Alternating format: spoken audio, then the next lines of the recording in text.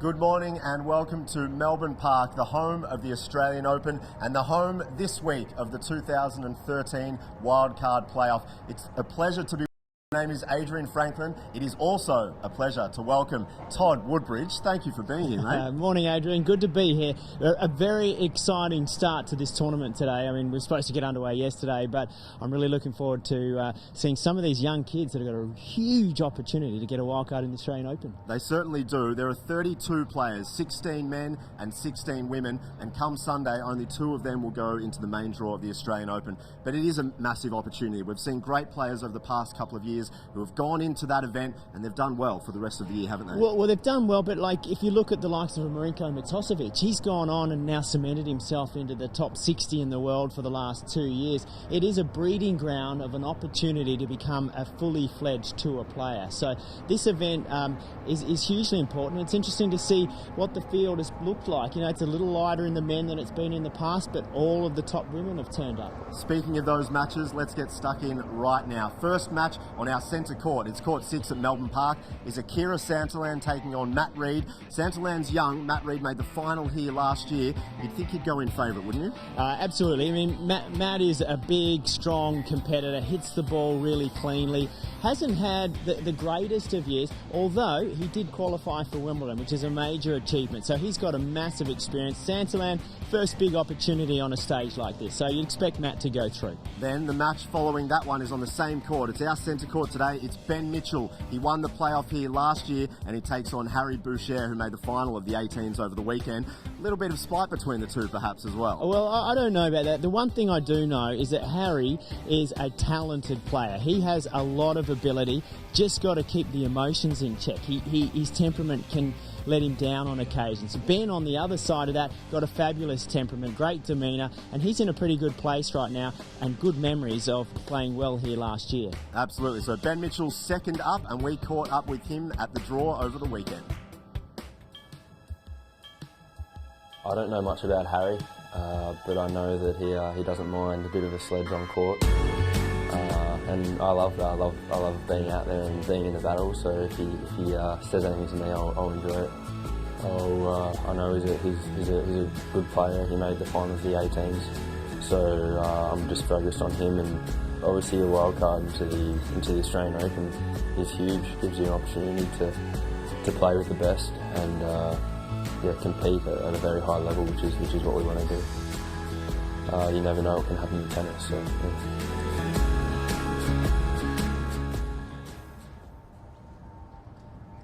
Yeah. As the breeze picks up here at Melbourne Park, it's definitely getting a bit chilly, but that's Ben Mitchell looking forward to his match against Harry Boucher. Then we go into the ladies. A big name, Casey Dellacqua. She's had a fantastic year. She takes on the youngster, Madison Inglis. What are your thoughts? Well, I mean, Casey goes in as the big favourite for the whole tournament, really. A fabulous year in doubles, 3 Grand Slam finals that she made, but finished the year strong in singles, Adrian, with 2 wins at the 50s up in Bendigo. So she comes into that a heavy favourite. It'll be interesting to see how Madison handles, this big stage for the very first time.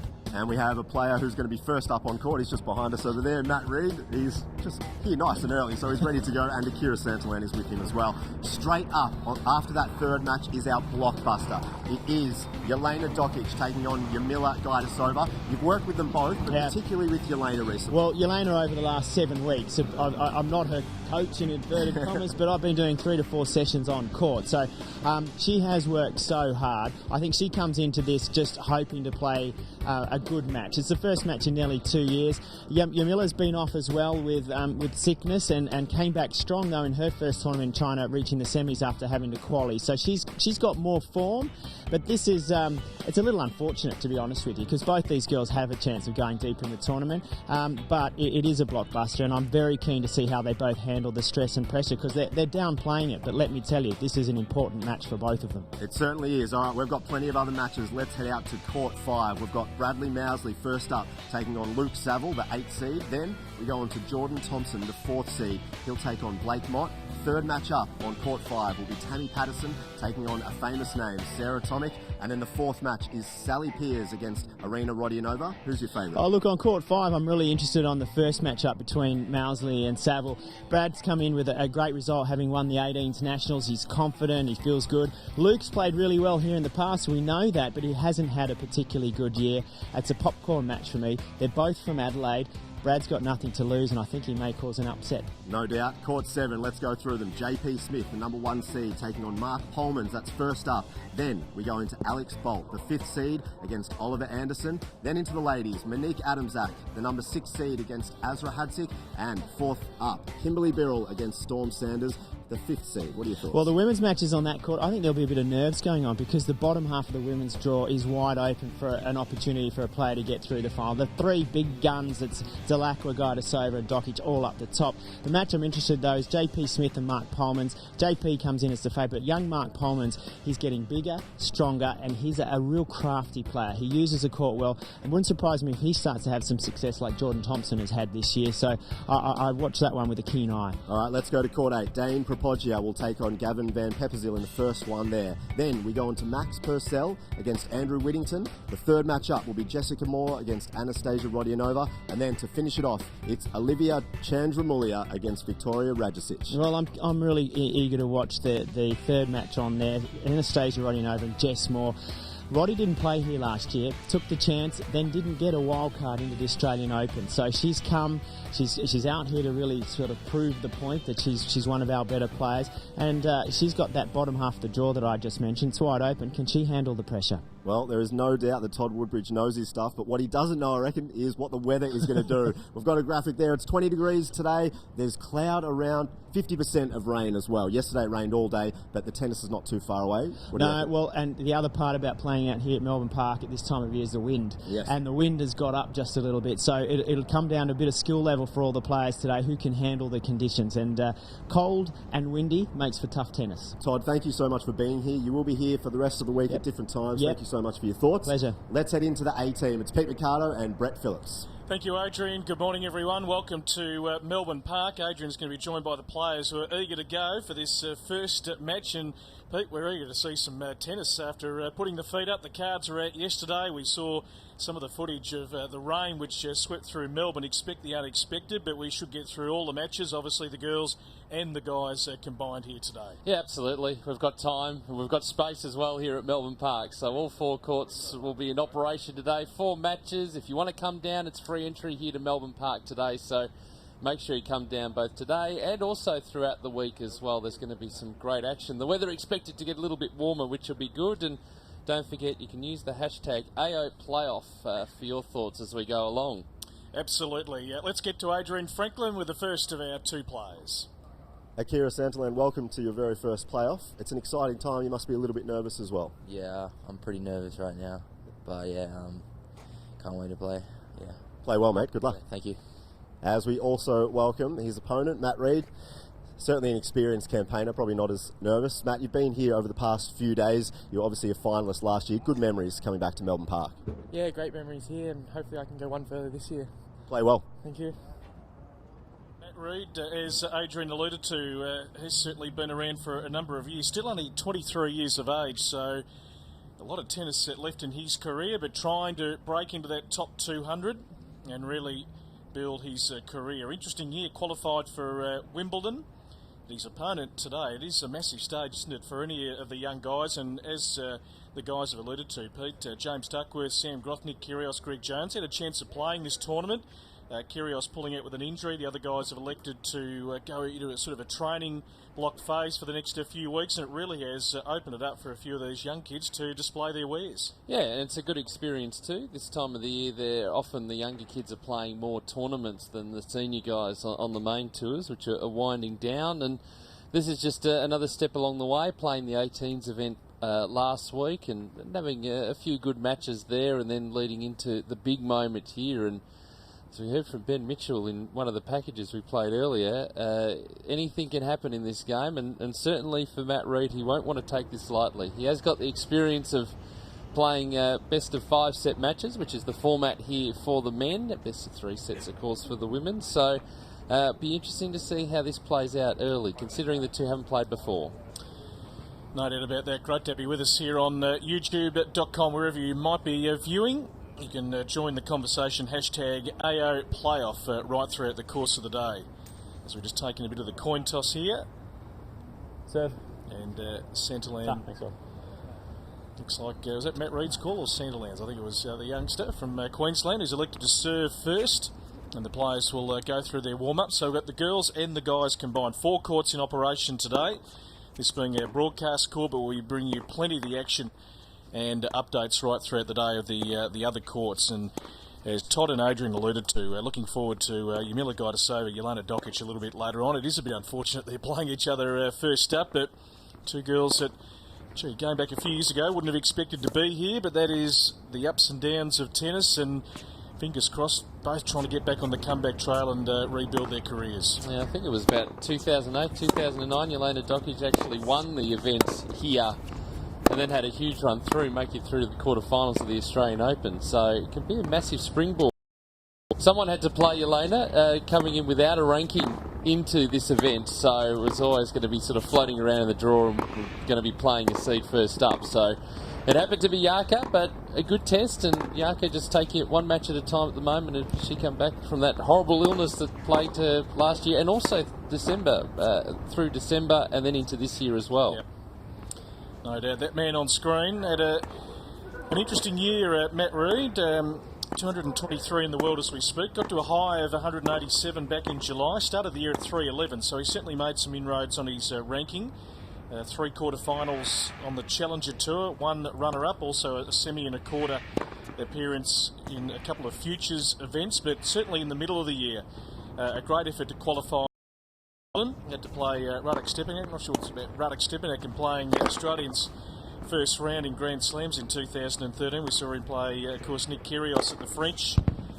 He did 33 tournaments, so he's had a busy year, Matt Reid, and has travelled all over the globe. So he's always shown the capabilities, hasn't he? I mean, lost here to Ben Mitchell in the final last year, but you just wonder whether he can really press on now and try and get inside that top 200. Well, certainly qualifying for Wimbledon was a huge achievement. He had some really long matches along the way. I think there was an 18-16 there as well. So did really well to make that breakthrough. And to say his highest ranking, 187 earlier this year too. So being able to break inside that top 200 mark, and certainly be using this to springboard him into next year. And not only is it a wild card into the Australian Open, but it also opens up opportunities, if you play well, to be considered for some of the other discretionary wild cards, not just here, but also at the other AO Series events around the place, or even if your ranking's even lower, a chance to get a wild card into the qualifying event as well. So there's plenty to play for. So, of course, plenty of other matches right around the courts today. Court 5 and Court 7. We're going to be bringing you some of the action from those courts. Bradley Mousley, Luke Seville warming up as we speak, so they'll be getting underway very shortly. Luke, of course, only as recently as last week, playing in Asia, so back here for the Wildcard playoff, and Brad Mousley taking out the under-18s title over the weekend here at Melbourne Park. And Court 7, one man we always love seeing back in Australia because he spends a lot of time in the United States, is the number 1 seed, JP Smith, taking on a young man, Pete, I'm looking forward to taking a look at during the week. There are some big raps on Mark Polmans, a real competitor, and he's got a tricky game here today. JP does traditionally play fairly well at this tournament. Yeah, he does, and we know he's come through the college system, so we haven't seen too much of him, certainly through the early stages of his career, but we've seen plenty of him in the last couple of years, certainly here at the playoff, but also out in the Challenger and the Futures circuits, and having good success on the doubles court as well as the singles court. So that match to get underway very shortly, as will our match for broadcast here. The young 16-year-old from Queensland, Akira Santillan, ITF junior ranking of 70, 26 and 14 his win-loss record in 2013. Also has played quite a bit of doubles and had a bit of success, and won one junior title. It was over in Denmark through the year, a couple of semi-finals, a couple of quarter-finals, second round of the Australian Open Juniors, which does feel like a long time ago in January of this year. So really keen to see what he can bring to the table here today against a guy who has been around for a little while. And it's a slow build as well. Spent a bit of time playing Pro Tour events, so just starting to make a few small steps onto the senior circuit, and hopefully he'll be looking to put in a good performance today. No doubt he'll be feeling nervous, but he goes in with nothing to lose. So the weather holding, we look forward to some great tennis. 15 left.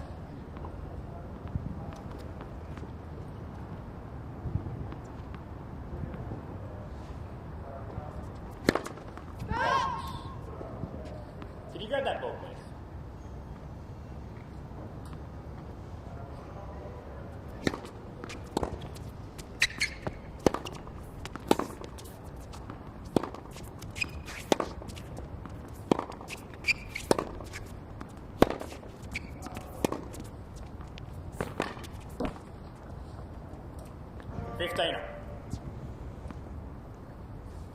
He's quite breezy out here on court number 6 already. As Todd talked about in the opener, the breeze does tend to pick up later in the day.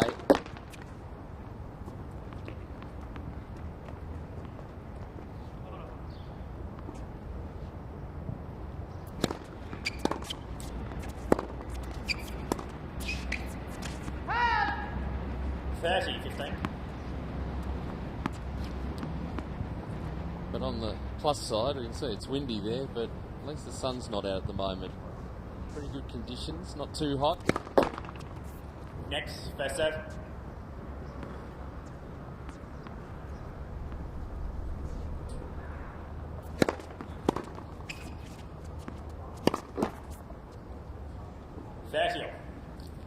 Certainly for the players, they'll be used to sitting through rain delays, but the good part about playing at Melbourne Park is you can go indoors and just keep training. So it means that while you're sitting around waiting for the matches to be called, or not to be called as they were yesterday, you still are getting some decent practice in. So game point here. It's been an impressive first game on serve. Ends beautifully with a great ace. So a real confidence boost for the young 16-year-old to hold serve. Coached by Mark Draper, the brother of Scott Draper. And Queensland, gee, over the last few years, Pete, they are producing a lot of good young players, aren't they? Well, it's all built around that Queensland Tennis Centre, Pat Rafter Arena, where they're going to be playing the Brisbane International in a couple of weeks' time. It's a magnificent facility and good academies and squads happening up there. So it's good to see. We're getting all-round coverage around Australia, some good emerging players coming through, but as you say, particularly in Queensland. He's got a keen eye for tennis tricks. Not sure what that's all about, but we might see a few on display.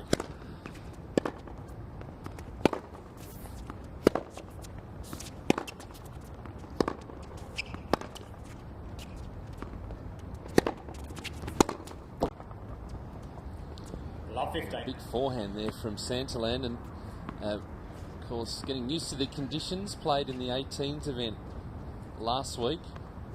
Got through to the semi-final stage and lost to Brad Mousley. Faults.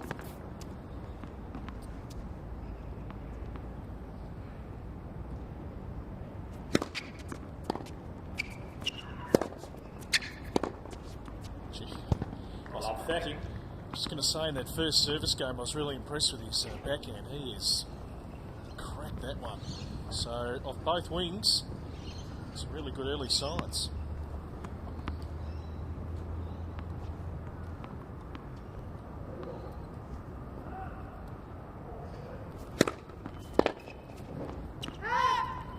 $15 set.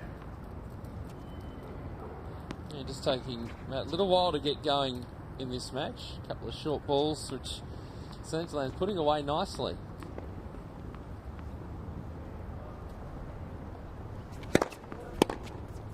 That'll be one of the keys. Matt Reid should be able to overpower Akira throughout the match, and certainly as the match goes on, be able to keep that consistency going, keep the quick first serves going in.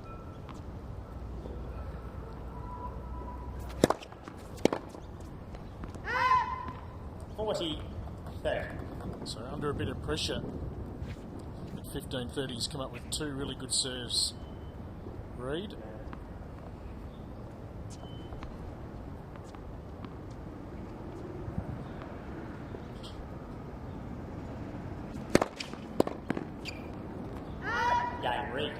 Make that three good serves in a row, so gets himself out of a bit of trouble. Able to hold. One game apiece in this opening set. Great to have you with us here at Melbourne Park. It is a different feel, isn't it, Pete, when we come here every year in the early part of December. There's lots of construction going on. The new look of Margaret Court Arena in the background, as you can see there. Calm before the storm.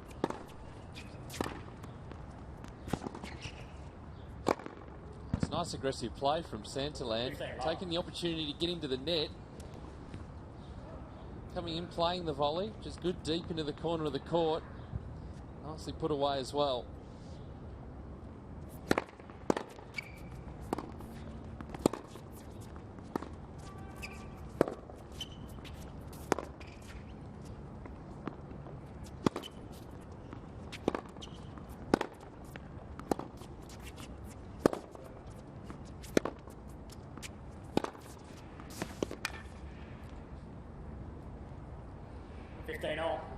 Good hitting from both players early stages here. See Santillan not afraid to flatten out the ball. Moving Reid side to side.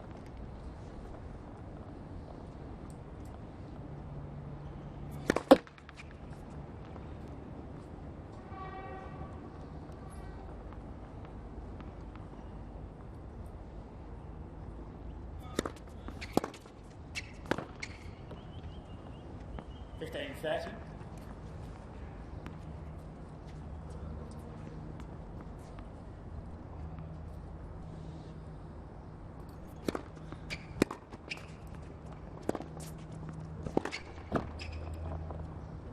I like the aggressive approach from Santillan.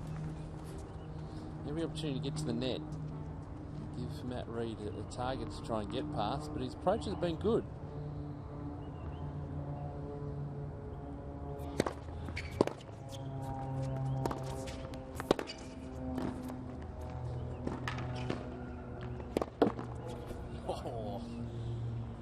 Got it over, great exchange. 40. Like his aggressive play, Santillan. As you say, Pete, really flattening the ball out. He's generating some good pace, prepared to come in.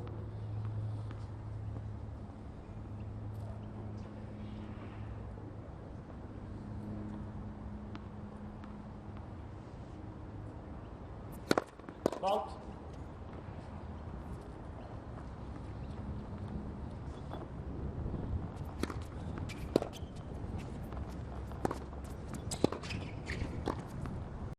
Well played again by the young Queenslander. And he's able to hold serve again. He leads it 2-1. The sunshine is out, but let's take you back to yesterday. It was just an ugly day weather-wise here in Melbourne.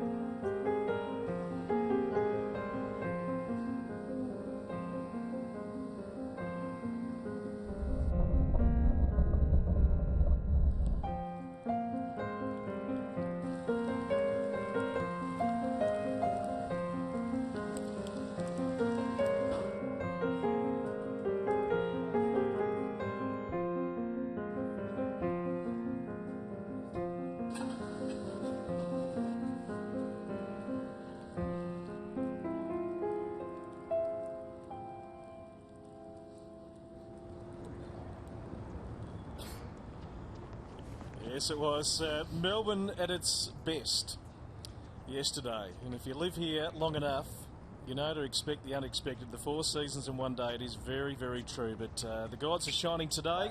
Matt Reid looking to hold serve. 4th game in his first set.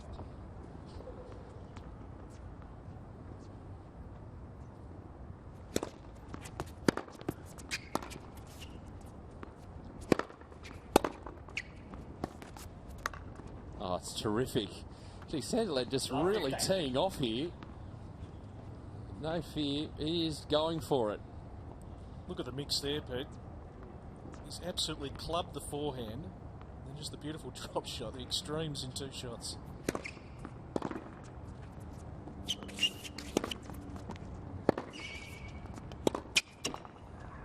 Oh, 30. So once again, he's got Reid under pressure on his serve. Matt was able to dig himself out of trouble in his opening service game.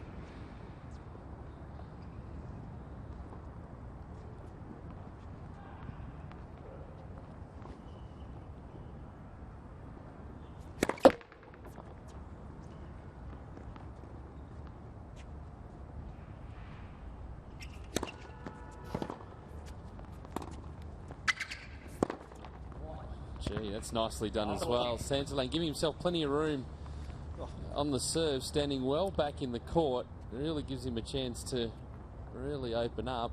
Probably say his confidence growing. You might want to stand in just a little bit, but it gives him time to really line things up. And Reid there, this time trying to be aggressive, trying to come into the net. He's just got to ride this out a little bit because Santillan is flying at the moment. We're in the early stages, but looking good for him.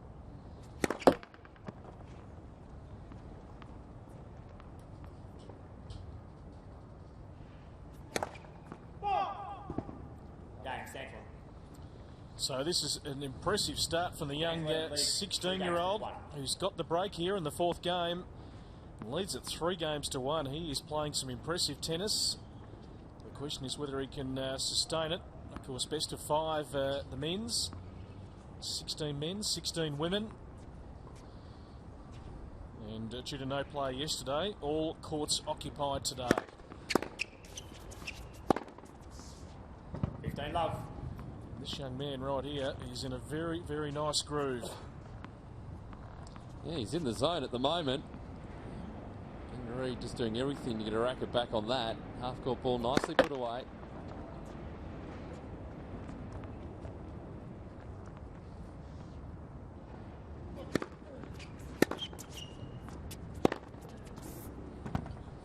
Love. We're sitting back enjoying this. Well, yeah, and Reid not able to do much with the return. And get a 16. He's doing all the right things at the moment.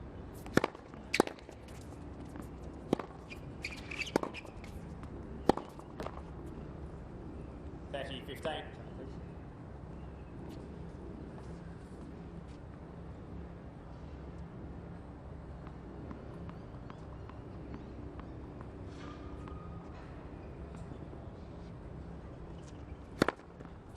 $40-15. Another terrific serve. So here we go. 4 games to 1. Opportunity coming up.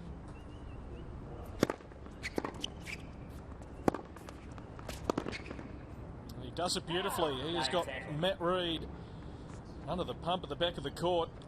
Santillan leads 4 games to 1. And a real turn up here. We didn't expect this start, but young Akira Santillan 4 games to 1 in the opening set. We'll keep you updated with the other courts going on right throughout the course of the day. If you're coming into Melbourne Park, courts 5, 6, 7 and 8. Free entry if you're in Melbourne.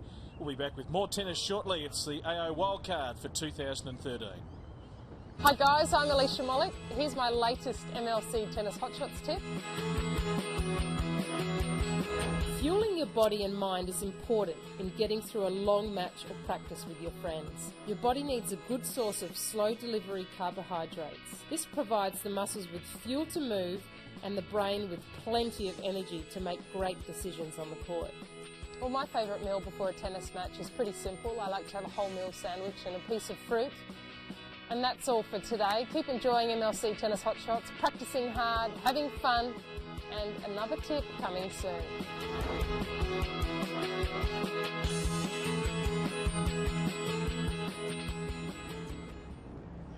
Alicia, yeah, get into Hot Shots. It is magnificent. We are building up, of course, to the Australian Open for 2014. Welcome back to Melbourne Park, the traditional AO Wildcard event for 2013. Massive prize for one Australian male, one female to win direct entry into the first Grand Slam of the year. And some very, very nice prize money to also kickstart the year. Big day of tennis here. Of course, looking forward to Gaidasova and Dokic a little bit later on. Ben Mitchell will be playing here today, who also won the tournament last year. Anastasia Rodionova, some of the other big names featuring today. But what an interesting match we have got here right now. Akira Santillan of Queensland, 16 years of age. He's got the early running, 4-1 against Matt Reed.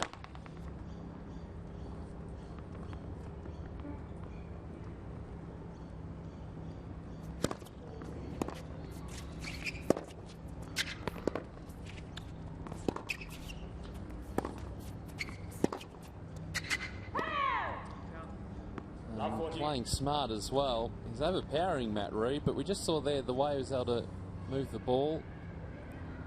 Backhand deep into the corner of the court, the ad corner of the court, just to try and get Reed out of position.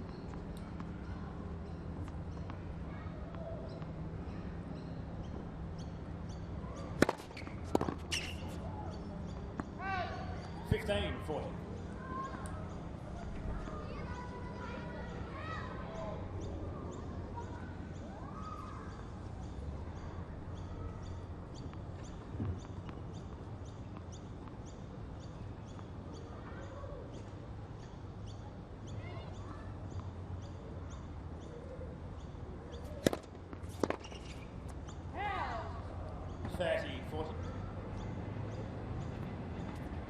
Plenty of activity around Melbourne Park today. There's the Hot Shots program. The schools are coming in. Yeah, if you're in Melbourne, free entry. Come on down.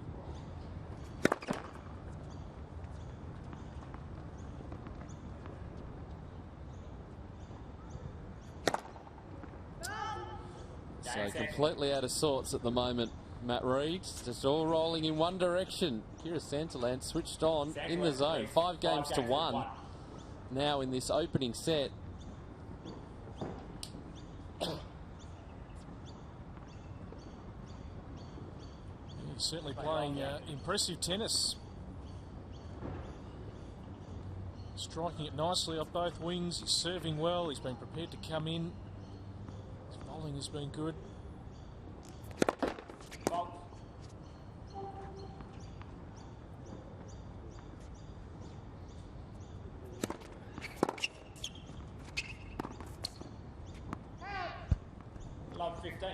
He's caught a step behind there. I'm surprised with how short that came in from Reed. Just a little out of position.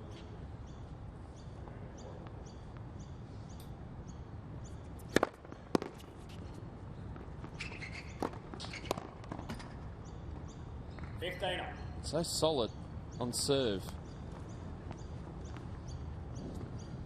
Guy 16, he's got plenty of power.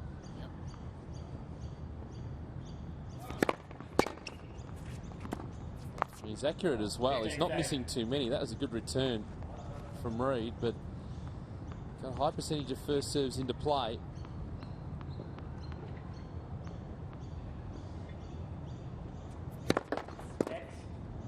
First serve.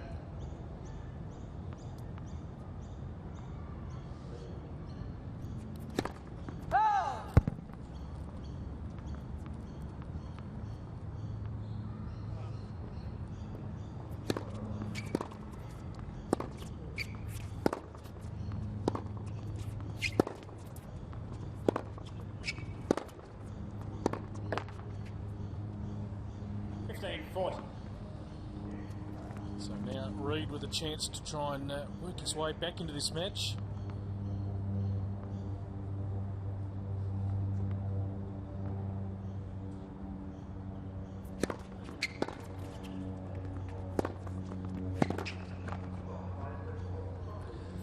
Nicely done again. That's plan A. You're going to work off the big first serve, try and get to the net. You see the pressure, that ball skidding through. Reed full stretch, can't do much with it.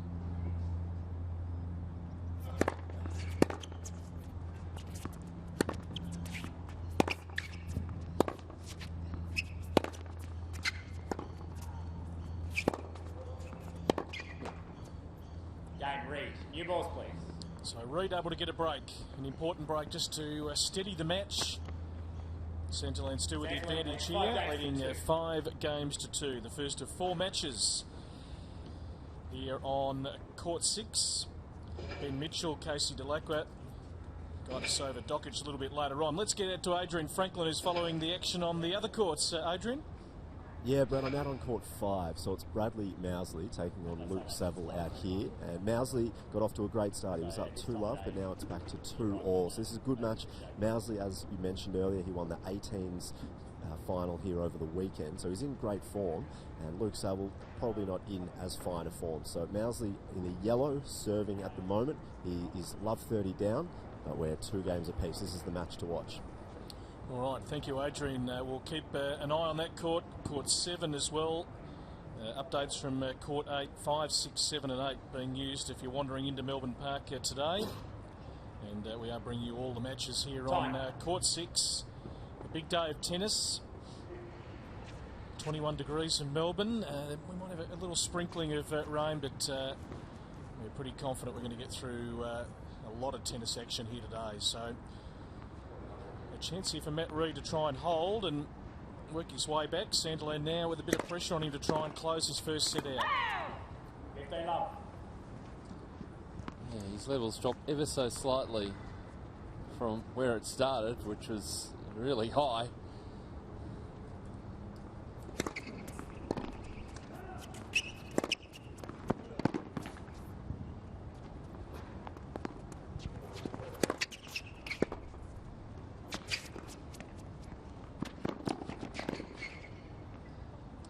Good speed across the court.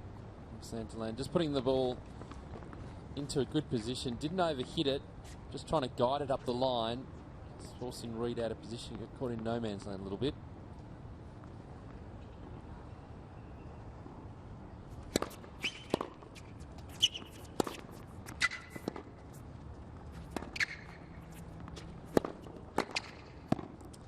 Just snatching at the volley. So he's just desperate. Got himself in a great position. Just to the finish, really trying to finish that ball off. It just shows he's under pressure. So 15-30.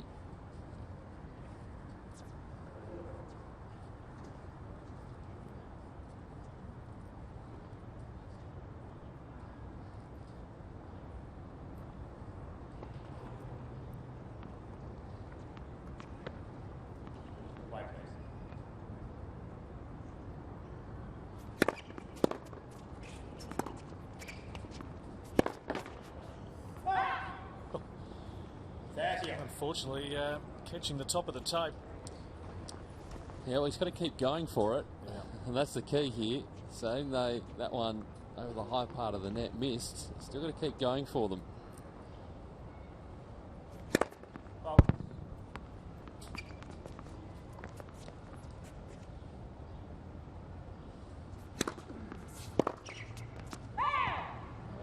40, fat.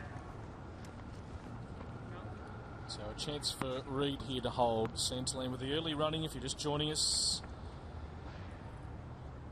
Live here from Melbourne Park. Day 2, but really day 1 with no play yesterday. Wind picks up a bit.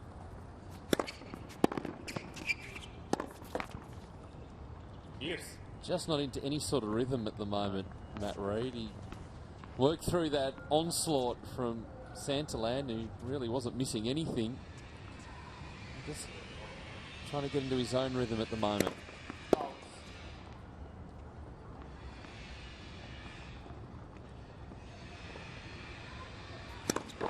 Next. Second set.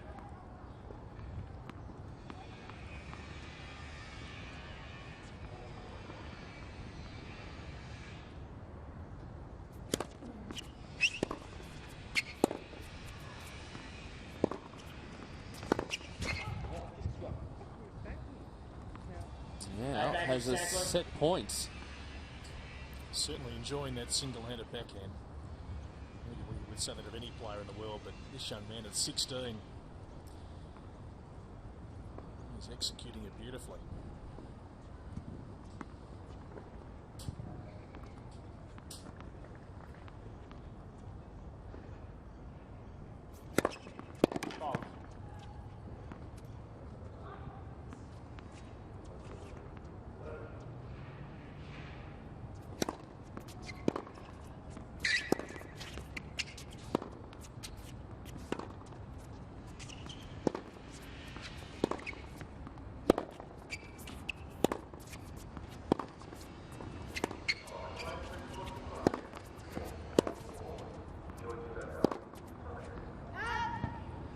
Just talking about that backhand, just lost a bit of control on that one. So it brings it back to juice. Yeah, we're starting to see the match even up a little bit as well. You see the rally's going a little bit longer.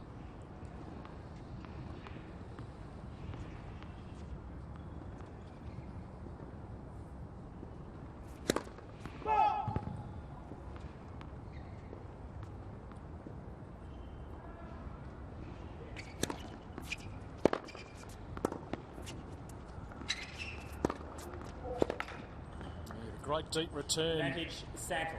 from Santillan. Had Reid under all sorts of pressure there. So once again, he gets another set point.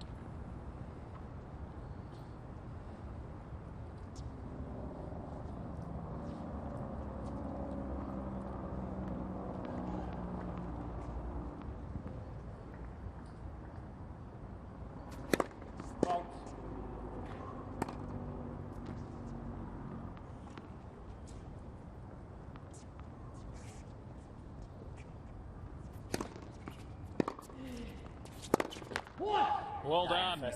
Akira Santillan, 16 years of age from Queensland. 6 games to 2. Has taken the opening set against Matt Reid here.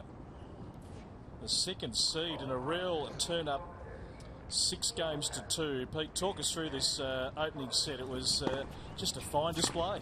Well, it was all one-way traffic. Santillan came out and played with nothing to lose, no nerves at all, and he was just swinging freely. And you can see the big first serve was one of the features of his game. Wasn't afraid to come to the net, and a mixture of power and the pace that he was able to generate on the ball, and then change it up with things like the drop shot and then working up the line. See Reid just trying to work his way back into the match.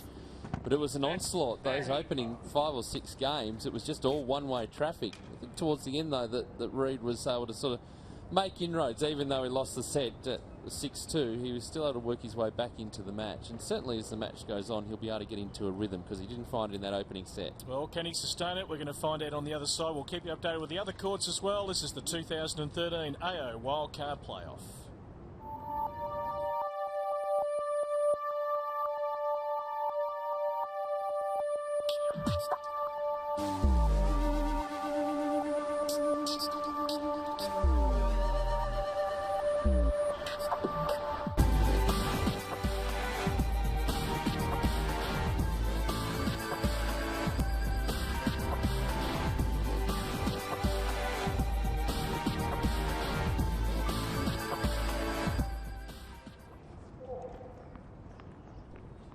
As we welcome you back to Melbourne Park, the start of the second set. Akira Santillan of Queensland, 16 years of age, has taken the opening set here. 6 games to 2. You can join the Twitter conversation, hashtag AO Playoff. Well, it's been fairly busy already.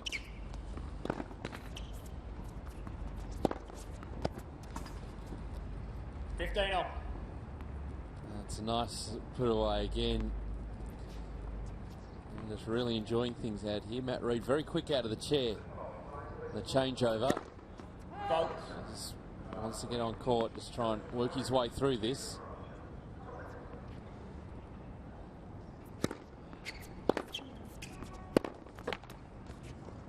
He's looking to change things up. He now knows the sort of ball he's going to get from Santillan, so he'll be able to make adjustments to his game.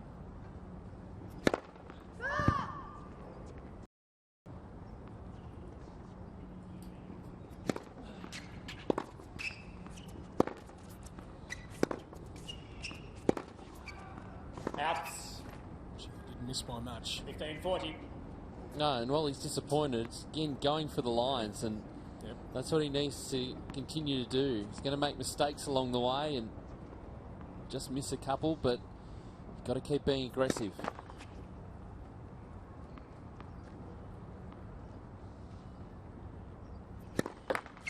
Game, Reed. First game, second set. So Reed gets the early break. That's what he was after. After the sit down, and now it looks like we've got some raindrops coming. Yeah, it's not looking too good around here. At least we're seeing some tennis. We managed to get a set of tennis in. But if anything, they're going to be isolated today, so it might rain for a little while, but we'll be back on court pretty quickly. Don't worry about that. Just some faint drops at the moment. You can see a fair bit of cloud cover over at Melbourne Park. Yep, this is summer, folks. Yeah. Hopefully soon. Well, certainly 2015, that stadium in the background, the roof over the top of it. The good news is that Bob Leighton, who's got his office in here next to Craig Tiling, has told us that it's going to be very, very nice for the 2 weeks. Not too many scorches for the AO. It's the middle of January.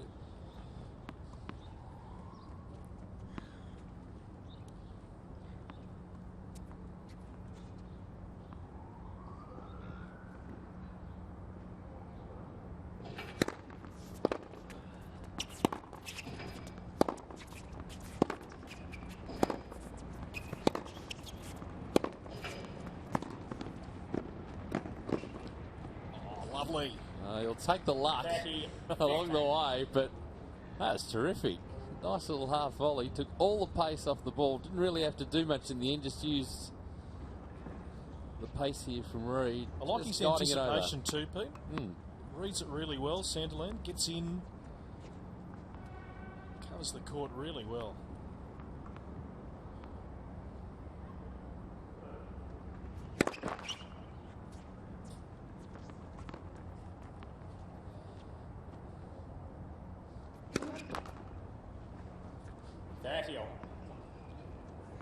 It's really dragging that ball down.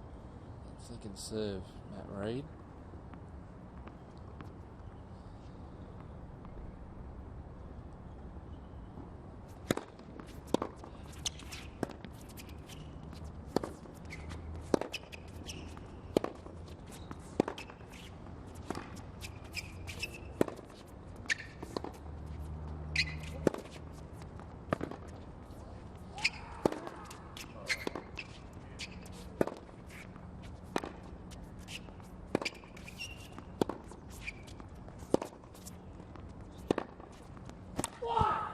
Nicely done. Tactically from Reed, it wasn't bad. Just 30-40. Going deep into the backhand corner as the rain starts to come down now. We might be stopping very soon. Have a look at this. Just biding his time. He was waiting for the short ball to come in. That opportunity to really hammer the forehand down the line. It didn't come. Santillan able to take advantage. That is beautiful. Fault.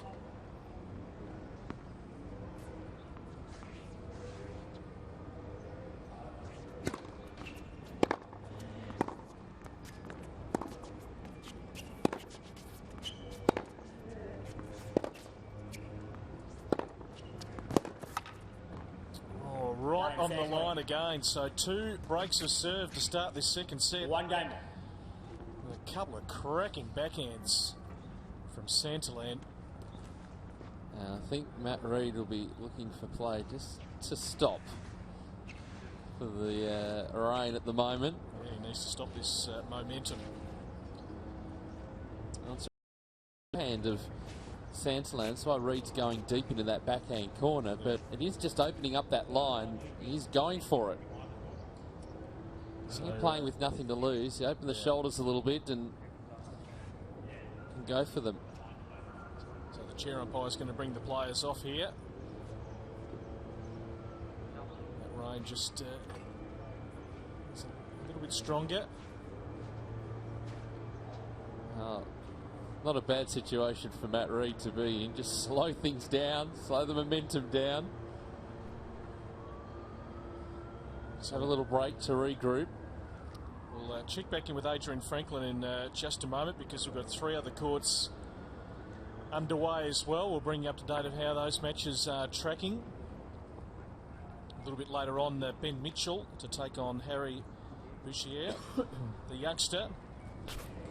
Casey Dellacqua, the number 1 seed, taking on Madison Inglis. That's here on our I think we're right. court number 6. And Yamilagaitis over Yelena Dokic a little bit later on. We are going to get things back underway here. Adrian, I think this is just some news from the outside courts. But obviously Court 5, so Luke Saville taking on Bradley Mousley. Saville has fought back within this one, so he's broken Mousley. He's serving at the moment 4-3 up and juice, and we're just playing this point out. The raindrops are still coming, but it is very light. It's also absolutely freezing out here, boys, so good on you for being in the country box there. That's nice. Next, first set. Saville, yeah, 4-3 up, and now it's Mousley's advantage. So it's pretty close. And then just on court 7, JP Smith is leading 5-3 over Mark Polmans in that one. No sympathy here at all. He put himself up for the gig to Well, yeah. Rome. You can join us any time, Adrian. Wander in. Is that why he's in the log sleeve arrangement today? 15 love. Now the rain getting heavier again, and the main thing here, if you are familiar with plexi-cushion courts, is that the lines get awfully slippery, being painted on. So it's a matter of just checking them out. Not so much the... I'm slipping on the back. I don't want you guys to hurt yourself this early. Yeah, so that's a smart move. We'll sit. It's going to be this drizzling sort of stuff. Yep. The good part is, though, is that if it just stays like this, or it stops real soon, we'll be able to get play pretty much straight away back on. But we'll get the towels out to just dry off the lines. But it's going to be a little bit frustrating with these isolated showers coming across. But hopefully it won't be too long and we'll be able to get these matches through. But certainly Matt Reid, good chance to regroup, and Santillan will have the opportunity to just look at how he's going. He's playing really well. He doesn't want to overthink it too much because he's in a great spot at the moment in this match. Yeah, he certainly is. So we'll pause for a moment here. But one I'm really looking forward to is a night with Roger Federer and friends. It's coming up on January 8. When I won Wimbledon in 2003, 10 years ago now, and I was able to make all this money and have all this fame from sort of one day to the next, for me it was very logical that I should make use of it in a good way.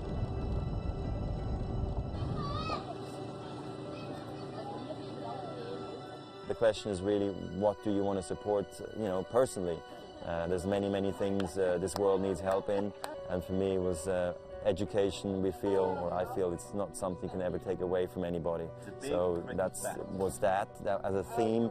And then the question is, where were we going to support that as much as we could? And for me, Southern Africa was the place to really do it the most, because my mom's South African. I spent a lot of time there as well when I was a kid, and I saw a lot of poverty. And for me, it was really something very important to do. I still feel we're only in the beginning, but we've been able really to see our first results now after all these years, and it sort of really inspires and motivates you to do more, and also maybe to inspire other people to maybe come together and help more. I just think we should do something, and I've seen how successful all those relief efforts have been, when the tennis world came together, and I've done some great things, but never really something away from Switzerland or in a big way somewhere else. So I hope it's going to be a sellout night. We're going to be able to, raise awareness, maybe raise also a lot of money if possible, and just have a good time. So I'm looking forward to the day where I'm going to be able to step on Rod Laver Arena and do it. Yes, popular all over the globe is Roger Federer, celebrating 10 years since his first victory here in Australia, 10 years since he launched his Roger Federer Foundation. Tickets starting at $64.90. There's a variety of packages. Get along Wednesday night, January 8th at Melbourne Park, including courtside seating and corporate packages, and all the proceeds going to Roger's Foundation. So it's going to be a great night. The good news here is that the rain has abated for the moment, so we're back underway. The young 16-year-old serving, Kira Santillan of Queensland, has taken the first set against the number 2 seed Matt Reid. Yeah, so we're able to get on straight away without too many problems. It is, it's doing enough to make sure that the lines aren't too slippery. certainly being windy as well, that'll help. 30-15. Important here for Santillan just to keep that first serve percentage up. He's winning a lot of free points off the first serve.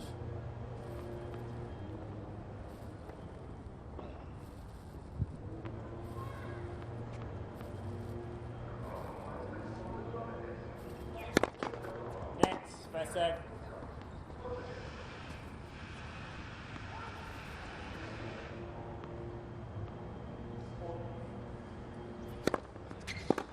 One. 40-15.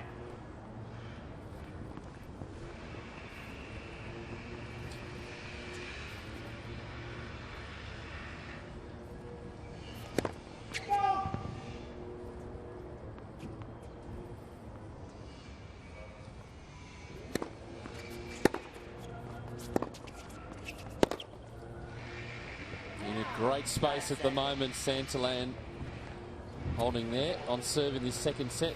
2 games to 1. 2 games to 1. Well, let's get back out to Adrian Franklin following the other matches. Adrian. I'm actually here with Mark Draper, so the coach of Akira Santillan, just watching his charger do beautifully out on court. We were just having a chat then, Mark. Seems to be, his weight of shot is probably overwhelming Matt Reed's at the moment. Yeah, no, he's hitting the ball beautifully at the moment. He came out and he's been hitting great right from the start of the match. He's very clear with his tactics and he's executing on top of that. So, and on top of that, also he's serving really well and he's putting a lot of returns in place. So he's making life difficult for Matt. Now, we watch a lot of these players that, you know, between the ages of sort of 16 and 20, and I guess the talent that you want to see, you know, those big shots, being able to hit with a lot of topspin, a lot of depth. It looks like he's got it all at the moment. You know, he's only young, but he's got a lot of talent, doesn't he? Oh, look, I think he's got every shot in the book, and I suppose it's just sustaining that level is going to be the challenge going forward for him. You know, so far so good. He played one loose game, first game of the second set after he'd won the first, and maybe, you know, got ahead of himself a little bit. But if he plays like he can and sustain that level, then he's got every shot of doing well out there. So we're just watching this first point of the fourth game now, as Reed puts that one away. And his one-handed backhand, I do want to touch on that. He hit that cracking one down the line before. You don't see many kids with a one-hand backhand like that, do you? Well, he's so strong and he can generate power out of nothing. And when he's set on that one-handed backhand down the line, he can really hit a quality shot. Sometimes he chooses on the wrong ball to go line, like when he's on the run, for instance. But when he's really set on it, it's a quality shot and he loves hitting that shot. So he's just got to make sure he chooses it at the right time. Well, he's doing very well at the moment, and you've got the right attire on. You've got the big jacket. It is freezing out here. Good luck for the rest of the match. Thanks a lot, Adrian. Thank you, Adrian. Here with Mark Draper. Are you enjoying what he's seeing at the moment? Yeah, there'll be plenty going into the notebook on the positive side of things. Don't worry about that. So we'll keep you in check with the other courts. I know JP Smith taking on Mark Holman's 5-3 just a couple of moments ago, so we'll get a updated first set score for you. And Reed holds 2 games all. to love. Good hold to keep himself in this second set.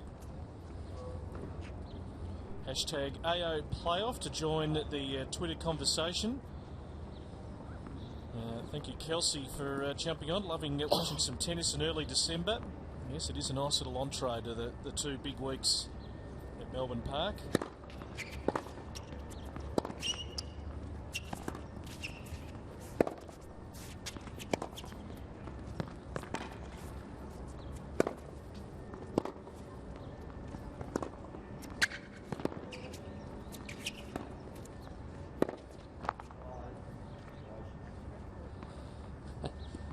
Both players a little frustrated out there at the moment. A bit more of an arm wrestle in this second set, a little more even. See, good there from Reed, just forcing Santillan to take a little bit of extra time.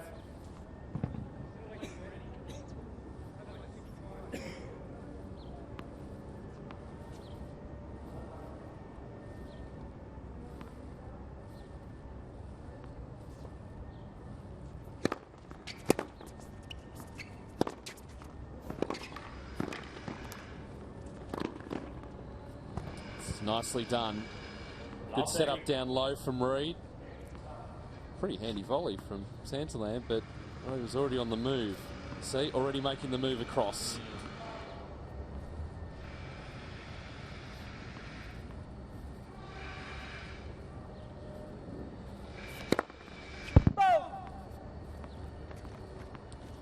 certainly lots to contend with out on the outside courts. Concentration can waver. That was Schenk. 15 record there of Matt Reid. Obviously lots of construction going on. Got lots of the school kids coming in, so he's got to focus that little bit harder. A lot of construction around there.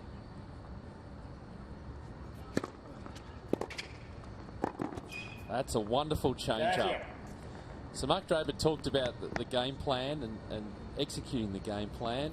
Oh, that's going to be the change-up play. That's going to work pretty well. Great speed to get into the net, really closing in on the net. He's getting good pace on that first serve. Getting a lot of half-court balls off the return, so he's able to really come in and capitalise.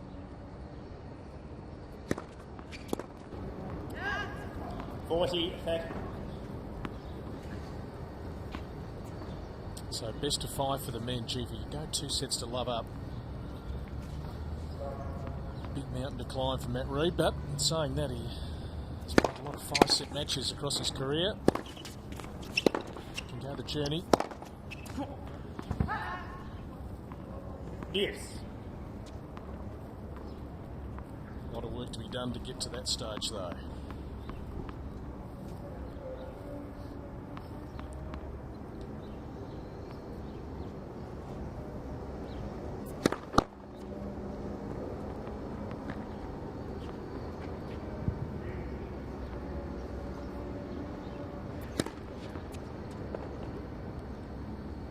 I got that drifting out wide. The lines person, I think it's down this end of the court. So it makes it tricky to pick up sometimes. Yeah, I can't make that one. Calling through the net and difficult for the umpire too. Let's take a closer look in slow motion. Hard to tell. The court is to faintest No part of the line. challenge system here. No, it's got to get on with business.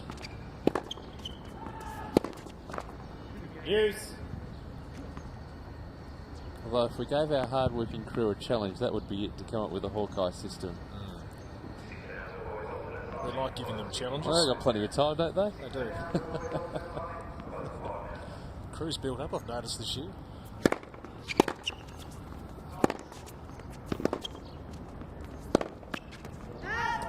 When they start coming in by bus, then you know we've got a real team behind us. They're doing a great job. So a breakpoint opportunity here, really important for Reid.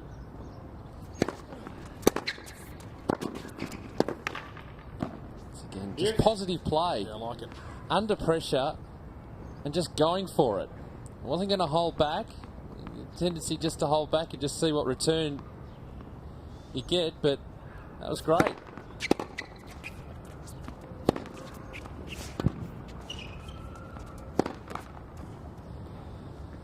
I like that his first thought is to move forward, to really be attacking. Again, getting himself into a good position. It's just the execution that let him down there, but got to be happy with that.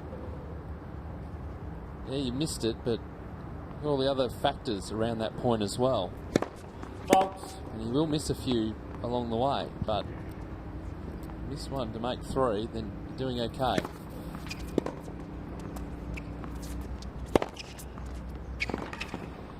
Well, that's just depth of shot there. So Reid stranded at the back of the court.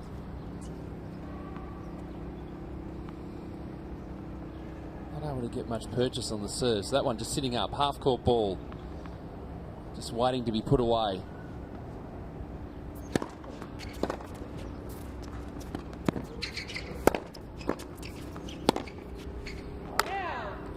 That'll be frustrating for Reid because Santillan playing down the middle of the court that time. A couple of opportunities.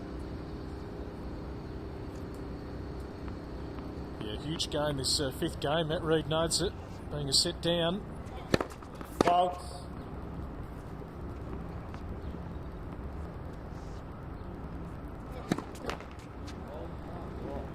Yes. Santillan with his own pressure to deal with to hold serve, which has been an issue for both players in this second set.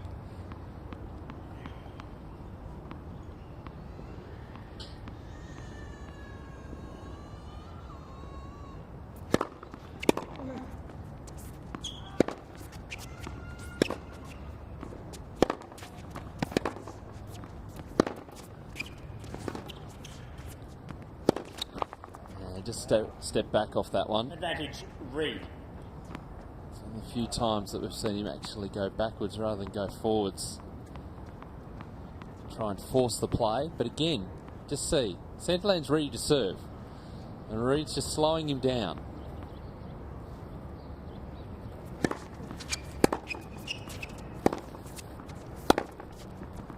Just trying to change the tempo of the game. Yes. Just wait that extra couple of seconds. And if Santillan want to just roll through it, build up momentum, the big first serve, get things done quickly. Fault.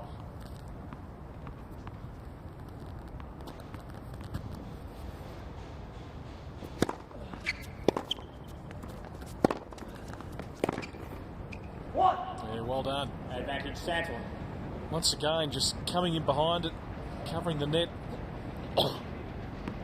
Generated some good pace there. So another game point opportunity. A real tense struggle in this fifth game.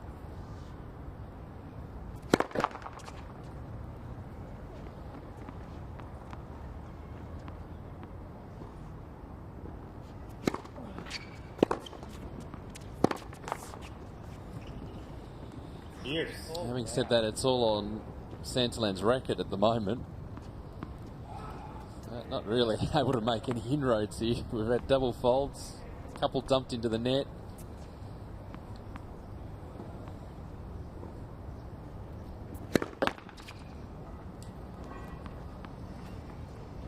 White post.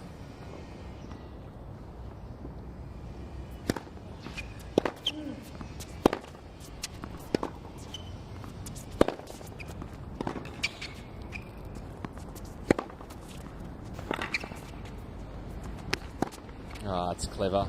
What a great pattern. Side to side movement, lining up deep into the ad court corner, gets the short ball and puts it away. So forced to retreat back. That was good from Reed defensively, but then way out of position. His finishing's been impressive.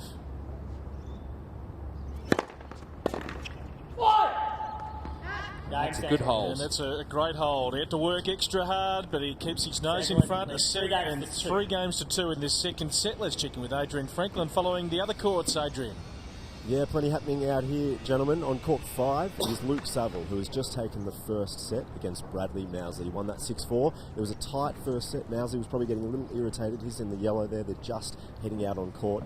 Something we've got to remember as well, guys, is a lot of these players haven't played 5-set matches, so it's going to be interesting. Court 7 is the other one out here. Now, that is JP Smith taking on Mark Polmans. JP won the first set 6 games to 4. He's up 1 game to love in the second set, and at the moment Polmans is up 40-15. So JP Smith, the more experienced player, is up early in that one. But yeah, as I mentioned, guys, the 5-set battle that may take place is going to be a tough thing for especially someone like Akira Santillan, Bradley Mousley out here. These guys haven't played 5-set matches very often. That's a good point, Adrian, and maybe a little bit of rain coming too to just sort of break up the pattern of play. So we might go 5 sets. They might have a few delays in the middle there just to recover, regroup. But a different sort of dynamic, a 5-set match to a 3-set match.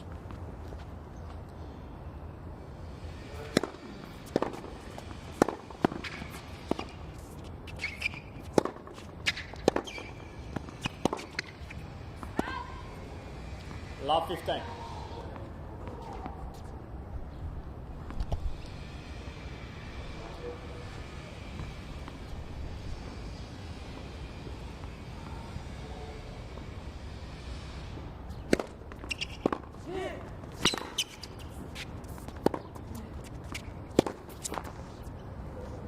Love 30. You mentioned in his profile, Brett, that he's into tennis tricks. We'll find out more about that later, but bit of tennis trivia too. He's very creative around the court, and that was nicely done just on the return there. Just block back up the line. Yep. Just throwing Matt Reed out of position again.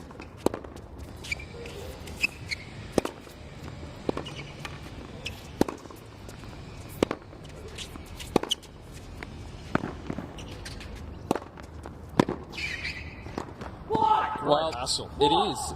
and is chasing down every single ball. Ray was in an excellent position there at the net. And there's the frustration, because no matter what he does, that wasn't a bad ball. But the next one came back and he had to finish. So he's just playing the extra shot each time. It's good to watch. Really executing his plan very nicely.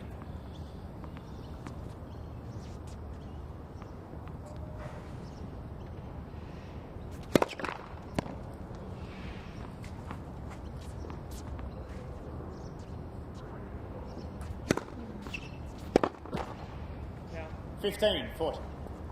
Yes, he defeated Jacob Grills this year. Jacob did play in the Wildcard, I'm pretty sure, Pete, 12 months ago.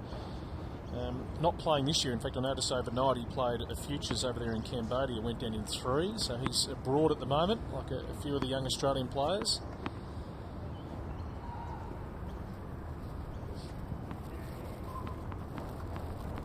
I think we might see a little bit more rain as the day goes on.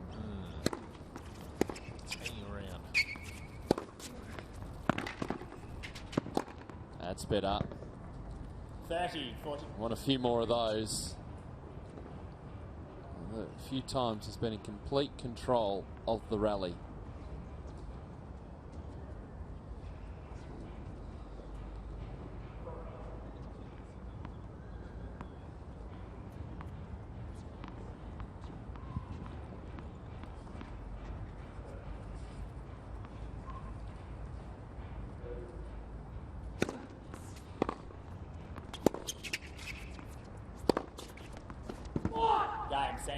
Right in the corner.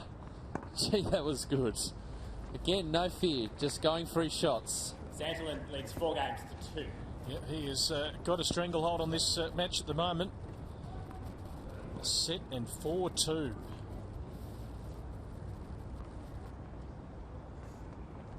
Just keeps rolling along. He's met every challenge.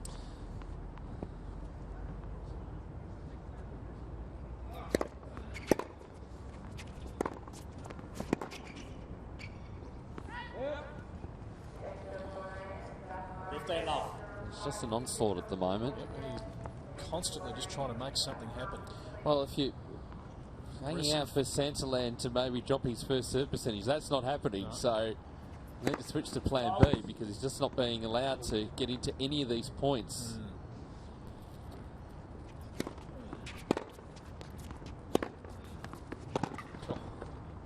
Dirty love.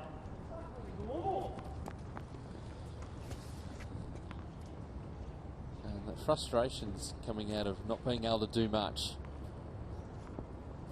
So Santillan again, just having to wait. Tactically, it's good from Reid. Bolts.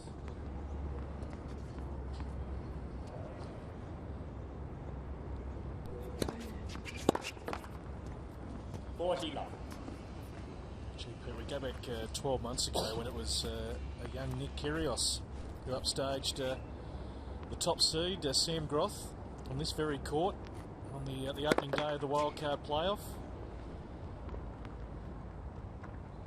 Kyrgios more advanced, but being one of the top seeds doesn't guarantee you anything. Yep, get in at 5-2 before this rain comes. Terrific hold. He hasn't dropped his level at all, but I think we might be having a little bit of a rain delay. Yes, the rain is coming again. The people are scampering from the stands. Gee, we're looking forward to a big AO series starting in January, and what a field it's going to be for the Brisbane International.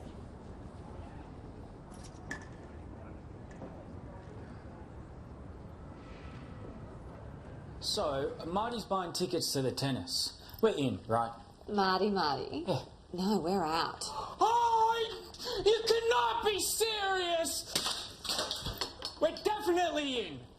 Okay, we're in. Great. Great. Are you in? See superstars like Federer and Williams battle it out at the Brisbane International. Book now. And they're off. The players leaving the court. This rain just settled in for the meantime. means we'll be mopping up the courts and drying up the lines. But Kira Santillan, he's in a really good position at the moment. Really good position. He won't want to come off the court, but for Matt Reid, a chance just to shift the momentum somewhat here. Just to reassess, regroup, take time out, chat to his coach, just try and come up with something different. Yep, so that'll affect the other courts as well. We'll get back out to Adrian Franklin very shortly, but you saw the there, of course, promoting the Brisbane International. What a field it's going to be. Roger Federer playing for the first time, Leighton Hewitt, Nick Kyrgios, Kei Nishikori, Gilles Simon, Grigor Dimitrov, Marinko Matosevic, Serena Williams coming back to Brisbane, along with Victoria Azarenka, Maria Sharapova, Jelena Jankovic, Angelique Kerber, Caroline Wozniacki, Kamiko Date Crum. She's going around again, and that certainly pleases. I think it pleases anyone who's about 30 years of age that they think they might be able to play for another 15 years. Maybe Jelena Dokic. What about the 40-year-olds thinking about running around? It is amazing. She'll be in Brisbane, but Serena's going to be the headline act. She has been a star so many times coming to Australia, having a lot of success, and well, she is the one to catch in 2014. Winning the tournament in Brisbane, I remember I was really excited to win. I was so focused in the final, and I just really felt like this is a good start for the Australian Open. They have a great fitness center, they have great courts, it's identical to the surface played in Melbourne, so, and plus I have a week off after the tournament, so it's always a good preparation to play in Brisbane. It's always fun to go back and try to defend your title. There's always so many great restaurants in Brisbane. I love, trying to make my way around the city and just hanging out a little bit downtown. So I always try to see a little bit of the city. I'm going to have to keep going though so I can see more.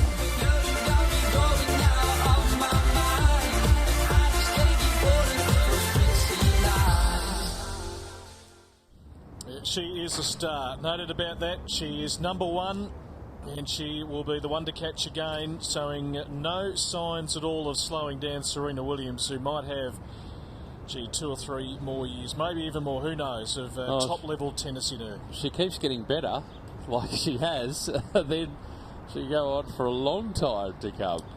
I think, improvement. She just keeps improving, working on her game, worked hard from, all throughout the year. Just to know it's great to be able to go into tournaments and know that you're going in as a favourite, whatever tournament you play. It's extraordinary. Absolutely. So that is the picture here at Melbourne Park. The rain has got heavier. Players off court. Just a quick update of the other 2 courts. Court 7, JP Smith took the first set against Mark Polman 6-4. Luke Saville took the opening set against Bradley Masley 6-4. We'll get an update of court number 8. Dane Propoggia and Gavin Van Heppenziel as well. Well, one man who certainly played this tournament quite a bit. He was involved in that amazing match which was moved indoors going back a few years ago at 5-setter against Marinko Matosevic. I speak of Peter Luczak. Of course, he's spending a lot of time these days in the Leighton Hewitt camp, and a few months ago he returned to his first club. Yeah, you definitely need a clubhouse. It doesn't feel like a club if you don't have the clubhouse. I think I was here probably from when I was 6. We used to come ride our bikes every day to Wellington Tennis Club, and we'd have a hit for an hour and a half, and I don't know why, we were members, we did definitely have a key, but we must have lost it somewhere along the way, and I was always jumping over that fence out the front. So 28 years later, or 27 years later, it hasn't really changed too much really. People from the club were so friendly straight away. I remember doing working bees and they felt like they were every weekend, but they were probably like once every 3 months, every 6 months. So all I wanted to do was play tennis, so I couldn't wait till the working bee was over so we could get out on the court, and afterwards we would have a big barbecue, and those days were fantastic. Seeing Mr. Jones, I used to see him often when I was growing up, and haven't seen him in 10-15 years. I've been out of the country for the last 15 years, so also a lot of people who sort of, founded the way I played tennis, so, instant memories came flooding back. I remember always wanting to play on these top 2 courts here.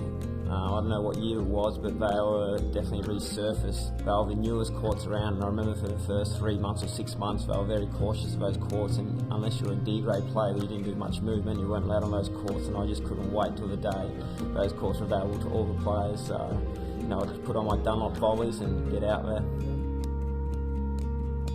We have so many of these small little clubs that, it's easy for anyone to pick up a racket and just get started playing tennis.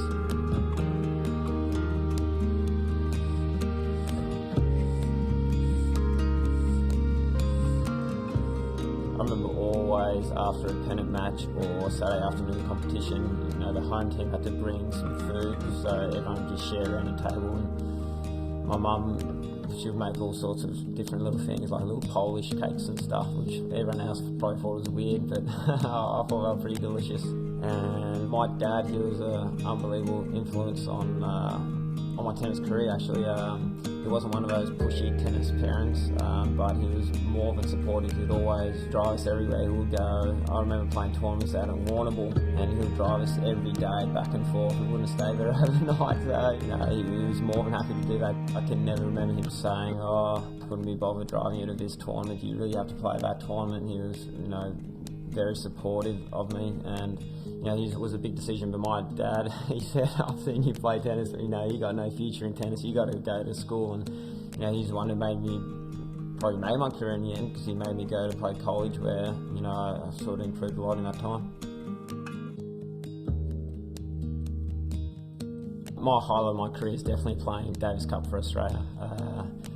In some ways it reminded me a little bit of college tennis. I love college tennis, but just because tennis is such an individual sport, and just being part of that sort of team environment and your whole bench behind you supporting you, that's, it doesn't get better than that for me.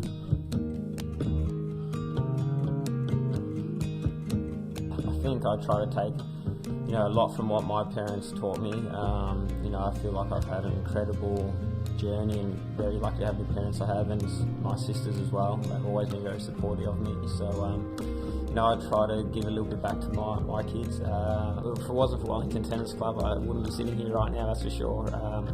Just to give you the opportunity to play tennis day in, day out to a family like an immigrant family like what we were, it's an incredible opportunity, and I'm very thankful.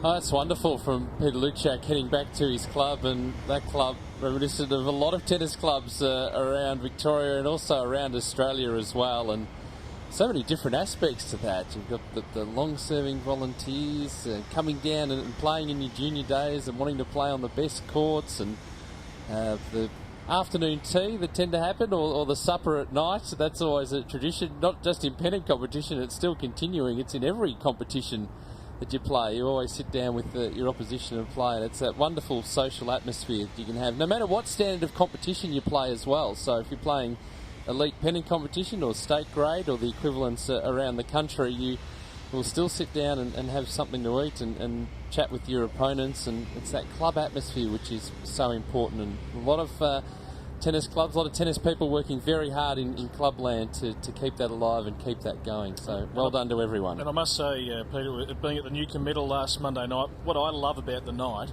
is that tennis's elite mixes with tennis's grassroots. And we see Leighton Hewitt crowned as the Newcomb medalist, but along the way through the night, the clubs, the volunteers, the coaches being recognised. They get a chance to come from all over Australia, put on their best frocks and be part of tennis's night of nights. So well done. It was a great night on Monday night, and Peter Luczak was a big part of that, and a big part of Leighton Hewitt trying to really extend his career and get the best out of himself. Yeah, we're just looking through the club rooms. I always like to just look at other...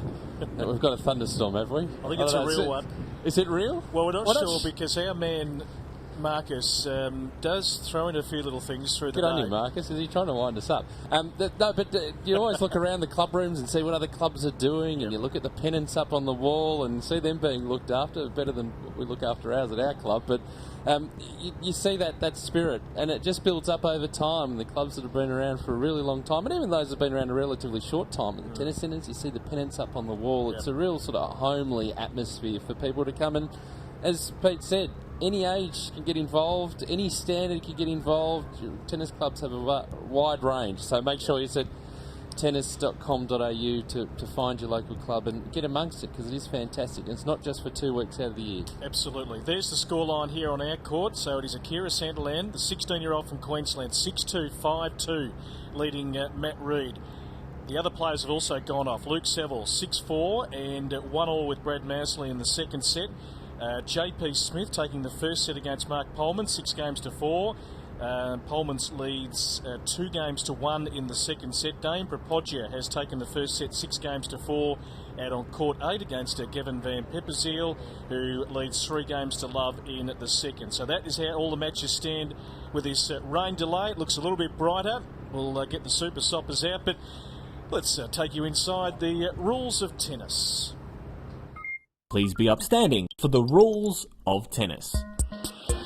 This is a rectangle. And now it's a tennis court. Tennis can be played between 2 or 4 people. Playing in singles is called singles. Playing in doubles is called doubles. Starting on the right hand side of the court, one person serves and the other receives. Look out, a tennis match has just broken out. As server, you have to get the ball from here to there. If the ball doesn't make it, it's called a fault. 2 faults are a double fault, and your opponent is quite chuffed. A tennis match is made up of sets, which are made up of games, which are made up of points.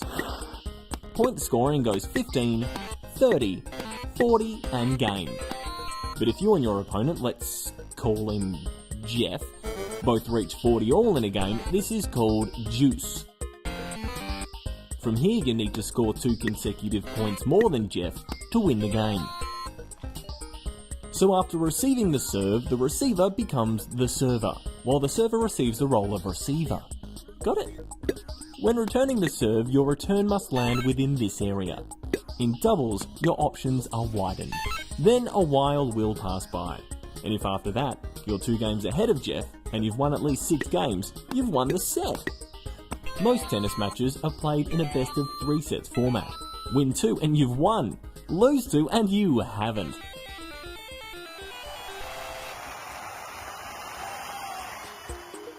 Tennis, the original and classic multiplayer. Very nicely done. Just if you weren't sure. That's Mickey. Have you caught his social show during the year? Yes, it's on tennis.com.au, is it not? It is, on the Tennis Australia YouTube. I wouldn't miss it. He sends it to me. It is. Watch this, he says. Just one of the shows you've got to catch. It's been a part of the AO Blitz over the last few months. I tell you what, it is rolling in the aisle stuff. It's brilliant.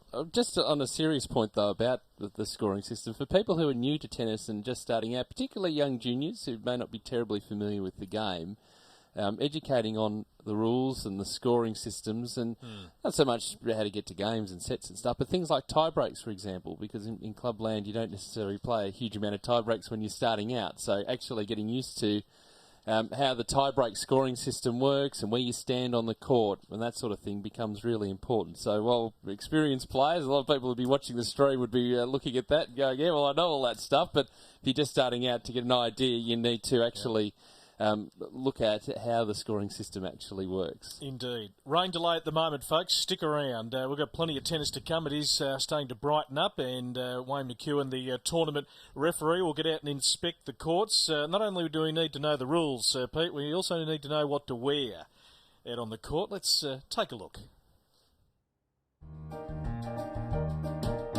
Tennis is a traditional game with well-established rules. Because of this, it is advised that all players wear clothes. I cannot stress that enough. Clothes are a crucial component of social competition. The rules on attire are pretty broad after that. Comfort is key. Women normally wear skirts, shorts, pants, t-shirts, sports shirts, basically whatever you're comfortable in and whatever doesn't impair movement. While men normally wear shorts, pants, t-shirts or sports shirts, while those leave nothing to the imagination shorts from the 70s are best left at home. The outfit should be comfortably comfortable, not too loose, heavy or restricting, so you can move and stretch in all directions. If possible, include super breathable fabrics with built-in UV protection. Other extras are sweatbands and a hat. A really important area to think about is your footwear. Tennis has a lot of lateral movement and short sprints. Your normal runners were designed for running and can't offer the same support as a purpose tennis shoe. Clay courts offer a natural slide, but the fine grains mean you need a shoe that can offer traction. Grass courts give players the most natural cushioning, which means that you need a shoe which favours lateral comfort. Hard courts are the most common playing surface and can be the most challenging for players' feet. The hard surface is unforgiving, so get footwear that has as much cushioning as is comfortable. So you're dressed. Now you need a racket. The racket Roger Federer uses is great, but it's good for his game and not yours. Most manufacturers bring out recreational versions of top players' rackets. They look just as good and will help your game grow much more quickly. So that's it. Don't you look smart? Now you're ready for tennis. Yeah, well, get your outfits ready. Big summer of tennis coming up, and season's concluding, season's getting underway early next year as well. We've got a creative crew, haven't we? They put in some hard work. One of the little packages, and have a look at the squidgies. Yep, out and about, which is a good sign. The sun's come out, which means we won't be too far away from play getting underway, which will be good. We'll get the surface water off this, and hopefully the sun and the wind will dry out the courts pretty quickly from here. And so lots of different variations on the squeegeeing, the mopping up of the courts. This one, the circular motion appears to be the most effective, or otherwise you can go in straight lines, just to get that surface water off the top of the court, so that it can really start to dry. Other things have been used. The leaf blowers have been used to dry off the lines. The towels come out occasionally as well. Yep, all hands on deck. But the good part about the courts here at Melbourne Park, excellent drainage at the back too. So we're able to drain them and get rid of all that water off the top, and we'll be able to get play back underway real soon, as you can hear it. We bring you closer to the action.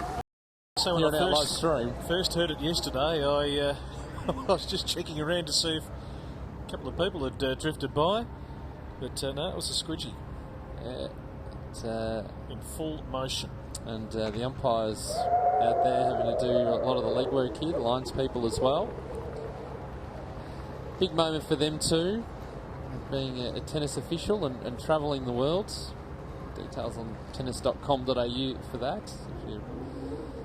If you don't fancy yourself as a player but still want to be involved in the game, go there and find out how you can mop up the courts as well. No do doubt. all that other fun stuff other than calling the scores. Well, I'll tell you what, it's you just got to do what you got to do at the Wildcard playoff. We all wear different hats, and I know a couple of our crew yesterday were out there, Pete. Yeah, helping to mop up, looking for something to do. It's one of the trickiest parts of playing tennis, playing outdoors, is rain delays like this, and then having to mop up the courts and get them dry, and then it starts raining again. It's horrible. Hopefully we won't have that today. Indeed. Harry Bashir and Ben Mitchell, Casey Dellacqua, Madison Inglis, Yamila Gaidasova, Jelena Dokic. They're all the matches to come a little bit later on here on Court 6, but this is the tournament we are looking forward to kick off the summer. It starts December 29 to the 5th of January, the Queensland Tennis Centre. Yeah, Chair and Puffy, you just keep it down out there, please. BrisbaneInternational.com.au. Serena, can she hold the trophy again? Pete, we've been lucky enough to go up there. It is a terrific atmosphere, 5,500 seats at the Pat Rafter Arena. Every seat is a good seat. The field just gets better and better. And what a treat for the people who might be viewing our Wildcard playoff from Brisbane. If you haven't got a ticket, I suggest you do very quickly. To have Roger Federer playing in Brisbane is a massive queue, and we wouldn't mind if he actually played maybe Nick Kyrgios. That'd be interesting to see how the young Australian would go. Well, it would be, and if you haven't got tickets, why don't you ask for them for Christmas? Well, I'm sure there's gift vouchers around if you go to BrisbaneInternational.com.au. It's a premier event on the WTA, so right in the top tier of events. So you're going to get the best in the world playing. Both Brisbane and Sydney are premier events there, but the field on the men's side is exceptionally good as well, and it really is building up a reputation, players' favourite, fan favourite, and it's the destination to be. And our very own Australian, we mentioned Nick Kyrgios, but Leighton Hewitt is going to be there as well. Yeah, it was the first time I played the Brisbane International last year, and yeah, I had a lot of fun up there. It's a fantastic facility, obviously, on Pat Rafter Arena. Yeah, it's like playing on Pat's centre court. You kind of got the roof on top, but there's still some swirly breeze coming through as well. And the night match that I played was a really good atmosphere out there. And obviously you're focusing on the tournament as much as possible, but the weather's nearly perfect every day. I feel like it's good preparation, obviously, leading into the Australian Open.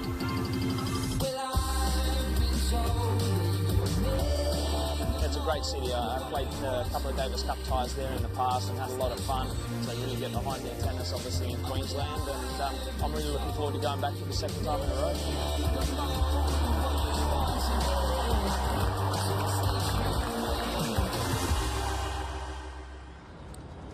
Cannot wait for the Brisbane International. Leighton Hewitt looking to get his summer off to a great start as we mop up the courts, ready for some more action very shortly here at Melbourne Park. Adrian Franklin, let's get back out to you. You've been keeping dry out there? I have. I actually just went inside. I did grab myself a cafe latte as well, just with the one sugar inside as well. And all of the players, they headed into the player cafe at Melbourne Park. I saw Akira Santillan. He was having a chat with his coach as the supervisor here does a sensational job. So Akira was in there chatting with Mark Draper. Something I did want to chat to you guys about was when I was watching Akira Santillan, and I did speak with Mark and he mentioned it earlier, he seems to have an X factor. And we watch a lot of these players throughout the last few years in these playoffs, and you can see certain players like Matt Reid, who is certainly playing well, but he perhaps doesn't have that X factor, that weight of shot, the depth of shot, the ability to hit the drop shots and move the ball around the court. Akira Santillan at 16 years of age, he seems to have that. And I just wanted to ask you guys if I suppose you noticed that and where you think it comes from, because when I was watching, it was very, very noticeable that Matt Reid was struggling with Akira's shot. It was a little bit faster than perhaps what he expected. It was a little bit deeper. And it's exciting to see someone like Akira, coming through. We didn't know too much about him, but he's here and he's kind of announcing himself, I think. Yeah, he certainly is, and just playing with no fear. You expect him to come out, maybe be a little bit nervous coming up against Matt Reid. He's very experienced in this situation.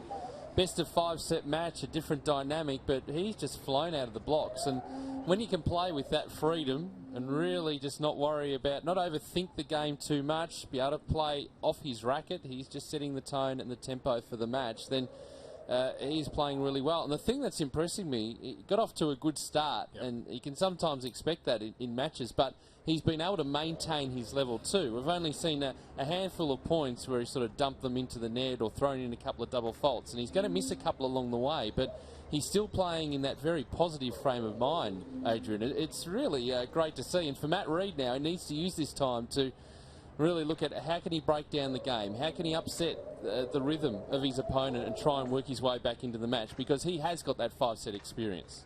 Yeah, definitely. And when I did speak to Mark Draper, the coach of Santillan, he did mention that mental side of the game, which you've just touched on, and that's something he needs to work on. But I just love the fact that he comes out here, he's young, he's just inexperienced, I guess, but he's not scared to play the strokes. That perhaps some of these guys who are in their mid-20s, they're a little bit, more concerned than some of these younger players. I reckon they've just got to come out and have a crack. You're right, Adrian. We do come here every year, don't we? We look for some players, and we know a lot of their names. We've followed some of their junior results. We're looking for some players who've got just something a little bit different. And I reckon it was so evident early, Pete, as well. He just got on top of the wall. He crunched some forehands, not just putting balls back into play. He was going for clean winners, and that single-handed backhand, fantastic. So not just a shot just to get back into play, but really, really destructive. So he's got a couple of things there on both wings that are really exciting. I suppose, what I think about when I watch these players is how they're actually brought through and developed. What is the difference between a Matt Reid and Akira Santillan? I suppose that's the question that no one can answer. It's coaches out there, they're talking about it all the time. How do you develop a player that just comes out and plays creatively, hits that heavy ball and isn't afraid to hit the shot? If we had a lot of these players coming through, which I think we do, in a few years' time when you've got your Nick Kyrgios and you've got your Thanasi Kokkinakis, the tennis is looking strong in the future, I think, particularly on the male side. Yeah, it certainly is, Adrian. As we have a look at some of the highlights from the early stage of this match, and really just aggressive on that first set. He wasn't missing too many first balls in that first set, Akira, and taking the opportunity to come to the net. He serve volleyed a couple of times too, just again giving Matt Reid something different to look at. That was a nice change up there with the drop shot thrown in as well. So he had a position, but just steadied himself, played it beautifully up the line. See Matt Reid trying to be aggressive as well, try and get to the net, but it's being played on the Santillan the racket at the moment, and he's just got all the momentum travelling his way, and his game really hasn't dropped off at all. He's not allowing Matt Reid to work his way back in, and that's been one of the keys to this match so far. Got a bit lucky there at the net, but got his own luck. Again, just working into that corner. Matt Reid trying to go to the backhand, just looking for that short ball to really pounce on, but Santillan just going for it again. And that was the easiest one, well, the easiest point that Reid had, I think, so far in the match, where he's actually completely in control of the point. Good movement there. But really, he's been on the front foot, Santillan, and just really find the gaps. He's putting the short ball away. That's been super impressive, the way he's been able to punish anything half court. Saw it there as well. But he's on top at the moment. Been super impressive. It was that fifth game of the second set. It was a long game. If he had been broken there, you just felt maybe the momentum might have swung to Reid to get it back to a set apiece, but he was able to hold, had to work through a really tough little 5 to 7 minutes, went 3-2 up and then built from there. So as we can see, the weather is certainly improving. A bit of sunshine coming out. The court workers here working extremely hard to get this excess water off the court, and as Pet said, the courts do drain very well here at Melbourne Park. And of course the lines need to be taken care of. So all matches in progress at the moment. Rapoggi at 6-4 in the first over Van Pepperziel on court 8. JP Smith taking the first 6 games to 4 against Mark Polmans, and on court 7 Luke Saville taking the first set 6 games to 4 against Bradley Mousley, and on court number 5 and Akira Santillan, the young 16-year-old, upstaging Matt Reid, the second seed, 6-2, 5-2 on our court number 6. We have been talking about the Brisbane International. It is going to be a magnificent event at the Queensland Tennis Centre. A lot of the best players, and really this is word of mouth, isn't it, Pete? The players are talking to each other now. I think this is going to be now maybe the 5th or 6th year of the Brisbane International. Everyone's telling each other, get to Brisbane, same sort of conditions as Melbourne Park, and then you can maybe have a week off, come and train, or play the AMI Classic, or elect to go to Sydney for more matches. But Brisbane is the one that you really get that good solid preparation for the AO. Oh, absolutely. And the ability to be able to choose your calendar to play the Brisbane, Sydney, Hopman Cup, Hobart, events in New Zealand. Some players start off in the Middle East, in India. There's all sorts of different tournaments you can play, but it is certainly one of the players' favourite tournaments. And you're right, they do talk in the locker room about the best events to play, and certainly they do a great job up there in Brisbane. It's a good way to start off the year. Players can come down and train, and we'll see players making their way through now, heading into Christmas. They'll be here acclimatising, getting tuned up and ready to go, and a good place to be up there at the Queensland Tennis Centre. Tickettech.com.au/Brisbane International, and you'll get to see this man. He is one of the best, if not the best of all time.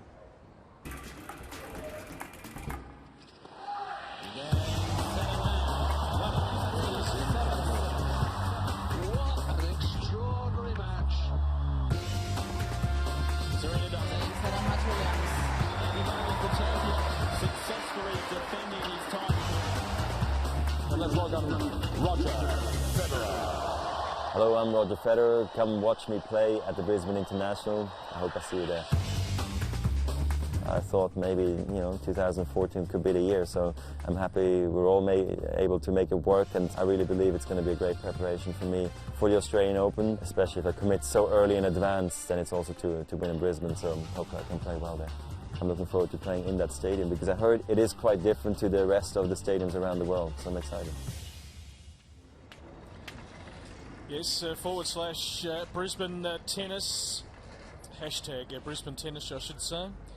He is star Roger Federer. He's going to be here, of course, in Melbourne, January 8, alongside his good mate Joe Wilfred Songa. What's he in store for in 2014, Roger? It's a really interesting year coming up because the big guns are not dropping. Andy's got to come back and catch up a little bit of ground on Novak and also Rafael Nadal, but where does Roger sit in the mix? Well, he's still there, and a lot of people saying that his best days are behind him, but you still can't rule him out as a contender in all the big events because he has got that game. It's just sensational, and really, it wasn't obviously one of his best years on the tour, but when you've won so many majors and had so much success, even anything slightly off that and considered to have a bad year. I mean, we had Novak Djokovic, who won all the matches from January through to May, pretty much, and in 1 year, the next year he loses a couple more. Oh, he's had a bad year. Well, we rate these players so highly. Remember, he's still a top 10 player. He should still be considered to be a contender. His body's feeling good. He'll pick and choose what tournaments he's played. He started doing that this year, that he's not playing as many tournaments these days. He's actually really being selective with the calendar of events coming to play Brisbane, which is a positive sign. Would you say, though, that he needs a bit of luck?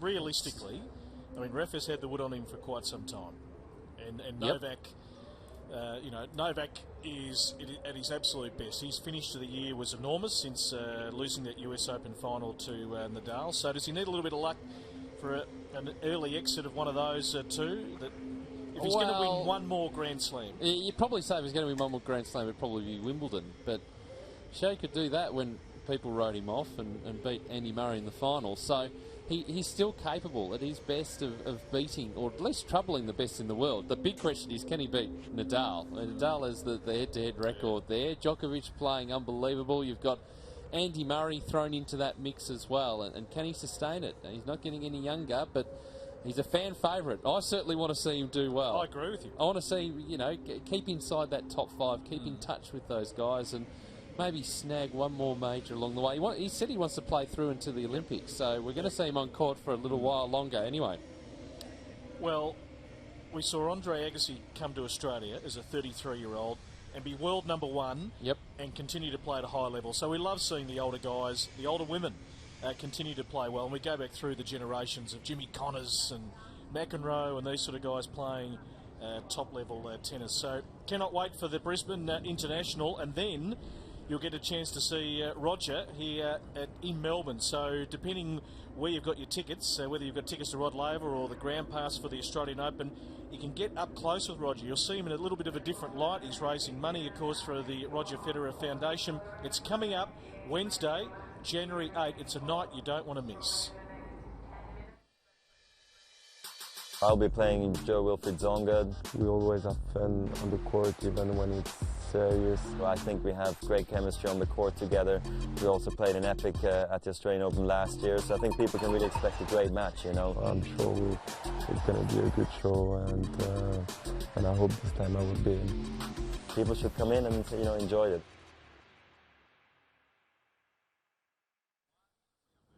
It's going to be a fantastic night. They are very good mates. Joe-Wilfried Tsonga, of course, Melbourne Park has a special place in his heart. The first place he made a Grand Slam final, and he's just one of the great characters, great entertainers on the ATP Tour. $64.90 ticket price to start out.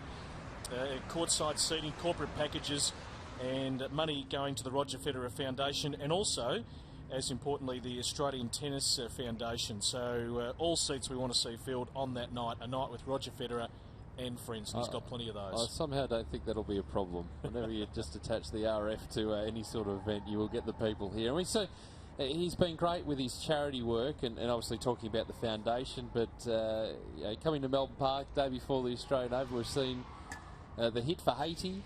It's one of the big events that he's able to get the tennis community together, which is fantastic, and it's great to see that he's able to generate that support. Obviously a lot more lead-up time here, and fingers crossed, hopefully no natural disasters or anything of that ilk heading into the Open, or at any time anyway, but it's going to be a fantastic night. I'm sure everyone will enjoy it, so make sure you grab your tickets and make sure you get down to the Australian Open, because you'll be able to play what these young people are playing. Hot shots. Courts might be damp, but it's not dampening the enthusiasm out there, Pete. hotshots.tennis.com.au. The smaller courts, the lighter rackets, the low compression ball don't bounce too high. So for kids starting out, it makes it very, very fun and easy for primary age school children. So if you're a parent out there encourage your kids to get into hot shots. Absolutely, and it's a great way to start. And what we're seeing now too, in addition to the coaching program for hot shots, which is just fantastic, we're starting to see for the junior players hot shots leagues being set up, and it's a fantastic program where they play with the modified balls, the modified court, the modified racket. But for parents who are introducing the kids to the sport, one of the key things has been that tennis, you never quite know when it's going to finish, so you might get down to Saturday morning and have to sit around for hour upon hour. With the new hot shots leagues that are coming in, they're played over a set time frame. So for the beginners, it'll be over an hour, and the kids are constantly on the court, which is a great initiative. So it's that graduation of coaching to get them to the green ball level, but it's also playing the competition, understanding the competition. And we're starting to see now, and we see it here at the Australian Open, we've got the mini nets set up on the big court, but there are also mini hot shots courts that are springing up all over the place as well. So we're really starting to see hot shots make its mark out there in the community at every single club pretty much. So go to the website and find out where your local club and get involved with it. Alicia Molik is right behind it. Pete, she has put her name to hot shots. Here she is. Hi guys, I'm Alicia Molik, and here's my latest MLC Tennis Hot Shots tip. Keeping hydrated during a match can be the thing that helps you get over the line and win. Losing too much water through sweat can decrease how effective the brain is in making decisions, including hitting the ball in the right place on the court. Make sure you drink plenty of water, especially in hot weather, to prevent dehydration. Take a sip at every change of ends to keep hydrated. That's all for today. Keep practicing hard and having fun with MLC Tennis Hot Shots. Another tip coming your way soon. Yeah, great to have Alicia Molik behind Tennis Hot Shots. Going on behind us here, so if you're wandering in, you're living in Melbourne, of course, viewing our live stream of the 2013 AO Wildcard Playoff, you can see that up close, the kids having a ball. In fact, a lot of school kids in here at Melbourne Park. The good news is the tennis is about to resume. The court has been mopped up. Matt Reid, Akira Santillan coming back out. Santillan, the 16-year-old from Queensland, if you're just joining us, 6-2, 5-2. In a very early surprise here against the number 2 seed, Matt Reid, of course, ranked 223 in the world. For Akira, well, ranking not really relevant at this stage, stepping out of the juniors, a couple of futures events this year, but really looking to put on a good show, and he has gone for broke right from the opening game as we of course build up to a massive summer of tennis. But the prize this week is enormous. One male, one female can win direct entry into the 2014 Australian Open. Yep, and the ability to plan your schedule ahead of time and open up the door to, we talked about the Brisbane International before, to perhaps getting a wild card into that event, or at least into qualifying, and it does open up a few more doors. So it's a few more patches just being mopped up, but bright sunshine now, which is a positive sign. Be really interested to see how Akira comes back after this rain delay. He is in control of this match. Obviously a big loss of momentum with the rain delay, but hopefully he'll just be able to keep playing the game on his terms. So that is the scoreline at the moment. If you're just joining us, this is what it's unfolded in this match so far.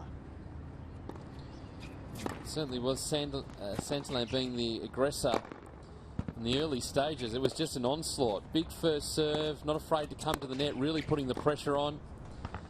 Just some nice finishing. Plenty of power, but then mixing it up. That's a nice drop shot. And that's a sign that you're playing with plenty of confidence when you're able to do things like that. And really just playing all over Matt Reid at the moment. See that half-court ball? Well, that's just the pace of the serve, the positioning of the serve. So, unfortunately for Matt, he's had to do a lot of chasing early on in this match. So hopefully he's had a chance to refresh, chance to have a look at tactically what he can do. 5-minute warm-up and then we'll be getting back underway. But just inviting the opponent to just ease it down the line, and Santillan a little unlucky there, but one of the easier points for Matt Reid. Here's another good example. This really hasn't been allowed to get into the match. Santillan is playing super tennis. It's the big forehand again, setting it up. And just in complete control of this match. Yeah, he certainly is. So this one about to get back underway. The other matches, of course, met on the other courts. 5, 6, 7 and 8 being used here at Melbourne Park. Luke Seville 6-4, 1-all with Brad Mousley. JP Smith taking the first set 6-4 over Mark Polmans, who's got the early advantage 2-1 in the second. And Dane Propoggia, 7th seed here, 6-4 in the first against Gavin Van Pepperziel, who's got the break on Propoggia, double break in fact, at 3 games to love in the second set. So they are the matches in progress. We'll keep you updated as they unfold. Hashtag AO Playoff to join the conversation on Twitter. Tell us where you're viewing the live stream from, your thoughts on some of the young players. But plenty of comments coming in, really enjoying the game of young Akira Santillan, as we have as well here in the commentary box. We set the tone of the match very early. So the good news is we've got some sunshine. Fingers crossed it can stay out for a fair duration of the day. We've got a lot of matches to get through. Of course, no action yesterday, so we've got the girls and the guys all packed into today. 4 courts operating, 16 matches in total. The other matches we'll be bringing you today. Ben Mitchell, who won the Wildcard playoff, he'll be our next feature match against Harry Bashir, who of course was runner-up in the under-18s to Brad Mousley here at Melbourne Park over the weekend. Casey Dellacqua, top seed.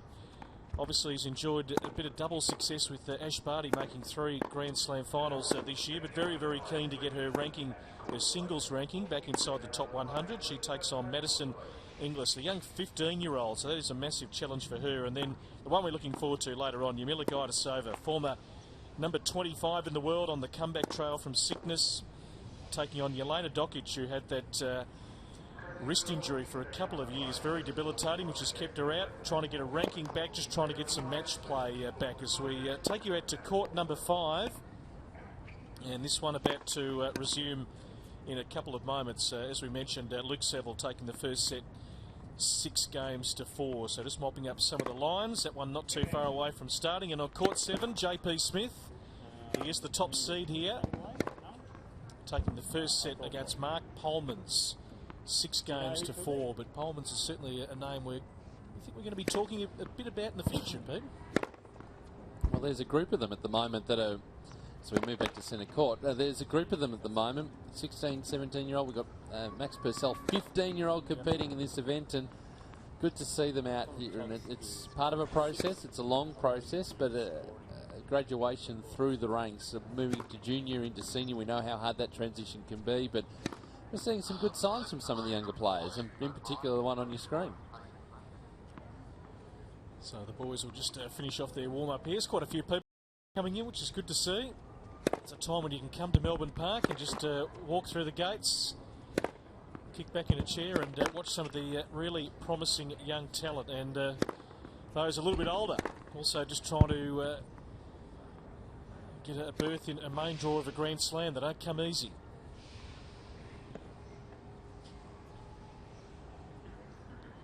Balls need to come in next. So we'll switch the tennis balls over. Some of the school kids who have been playing on the Hot Shots courts earlier today, just getting involved in the match here. So the tennis balls get changed over. They use a different set of tennis balls to the ones where we're currently at. So the match balls we're up to will come out of the cans now.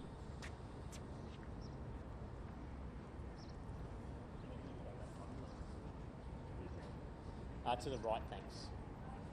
So important hold for Santillan before the actual rain delay, because getting to 5-2, it's a fair way for Matt Reid to come back. Still just a break, but even still, Santillan a couple of opportunities. Reid to serve, ready. Wait please.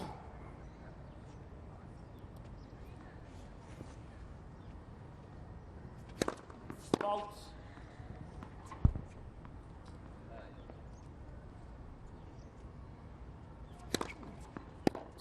Love 15. So not the start he would have wanted. Trying to hang on in this second set. No player wants to go down 2 sets to love.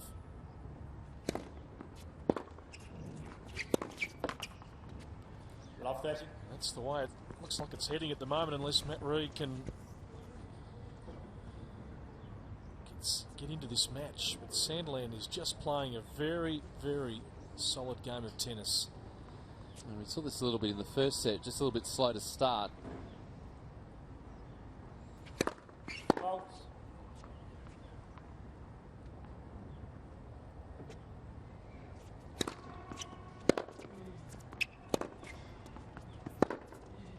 Up the line, beautiful. 40.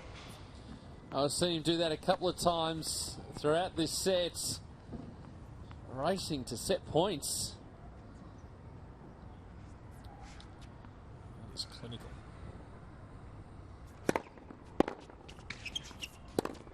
Well, how about this, folks?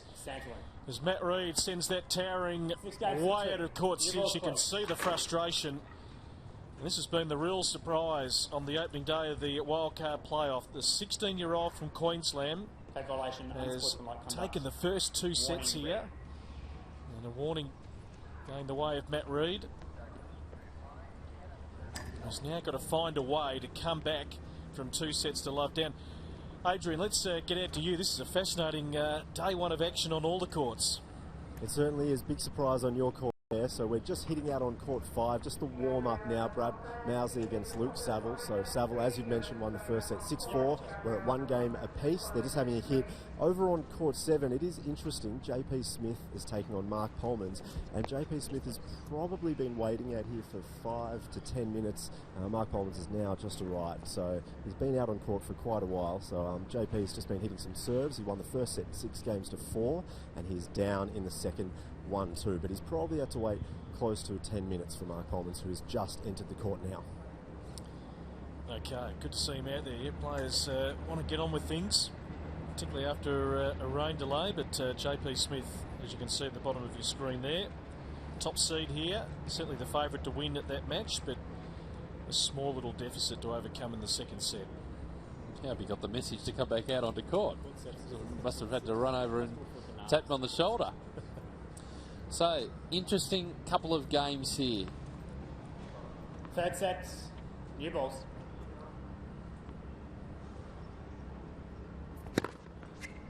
$15 love.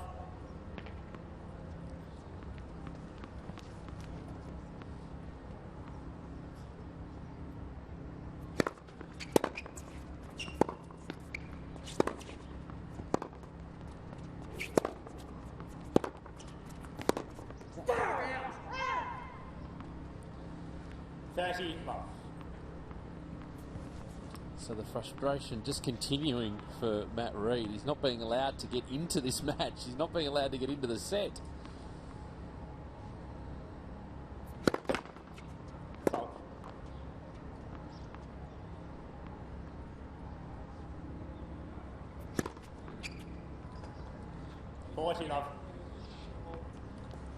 Need to look around and go, well, that's just too good. Nothing he could have done there.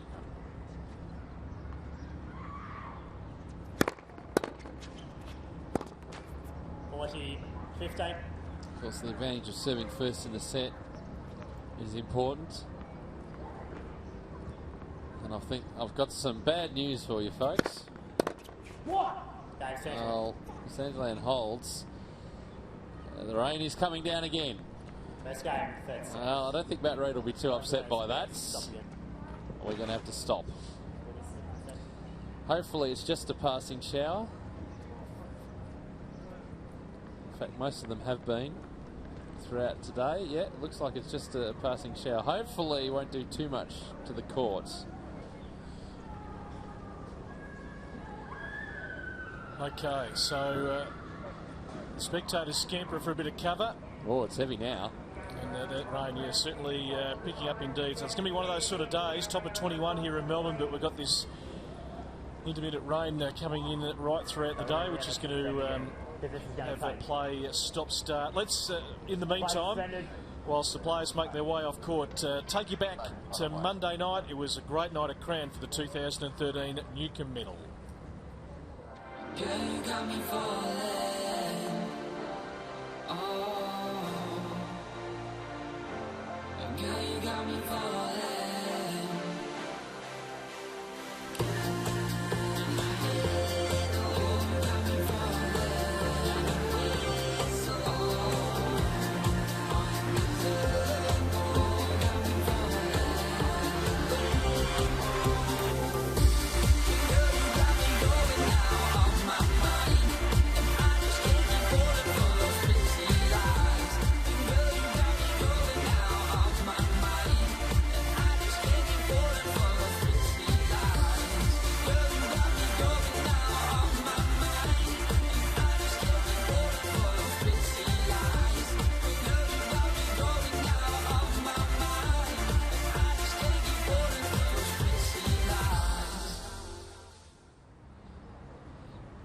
It certainly was a fabulous night on Monday night. Of course, the 1973 Davis Cup team honoured. Leighton Hewitt announced as the Newcomb medalist. A fantastic tribute from Wally Masua to Brad Druitt at his very sad passing in 2013. All the volunteers and those who put so much into the game also recognised from all over Australia. So great night, going from strength to strength, the 4th year of the Newcomb medal, and will continue to get bigger and better, I'm sure, every year. Have a look at that rain. That is now really pelting down here at Melbourne Park. Yeah, it was a great night the other night, and good to see have the tennis community together, and also the getting started for the summer of tennis. It's just a great way to get it underway, and some worthy award winners and nominees as well. So from all over Australia, we have a vast array of good people involved in this sport, and good to see their work being recognised. Yeah, it certainly was. Brought tennis's elite, tennis's grassroots together, which is always a great feature of the night. And it was going to be really hard, wasn't it, to pick this year's Newcomb medalists. There was a lot of really good stories across all the nominees, and some may have tipped it late at the start of the night, others perhaps wouldn't have. Yeah, I mean, in the end, it would have been a very tough call. It would have been. You look at the year that, say, Casey and Ashley have had, and just seeing, you know, the way that they've gone through as a doubles combination, making 3 Grand Slam finals this year, a really potent combination. They could have made a claim. Sam Stosur, who's still at the higher reaches of the women's game. Kyrgios has made a really big statement this year, and that French Open win was just so important for him. It was great to watch there at Roland Garros. And yeah, a lot of them would have had claims. It was a really closely fought contest, I'm sure, for the judges. Yeah, great speech by Leighton as well. And I thought another great feature of the night was Leighton's speech to honour Tony Roach. Yes. With his Spirit of Tennis Award, and he and Roachy obviously have had a strong bond for such a long time. Well, the rain continues to tumble down here at Melbourne Park, but it hasn't stopped Kira Santillan from winning the second set in between rain delays. Let's take you through some of the second set highlights. The end scoreline was 6-2, and that 5th game we talked about in the second set, where he had to work really hard to get the advantage, but from there he was able to power away. Yeah, it certainly was. We've seen that shot a couple of times in this set, and from the rain delay, he didn't really have to do much, because Matt Reed, throwing a couple of double faults, a couple of unforced errors, wasn't able to get his game going. So 6-2 second set, and then just able to keep things rolling, winning that first game of the third set too. And if he keeps playing like this, he'll win the match. It's as simple as that. It hasn't allowed Matt Reed to get into the match at all, and really he's been the aggressor. He's been the one with all the momentum, and that's the frustration you can see from Matt Reed there, and he's got a code violation for that, and he's really feeling it at the moment, and hopefully he'll be able to turn things around in this third set, because one thing is he's got the advantage of having played a couple of 5-set matches and really long matches, and being able to put pressure on. You think that Santillan maybe might feel the nerves get a little bit tight if he's within sight of the finishing line, but the way things are going, he's playing with no fear, so I don't think that'll be a problem. No, he has been fantastic. Throwing caution to the wind, he's been super aggressive, and as we mentioned a bit earlier, Pete, we go back to that game last year between Nick Kyrgios and also Sam Groth, and Kyrgios in that same sort of mould. He just threw down the challenge, really early to Sam Groth, and Sam Groth was sort of stunned, wasn't he? Yeah, absolutely. And the thing about it is that it can throw up some surprises. We look at the way that the players come in, and if they've come in with some great form, say through the 18s or the 16s or lead-up events, or they're training really well, then they can go through and really go well in these early matches, where you might come in to this tournament having not played a lot of matches and come up against some of these younger players, and you get a result like this. It can happen. It certainly can. It's a prestigious prize every year, the Australian Open Wildcard Playoff. To get yourself into the main draw, you know what the calendar's going to look like in terms of January, and then maybe some other wildcards into the lead-up events. But we are gearing up for January 13. Get your tickets at Ticket Tech. It's going to be a very special 2 weeks here at Melbourne Park, and of course the Australian Open trophies have been making their way right across Asia.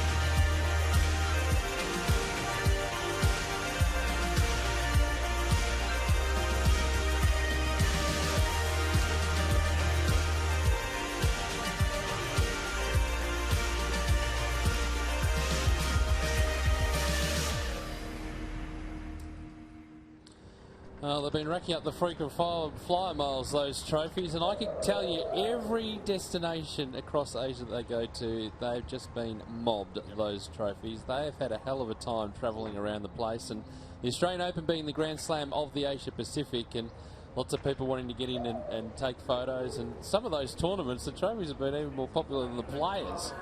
They go to the functions and it's the opportunity to actually hold the trophies and have photos taken with them and really get up close and personal with them. It's just great, and both across the Asia Pacific region and here in Australia as well, wherever the trophies go, they are popular. They certainly are. I think I just saw Adrian Franklin with some flippers on. Has he got another coffee? Adrian. I haven't had another coffee, but some of the producers are getting a little bit antsy. They say, "Where's my coffee, Franklin?" It's coming, boys, relax. I am out on the court, and it is still, it's a little bit wet, but the sun is out. So I reckon we're about 10 or 15 minutes away from play. Someone bring that man a towel, please. I did want to mention, just as the players left the court before, I spoke with Mark Draper again, just about that first game that they played. They obviously came back after it rained, and he said that he didn't feel as though Matt Reid was ready to go. Akira Santillan was clearly ready to go. So it will be interesting to see when they come back from this one if Reid comes back on court and he's ready, because as you know, when you're disrupted and you go into the cafe, you can start to have different thoughts about what you're doing, maybe positive, maybe negative. But Matt Reid has to come back out on court, and from the very first shot, he's got to be ready, and he wasn't ready last time. Yeah, I'll tell you what, I've gone into a few cafes. It is very distracting, isn't it, Pete? Sometimes cafes? Sometimes you go into a cafe and you just don't come out. Some people go to restaurants and have a 3-hour lunch. I'm just more interested to know whether Adrian's going to live up to his promise and coffees for the crew, or whether he's just saying that because he's on the telly. No, I will. We've got one particular producer in the house who's just been, Franklin, I got you a coffee yesterday, where's mine today? So a bit of high maintenance. Yeah, a little bit high maintenance, but that's okay. He does a great job. Just on your point, though, that Mark Draper was making, we've seen that twice, because in the first game, the first set, it didn't look as if Matt Reid was quite switched on. So it's taking a little bit of time to work into this match. The unfortunate part about it is that Santillan isn't allowing him to get into it at all and find his rhythm. Yeah, absolutely. And I think, as you've mentioned throughout the first couple of sets, it has been an overwhelming display from Santillan. And, particularly when you play someone that's got those stronger shots and he's hitting deep, it is really hard to know what to do. I mean, he's just going to have to come out and do something, perhaps change his play, maybe come to the net, because, he's in deep trouble right now. Do you think maybe if he starts to move to the net, some slice backhand, slow the play up, that might change things a little bit? Yeah, well, he's trying to slow things down, Adrian. That's the big thing. He's taking his time between points, he's slicing, he's coming in, but at the moment what he wants is Santillan's first serve to slow down. He wants the percentage to drop a little bit so he can get a foothold into those service games and then try and build some momentum from there, because whatever he's trying at the moment, Santillan's got an answer. And that's why he's so frustrated at the moment, because he's trying different things, he's trying to work his way back into the match, but he's just not being allowed to. Yeah, I guess in the end it just comes down to a player. Santillan at the moment, he is just playing too well. It's that defensive mindset against someone that's attacking, and right now the attacking player is all over it. So I've got to head back to the cafe though, guys. I'm going to get another flat white. Just one last one for you. Before I go. I've observed a few things today. I've observed Akira Santillan's backhand, the new look squidgies, which are just making sounds that are reverberating through my ears beautifully. I've also noticed you've gone with a new hairdo for the Wildcard. I did have a little bit of a trim. Inspired by anyone? Well, some people have spoken about One Direction. Maybe they did play at Rod Laver Arena. They played a number of shows earlier this year. So Harry Styles, the big man from One Direction, is a bit of a favourite. No, a bit of JB, I think. A bit of JB? Justin Bieber. He was just here recently, wasn't he? True, yeah. A bit of Justin Bieber. Actually, I was coming home from the Newcomb last Monday night, and he was here. Yep. And it took me 3 hours to get home, so he can stay away in the future. I like the hairdo. It's nice. Is it okay? No, it's good, man. It's going well. Yeah, fair enough. I guess Todd Woodbridge, he was with us earlier today, and he certainly has that comb-over effect. He's gone the straight side, and he's pushing that back, so I'm just going for a Todd Woodbridge look, with a bit of Justin Bieber in the middle as well. Coffee run. Thanks, boys. Adrian Franklin. Out and about. We're covering it all here. I just wish I had hair to be able to do that. Yes. Yeah. So we can see the brighter skies. Unfortunately, though, looking at the weather radar, it's going to be off and on today, but hopefully more on than off.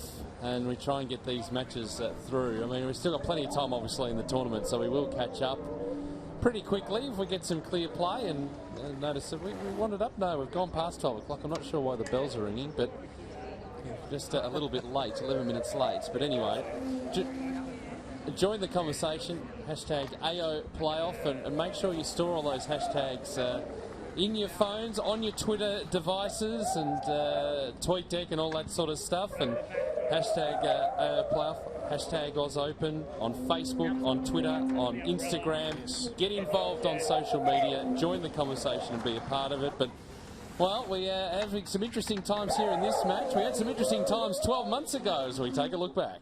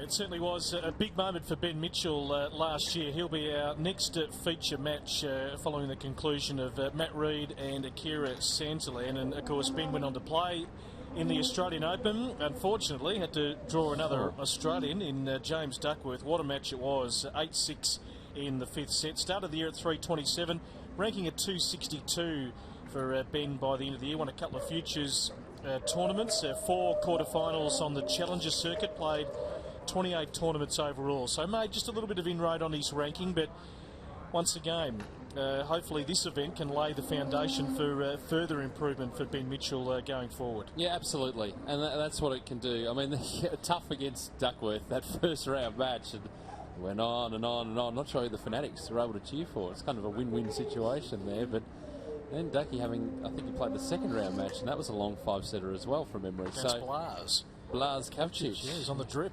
Went on and on and on. So it's good conditioning in a way too, if you play some 5-set matches here and get into sync with it, but well versed in it and in a really good position to put himself deep into this tournament here. I mean, his highest ranking 209, you want to break inside the top 200. Yeah, certainly one of the fittest of the young Australian players going around. Ben Mitchell, he can certainly go the journey and in for a really big year. And obviously at the start of the year there was, I think, Ben and Sam Groth and a couple of others who were under Ben Mathias, travelling with them, and sort of they built a nice little group there. A lot of them looking to really improve and take that next step. They've sort of been around the same sort of ranking for a little while. Sam not playing this week, but has got his ranking to 172. Which is at its highest. So, yeah, we hope this group can come through, which sort of range from, Ben at 21 to Sam Groth at 26, all in that sort of age bracket, who can really hopefully make their mark in the next couple of years. Oh, certainly, and particularly a player like Sam Groth, who was on the tour, travelling around, had a break from it, an opportunity to come back and really make his mark. And he's been making inroads too. There have been some encouraging results on the tour, a full year on the tour as well, and both singles and doubles. So seeing a lot of these players, yes, singles is the main focus, but they're having some good success in doubles as well, which helps with your game, it helps with income, because we know how hard it is to travel on the secondary circuits and get yourself around and look after yourself and all that sort of thing. But you're building up that experience. There's titles under your belts, all sorts of different things. It's very beneficial. Absolutely. And this is one of the other great events we're looking forward to in the lead up to the Australian Open, the Hyundai Hopman Cup, the 28th of December to the 4th of January at the magnificent Perth Arena, which was on display for the first time last year. Remember, Bernard Tomic playing against Novak Djokovic, and Thanasi Kokkinakis having to step in when John Isner was injured and teaming up with Venus Williams. Full house. It is one of the best arenas in Australia and is now the home of the Hopman Cup. We know that, of course, Tomic and Stosur will be representing Australia, France, Canada, the US, Poland, the Czech Republic, Spain and Italy are all going to be there. It is going to be a very special few days. I'm looking forward to seeing a couple of these players. Milos Raonic, Eugenie Bouchard, big raps on Bouchard, had a really good 2013. Sloane Stephens made her mark in January this year and kept rolling through, and John Isner playing. The Radwanska-Janowicz combination will be really interesting to see. You know, Jersey's huge run at Wimbledon this year. Agnieszka Radwanska, what a great player she is too. And so many great players there. And you talked about Thanasi Kokkinakis. A good position to be in for some of these young Aussie players is the alternate. Because if they go down, they get injured, you've got an opportunity to actually inject yourself into it. Absolutely. I'm looking forward to Ruddock and Petra. Combination on and off the court these days. Let's take you inside the Hopman Cup.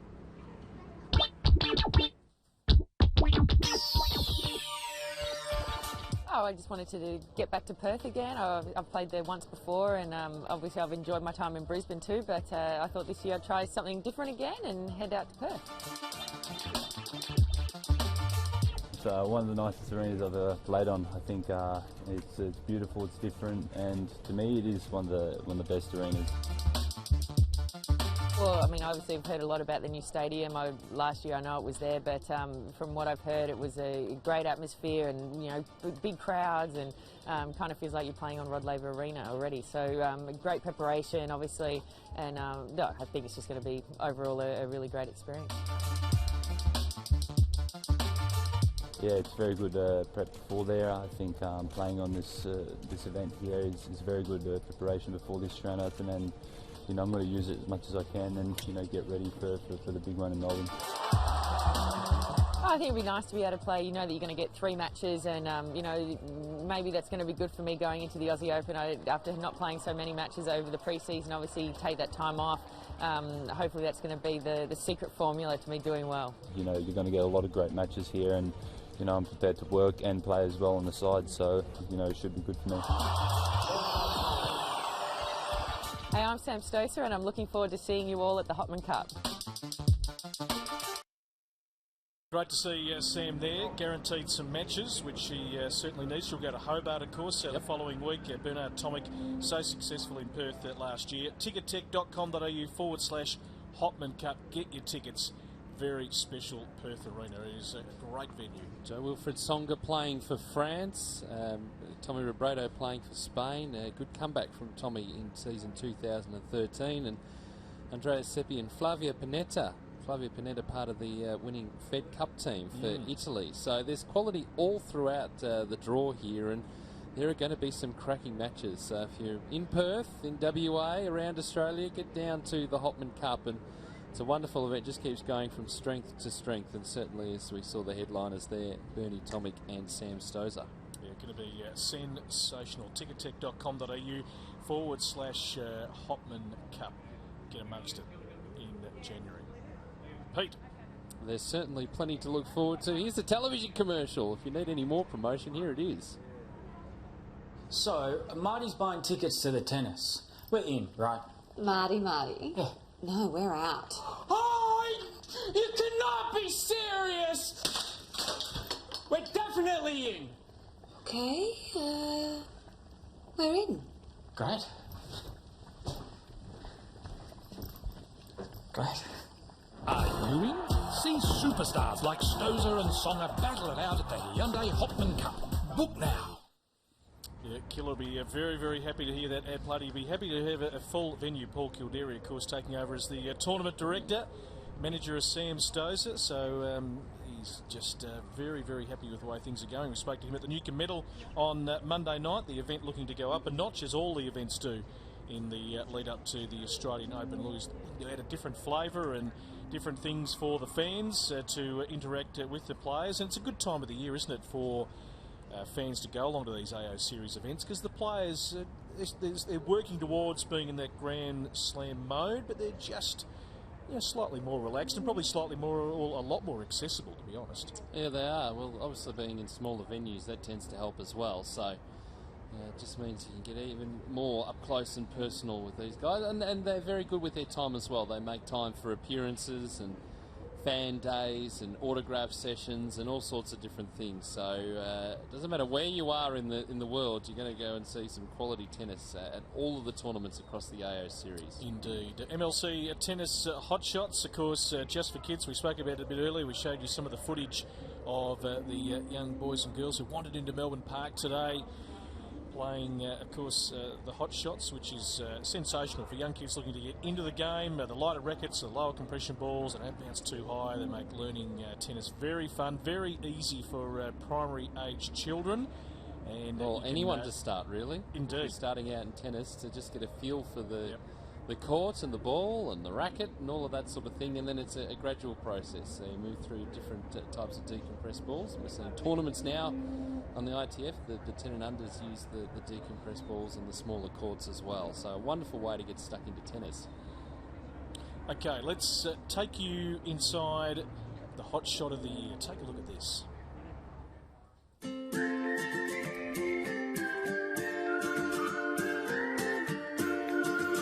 I remember thinking back then, I was at my desk and I was going, how unreal would that be if Alicia could come here? So it was pretty cool. I was pretty stoked for Lockie as well, because he's a really cool kid. Lockie, how are you, mate? Good to see you. I cried. Yeah, it was really, I was so pleased for him. It was really lovely. All right, let's get started.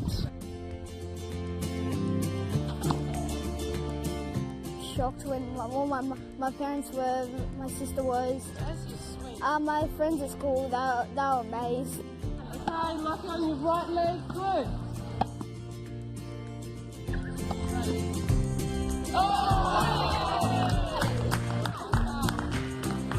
You got $5,000 from MLC, didn't you, when you won the prize? Yeah. Can you tell us what you've done with all that money? Well, I bought a set of Lego and some tennis shoes, which I'm wearing right now. Oh, you got them on today? Lockie just loves tennis. So since he became the hot shot of the year, really his just love for it is just growing. So he comes 3 times a week to a lesson, but is often down here hitting with his mum or his dad or his sister. He just loves it. I started playing tennis because it's something fun to do.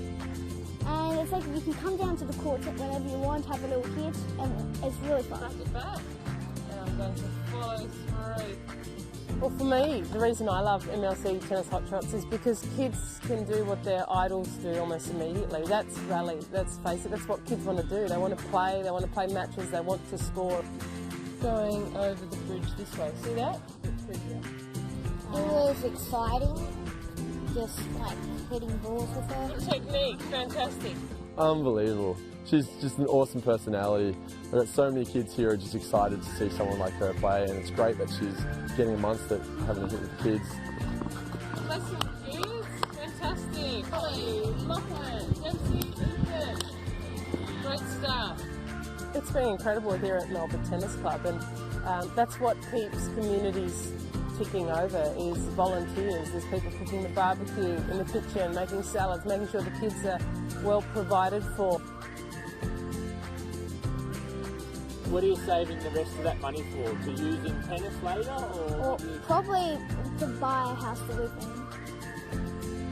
And having Alicia at our little club here in Canberra is just really exciting. We made sure she came in spring when Canberra's putting on a bit of a show with weather. Well, thanks Thanks for having us at your club. We've had a lot of fun, actually. Well, yeah, I'd like to say thank you to MRC and Alicia and my mum.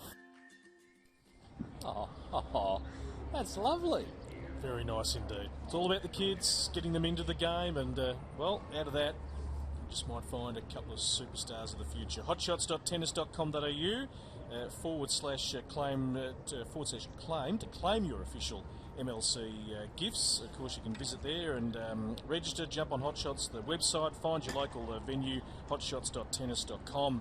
The other thing too, in conjunction with the Hotshots program, is community play. There is community play programs happening all around the place, which are allowing volunteers at your club to get involved and be a part of the Hotshots program in terms of being able to roll it out and assist your coach and open up clubs to the community to come in and play and try and convert them into members and get them playing on a more regular basis. So it's all tying in together, and certainly there's a lot happening on the Hotshots front. And around here, the mini courts will be set up again right behind where we are right now on court number 6. So really looking forward to the lines going down, and it's always a popular part of the Australian Open, being able to get out there and play on those mini courts. And I wish I could take them to my club. They are really good. I like how they look. It's fantastic. No, it's been a great success, and well done to all those involved, and Alicia Molik getting behind it. Live pitches. The rain has gone, the court has been mopped up, and fingers crossed we'll get through some sustained tennis action over the next few hours. 6-2, 6-2, 1 love. Akira Santillan of Queensland, 16 years of age. He is right here and now upstage in the second seed, Matt Reid, as the players will go through their warm-up. 3 other matches in progress. We'll keep an eye on those right throughout the afternoon, and a lot of tennis to come. So if you're thinking about wandering down to Melbourne Park throughout the day, there is a stack of tennis to come, so you can park yourself courtside. And also have a look around Melbourne Park. Every year you come down to the Wildcard playoff, there's always something different or a bit more construction that's happened, and you can see in the background there Margaret Court Arena, and that'll be, 75% complete. Is that probably a fair way to assess it? The roof will be open for the event. It won't be operational, so the extra seats going in as well, the extra tier on top of the existing seats there, I think it's 7,500 the capacity of that stadium, and being an enclosed space, it will be absolutely rocking come January. It rocks anyway, even when there wasn't the roof, this structure around it. It's a huge atmosphere, and we could talk about that for hours, couldn't we? The amount of great matches at Margaret Court over the years. Certainly. Some classics. And particularly when that was the number 1 court. Yeah. So you had the centre court, Rod Laver Arena, and then court 1 there. You did have quality matches all the way through, and obviously now we've got Hisense Arena, but it's seen its fair share. It's seen Davis Cup ties along the way as well. We've covered some of those, but it'll be rocking again, particularly those twilight sessions. So how good is it to be able to grab a ground pass and be able to wander into Margaret Court Arena and have a look at the action? Often you'll see in that first week when there's so many matches to get through, and you're working through the night session, and Rod Laver might have finished a bit earlier. I reckon there's one thing you can guarantee: yes, the match on Margaret Court is still going. Yeah, and imagine the lines would be about 15 to 20 deep trying to get in there as well. Yeah. But it's just a wonderful atmosphere, and it does start to build as word gets around that matches are starting to get close. You see the crowds just move to where the close matches are. So it's good to watch, and we're really looking forward to seeing that stadium up and running next year, but also fully completed in 2015, and then the development continues on from there. Absolutely. Hashtag AO Playoff to join the Twitter conversation. You can throw anything really up on the tennis agenda. Any questions you've got for us here in the commentary box? Casting an eye ahead to the Australian Open, the young Australians. How are you ranking them at the moment and charting their progress? Who do you think is going to really burst through in 2014? Join the conversation, hashtag AO Playoff. As we're about to get back underway. So full 5-minute warm-up here for the players. We're off court for about 15, 20 minutes. And we'll get this one back underway, but Kira is in a great position.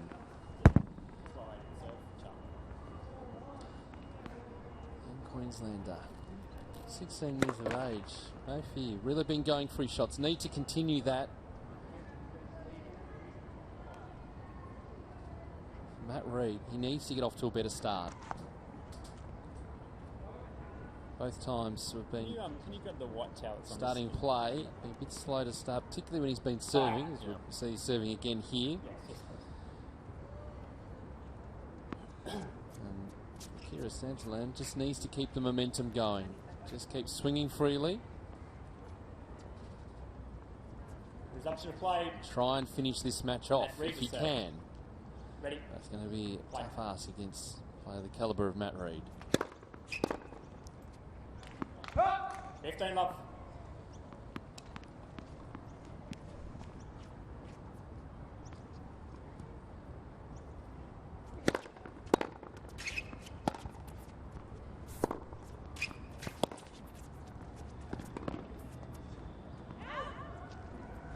Love.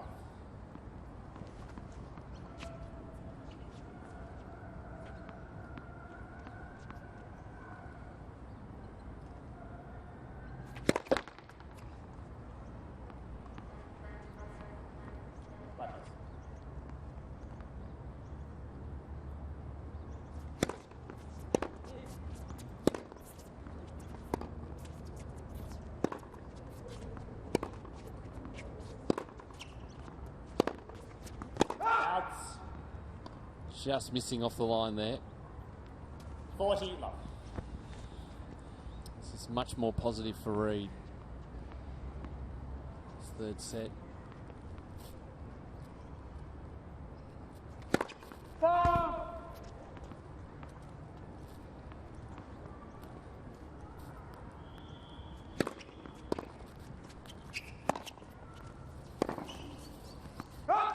Game, Reid.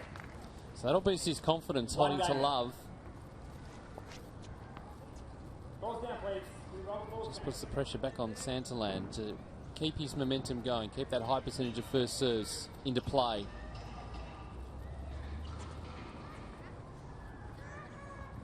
Always tough when there's rain delays and you lose a little bit of your momentum. But he showed from the first rain delay that he could regather it pretty quickly. Next. First serve.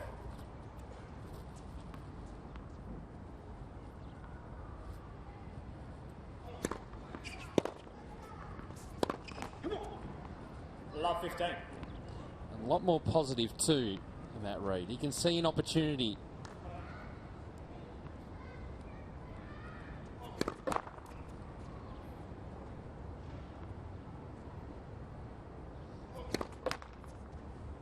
Love 30.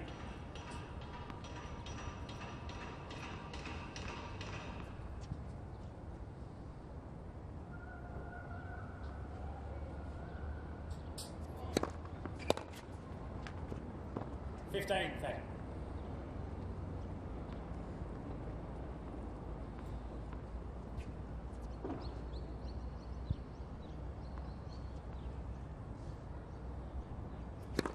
Box.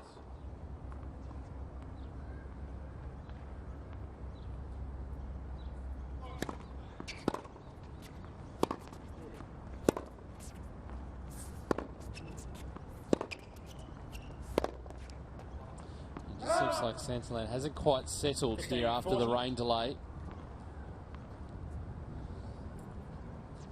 A little bit passive. Breeze has picked up.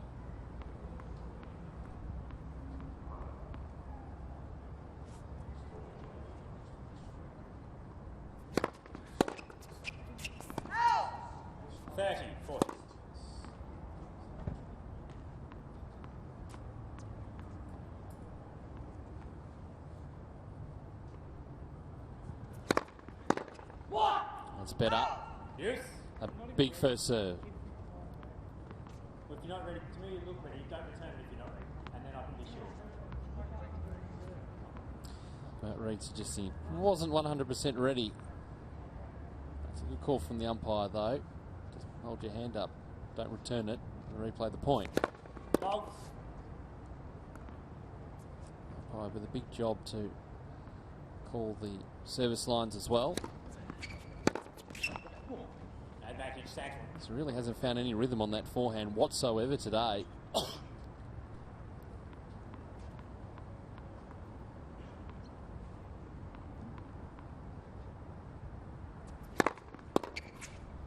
Game Santillan. So he's finished that game with some nice big serves after being in a little bit of trouble.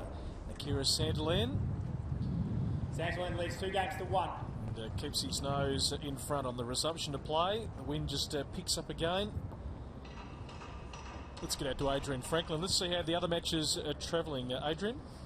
Yeah, the boys are just hitting up out on court 5 at the moment. So Brad Mousley's playing Luke Saville. Luke Saville won the first 6 games to 4, and we are at 1 game apiece still in this second set. So they're about to get underway. That is on court 5. Out on court 7, we're still waiting for the 2 players, but I did just see JP Smith arrive. Remember Mark Polman's, it was about 10 minutes late last time, so I still can't see him at the moment, but the score in that one at the moment, JP Smith, first set 6-4, and he's down 1-2. And out on court 8 as well, guys. Yeah. Can't forget Dane Propoggia. He won the first set 6-4 against Gavin Van Pepperziel. And Van Pepperziel, he's broken back. He's 3-love up in the second set. Thank you, Adrian. All the updates of the other courts will keep you posted frequently. Here is part of our live coverage of the AO Wildcard.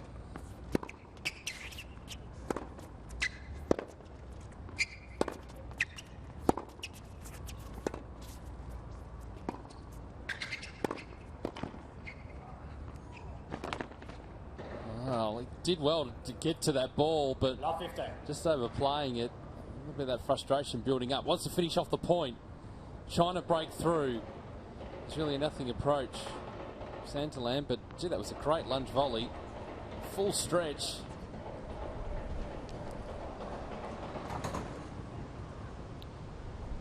Things are starting to blow down. The wind picking up.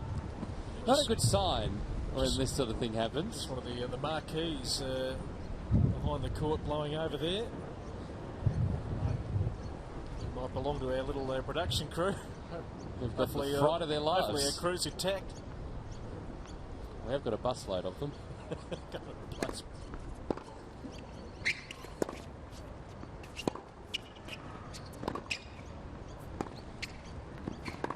That's nicely done. That's making the adjustment for the breeze as well. Just sort of swirling around at the moment. Keeping the ball just above the net. Not much margin for error. You see here, right behind the ball in that slice. Putting it in short, forcing Reed to come forward. Tricky to dig out.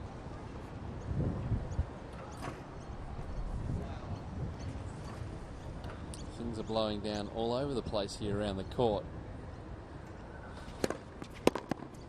15, 30.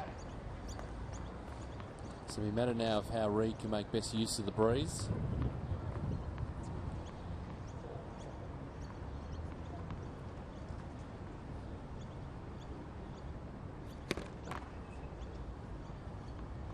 As the rain starts to fall again.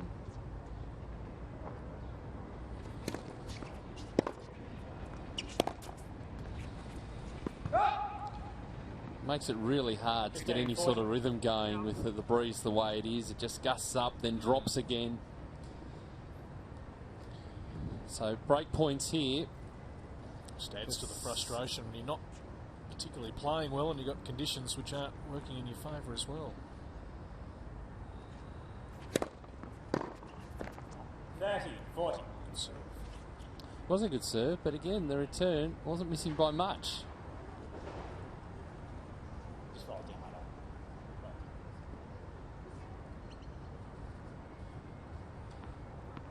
Sort of a bit of light drizzle at the moment. It's blowing across the court.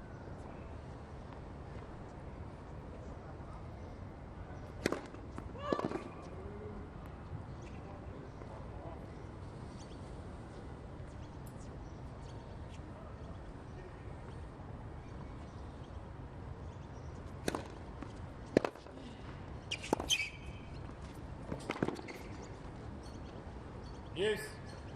Just taking the pace off the ball there.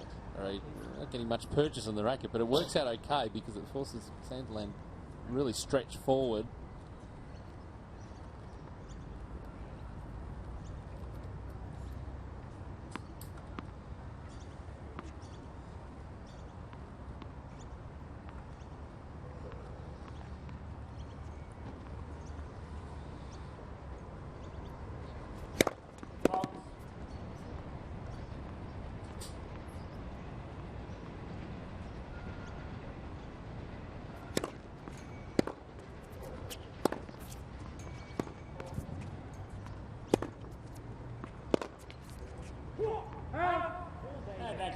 Reed.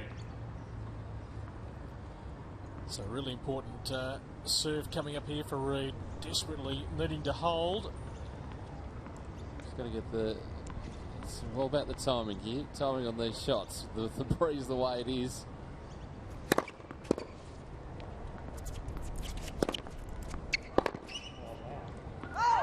He's able to do that with a pretty good first serve. So Matt Reed, a real struggle, but he's able to get it back to 2-all in this third set. But still staring at a deficit, 2 sets to love. Rain just hovering around, which might build a game, but for the moment we continue to play.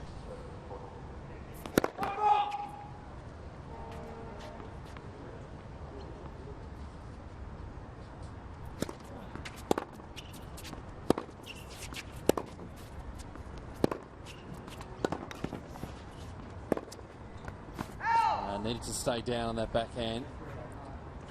Last 15. The rain as it is. You're quite rightly asking about the state of the court at the moment.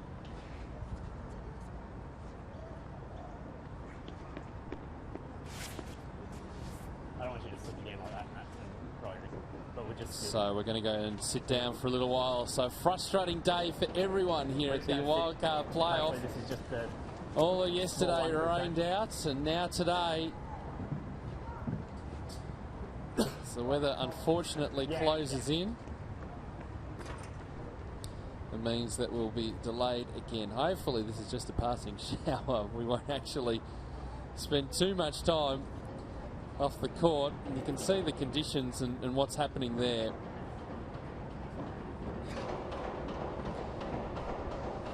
It's going to be like this all afternoon, folks. So we get a couple of games in, we mop up the court, and then have to sit down again. So interesting stage of the match. 2 games all now in the third set.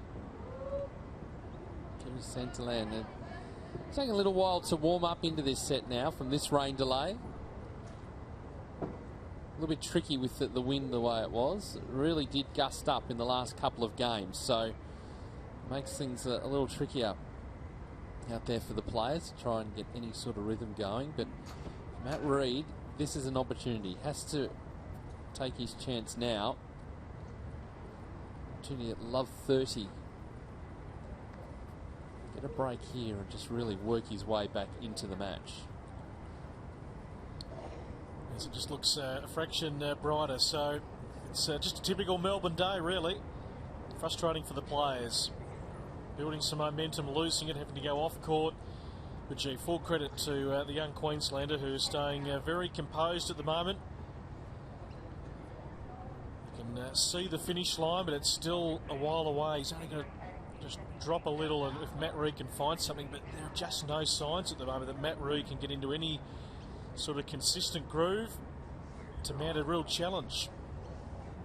Plenty of tennis to be played. Some of the other feature matches coming up today a little bit later on. Yamila Gajdosova and Jelena Dokic going head-to-head. That'll be the final match here on our broadcast court. Anastasia Rodionova, the second seed, having not played here the last couple of years in this tournament. She'll take on Jess Moore from WA a little bit later on. That'll be a good matchup.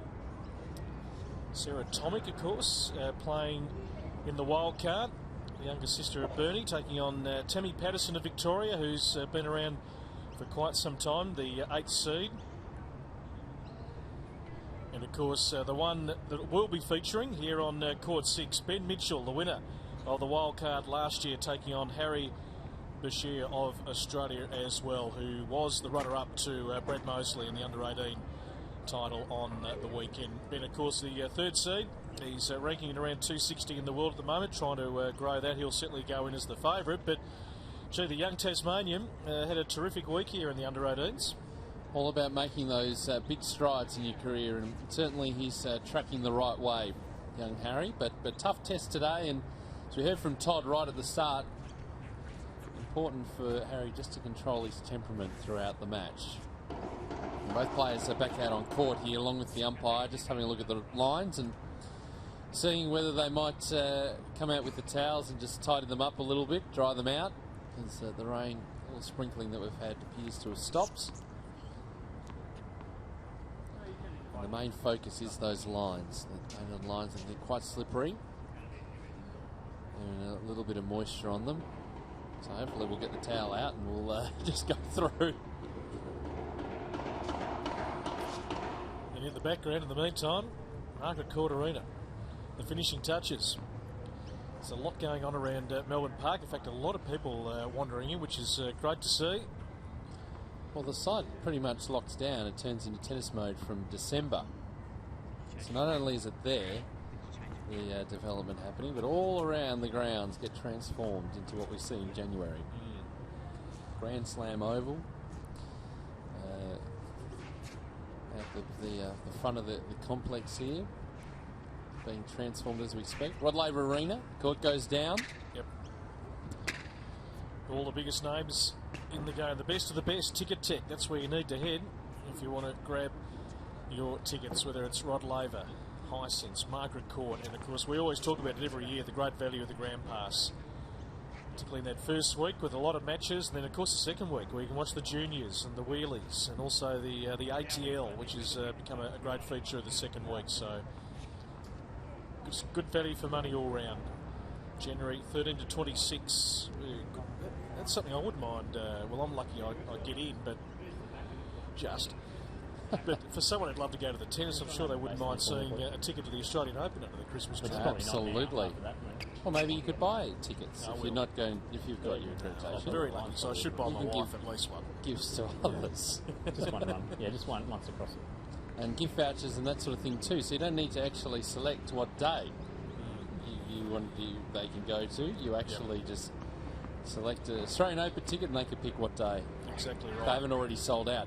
There's the next match coming up. We're really looking forward to that one, but just got a feeling there might be a bit more tennis left in this one. Can't give you a definitive start time, but it's going to be a beauty. Tough for those players as well to be sitting around not knowing when they're going to be going on court. Yeah, but at least they can wander out onto the National Tennis Centre over the other side here, which is a magnificent facility in itself, and actually get out and hit. Yep. And keep warm and get into practice. So plenty of courts here. Plenty of courts being used obviously for competition, but you've got those indoor courts as well. So just the finishing touches to the lines to make sure they're okay. And Akira Santillan very, very keen to keep going here. He's sort of been out of his seat the whole time. He just wants to see this match continue because he knows he's in a very good position. Great to have all the school kids in. They are coming through group by group, showing a tour of Melbourne Park and watching a bit of the tennis.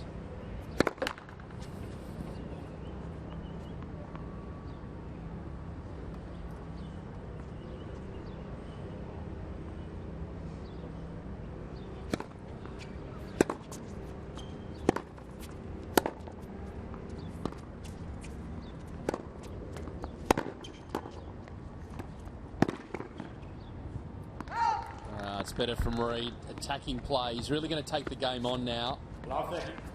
See that Santillan hasn't really settled in this third set. Good closing into the net. Faults.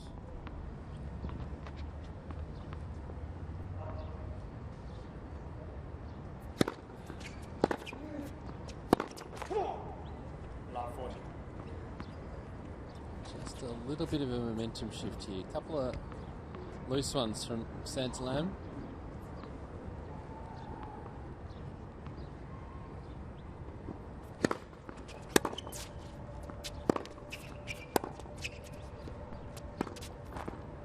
And again. So there's a break. Reid definitely back in this match now. 3-2 in this third set.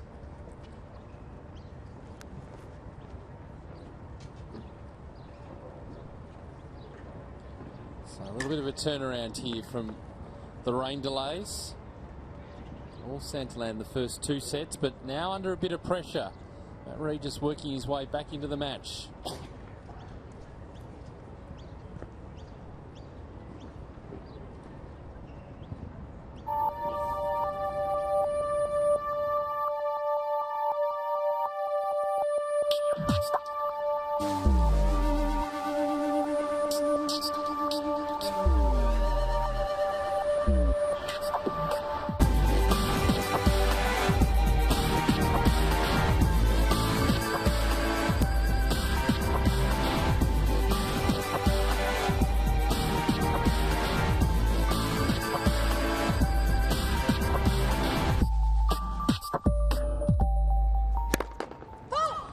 Big year in the world of tennis coming up in 2014 as we welcome back to live pitches from Melbourne Park. The AO Wildcard playoff for 2013. Matt Reid, the second seed at the bottom of your screen, trying to find a way back. 2 sets to love down, but he has got a break. 3-2 here in the third.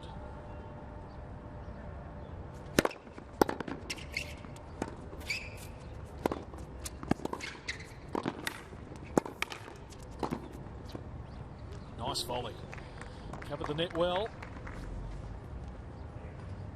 15 up. It's a big feature of his game all days. Is whether it's all getting wet. Coming to the net or the back of the court, able to close out the points well. Some good weapons.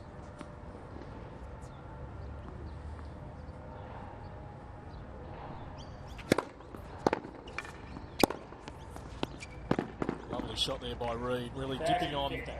Santillan trying to cover the ground. He makes a good point too, because down the back of the court there's the drainage. So then the ball rolls to the back of the court. The ball tend to get a little bit wet. So the ball kids a little bit of extra to do. They've got to save the ball from going down there.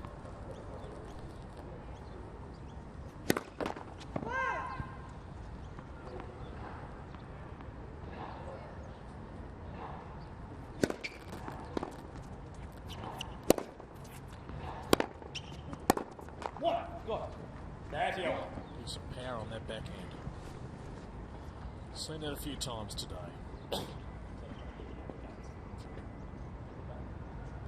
Yeah, well, we have, and the stroke production is excellent. The technique is good. He's got that time and space. Really crush that ball.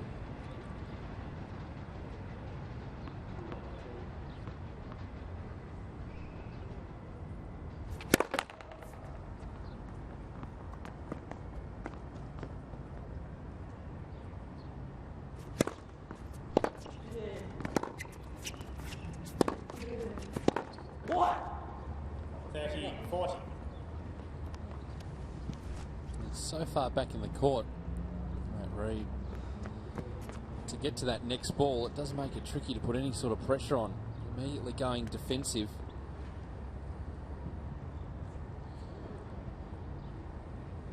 Well, potential break for break here. But Reid unhappy with the balls at the moment. Yeah, because they are rolling to the back of the court.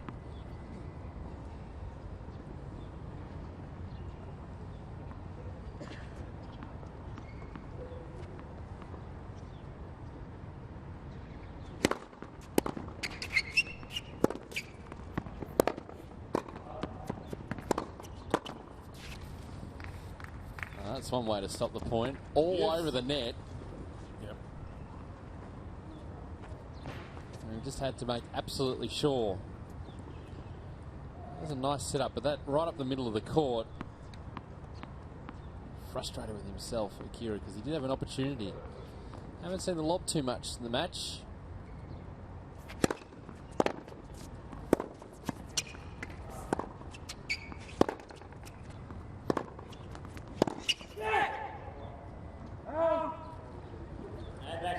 Again, it's that time.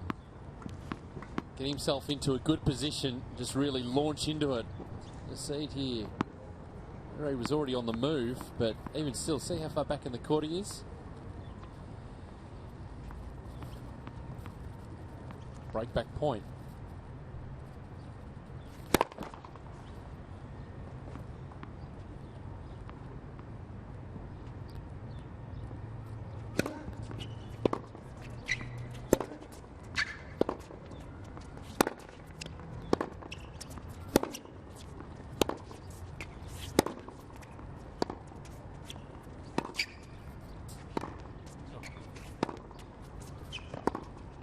Oh, and he got the luck off the net court too.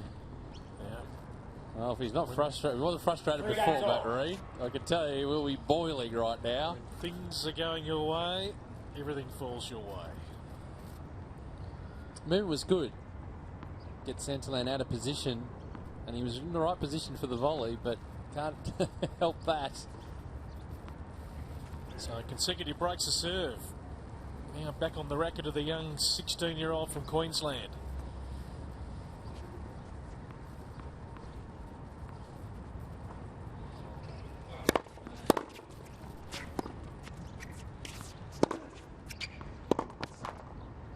15.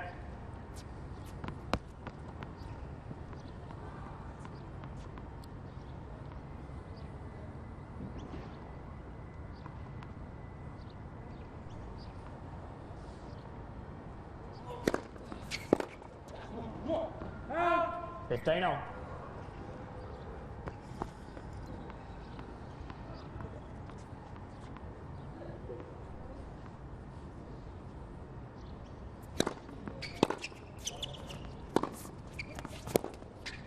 Once again, another really good deep return from Santillan. He's been so strong off the ground. Classic one-handed backhand. His forehand has been extremely impressive as well. His tail up.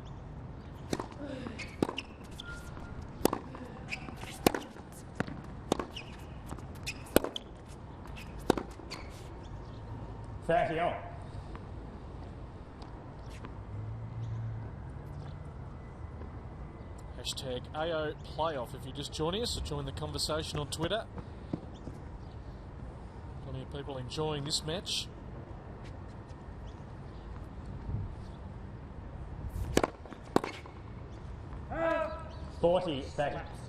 So game point to go, 4-3 up, and as Shane alludes to here on Twitter, and 12 months is a long time, but Matt Reid, of course, had to come back from 2 sets to love against Jacob Grills. And did win that in 5, so he's in exactly the same position here.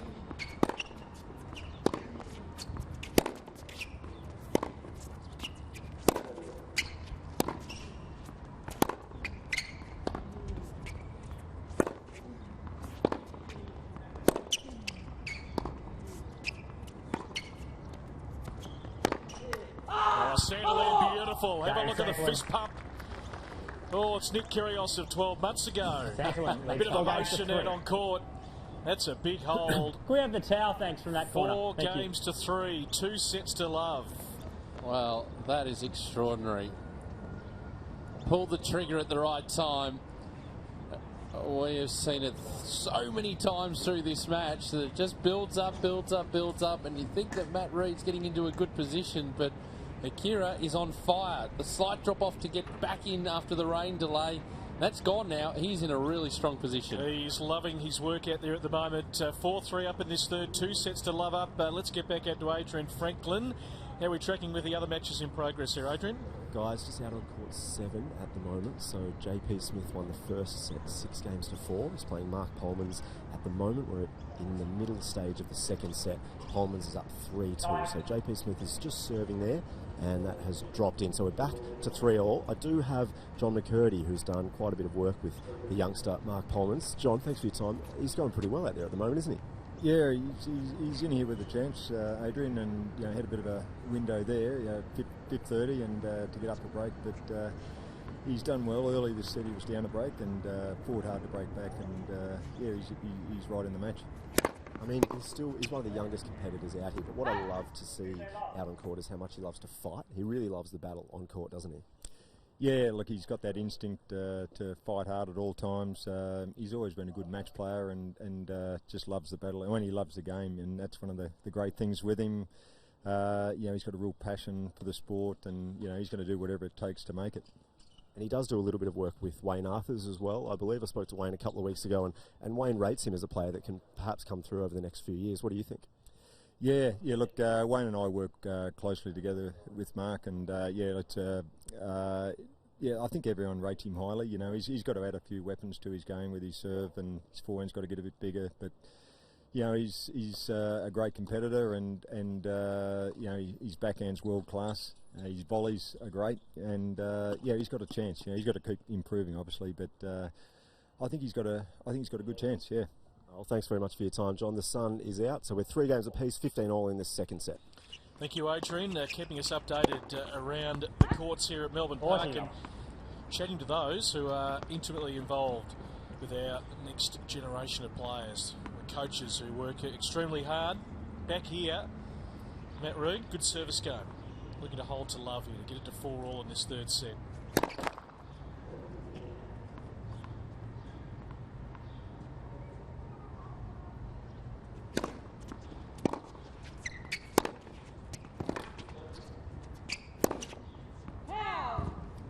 40-15.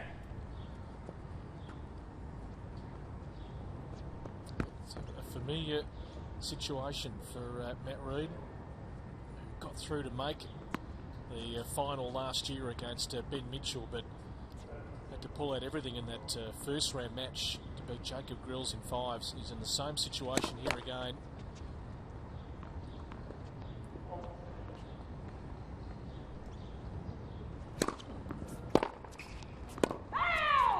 So he's able to hold Reid, just tries to get himself going at the back of the court. 4 games all in this third set. But the story of the day here is Akira Santillan of Queensland. 2 sets to love up. Trying to get to the finish line. No easy task. Well, is there some pressure on this serve? Right here.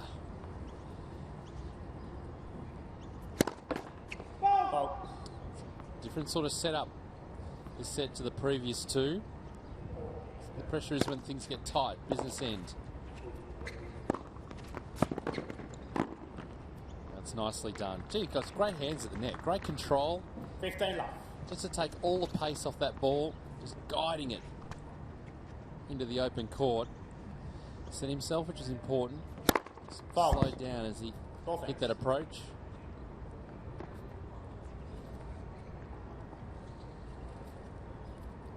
Yeah, sorry. Next. Second serve.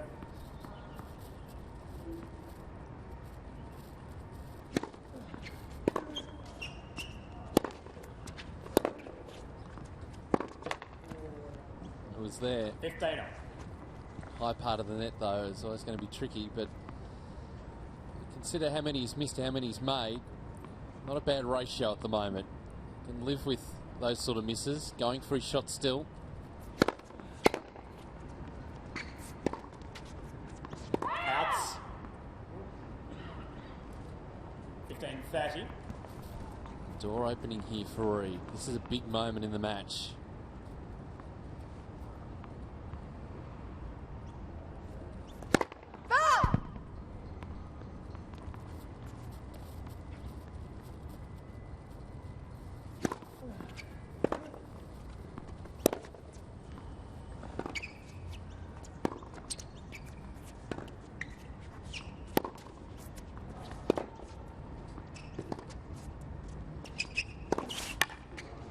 Just slipped over at the crucial moment. So now the door is open. So we go deep into this third set. You can see just sliding over.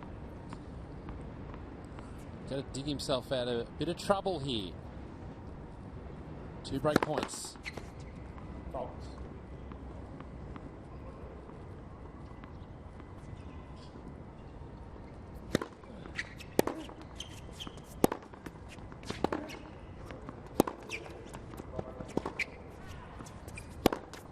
He's overhit it.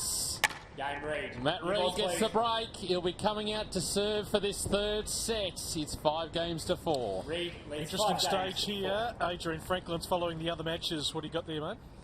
Yeah, it's an interesting stage out on court 5. So at the moment, Luke Saville, he won the first set 6-4, but now Brad Mousley, he has fought back. He's leading 5-2. So he's in the yellow at the bottom of the screen. Right now, Saville serving at 15 love, but at the moment, Mousley looks like he'll probably take this one out and get to 1 apiece. So we'll stay here for the moment. Now sitting at 15 all. So Mousley, he's fresh off victory in the 18 and unders over the weekend, so he's in good form. Luke Saville's just serving at the top of screen. So we're sitting at 15 all. Saville is 2-5. Thanks for that, Adrian. So we stick with some of the action on court 5. A good crowd, Adrian, out there as well. We can see the school kids are there too. I'll take that as a yes, they are. Yep. You can see them there, courtside. They were in the hot shots earlier. Now just kicking back, enjoying a bit of tennis. So we'll leave that game there for the moment. Keep you updated. Back with Matt Reid, serving for the third set.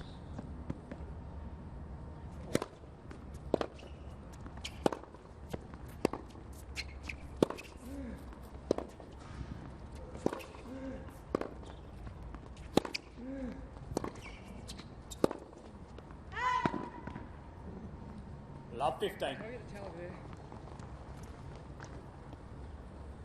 So this is the biggest test for Santillan across this match. It's one-way traffic for 2.5 sets, but momentum has definitely shifted.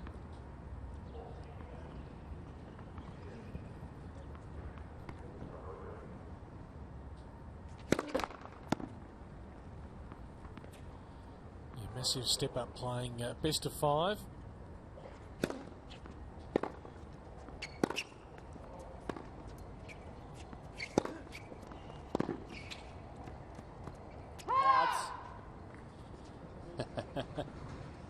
Really just making sure it's close. 15 on.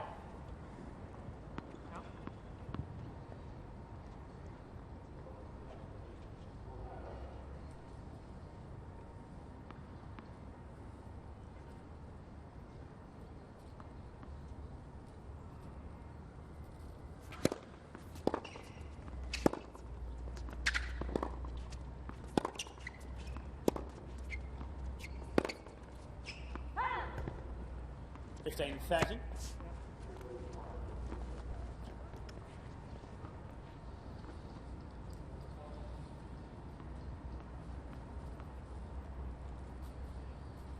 interesting, Pete, to watch Santillan between points now. He's been out there a long time. Fault. Only 16, and whether he can just go the whole journey here. Net. Second serve. Yeah, I've heard something, so I don't want to guess at it.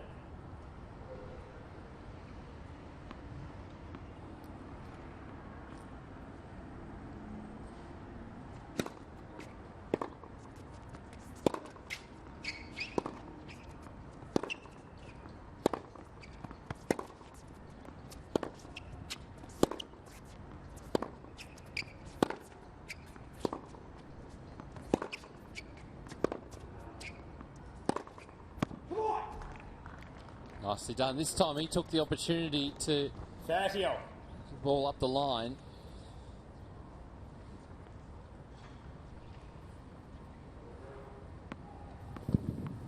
Tim swinging more in Reed's direction now.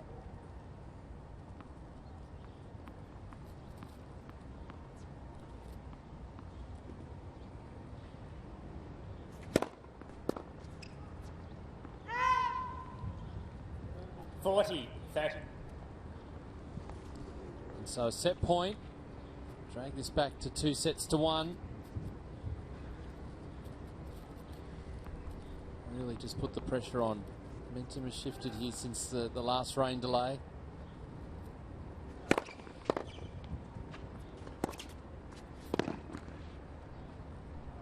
That's a good way to finish the sets.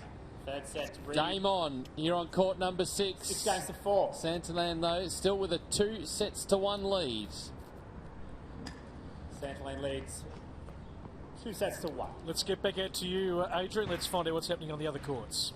So out on court 7 guys at the moment. Mark Polmans, he lost the first set 6-4 and he's down 5-3 in this one against JP Smith. So the sun is out. It's actually beautiful out here at the moment. JP Smith is up 30-15, so he's 2 points away from taking the second set out on court 7. Mark Polmans is in the white at the top of your screen and he's just hit that one in, so we're back at 30 all. So 5-3, JP Smith leading in this one.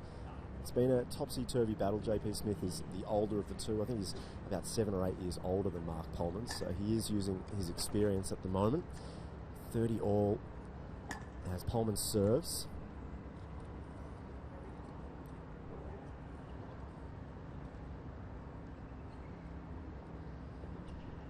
And JP Smith just dumps that one into the net. So it's game point for Mark Polmans. He has to win this game to stay in the second set, and you'd have to think to have any chance in the match as well. Obviously just spoke to John McCurdy, who's done a lot of work with Mark Polmans. Wayne Arthurs is another coach that's doing quite a bit of work with Polmans. He's still only 16 years of age, so he's doing very well in his first playoff performance here today, as that one just goes out. So he's held. JP Smith goes to the chair, leading 5-4. So he'll come out to serve for the second set and take us 2-0 lead. And Just a score update out on court 5 as well. Luke Saville's up 6-4. Won the first set 6-4. Right now, Bradley Mousley is up 5-4. So he just broke in the previous game, Luke Saville, to take it back to 5-4. Match starting to tighten up, Adrian, out there. Yeah, it is. Mousley was leading and he looked, up and about, but at times Mousley can just get a little bit frustrated, and it's something that Luke Saville doesn't show out on court. He's very calm, particularly throughout this match. So Saville just serving at the bottom of the screen there. He's up 15 love, and he'll be hoping to get this back to 5 apiece. As the sun is out, guys, it's nice and warm here, so no complaints from me at this stage. You'll have to move from the long sleeve to the short sleeve arrangement then. And I can do that too, Pete. I've got that one ready to go. Got the wardrobe ready, which is always good to see. We were talking about the crowds earlier. A reasonable turnout today considering the conditions, but good turnouts on the other courts as well. Yeah, every other court. At the moment we've got court 5, 7 and court 8 going as well. Yeah, definitely. The school groups arena, as we've mentioned, a lot of the players are out and about, and just some patrons have come down. So all throughout this week, get down here. It's free. There'll be plenty of exceptional tennis. So Luke Saville serving here at 30 love. So he's looking to get this back to 5 apiece. Fault 1 there.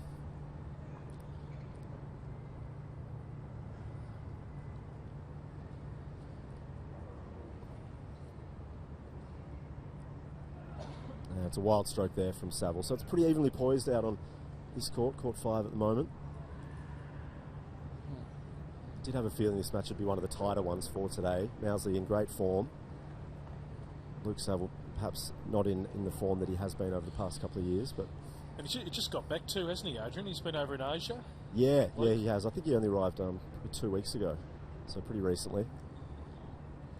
But this is a match that he'd be expecting to win for sure. As that one is out, so 40-15 now. Luke Saville serving at the bottom of your screen, 1 point away from getting this back to 5 all. And you have to think if you can take the second set in a best of 5 set battle, it's going to be very difficult for Mousley to come back. Just an update also, Dane Propoggia. He's serving for a 2 sets to love lead, so that's out on court 8. So he was down, I think 4-1 against Van Pepperzeel. So he's obviously come back. He's serving for 2 sets to love lead there as Saville serves.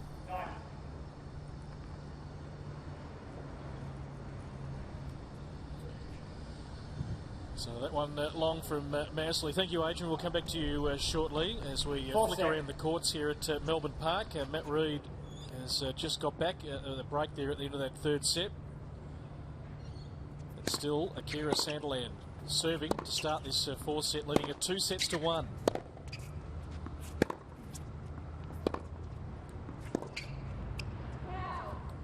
Love. And Victoria on Twitter says, I went to grade school with a kid called Matt Reid. Hashtag AO Playoff. Hashtag relevant thoughts.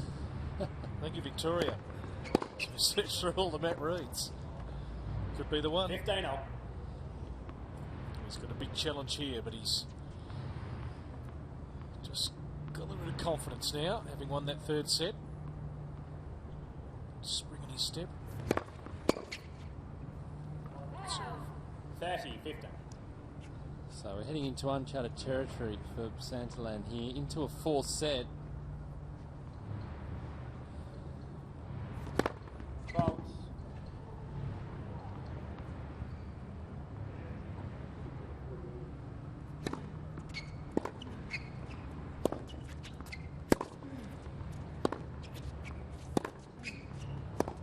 Interesting, the frustration was building up, and at the end of the set, Santillan got a code violation for audible obscenity.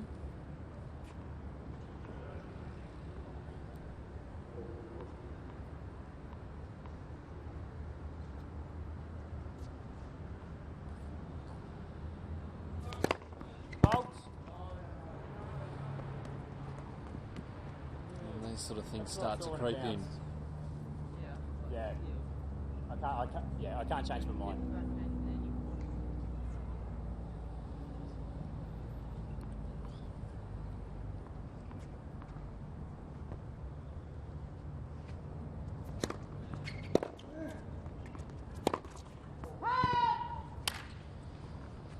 That one missing though. 30, Finding 40. the lines in the opening 2 sets. Just got to keep his composure here.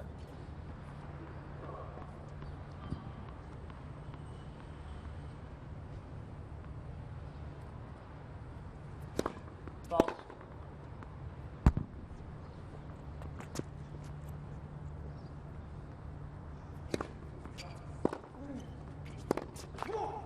Game read. Just a step slow at the moment too, Santillan. First game. Complete shift in this match now. It's Reed in control.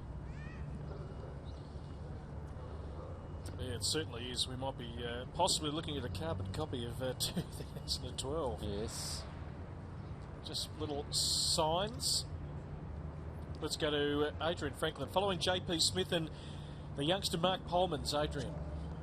Yeah, JP is serving at the moment. He's facing 3 break points, and that is a break. So Mark Polman's, he breaks back, and it's now 5 games apiece in the second set, and he had to get that one. No, the scoreboard has just readjusted itself. So we're actually now at juice. So that's completely incorrect. So JP Smith is serving top of screen. We're at juice, and he is 5-4 up. So still a big game here.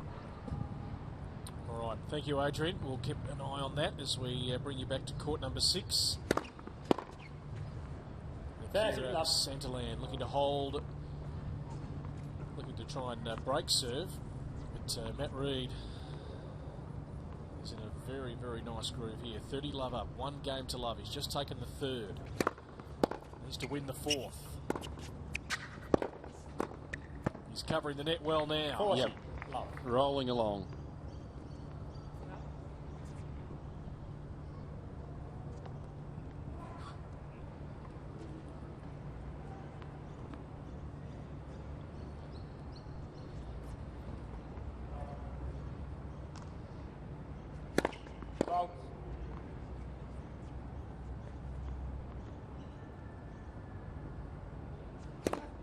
Folks, 40-15.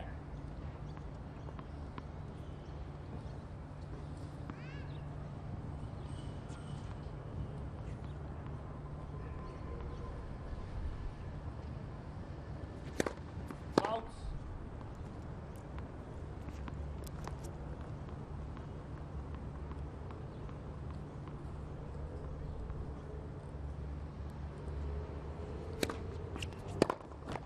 Game Reed.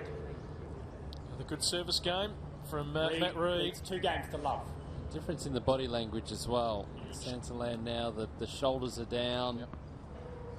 Missing balls he was making the regulation in the first 2 sets. So Matt Reed bouncing around, a lot more positive.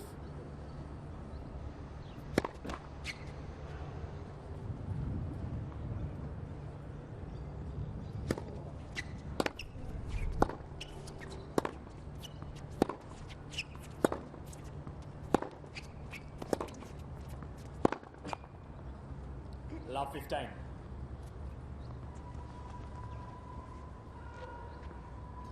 Certainly had to work hard to get into this position too, so it's starting to take a toll.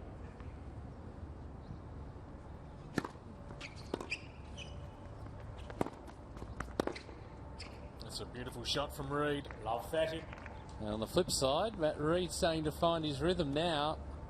It's amazing the turnaround. It's happened in the blink of an eye. Yep, just 1 rain delay too many. 15, fact. As we know, matches can turn pretty quickly.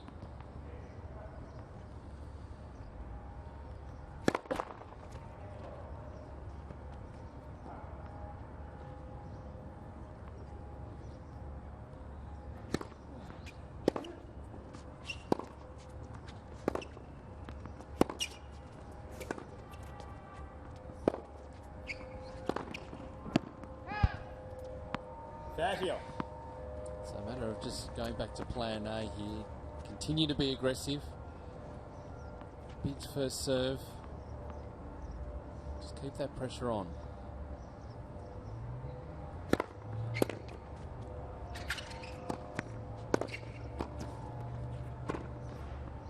That's beautifully done. Guess right. 30-40. He was already moving into that ad court corner. Wasn't a bad volley, but Matt Reid stayed in that corner. Yes.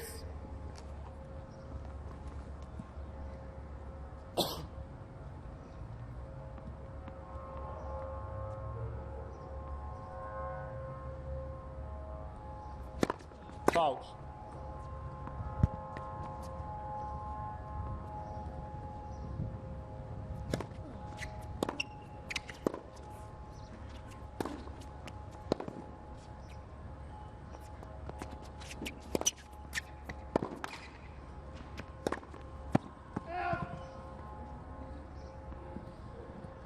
I'm not going to bet start over rule no one. Let's have a look at it. Advantage Santillan.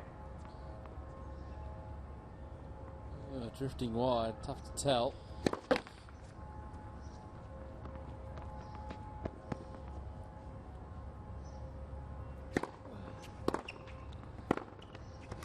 That's an important hold. Very Reid important leads 2 hold. games to 1. Still keeping himself in this match. To the great start, Matt Reid fighting back. It's an arm wrestle now in this 4th set. The first of 4 games on a big day of tennis here on our broadcast court. Just saw Ben Mitchell courtside a few moments ago. Coming out to have a look. He'll be next up. 3rd seed here at the AO Wildcard playoff. Taking on Harry Bashir, the Tasmanian. Casey Dellacqua will be next up against Madison Inglis, young 15-year-old. Been playing on the junior circuit this year, and then Yamilagaitis over Jelena Dokic. They've got to wait to the end of the day before we'll see them. Court 5, 6, 7 and 8, all occupied with 4 matches. Adrian Franklin is out and about. He'll keep us updated all day with the other 3 games in progress. But a couple of rain delays. The sun is out, looking okay for the moment. Hopefully it'll stay that way. And that man on screen has played some outstanding tennis, but now been met by a more experienced campaigner who's just found his rhythm, Matt Reid.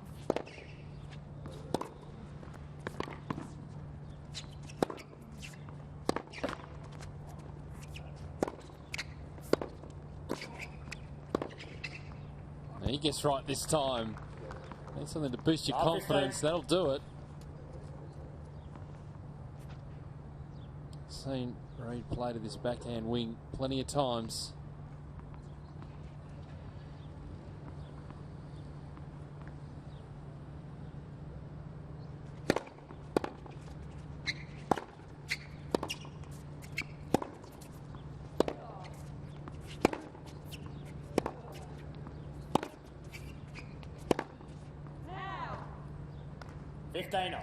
Just missing, but the right play.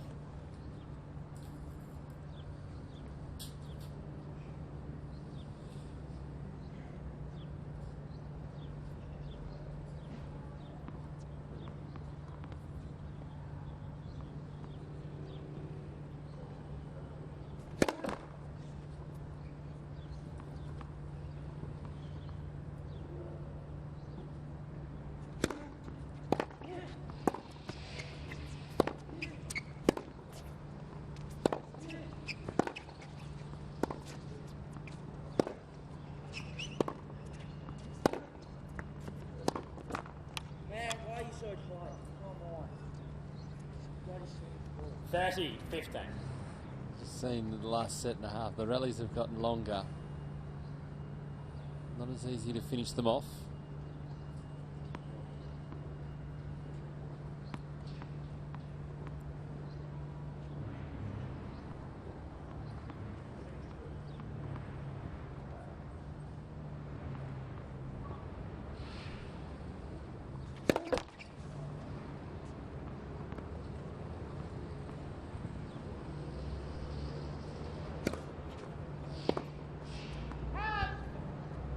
$40-15. There's too many free points now for Matt Reid. as Santillan. Just need to tighten up.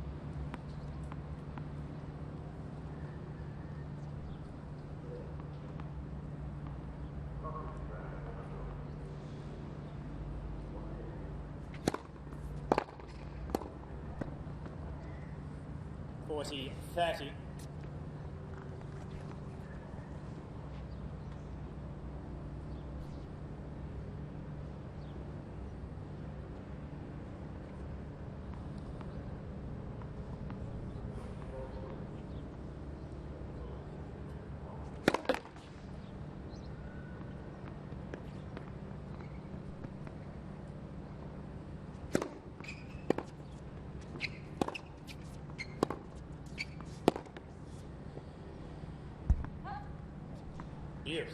Some scores on the outside courts. Yeah, Luke Seville, just word coming through. Pete has just won the second set against Brad Mousley, so 2 sets to love up. And that best of 5, that's live out on court 5 at the moment.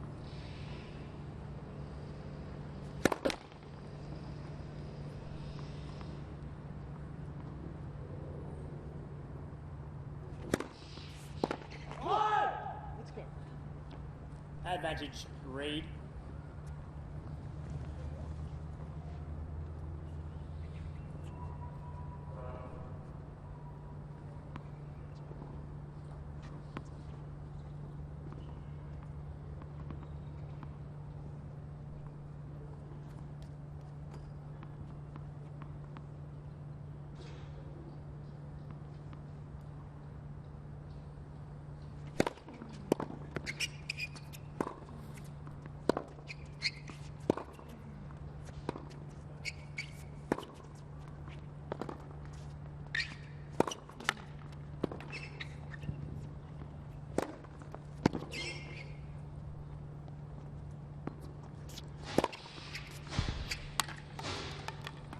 Oh, it's good scrambling at the back of the court from Santillan, but Reed in control. Reed leads 3 games to 1. 3 games to 1 now. We are heading for 5, I think. You're right, Akil. Just about a sure bet the way this is sort of tracking. The overhead. Straight through him. He's finding it tough at the moment, the young 16-year-old. 5-set match.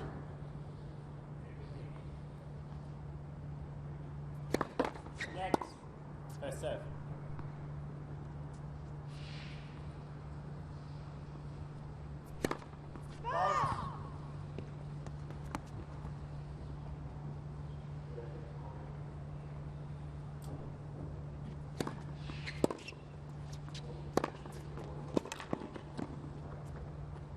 Love.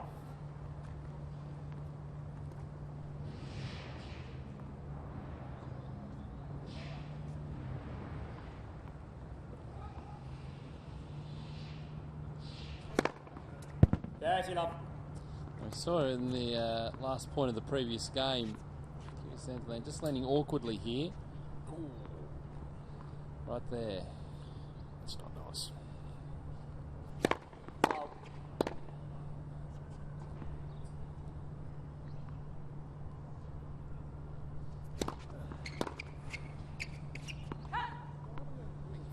Love. So this is what he needs, just good quick service games.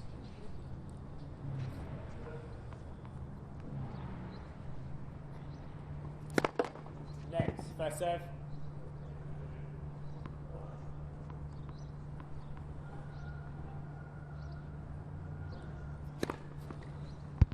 That's a great serve down the tee, so he's able to hold. It's still Reed leading at 3-2. Reed leads 3 games to 2. Santillan leading at 2 sets to 1. Well, let's go to Adrian Franklin. He's standing by with a man that really needs no introduction at all. He is a legend of tennis, Adrian. He certainly is a legend of tennis. Tennis royalty, I reckon. He's a good mate of mine too, Ian Barclay. Welcome, Barkers. You've been walking around watching some of the tennis. Thanks, Adrian. Yeah, very impressed. The weather's a bit of a no-no at the moment. Typical Melbourne day, rain one moment and then sunshine the next. But they all seem to be adjusting to it. It makes it a little bit tougher. Great experience for all of them. Now, obviously, you've worked with Pat Cash. You were coaching him when he won his Wimbledon Grand Slam. You've worked with a number of young players. Going back to those years and now looking at some of these youngsters here, what are some of the differences that you notice when you're watching these players out on court? Well, the size, number one, although amongst the Australian boys we don't have any of those 6'10" giants, but we've still got a lot of big boys. And I think athletically a big improvement. Some of them look very fit to me, which is just great to see. So somebody's been doing a very good job in that area, which I just love, because unless you can give it 100% all the time, you've got no chance in today's climate of tennis. And you've been watching some of the match out here. We were just talking about Akira Santillan taking on Matt Reed. Santillan was up 2-0, but he's struggling now a little bit. He lost that third set, and it seems Matt Reed's on top in the fourth set as well.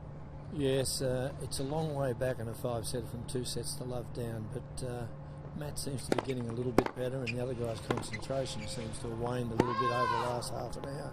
I only hope he can get it back and keep it interesting. 15 up. So right now, 3-2, Matt Reed leading. He's serving there at 15 love. What would you say to someone like Akira Santillan in this position, who was up early, but now, you know, he's been off the court 3 times, he's had to really think about it, and he's struggling. What's some piece of advice that you could give to the youngster now? Well, to think about how well he played the first 2 sets, to go back to what he was doing, not do anything different. He seems to have put his head down a couple of times, which I don't like. Just because he's lost 1 set doesn't mean to say the match is over. He still leads 2-1.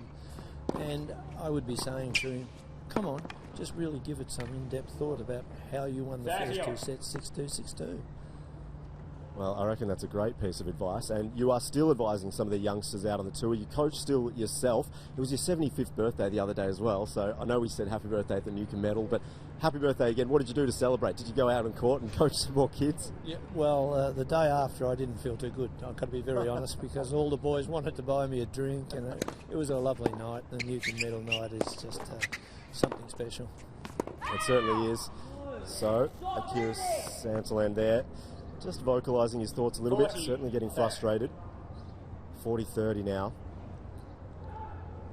And so you're here for the rest of the week. You're going to go and watch a bit more tennis, Barkers? Yes, going to go and have a look at the babies play, the under-12s, and just see what our future looks like. I know what's gone, but I want to see what's coming. As Matt Reed's just serving here, 40-30. And he wins that game, so takes another game, and he's 4-2 up. Ian Barclay, thank you so much for your time. We'll see you soon, okay? My pleasure, Adrian. Back to you, boys. Very nice. Thank you, Adrian. Thank you, Barkins. 4 games to 2 now. Reed in this 4th set. Next. That's it.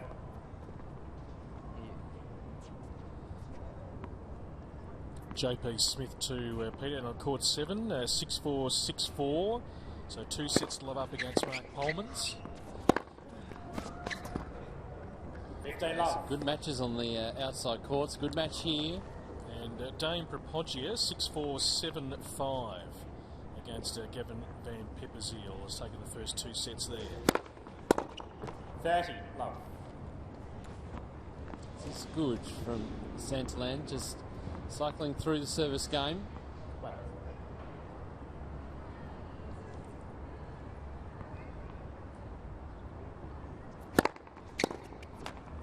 40 love.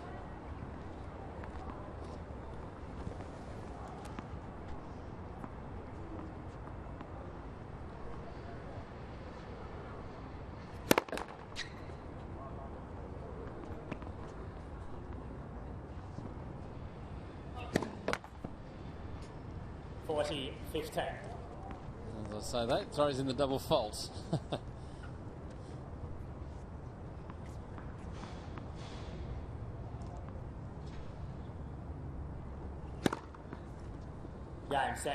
Good success with that serve out wide today. He holds. Reed though with the break. 4-3 now in this 4th set. So at least he's been able to get through some quick service games here, but just needs to find a way to make some inroads on the Reed serve. Otherwise, we're going to be heading for a 5th set here at Melbourne Park.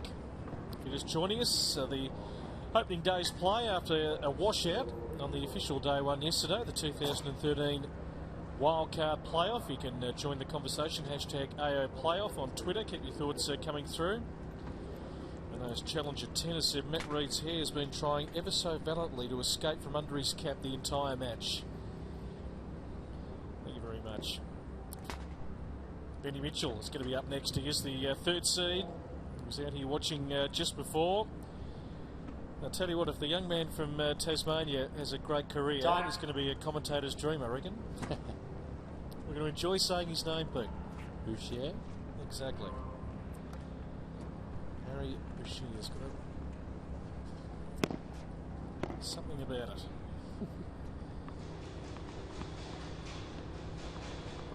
So let's see if Santillan can make any inroads here on the Reid serve.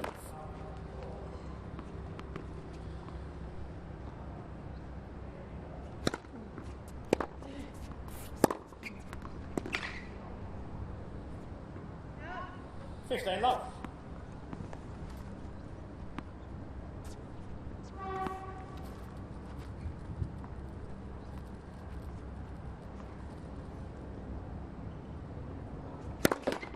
Fault.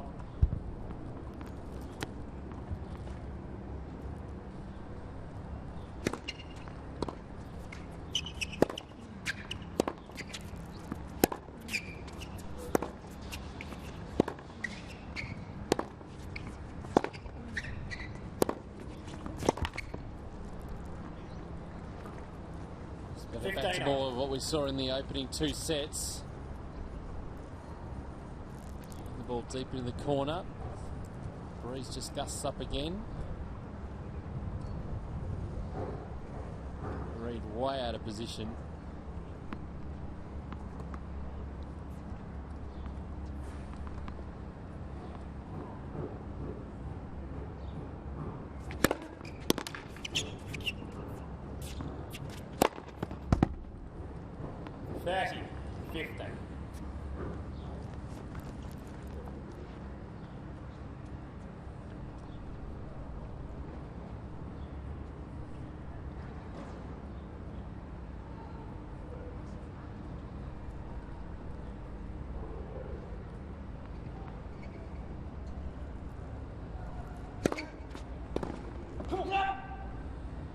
Forty, 15.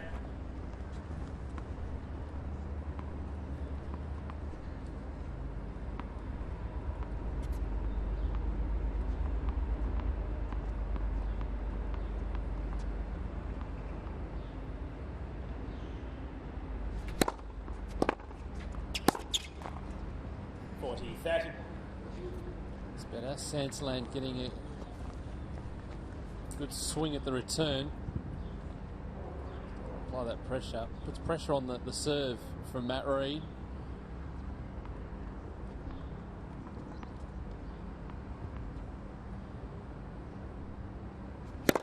Fault.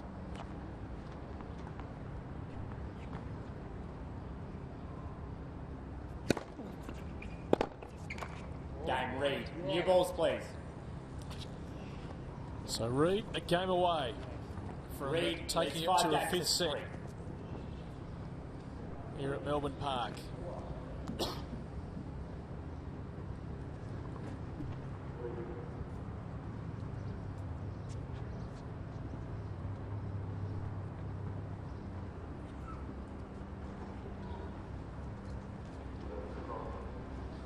Now, certainly all the signs are pointing towards a fifth set. I've been impressed with the way Santillan has served throughout the match.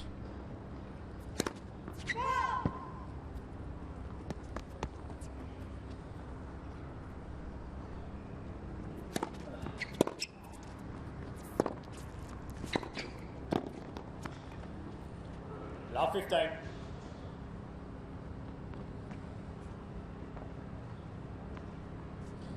Back to the first two sets, and he was making those. Good pressure, fatigue thrown in as well. Love 30. Wow! As Ian Barclay said earlier, losing concentration too. Just frustrated with himself.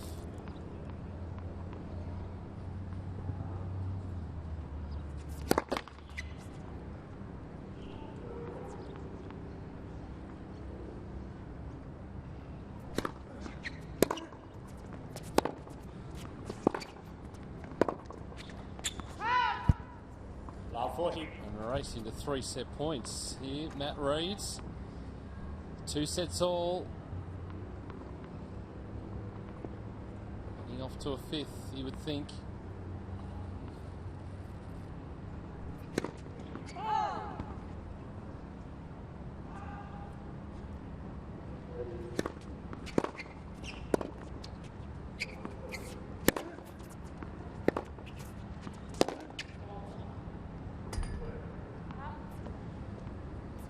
$15.40.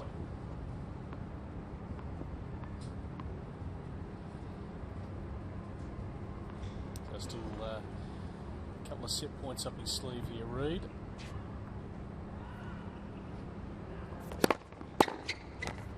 Great serve. 30-40.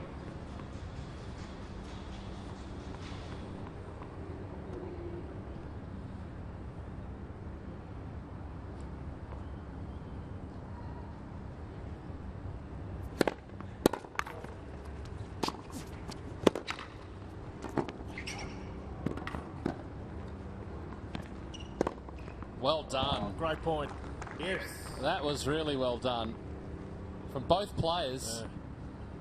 Great movement around the court, good speed. Santillan, what a reach there. Good presence of mind, Matt Reed. The dead run, just putting up the lob. Just got in position, Santillan, early there. Saving 3 set points.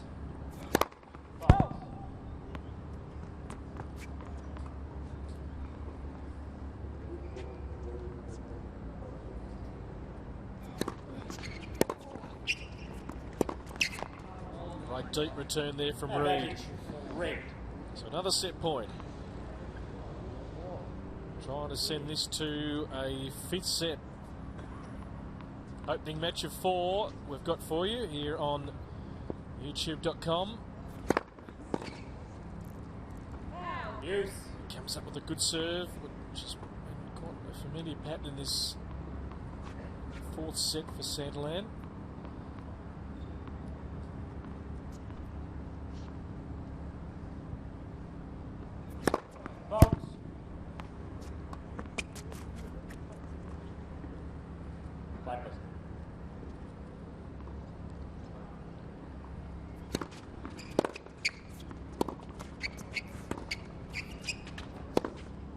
Great pass. Oh, that approach, there's really nothing on that. It just set up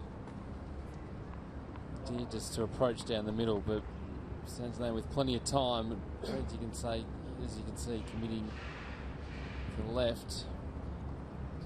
No chance here for 5-4. It does. So Matt Reed now will come out and serve for this 4th set at 5 games to 4. We'll be back at Melbourne Park in just a moment. All the tennis action to continue. Don't go away.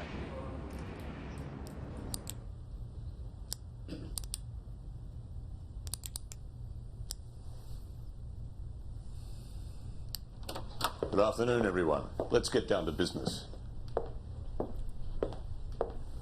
Apologies for the delay. I got caught up. Get caught up in the Australian Open this summer. Tickets are on sale. Book now. So 5 games to 4. Santillan flew out of the block. 6-2, 6-2 the opening 2 sets. Matt Reed fighting back. We've had plenty of rain delays. Time.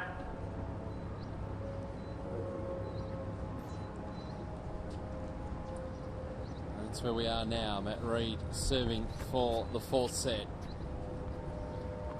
Well done to Santillan, saving 3 set points in the previous game. And he's got to keep fighting here. 15 love.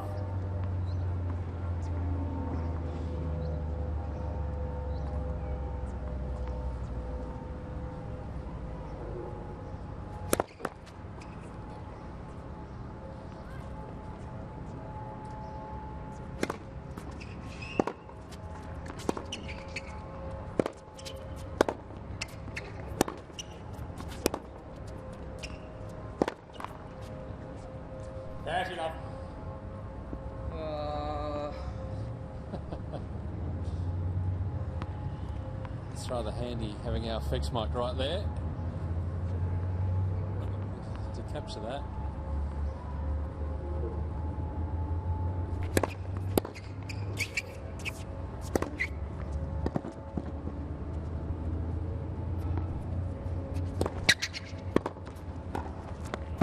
Beautifully done. That is lovely. Great touch. Low down. Santillan guessing right. Full stretch. Did really well. So another couple of set points here. Send it to a fifth.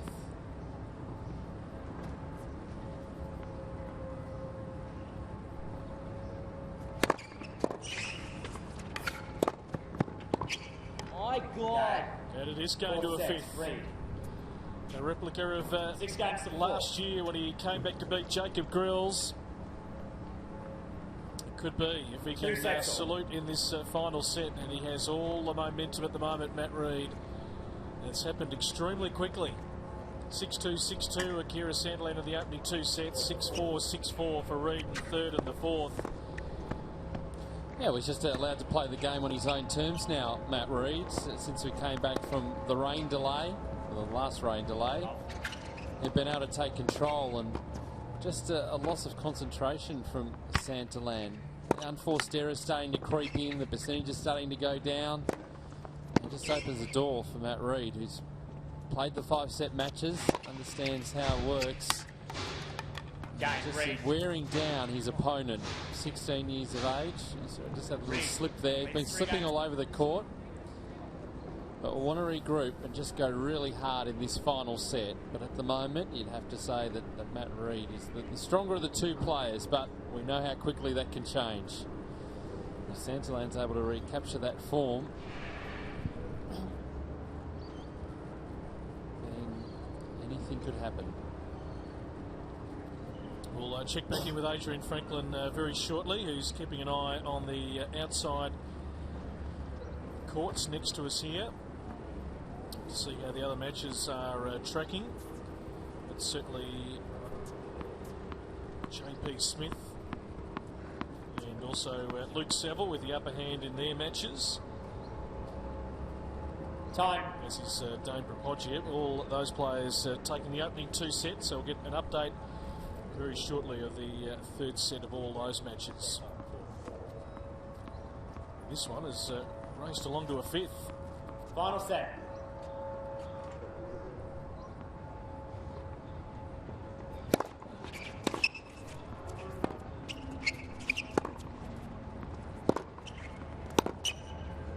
More. 15 love.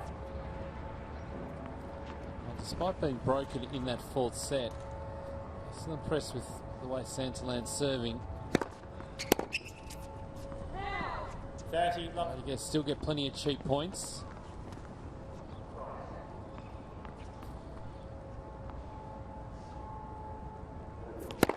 Next. That's it.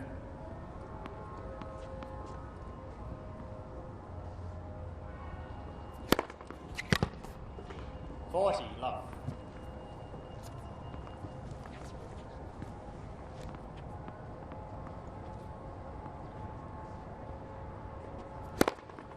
Game Santillan. First game. Good statement to make in the opening game of the final set.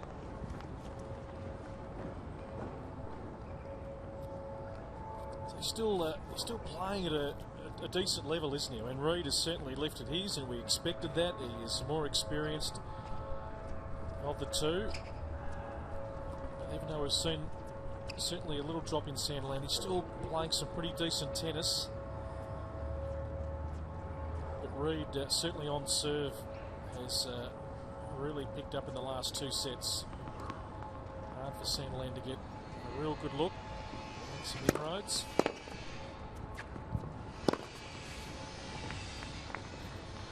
Certainly Matt Reid's serving percentages have improved as well. That first serve.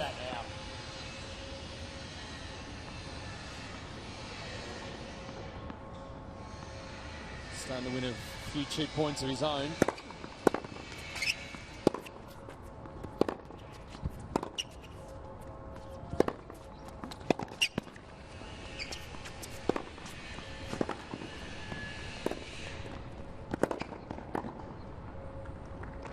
play. That's how hard he's going to have to work if he's going to win this match. There's going to be some right. long rallies along the way here, you'd suspect. This being one of them.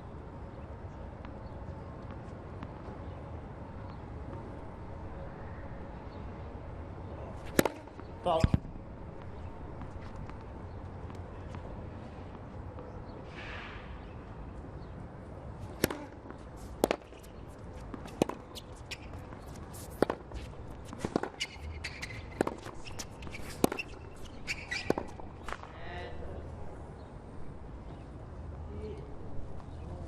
As he says, the footwork, just need to move his feet into a better position.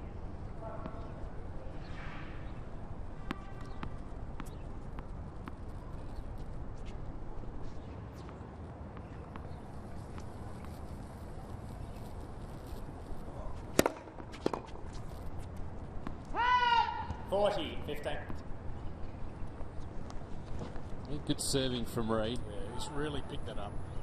Very noticeable. Heavy first serves now, immediately putting Santillan on the defensive. Game Reid. Yeah, he is finding his range at Matt Reid. It's going to be tough for Santillan to break him in this final set, so he's got to at least keep his end of the bargain.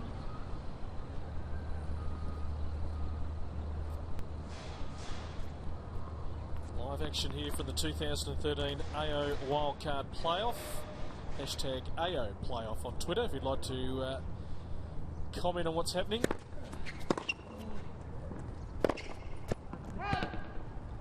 Love 15.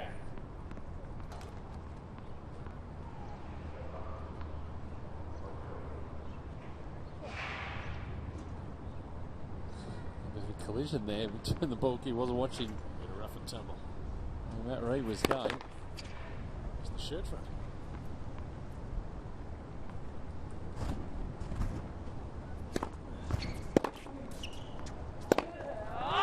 Come on, mate. Love 30. And just the wheels just fell out there. You can see the little collision there.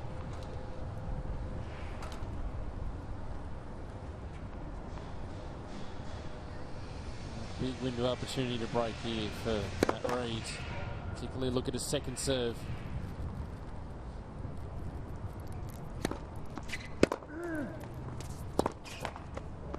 Love 40.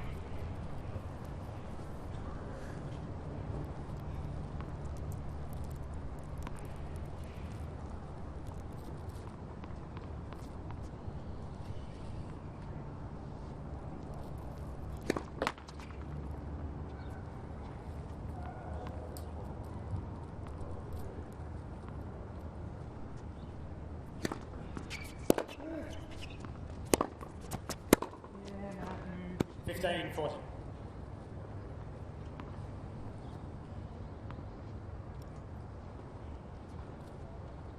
Still got plenty of opportunities here to break, but seen Santillan serve his way out of trouble a number of times throughout the match.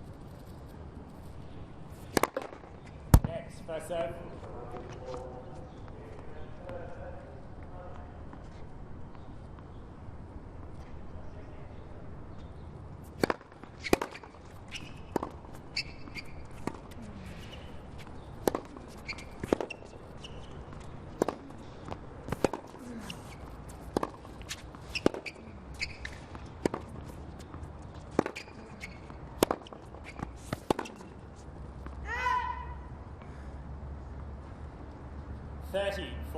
Just an update on Court 5. Luke Seville won the opening 2 sets against Brad Mousley, but the under-18 champ has just fought back to win the third set 6-2. So going to a fourth set and on court number 5. Yes. What? And there's the fight back. You needed that one. Getting the big first serve, doing the job.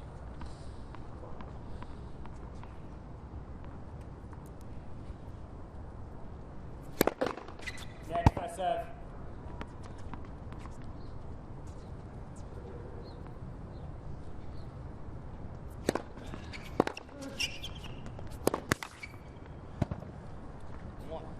advantage, Santillan.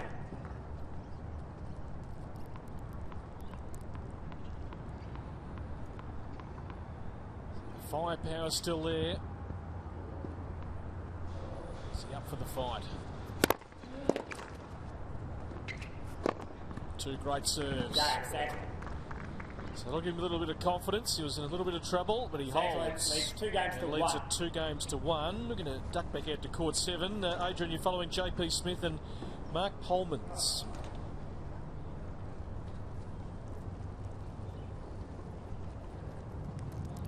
Serving, bottom of screen, 5-4 up. So it's love 15. He lost that first point, but he is serving to take this third set and the match.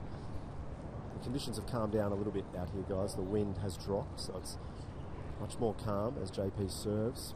Love 15.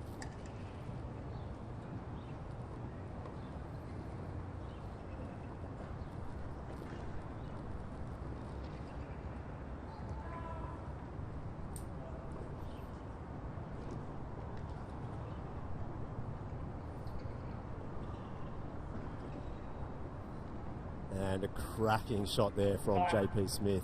Uses all his experience coming to the net. The drop volley, we're at 15 all now. Okay, so JP the first 2 sets. Just that score again, Adrian? Yeah, so he won Third the first 2 sets, 6-4, 6-4. He's 5-4 up now and serving at 15 all. All right. So JP Smith looking to close things out there on court number 7. Luke Seville leading 2 sets to 1 against Brad Mansley on court 5. We'll bring you a score on court 8 in just a moment.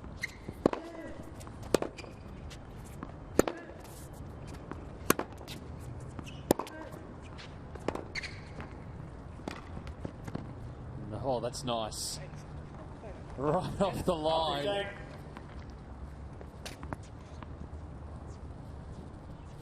So Dane Propoggia court 8 closing in on victory 6-4, 7-5, 4 all with Van Peppersey. We'll get Adrian to get an update of court 8 in his travels in just a moment.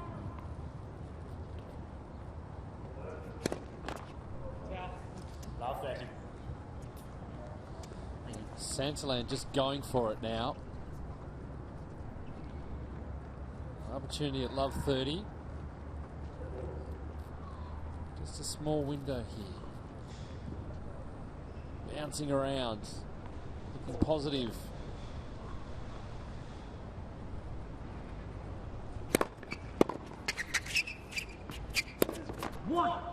Oh, now he's got 3 break points. Chance to go 3-1 up in this final set. I can't do that anymore. Okay.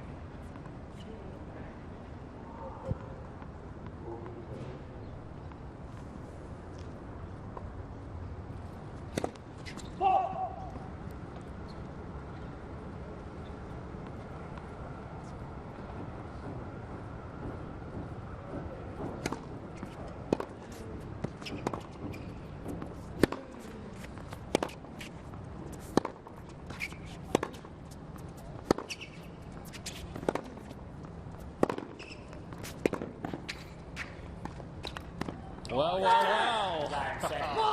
Great stuff. 3 games to 1 in this final set. Santillan leads 3 games to 1. And another turnaround in this match. There's some life in the young man yet. We might get out to Adrian Franklin with JP Smith, the top seed, as we take a look at that last point.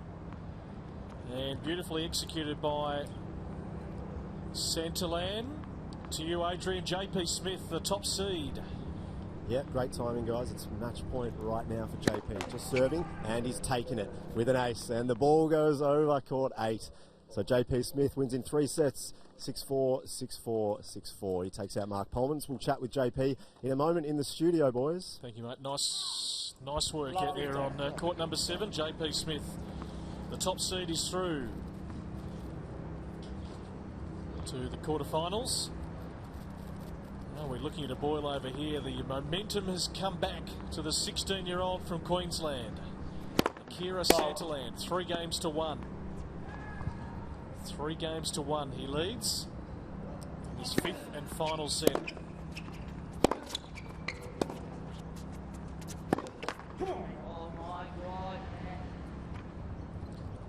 Love 30. Love 30, and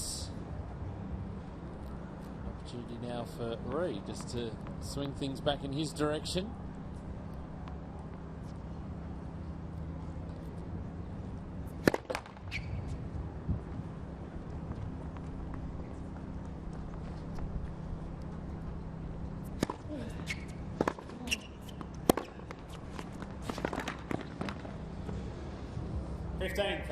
That's good thinking. So get back to that aggressive play, trying to get into the net. Maybe even throw in a serve volley at some stage in the game.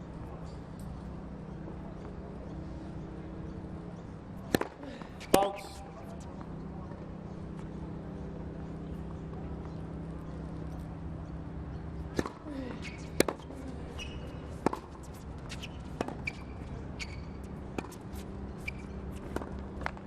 More. 30. More.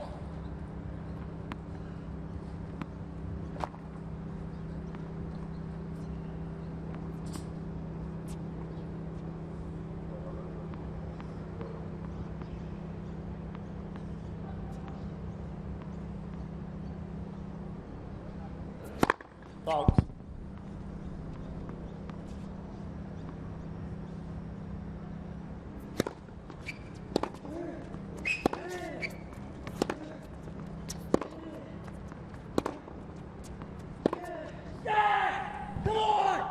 That's it. Had to go for it. 40. Fat. And the momentum has definitely shifted. Ball set up. Straight the line. Bolts. See, Matt Reed was way out of position anyway.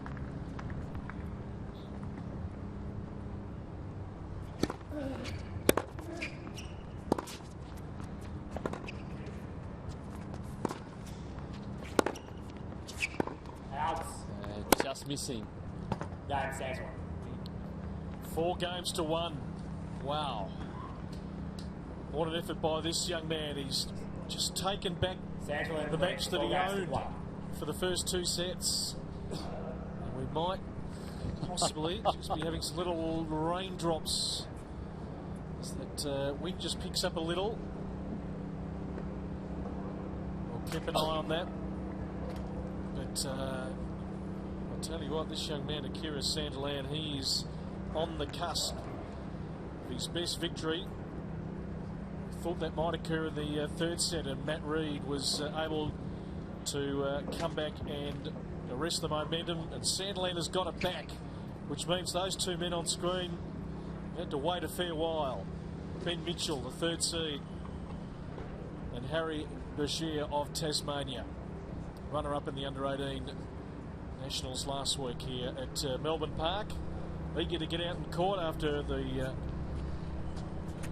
day 1 washout yesterday, and they've been out here watching the match at times, for going out to continue their preparations.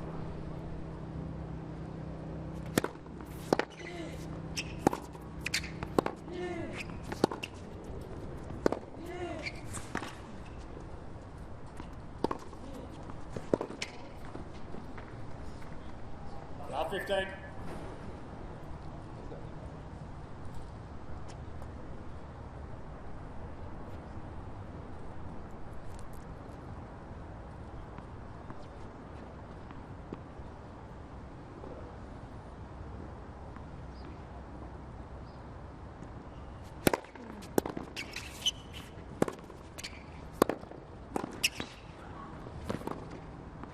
It's clever. Love 30. Every time he fires himself up, I think we could probably read Matt Reed's mind at the moment. But this again is going back to what we saw in the first 2 sets. Really swinging through the ball, being aggressive, taking the opportunities.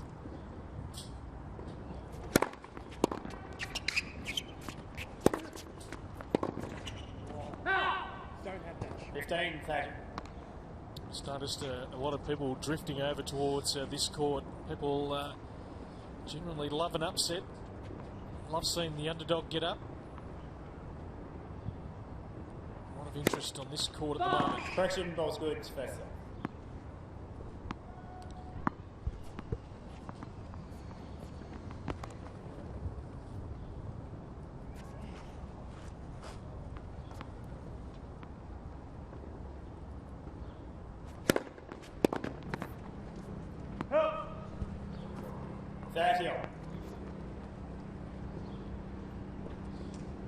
Serve his way out of a spot of bother.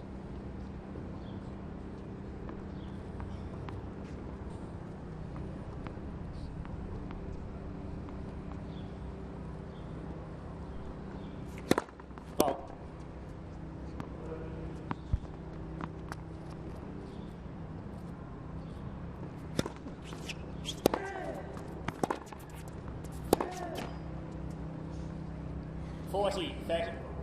Good success working into that corner. Just not nailing it that time. Point now for 4-2.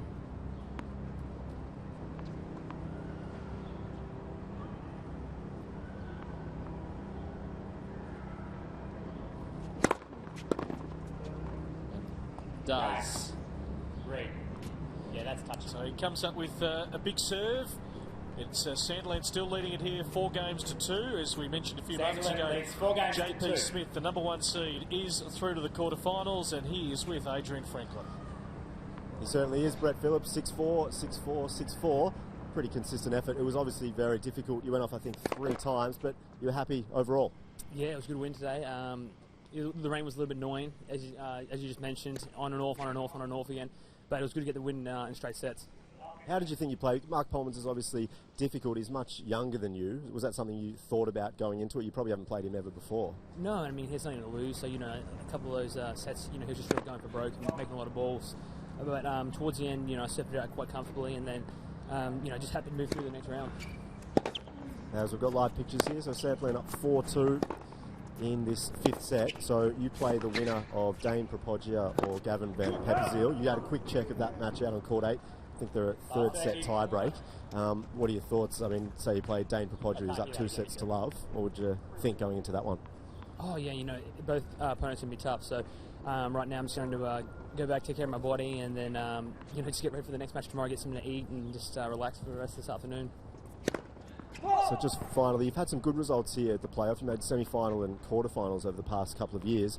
Is it a time of year where you just feel comfortable, you feel fit, and as though you're playing well? You always seem to play well down in Melbourne here. It's towards the end of the year, so you just try and, it's a good building block for 2014. So that's why it's good to get down here, have these sort of matches to get you ready for the start of, the AO series. We love watching you play. We love the fact that you're here and not in America for a little bit. It's awesome. JP, good luck in the next round. Thank you. Thanks, guys. Thanks, Adrian. Ball.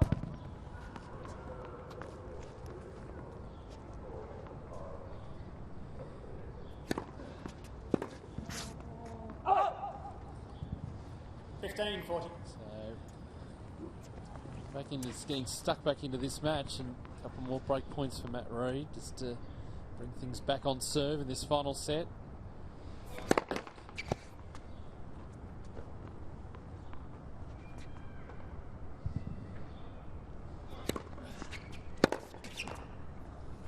More. 30-40. It's really a couple of nothing returns. Yeah. It's hard to know which way this is going to go at the moment.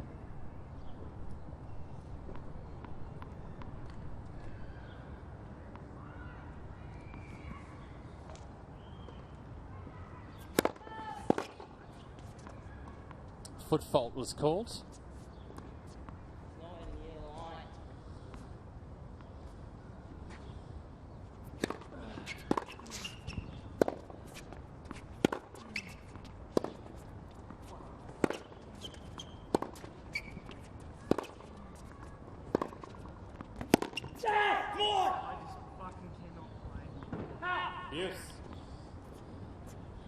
It's a matter of who wants to go and grab the match now.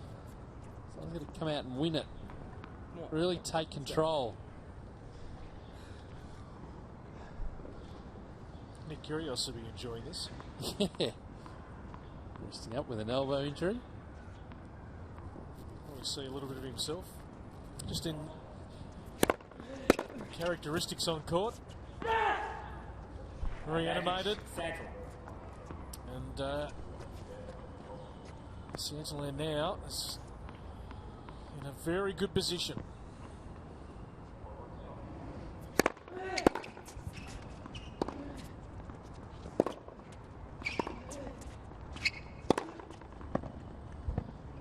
That was nice. Inside out forehands.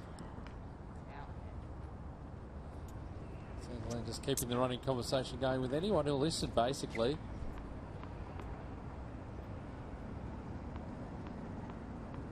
Just dropping in. Umpire was in good position for that one.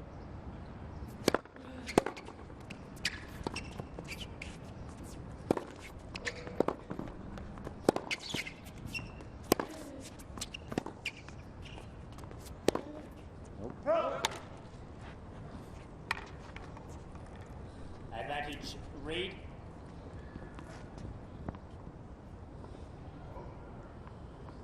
A roller coaster this game.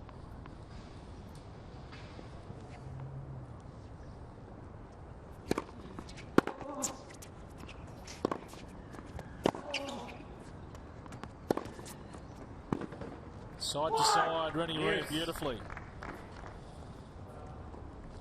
Yeah, it's just being able to string them together now.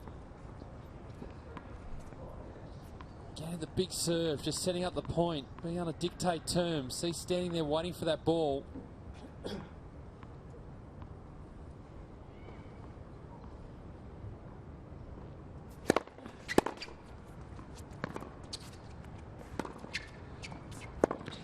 And again. Get down nice and low. He had time. Mark Draper, his coach, chatting with him early on in the match. He's got time to set himself. He executes beautifully. His technique is superb, isn't it? Point for 5-2. Box.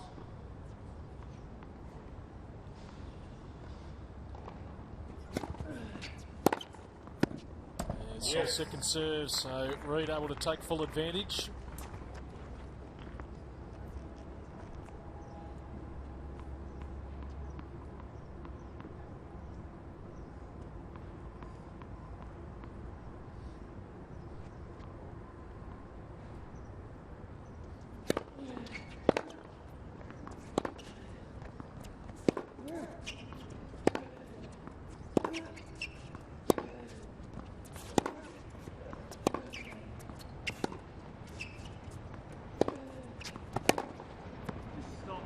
Draws the error. Advantage, Santillan. So hard from that position in the court. Reed to do anything other than just try and get the ball as deep as possible.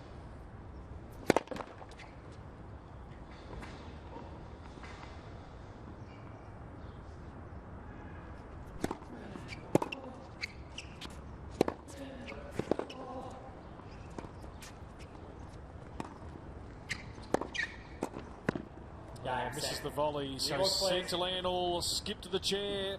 5-2. Fifth set. Opening round of the AO Wildcard playoff. Leads 5 games to 2. Can he put the icing on the cake? That to come.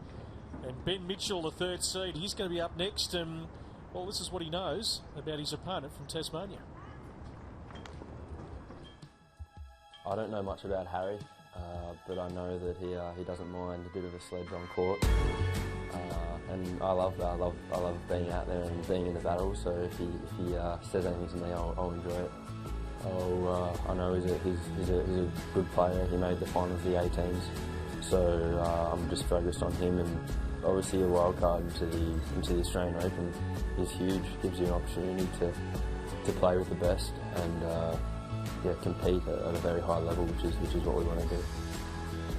You never know what can happen in tennis. So,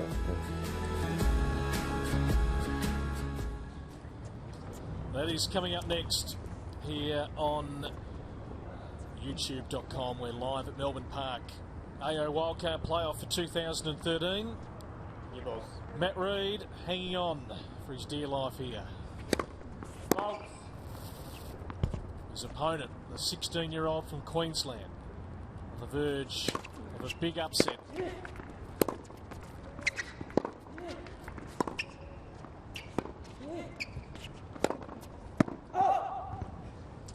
Does have the advantage of serving with new tennis balls, Matt Reid.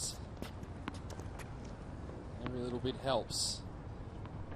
This match in the bottom half of the draw.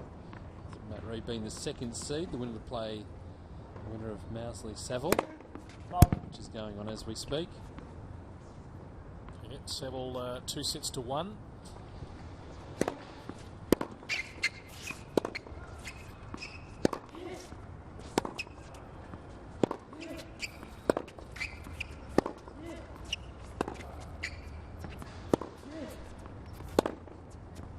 And just wide again. Love 30.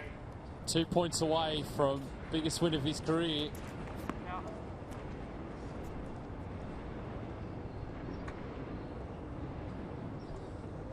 Just lost concentration. Second half of the third set and then into the fourth set. Still serving well. Now, he's found that second wind.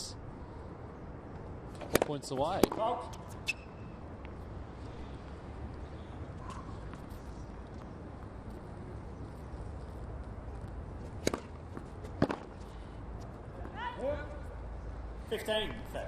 Dane Propoggia through 2, Pete. So he'll play JP Smith. Won that third set tiebreaker against Gavin van Pipperziel. And on court 8.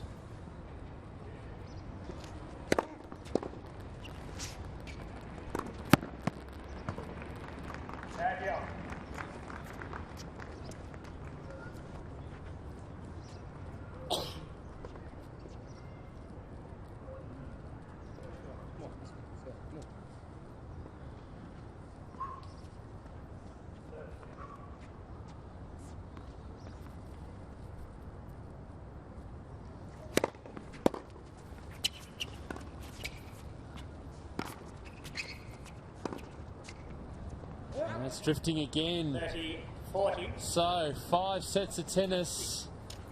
The 16-year-old from Queensland has match points.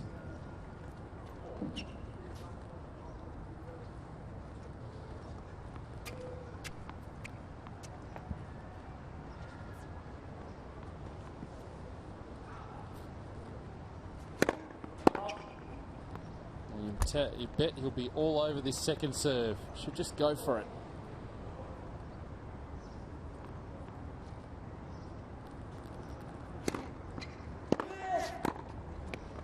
And he did.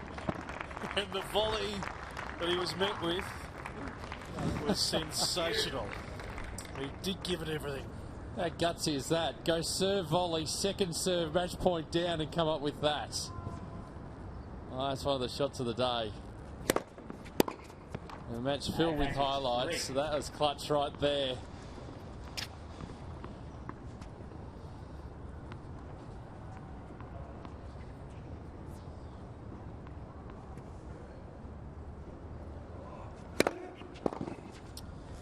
Well, he's going to make him serve it himself. Matt Reid. Santillan leads 5 games to 3. So now, to put the icing on the cake, can he do it?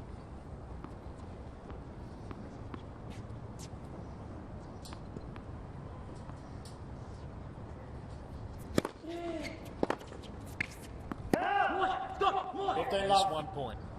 He's trying to really fire himself up now. It's been an amazing performance. Next, first serve.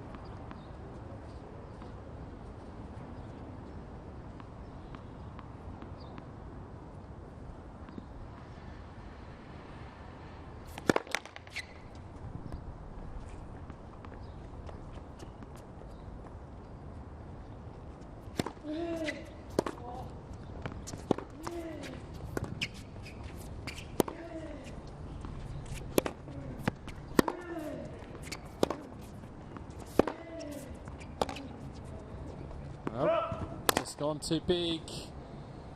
30-15.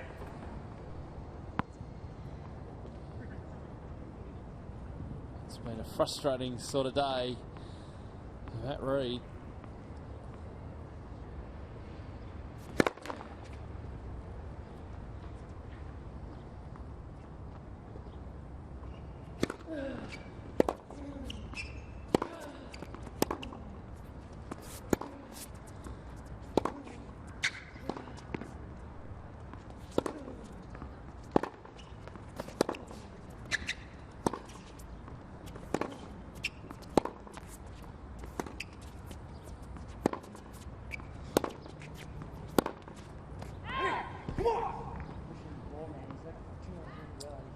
Just have to push a little bit there.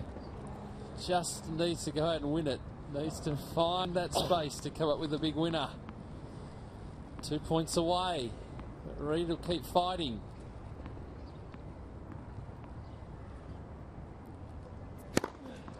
Bolts.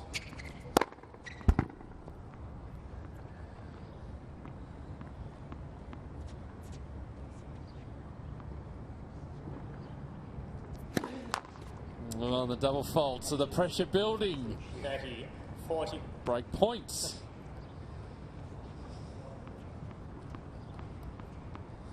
I can tell you, Matt Reid will make him wait as long as time will allow. Test the umpire here. Just every last second. Net. That's that.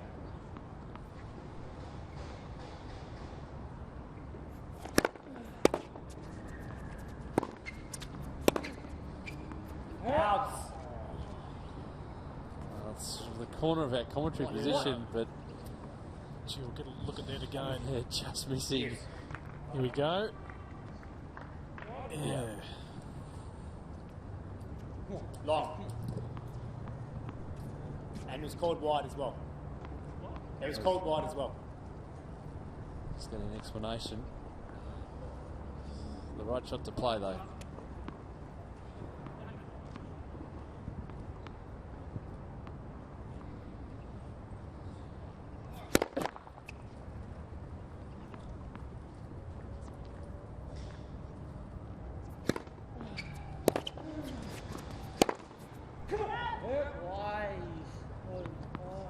Advantage Reid.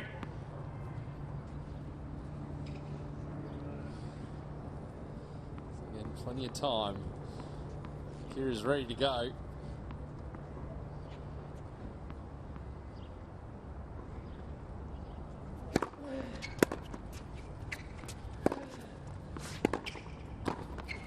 That's clutch.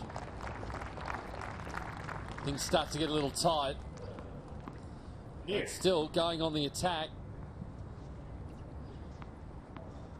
Nice deep ball.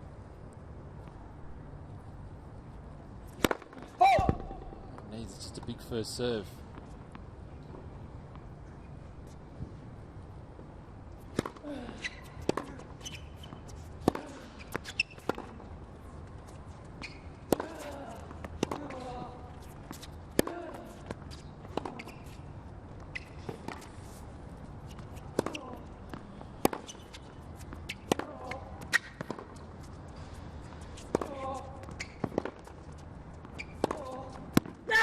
Got there. Oh, that was hard force. Advantage Santillan. Oh, it was a bit nervy too. He was pushing the ball around a little bit. But he's earned himself another match point. Oh, what he would give for an ace right now. Just to finish things off. He looks to the heavens. Says, help me. Don't make it harder. Match point. Number 2.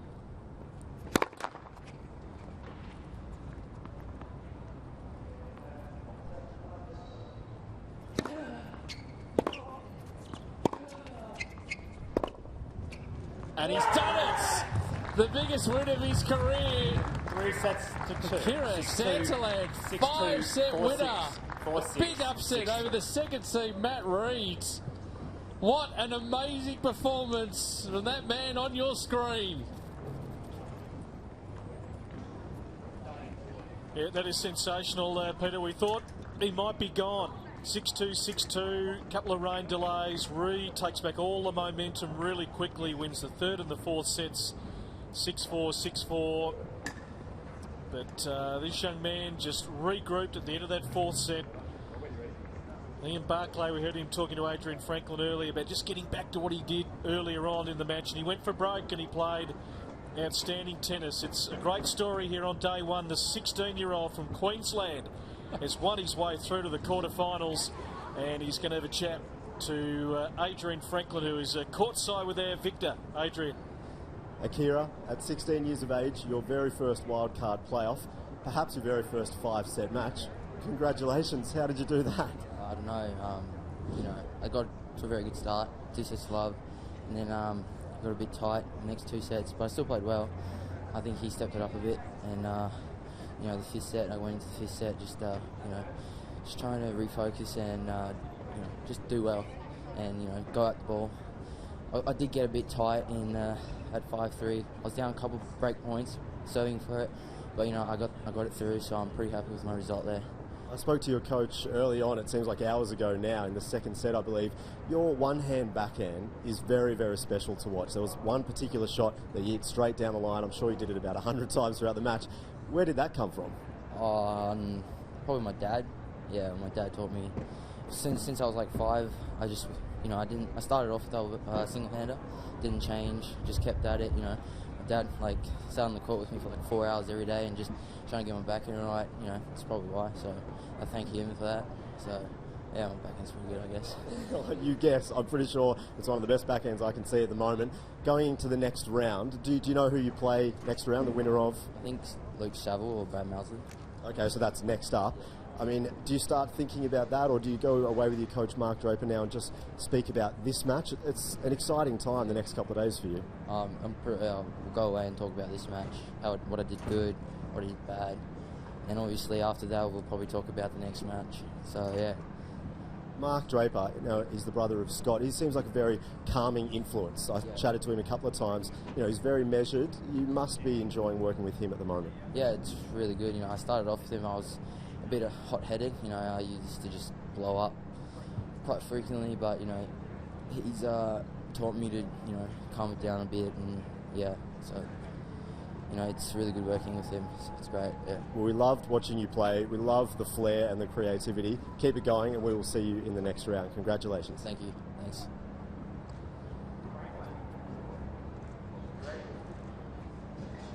Some major upsets on the first day of play at the 2014 Australian Open Wildcard Playoff, with the young 16-year-old Akira Santillan getting the win in 5 sets over the second seed Matt Reid. And the match was played on Santillan's racket for the opening 2 sets. He could do no wrong. A big first serve, heavy ground stroke, some nice touch as well, including that one there. And it was all going the way of the 16-year-old Queenslander, getting the better of the exchanges from the back of the court, and he was fired up. Matt Reid not really able to get into any sort of rhythm throughout the opening 2 sets. We had some rain delays along the way as well.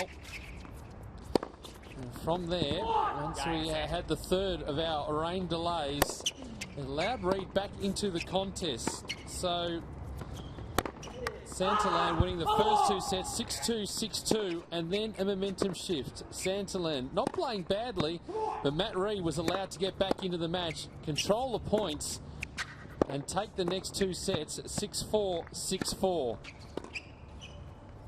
It set up an amazing final sets as well, which it could have gone either way. Santillan standing up with his serve. He was under pressure at the net, and Reid was throwing absolutely everything at him. He would have been liking his chances after the 4th set, but then again we had another momentum shift, and it was really from this point that Santillan was able to get back on top. He was fighting hard, and that was a clutch point right there. He was firing himself up all the way through that final set.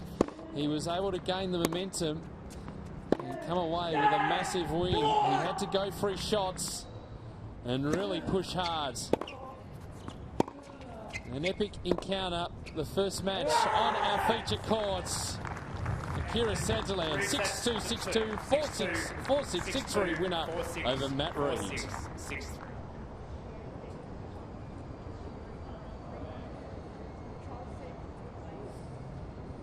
Harry Boucher joins me out on court, very first playoff. Harry, it's a crazy day weather-wise. Did you have to sort of go back 5 or 6 times to get ready for this one? Yeah, definitely. I've come out here about 6 times at least to check the score and see what's happening with the weather. So really happy to be on now. All right, play well, mate. Cheers. As we welcome last year's winner of the playoff, Ben Mitchell. Ben, you've been out. I saw you warming up a few times. You feel confident coming into this one now, first round? Quietly confident. Harry's a great player, so I'll just give it my best and see how I go. Play well, mate. Thanks. Thank you, Adrian. So this is our second match on our feature court, court number 6 here at Melbourne Park. Free entry, so feel free to come down. Still plenty more tennis action to come. Harry Boucher and Ben Mitchell. Ben Mitchell comes in as the 3rd seed and the defending champion into this event. And there is confirmation of our match following this one. Casey Dellacqua will feature, and then our big match, Yamila Gaidisova and Jelena Dokic. Big matches to come today. Stick around. Here is the match that's going to follow this one. So Casey Dellacqua and Madison Inglis. Looking forward to that one. Madison just 15 years of age, the 18s champion last week. So it'll be an awkward match for the top seed. And then, of course, Yamila Gaidisova and Jelena Dokic. So we're looking forward to all of those matches as we continue. We're playing catch-up because we lost a full day's play yesterday with the rain. And a bit of rain around earlier today. Hopefully it's cleared and we should get this match through and keep the tournament rolling along. We'll keep you up to date with all the scores from the outside courts. Dane Propoggia through. JP Smith also through. As we get the men's first round matches completed. Won't be too far away from the toss, and then we'll get into the warm-up. We'll introduce you to both of these players. The first meeting between these two. Harry, Ben, best 5 sets, final set advantage, ball chain 7 and 9, 6 balls, 5 line umpires on the sidelines and baseline. I'll be calling serve and net. Any questions? Do you want to call it to Tails? Tails is? Receive? Is that okay? So Ben Mitchell winning the toss and electing to receive.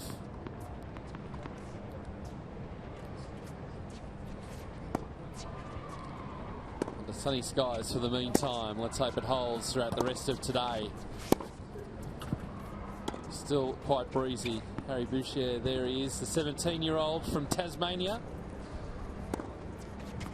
Coached by Liam Smith. 48 on the junior combined rankings. It's been as high as 24. On the senior tour, got through to the second round of Futures event in Italy back in April, and also one of the Pro Tour events in Cairns back in September. Comes in pretty good form. He was runner-up in the 18s event last week. Going down to Brad Mousley. He's taking on Luke Saville on one of the other courts at the moment. But real talent in the game. And that is his opponent. The defending champion here, Ben Mitchell. 21-year-old from Queensland. Ranked 260 in the world. His highest has been 209. That was last year. 7 titles to his name on the ITF Futures circuit, including events in Thailand back in May and in Korea in June. Really was forced to work hard for his wild card at this event last year. And made it through to the Australian Open, where he ended up playing fellow Aussie James Duckworth. 8-6 in the 5th set, he went down. Played a great match. We'll be looking to continue his roll along throughout this event.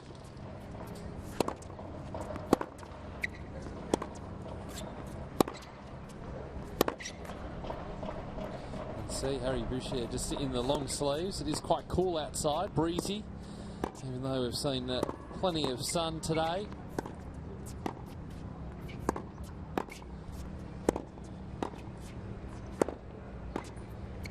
Sorry, Pete, just duck out the back. There's a lot of excited people out there. I can imagine. I'm just watching the media conference going on with the Kira Santillan.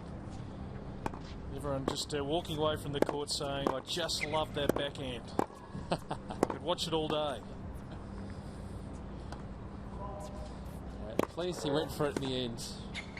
The match, the tide was turning against him. As he said, he wasn't playing badly, but had to go out and win it, and he did. And well pleased with his efforts. But now, another interesting encounter.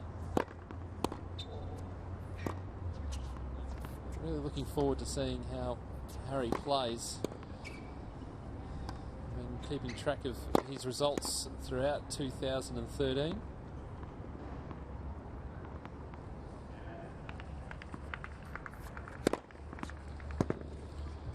Yeah, of course, runner-up to Brad Masley here last week in the 18th. Yep. So the people who did come down to Melbourne Park got a good chance to have a look at the Tasmanian.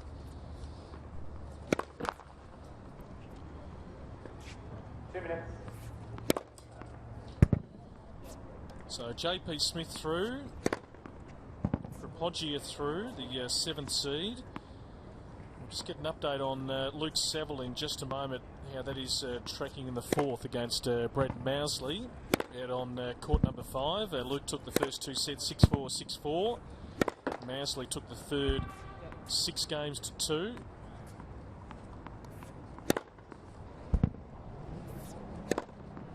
And men's matches to continue on all the courts in the next hour or two. So we've got Andrew Whittington, Max Purcell out on court number 8, Alex Bolden, Oliver Anderson out on court 7. Jordan Thompson and Blake Mott will follow the Mousley Saville game. Then we'll get into the girls to try and get through 8 matches on courts 5, 6, 7 and 8.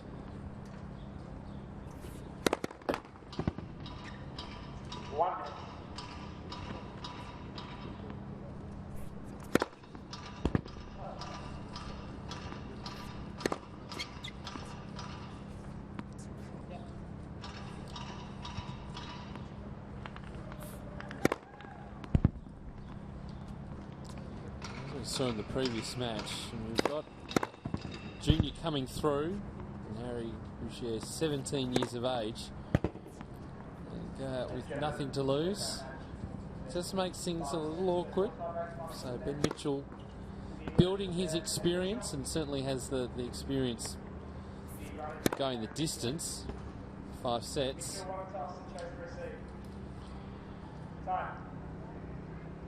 So it'll be interesting to see how the opening couple of games play out here as they get adjusted to each other's style. And we saw in a package earlier, not played before. Ben needs to work out sort of game style, what he's going to get for the match. There would have been plenty of scouting going on.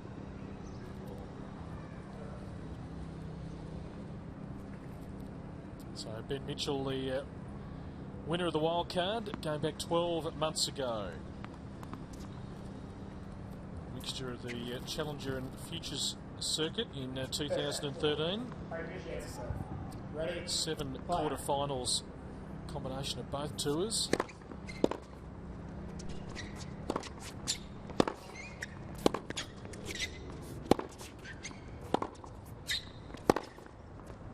That's not a bad loosener. Love 15. Opening point. One semi-final on the Futures and a couple of wins on the Futures circuit this year for Ben in Thailand and South Korea.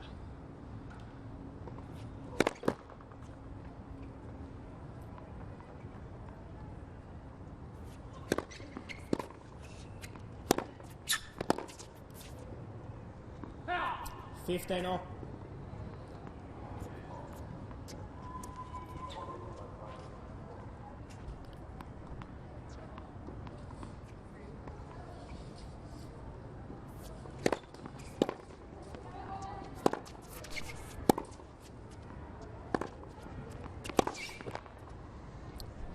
30-15.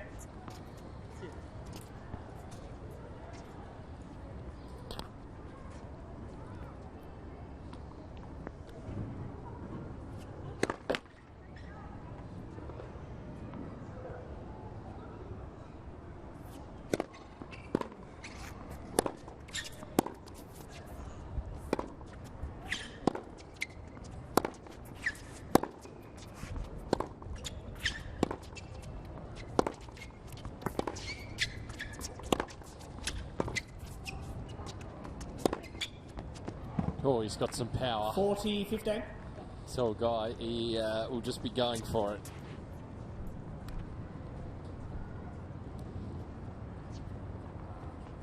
Just in complete control.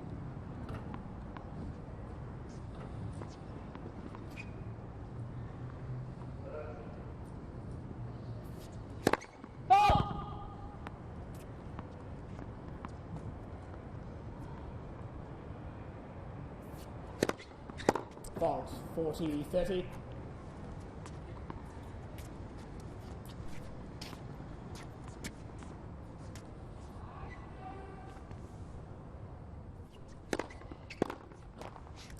Game, Boucher. And holds in the opening game. First the game. opening set.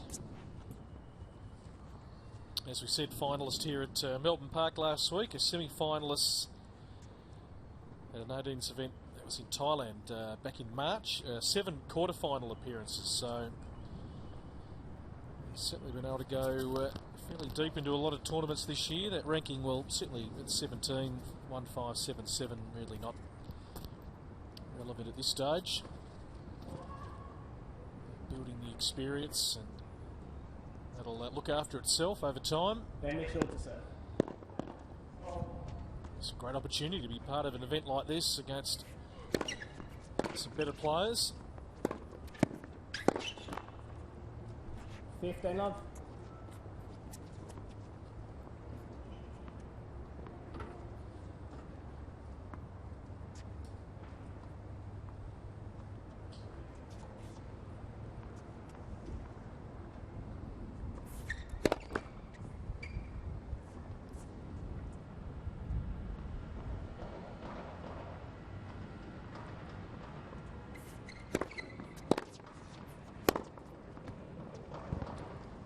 Love. Feeling we're not going to see a lot of long points in the match. Both players teeing off like that.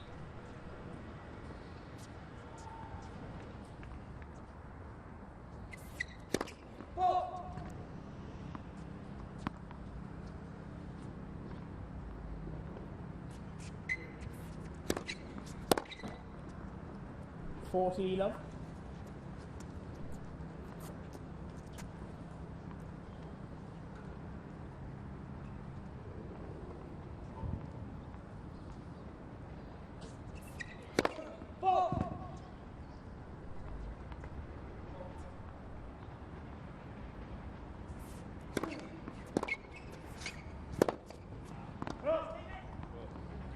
Forty 15.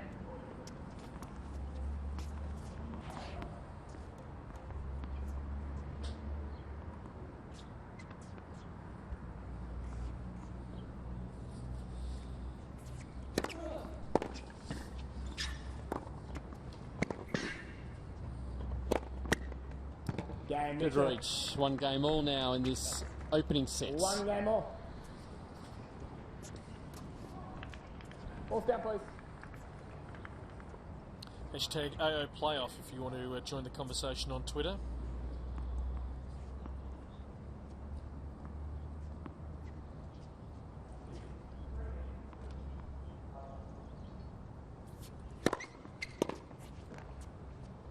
Love. Ty simply says, the fact that I'm watching live tennis right now makes me so happy. Thank you, Ty. No, we endorse that comment. Good time of the year.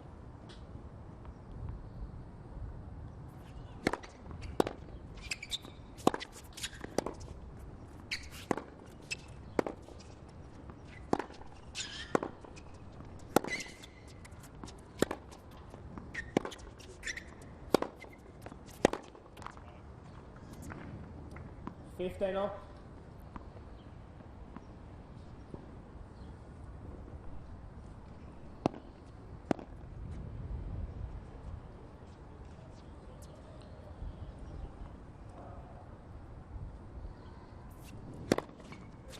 $30, 15.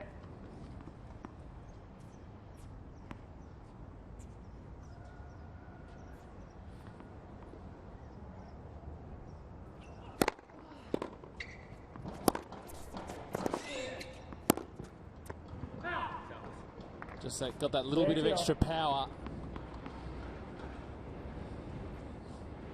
At the moment, Ben Mitchell. Both players really teeing off.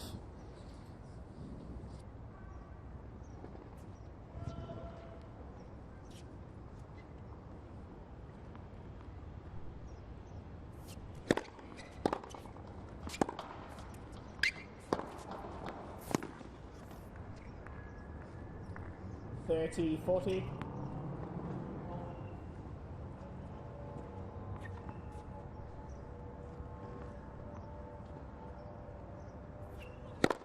Fouled.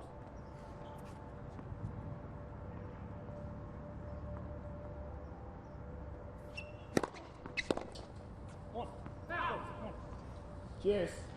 Bit of a change up in the commentary box. Todd Larkham's wandered in to join me for about an hour and a half or so. Nice to see you, Todd. Thanks, Pete. Good to be here.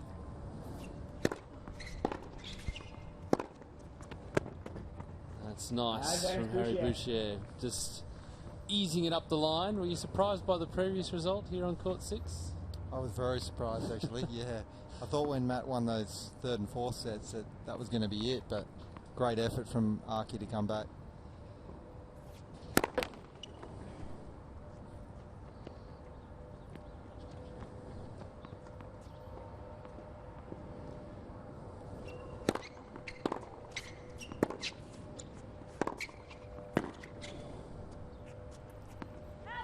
Cheers. Yeah, it's the momentum was all one direction. Then we had the rain delays come through, and I was like you, thinking that Matt would just keep running over the top, despite the fact that Akira wasn't playing that badly. Just a few lapses in concentration, but then he got his second wind in that fifth set. Of all the times to do it in that fifth set. Amazing, yeah. Talking to his coaches, they were confident he was going to be able to go 5. They were confident in his fitness, which is great for a young guy, and he proved it. Mm.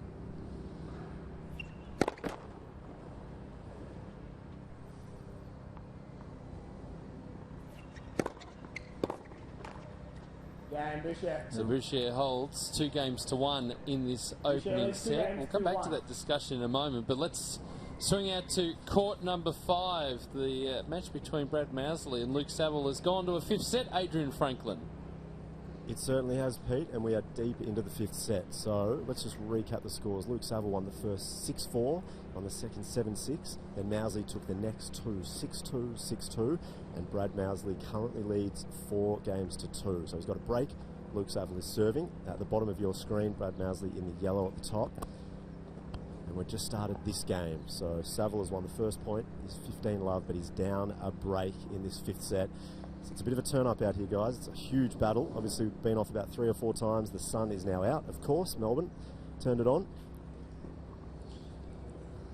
Well, certainly throw wide open the bottom half of the draw. We lose the second seed and possibly the 8th seed as well. Time. Yeah, well, right now, Mousley, 4-2 up in the fifth, having won the previous 2 sets. He's certainly got the momentum. Saville serving here at 30 love. And that's dropped in, so great shot there. We're at 30-15. We'll keep recapping over here, Pete. All right, Adrian, we'll come back to you a little bit later on, but might be another surprise over there as well. Yeah, that would be an amazing upset. Brad won the AEST International, so he's been in good form, but again, to come back from 2 sets to love and win is a huge effort from a young man. Absolutely. This tournament's got the potential to do that, though. That's right. 15 off. And it's not that hot today. It's it's mild conditions. We have had some rain delays, so that does help the young guys. No question.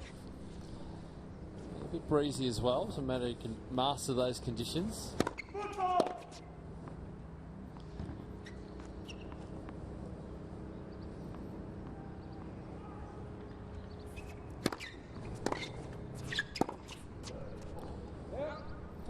Certainly, with Kira's win earlier today, we're seeing these young players getting an opportunity at this level. It's fantastic. We've got 15-year-old in the draw, 16-year-olds, 17-year-olds trying their luck against more experienced players. A good start from Bouchier here as well. Good effort to hold. 15-30 chance for him here. Very close to the service line. That was close. Bouchier right up inside the baseline, trying to put some pressure on Mitchell's second serve, which is a good tactic, I think.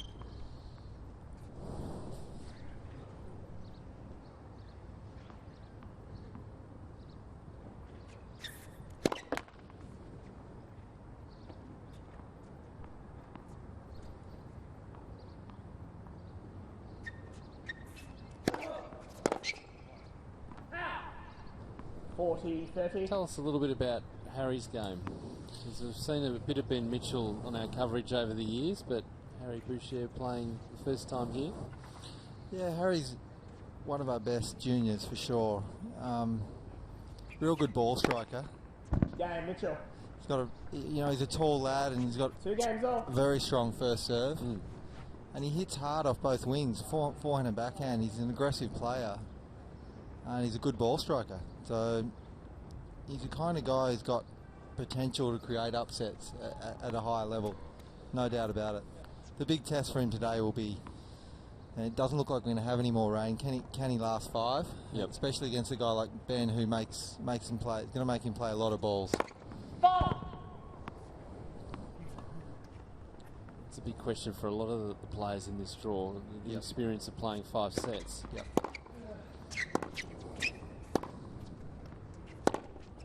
That's a great shot. 15 off. Beautiful to watch. Yep.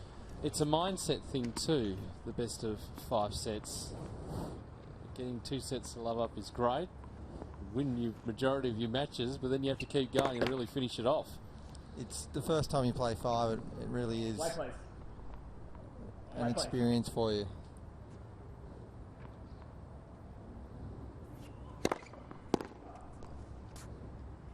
You've got to be patient out here. You've got to continue to concentrate for such a long time. That's probably the biggest factor, I think, especially with the young guys.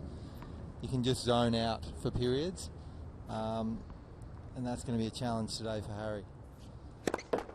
Let's first serve.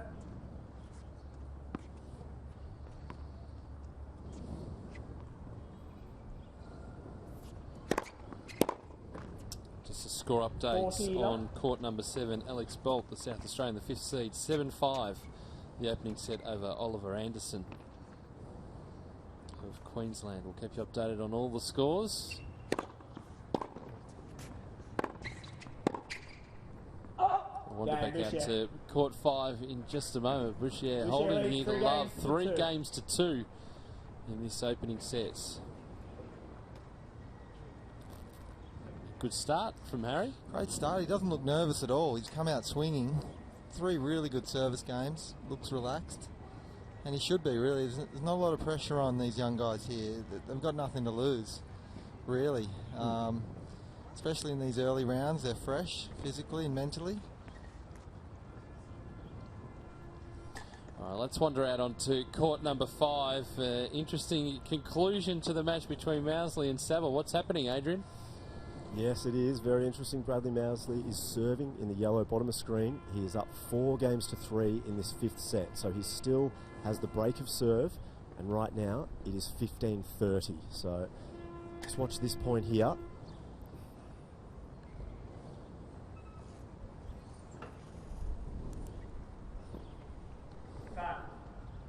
And that's Mousley taking that one. So it's 30 all. Is he looking fresh at the moment? Yeah, he is, I think. I mean, both of them look pretty fresh, but Mousley particularly after that point, that smash, he just shook his racket, just encouraging himself. He definitely does look fresh. So 30 all, 4-3 is a huge game, Pete. If you can take this one, he's 1 game away from taking the first round. You know, we've mentioned a couple of times he's in form because he did win the 18s over the weekend, and he's carrying the form into this match here. Yeah, he certainly is, Adrian. It's wonderful to watch. Nice finish there from Saville. We'll keep a close eye on that game. We'll come back to you shortly, but back here we're on serve in the opening set.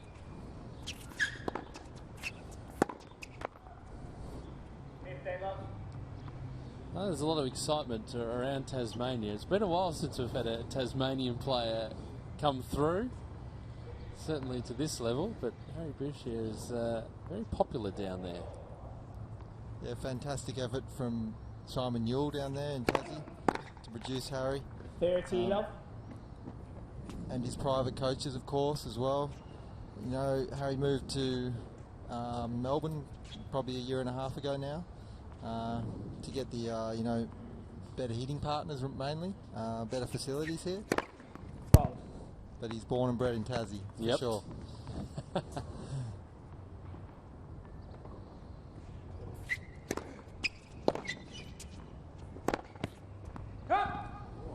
30, 15. Yeah, it's the ideal setup coming through the Tasmanian system, but you do run out of hitting partners pretty quickly. So for sure. Not too far across the ocean. That's right. Into Melbourne.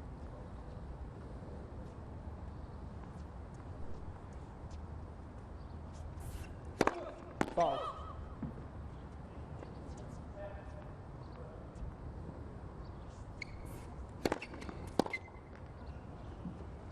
Yeah, 40, 15. Harry's done well this year to get his ITF World Junior ranking down to about 38.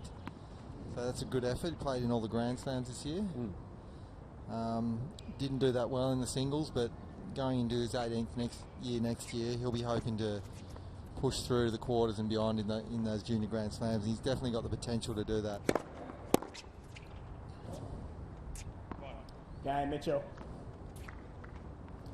3 games all. Sorry, looking for the line call before the ball had even landed there, but 3 games all in this opening set. So what's the calendar looking like for him? So is it mainly junior? Is there going to be a progression happening? Yeah, he'll play probably quite a few men's future events, and he'll definitely play the Junior Grand Slams and probably the couple of tournaments leading up to those. Yep.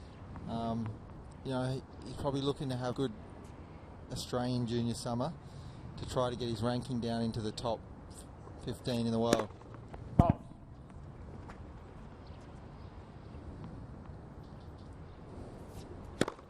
He's really going to try to get seeded at the French and Wimbledon in the juniors, and you know, get a good draw and hopefully progress through the quarters and beyond.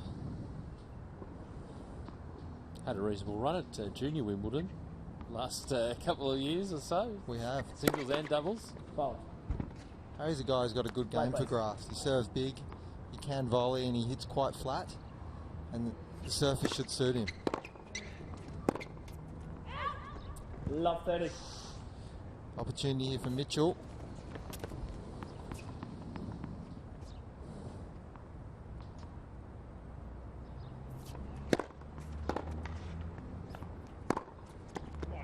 Love 40. Just overhitting there. So 3 break points. So Right place.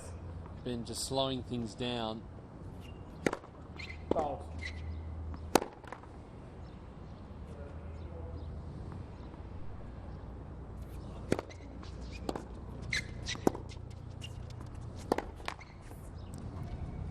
Fifteen, 40.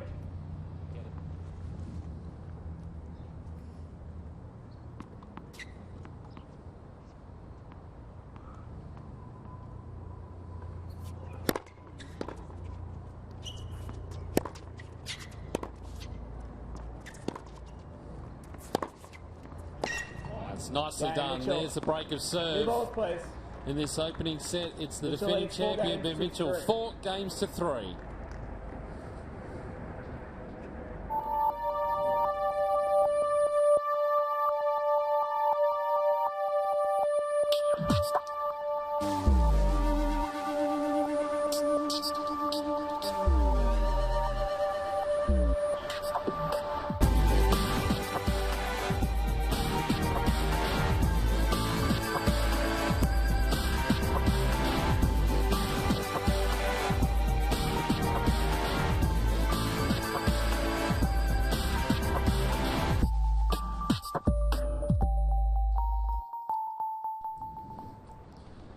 Going to be a big year, 2014.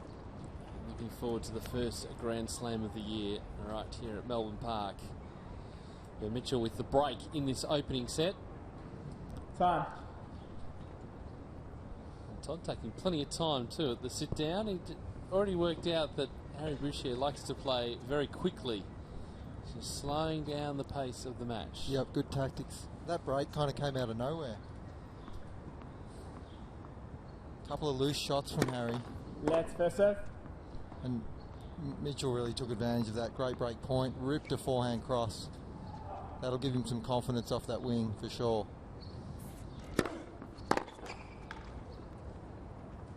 15 love. Again, super aggressive returning from Boucher. I'd like to see him just getting some rallies here. Maybe that was his tactic, but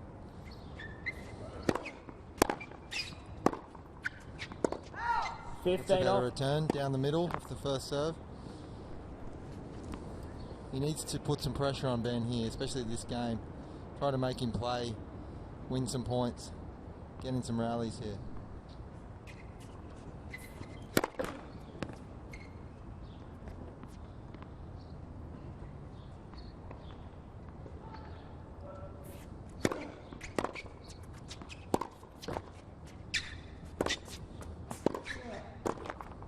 That's what you're talking about, getting yourself into the rally. 30, 15.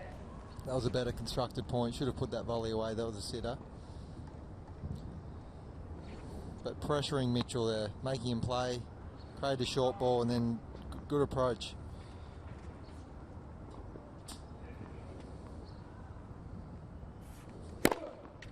$40, 15. Points here for 5-3. Looks like things will be a very quick match, even if it goes 5 sets the way that they're playing. That's right.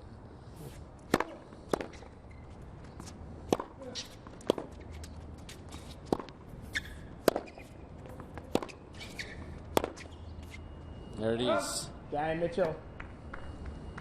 Is there an adjustment Mitchell of leads pace here? 5 games, 2-3. Do you think of the way that Ben Mitchell's playing, that Harry Boucher, he played the 18s last week, but a step up here today? Definitely a step, definitely. Right, we'll go across to court number 5. Adrian, what's happening?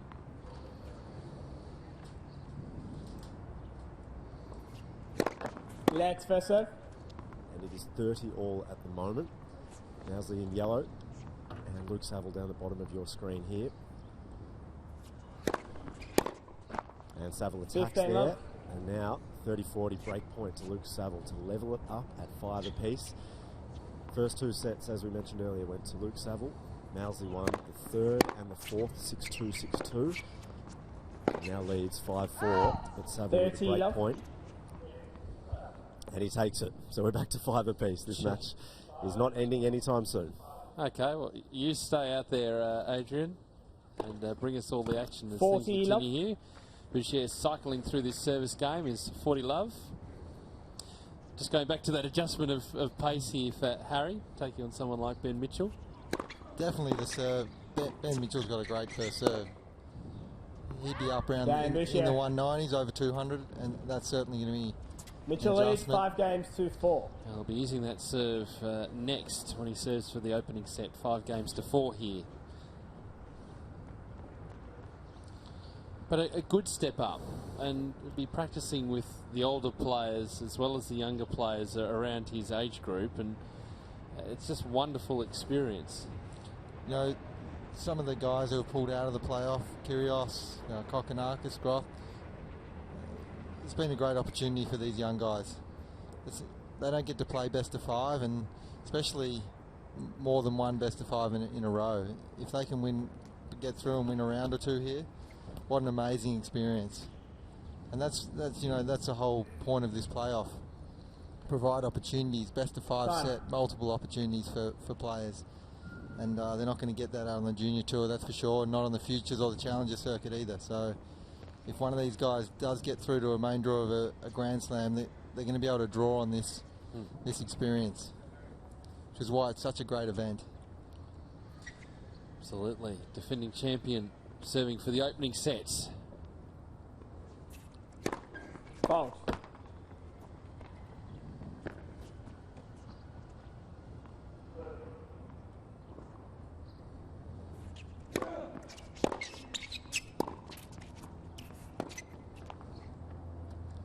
Love. So he caught up in his feet there, Harry Boucher. So how many players are you directly looking after right at this moment? I've got the Canberra players. Yep. So right now I've got 4 in my academy. Fold.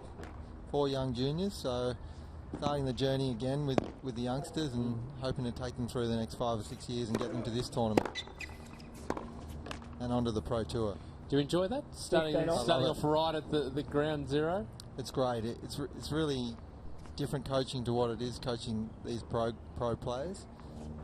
It's very much a developmental role, and you're trying to build their technique and their game style. Fold.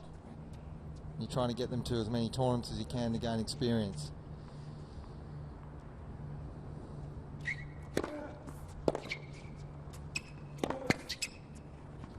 Shot Mitchell. 30-15.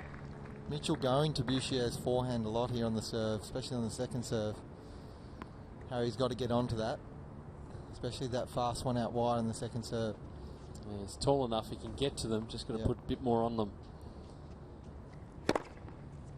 40-15. And now 2 set points.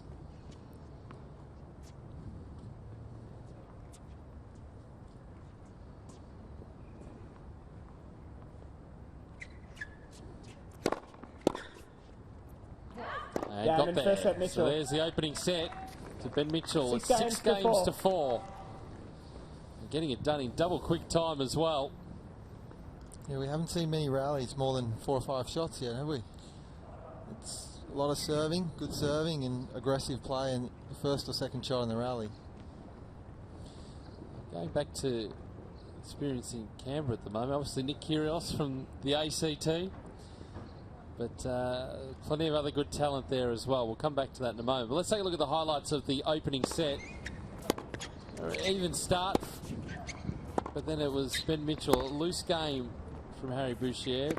A break of serve and then was just rolling along from there. But as you say, we haven't seen too many long rallies.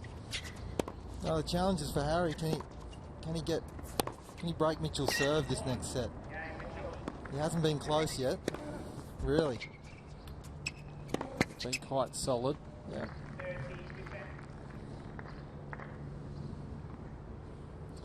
So tell us about the 4 players that you've got at the academy at the moment. Who should we be looking out for?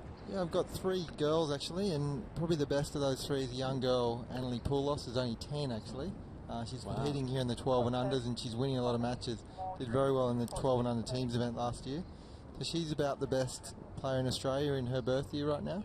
She's got a lot of talent. Did she progress from the Orange Ball? Was it Orange Ball under 10s? She did. Green Ball. Green Ball, yeah, sorry. But yeah. she came through the whole Hot Shots pathway. She started off on red and then went to orange and then green. And she progressed through that pathway very quickly, actually. She's an extremely talented young player, very athletic. Yep. And second set. Yeah, she's strong and she's been competing well. Wow, where's Harry standing here on the first serve? Let's first serve. He's playing doubles, going way out of court. Looking to get that ball into Mitchell's forehand, I think, but it's a risky tactic. There's a lot of court there for Ben to hit into. First serve.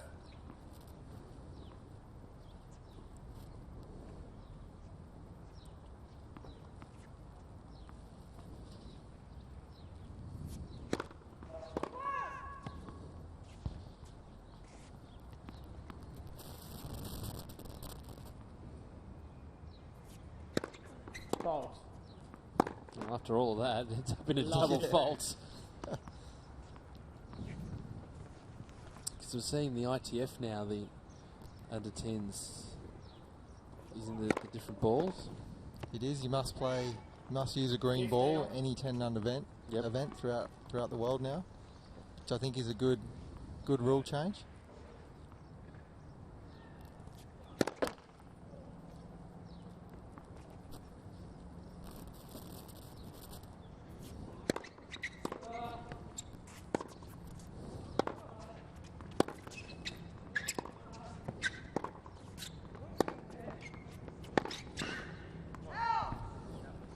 Great point from Mitchell, really put an extra effort in there. Yeah, good positive play as well as heading into the net. And Ben really wants to break here if he can. You can see his concentration's really risen here, putting a big effort to win this game. 15-40. Bit loose again on the forehand side from Harry. Then a few errors come off that wing. He needs to be a bit more patient off that side.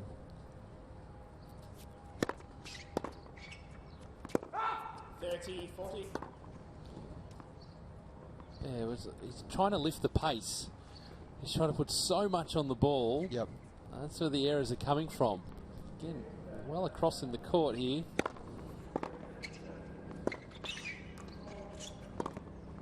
Yeah, great return. And that is a break in the opening game of the second sets. Well, there's a result on court number 5. What's happened, Adrian? Let's finish that one. Luke Saville has taken it 7-5 in the 5th set. So after winning the first 6-4, taking the second 7-6, he then lost the next 2. Brad Mousley won 6-2, 6-2. But Luke Saville takes it out 7-5 in the 5th set, and we're going to try and chat with him in the studio, boys.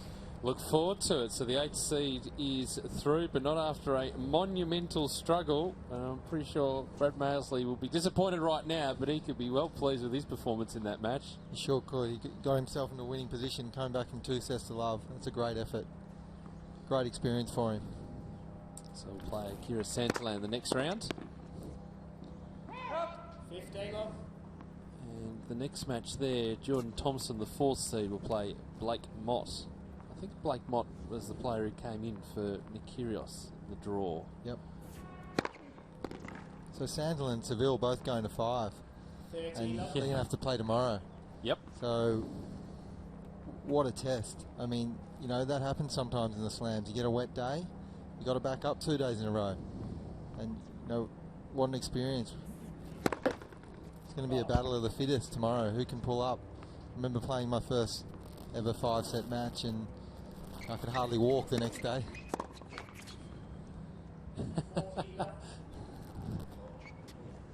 It's really going to be a huge focus for those 2 guys on recovery this afternoon and this evening. Yeah, well, pretty much right now. Right now, that's right.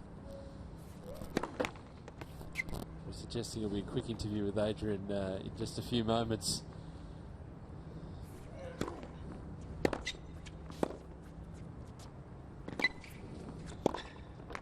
That's good from Harry.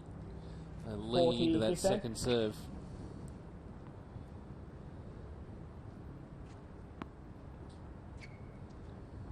He's going to be a tricky player to get past. Big wingspan. Good movement. Chases down the ball. Well played. Yeah, that's terrific. Good control. 2 games to love in this second set.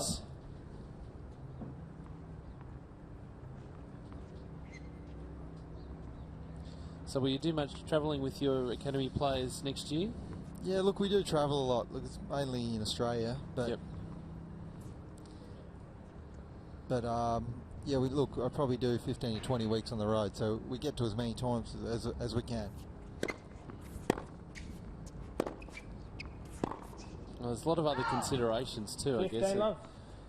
Schoolwork, I guess, would be one of the important ones, and trying to keep that school life, tennis balance as well. Absolutely.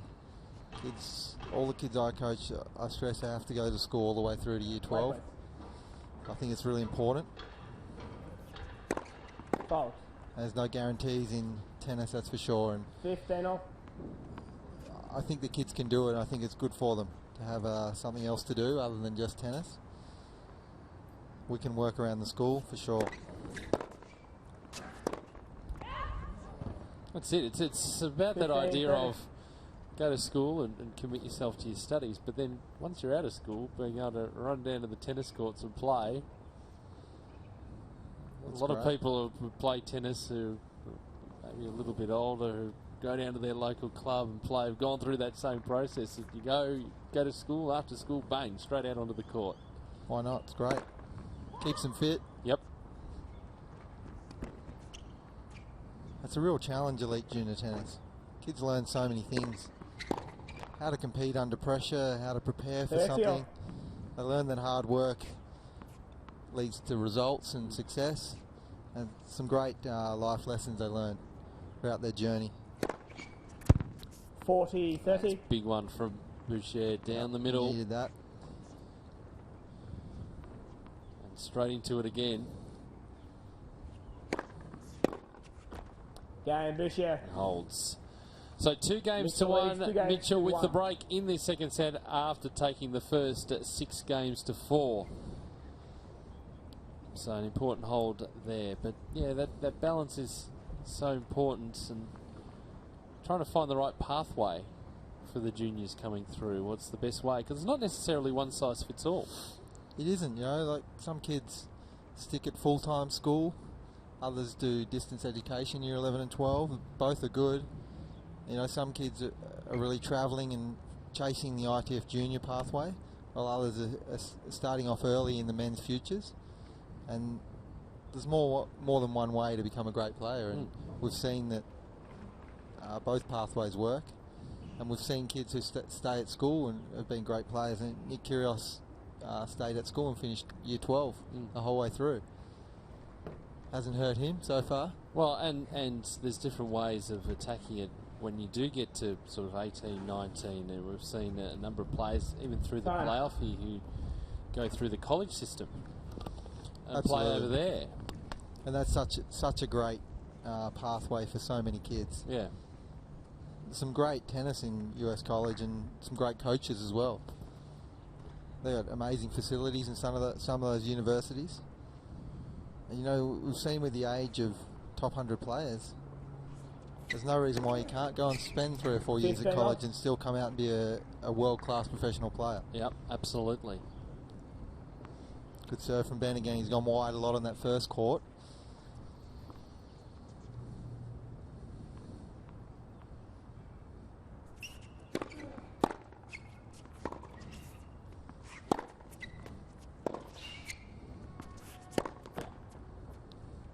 Love.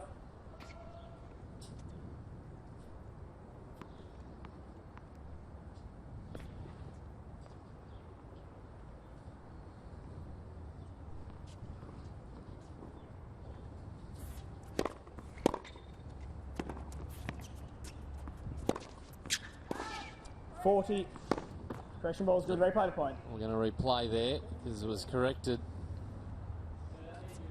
It was a late I didn't correction. get the call out then.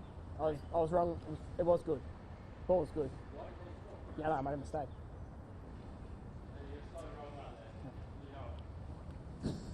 Let's have another look at it. Oh, that was in. Yeah. No question. 30 off. That was a good overall. He overruled himself, didn't he? So overall on an overall. Yeah.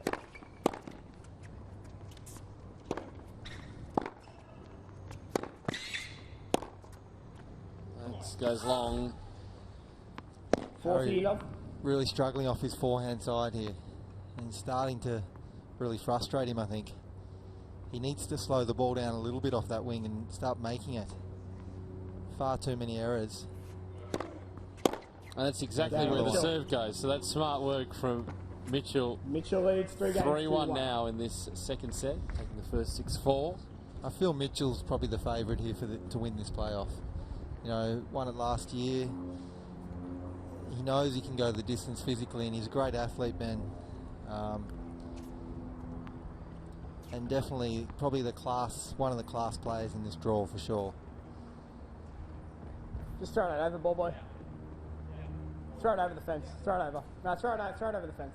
Ben's Thanks. currently training at the National Academy up in Brisbane, coached by one of our best young coaches, Ben Mathias. Been working together for a little while now.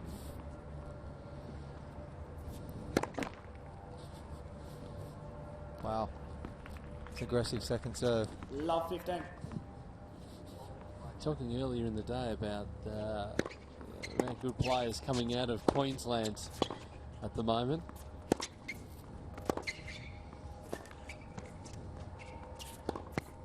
Really magnificent academy setup up there. Oh, it's a fantastic facility. Really is. 4 beautiful clay courts. The Queensland Tennis Centre is a great facility.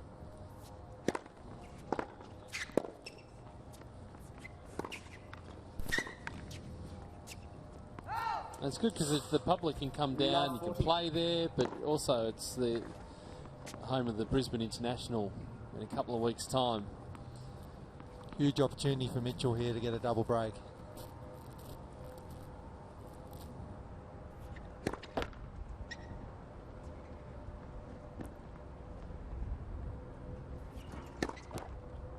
And a double fault. Game, Mitchell. So 4 games to 1 now in this second set Mitchell for Ben four Mitchell. games, Luke 3-1. Saville had a win in 5 sets today. The 8th seed is with Adrian Franklin. Yep, Luke is fresh off the court, defeating Bradley Mousley in 5 sets. But Luke, you did just mention you weren't feeling well going into that match, so to go through and win it in 5 is a pretty big effort by you. Yeah, thanks, Adrian.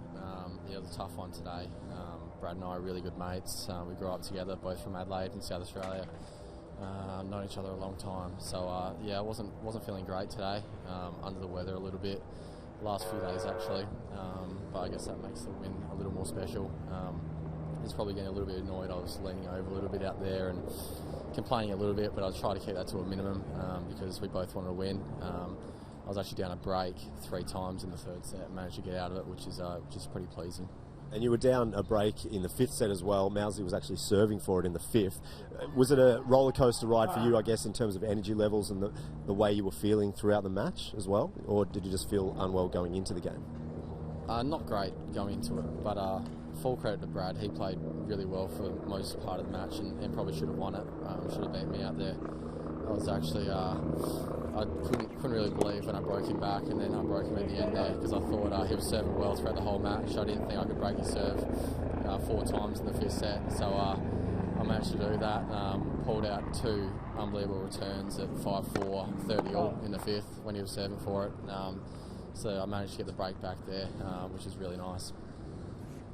So we've gone back to live pictures here. Ben Mitchell certainly in control of this one. Next match, I think it's Akira Santillan. We were all quite impressed with his match earlier today. He won it in 5, so both of you guys have played 5-set matches. Have you played him much in the past? He's got a bit of talent out on court. No, I've never played Akira, but all I hear is great things about him. I know he's a few years younger than me. Got a lot of talent, I heard, and must be playing some unbelievable tennis to beat Reedy, who beat me here last year in straight sets. So I'm expecting a very tough one. He's a great kid, good competitor, and full of ability, like you said. So it's going to be a tough one out there for me. Both played 5 sets, so hopefully I can recover well this afternoon, and then go out there and try my absolute hardest tomorrow and see if I can get a result. We've got the flyers everywhere. You're not feeling the best. Congratulations, though. Hopefully you feel well going into the next match, and good luck with it. Thanks, guys. Cheers. Thank you. Thanks, Adrian. 40-15. We go to 40-15 here on the Mitchell serve, and always tricky. You throw into the mix with a 5-set match, not feeling well. Gosh, what a great effort from Luke Saville. I didn't realise he was a bit under the weather, but it's going to be even tougher for him tomorrow, I think. It's playing 5 and then 5 again the next day, a little bit sick. New balls, please. It's a real challenge for him tomorrow. Get into that recovery. Well, one player we're looking forward to seeing a little bit later on today is that player on your screen, Jelena Dokic. Good to see her back out on court. Yamila Gotesova, her opponent. That'll be a little bit later on our feature court today. Dellacqua comes in as the 4th seed for this event, but the match before that, the top seed, Casey Dellacqua, will take on Madison Inglis. Wow, what a first round. Dokic and Gotesova. Well, they use the term dangerous floater in draws. That Dokic not using a ranking here, so it was always going to play a seed. It's going to be a very interesting match. You know, both coming back from illness and injury. That could be a great match.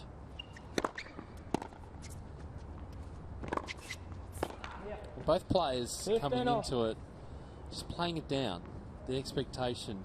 Certainly for Yaka, just playing it a match at a time and getting back into the swing of full-time tennis, playing matches every single day and getting back to full fitness.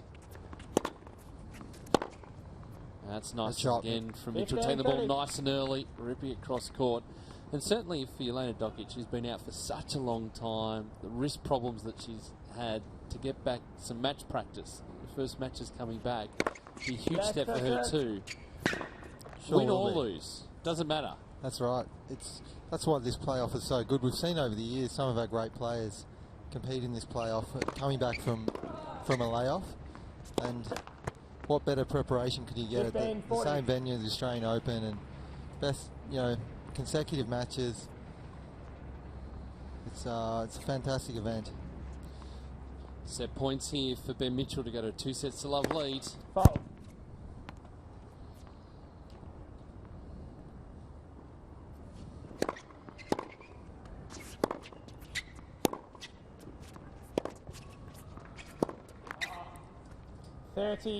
Ben Mitchell is loving the pace that Harry is giving him here. Harry hits it hard and flat, and that's just perfect for Mitchell right now. Harry really needs to come up with something tactically and change up the pace, make him play more balls. Let's first serve. Make him play some long rallies.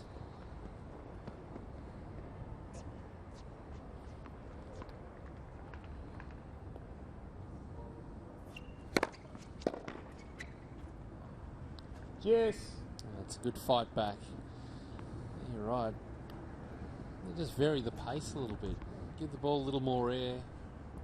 Try and keep it deep. Keep Mitchell beyond the baseline. Because at the moment he's getting a swing at everything. Yeah.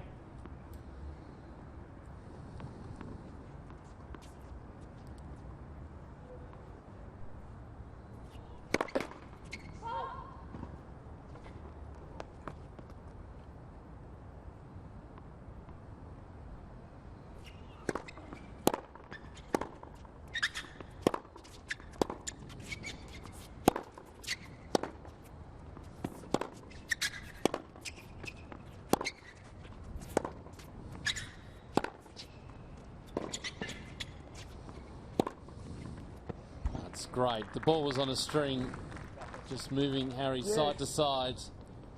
Great hitting from Mitch there. Really ripping the forehand. That's good to see. Confident in that shot, really going after it. Foul.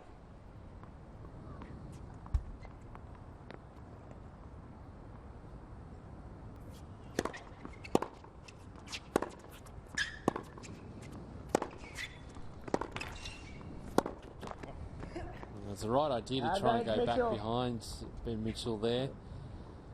Just not finishing it off, and Ben Mitchell another set point.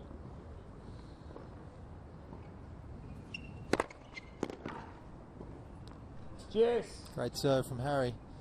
It's great the angle that we're on. We get a good look at that serve. If you can make that flat wide one, any player, such a valuable serve. Moving out wide again here. Looking for this wide serve again maybe.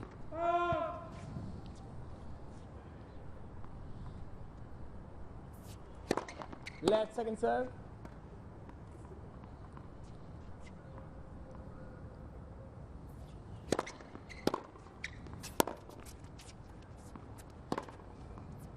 That's a good finish. Advantage Mitchell. Ball sitting up nicely and see jumping into the air, but that momentum's going forward. So another set point. And a look at a second serve.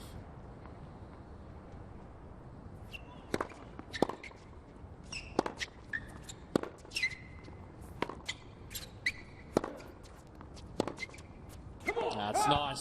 Second set, Mitchell. Ben Mitchell takes a 2-0 lead. That second set, 6 games to 1.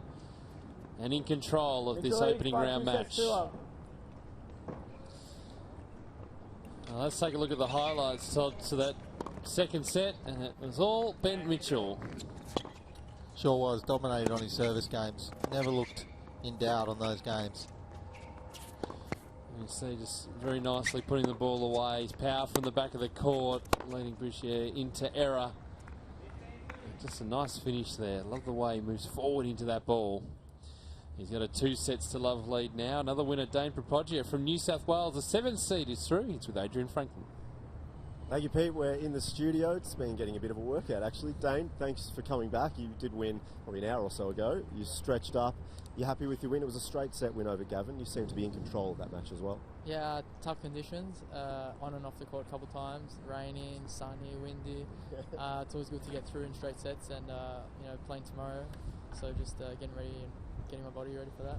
I was just speaking to you before. You played JP Smith and you haven't actually played him before. So do you like to do a bit of research going into a match like that, or is it more just purely focusing on yourself and your own game? A bit of both. Definitely focus on myself and try and get better what I didn't do so good today, and get a chance to he'll be on YouTube and stuff, so I get to watch how he plays, and I'll ask some of the players and go by that. And you're working a little bit with Mark Safoulis now down here in Melbourne. We know Mark from the live stream over the past couple of years. He worked with Arena Rodionova, doing a little bit with Anastasia now as well. He's a great guy and he's a good coach, isn't he? He does really well. Yeah, he's very good. We just started a few weeks ago down at MITS at Melbourne International Tennis School. So it's going good, and like I said, I just started, so it's all fresh and just trying to take on what he's telling me and go from there. All right, well, good luck tomorrow. You said you're going out for dinner tonight. What's on the menu tonight? Big bowl of pasta or what? Down on Lygon Street, maybe? Yeah, possibly. I don't know. I haven't decided yet. We'll just see how it goes. Good luck tomorrow, mate. Thanks for your time. Thanks, Thanks, Adrian. Well done today. Post-match meal. What was your post-match meal of choice? Oh, look, probably a bit of pasta. It's been a while. 30, love. A few times here my post-match meal was going on a drip, actually, at the Australian Open. Had a few long battles in the heat and a bit of cramping going on. I wish we had the wildcard playoff when I was playing. Oh, wanted to change the direction there. It was the right idea. Just not able to finish. Ben Mitchell really looks good out here. I really feel Ben is the kind of a guy who could be a top 100 player. Fantastic athlete. Really has the ability to take pace. He's already played quite a few top 100 players in his career, and he's been highly competitive and had a few wins. Game, Mitchell. Well, that's the thing, isn't it? It's that ability to keep... You may not win, First game, but if you're competitive, you might have competitive 6-2, 6-2 result and have really long games. But that's all part of the progression and learning to play these guys. And also, and that's part of the thing about the ranking system, is that you get outside that top 100, it's very hard to get to play the top 50, 70 guys week in, week out. And that's the experience that you need to be able to get better. That's right. And you see young guys... You see the young guys getting that experience, and when they do break through top 100, they stay there for a long time. And probably the biggest challenge in tennis is to make that jump from 200 to 100, and that's what Ben's trying to do the next year or so. He's got a great setup, great team around him in Queensland. Ben Mathias, very experienced coach, and really willing to do the hard yards and the hard travel with Ben throughout the world. And that's what he needs. He needs a passionate coach who's going to go the distance with him. That's what he's got. So he's got every opportunity. He's very good technically, Ben. Very good athlete. He's extremely good move around the court. So he's got a lot of strengths and good attributes.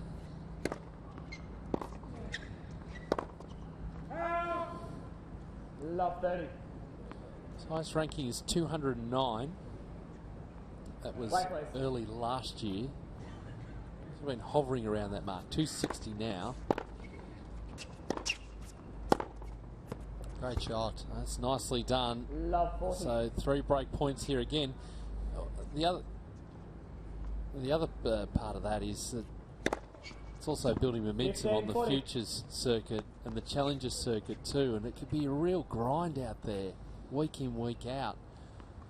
Sure is. I did that for about 10 years, and it is tough. Yeah. You got to win a lot of matches.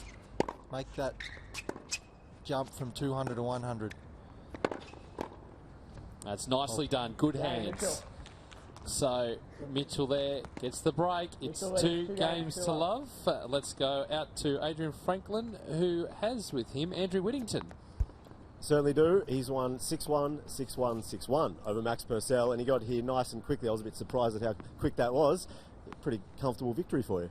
Yeah, it was just nice to get on and off the court today, but because we've got to back it up tomorrow, so got to do the right recovery stuff, and looking forward to tomorrow. So your serve and your forehand, I heard, were working very well out there. You were spanking your forehand quite a few winners. You must have just been in control of the game from the start.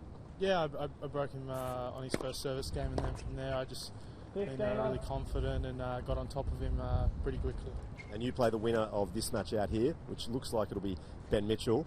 You've probably played him a number of times in the past, I imagine. Yeah, we've played a couple of times here and there, but we're both playing really well, and yeah, really looking forward to it tomorrow. All right, well, we'll get out of the studio, mate. Go and rest up, get in the ice baths at the NTC, and have a good evening. Nice, thank you, Adrian. Thank you. Nicely done, thank you, Adrian. And we should point out that his opponent today, Max Purcell, is 15. What's the problem, Harry? A great effort from Max to get in the draw. He got in there on his excellent national title results and junior ITF results recently. And it's a great experience to play a best of 5 set match, especially against a guy like Andrew, who's, you know, probably about 400 in the world.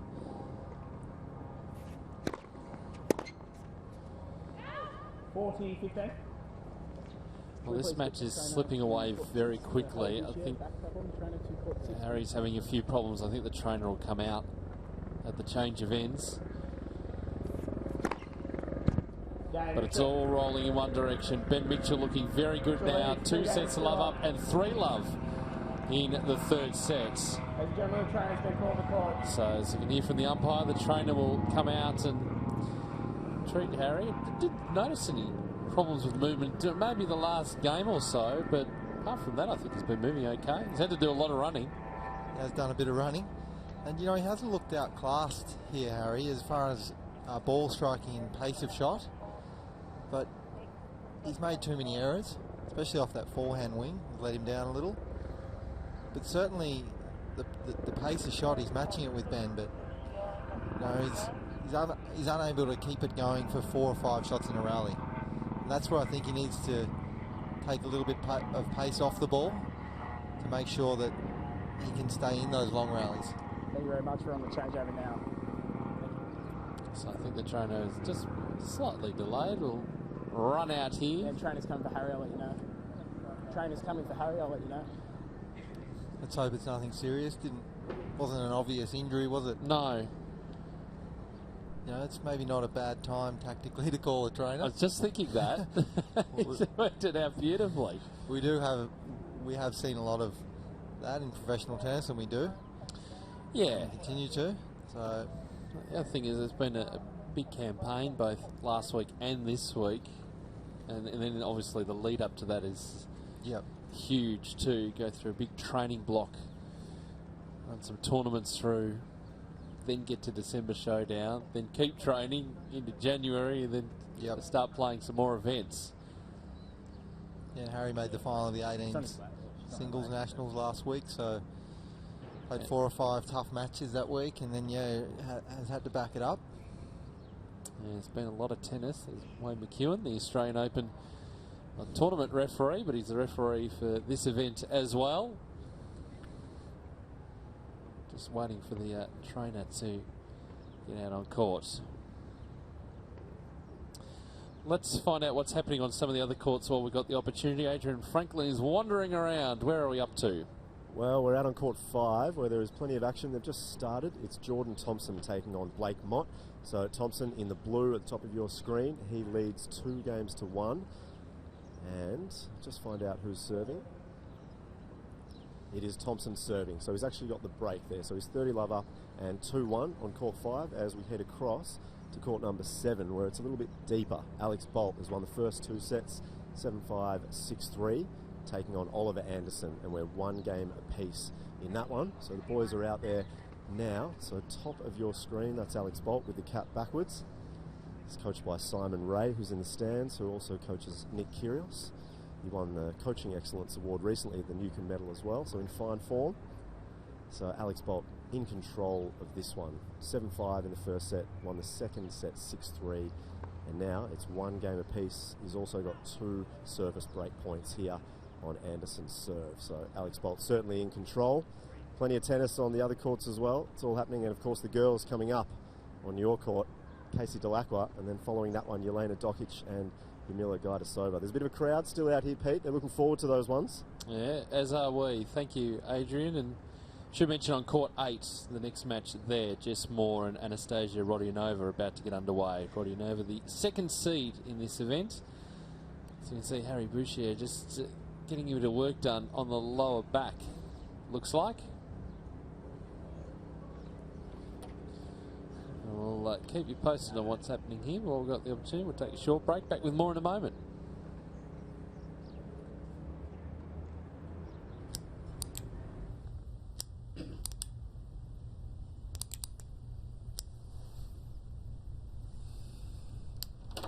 Good afternoon, everyone. Let's get down to business. Apologies for the delay. I got caught up.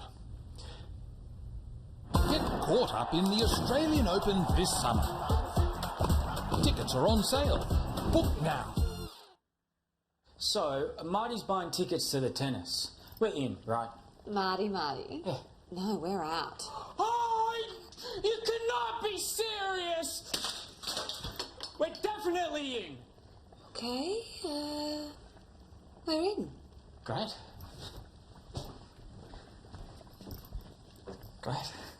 Are you in? See superstars like Stosur and Songer battle it out at the Hyundai Hopman Cup. Book now. So there's Harry Boucher on your screen. The trainer is out, having a discussion, a bit of work done on his lower back. And Dellacqua, the look on his face doesn't give us any degree of confidence that the match may continue. He looks worn out, doesn't he? Yeah. Looks a bit dejected. It's kind of decision time now as to what to do in this injury time out.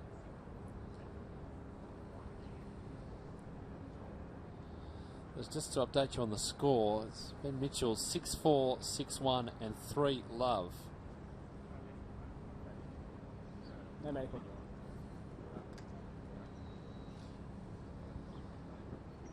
So in the meantime, the next match to come will be a women's singles match as we get that event underway. Casey Dellacqua taking on the 18s champion Madison Inglis.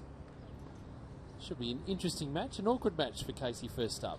Yeah, Madison, young girl from WA, great result last week to win the 18s. It's only in her 15th birth year, and that was a bit of an upset, really. Great effort from Madison. She's a very, very good ball striker. Hits the ball well off both sides, and again, it's going to be a great experience for her taking on someone so experienced, such as Casey. Well, Harry's back out on court. Good to see him going on here.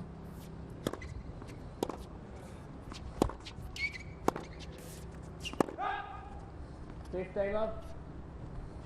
Yeah, down love 3. Be easy just to withdraw now, but as I say, good to see him continuing on. Fault.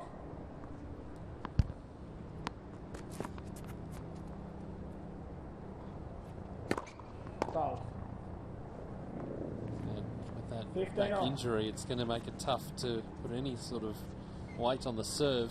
He certainly backed off on his serve these 2 points, but maybe the change of pace may do him good. Getting some rallies.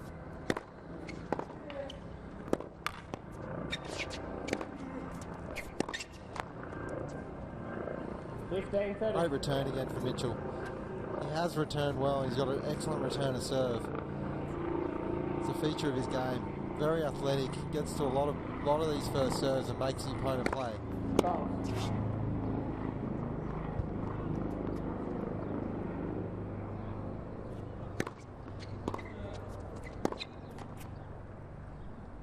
15-40. Too many balls lined for me for Boucher. Shots like that. Deep, hard return from Mitchell. He's got to go cross court there and try to get it deep, get into the rally. Pulling the trigger early line. Yeah, Mitchell. Yeah, having to get down to that one was always going to be tricky for Love Mitchell now. leads 4 games to love. Mitchell will be loving this. Knowing he has to back up tomorrow. Taking on, who's he got? Andrew Whittington. Andrew Whittington. That'll be a tough match for him. And Mitchell will be thinking he can go deep in this tournament, and the least amount of games he can play out here in these early rounds, the better for him. 15 love.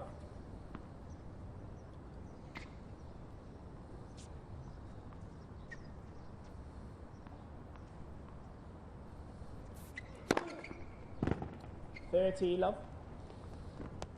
So you serve wide and wide, both sides a huge amount. He's hit his spots well. Taking Bouchier off the court, the first shot in the rally. There it is again. Yeah, the difference that time was Harry got a good piece of it. That's right. But nice follow-up at the service line. Good to see Mitchell serve volley occasionally. It's a great tactic if he can do it. It's a surprise tactic for him, and sometimes you play players who don't like Mitchell. You serve volleying at them, and if you can have that in your armoury, it's a huge strength to have. Yeah, it was a good recovery too, because that ball came straight at him as well. 5 games to love now in this third set. And Mitchell looking for a spot in the second rounds. Join Luke Saville.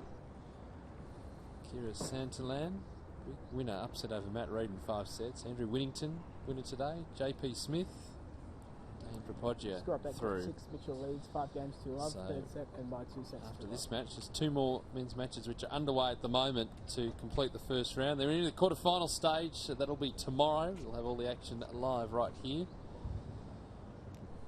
Thompson Mott, that's an interesting match. 2 young boys who grew up together in Sydney. And I expect that one to go the distance. That's going to be a grueling match. Those guys both strong baseline players, and expect a lot of long rallies out there on court 5. It's lucky the tennis centre here has lights, because it might That's go right. a little bit later than... Jeez. Foul.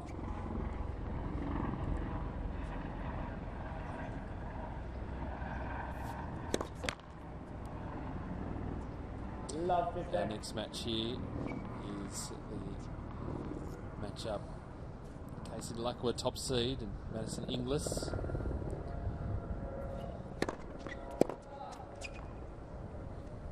$15.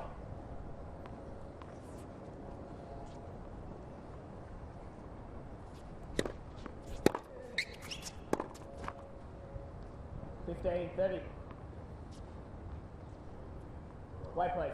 I think Harry just trying to get this done quickly.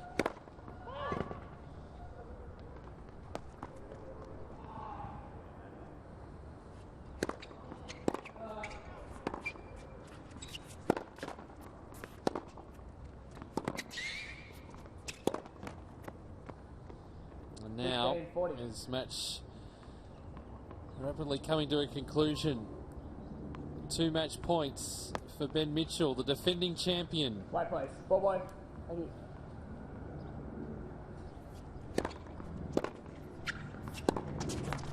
And that'll do it. Mitchell by 3 sets. So a comprehensive win for Ben Mitchell. 6-4, 6-1, 17-year-old Harry Bouchier. 6-4, 6-1, 6-love the final score.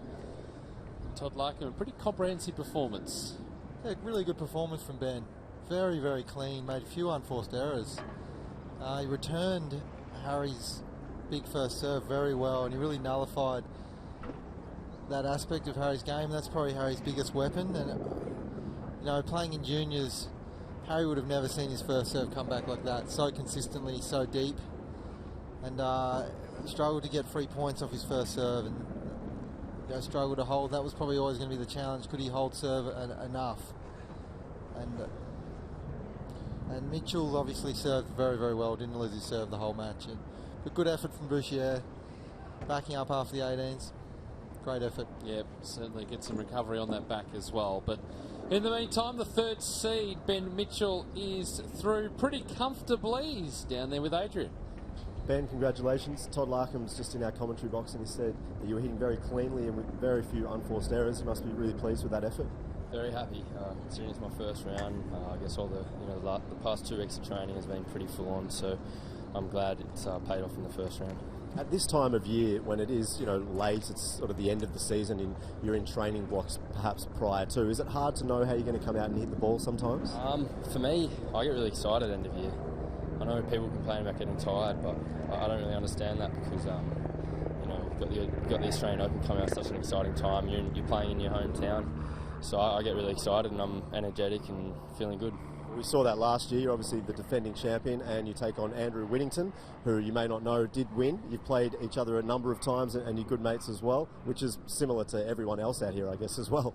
Yeah, I don't know Harry really well, so I wouldn't say he's a good mate or anything, but you know, Witt, I assumed he'd win.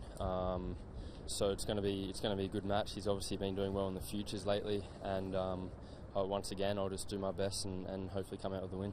We love the fact that you're excited to be here. We're excited to have you here. Good luck in the next round. Thank you.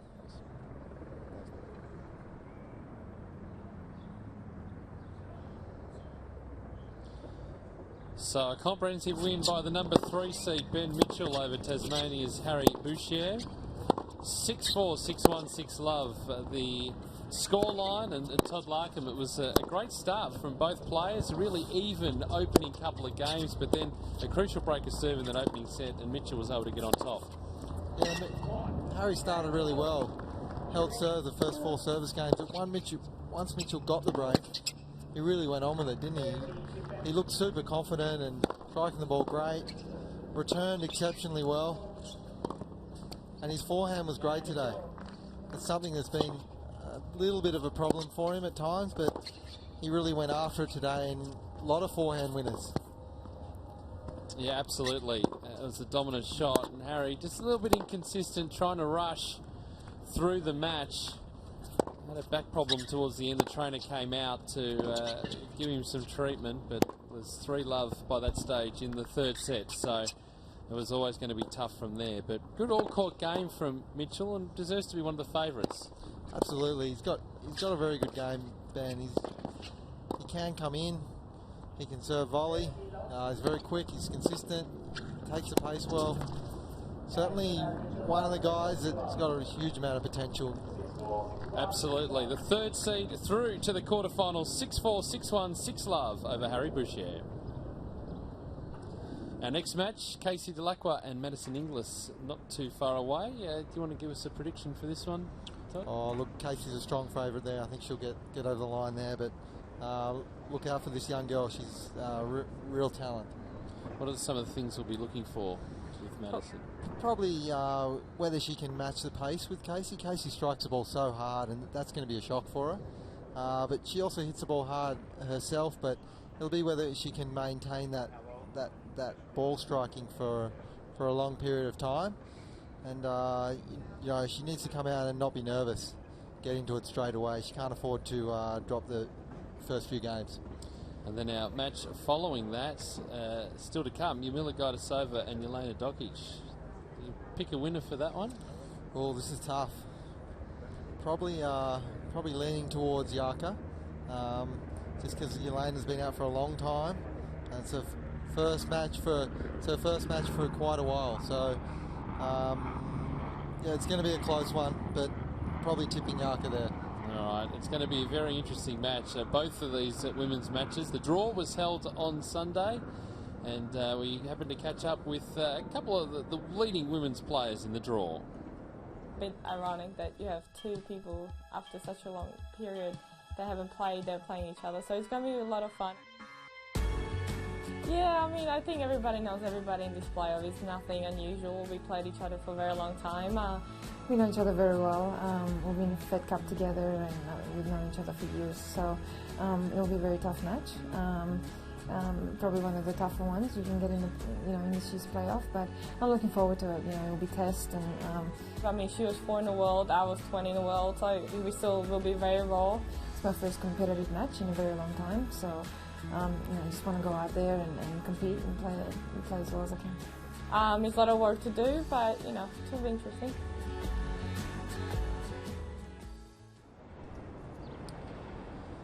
So live action here from Melbourne Park. We've got the girls to come in the next period. Casey Dellacqua and Madison Inglis, and also Yamila Gajdosova and Jelena Dokic. Plenty of other matches going on. We'll keep you abreast of those right around the courts. The sunshine is out. People coming down in the later part of the day. Still with plenty of tennis to be played. So a number of players already through to the quarterfinal stage. And plenty more to come. Ben Mitchell, that was pretty clinical in straight sets, getting through to the quarterfinals, and certainly with Matt Reed's departure earlier, It really does open up the draw for Ben to try and win this tournament back-to-back after claiming that wildcard spot a year ago.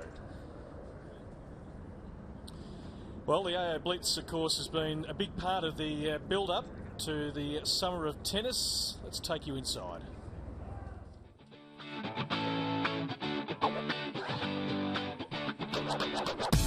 We love the Australian Open. The world comes to Australia and we put on a show. But before all that, we wanted to bring this great event to you. Over 100 tennis communities will get to experience the Australian Open. That's tennis clubs, town centres and even schools. So make sure to check out the trophies or just pick up a racket when we come to visit you. It's all part of the AO Blitz, a national competition giving people who can play, and even those who can't, the chance to win. Because how would you like the world's best tennis players playing for you?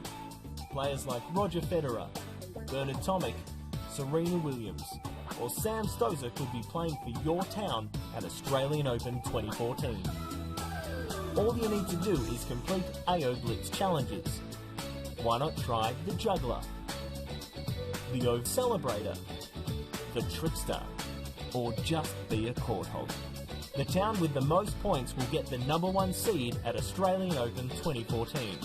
The more points you get, the better chance you have to win.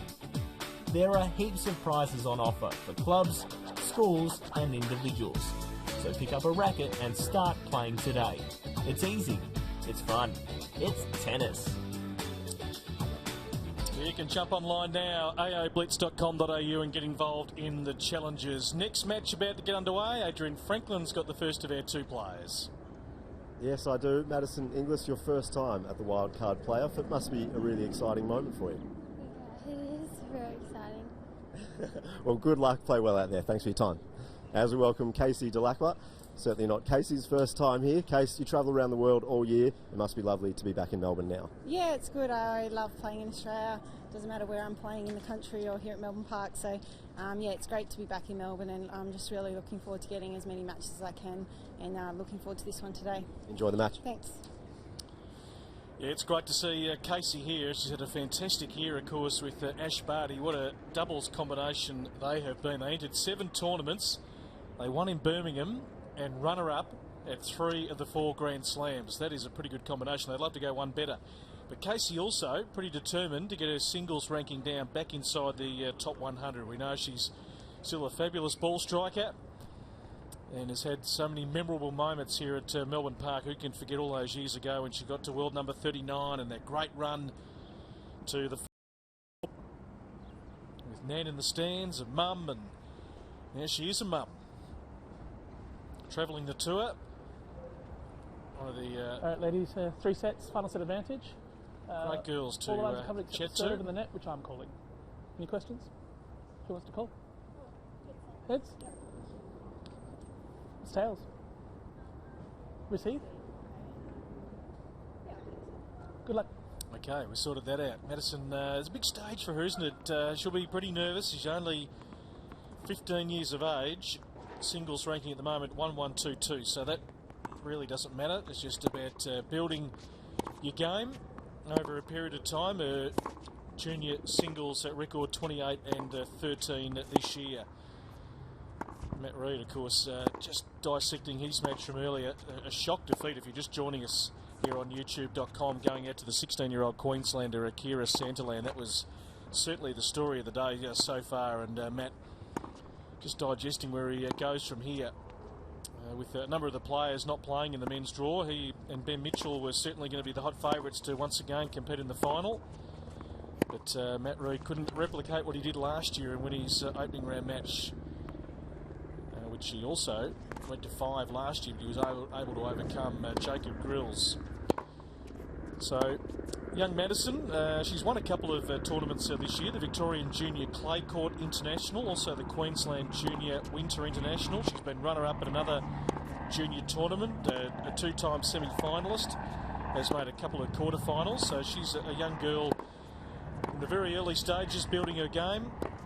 This will be a great test for her today, and great opportunity to play against a seasoned pro in Casey Dellacqua. who's certainly enjoying life on the tour. Casey knows about being with a young girl, having, of course, played a lot with Ash Barty, only 17. They have formed such a great combination. Love playing doubles with each other. Got great chemistry. Casey, of course, with the benefit of being a lefty, always makes it tricky for the opposition. And Ash Barty, we know, is going to be, well, a terrific player down the track. Got all the tricks, great core craft, so mature for her age. So they've been a terrific team so far. But Casey, as I mentioned, also very keen to make sure her singles career doesn't fall away whilst enjoying and having a bit of success at doubles. Following this match, of course, it's going to be Jarmila Gajdosova and Jelena Dokic. Looking forward to that at the back end of the day. So we can tell you Luke Seville through to the quarterfinals. Akira Santillan, the young Queenslander, through to the quarterfinals. JP Smith, the #1 seed in the men's draw. Dane Propoggia also through to the quarterfinal stage, as is Ben Mitchell, winning in straight sets very comfortably. We'll keep an eye on all the other games that are going on. Anastasia Rodionova just taking the court a short time ago, the #2 seed in the women's draw against Jess Moore. Still got Sarah Tomic, she's still to play against Tammy Patterson, the Victorian, who's the 8th seed in this tournament. Hashtag AO Playoff to join the conversation on Twitter. Keep your thoughts coming through right throughout the day. Of course, we've had to combine the men and the women today with the washout of play yesterday. So by the end of today, we'll certainly be on track. And then rotate the men and the women each day until we get to Sunday's finals. Can I roll that one down? Of course, we are building up to Australian Open 2014. There's one place to go, and that's Ticket Tech. Make sure you get your tickets. Selling fast. And once again, we look forward to seeing well over 650,000 people through the gates for the 2 weeks of the AO. And the Grand Pass, of course, just outstanding value right across the 2 weeks. Of course, Hisense Arena, you can upgrade there. Some great matches, particularly in that first week. It really is going to be a spectacular 2 weeks of tennis. The best men, the best women will be here. And the countdown is on. Cannot wait.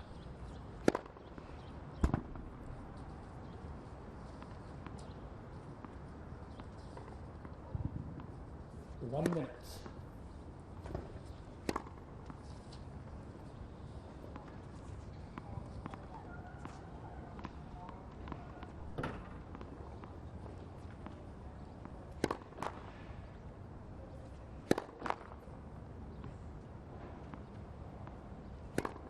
As I mentioned, certainly the story of the day, if you did miss it, Akira Santillan, the Queenslander. If you get a chance to watch his highlights, I suggest you do, because there were plenty of them across 5 sets. 14, Australian for the Wildcard playoff match. Best of 3 sets. First to Tarek, final set advantage. And each time we come to this tournament, between to the left of the chair, every year, we always look for the players who might just be able to shine in the future, and he is one we've certainly jotted down to take a closer look at in 2014.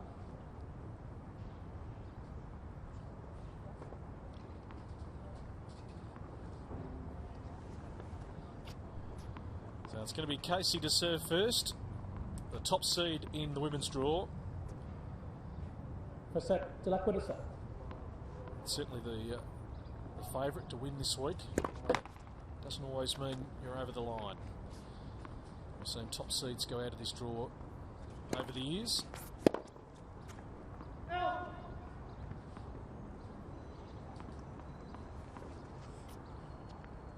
15.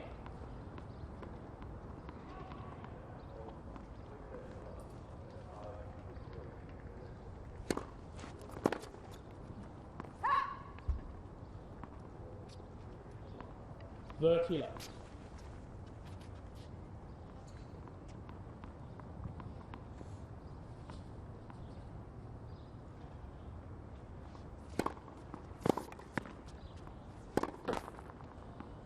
40 love. So catching a bit of the tape, but staying in. So looking to hold to love. A brisk start here by Casey Dellacqua.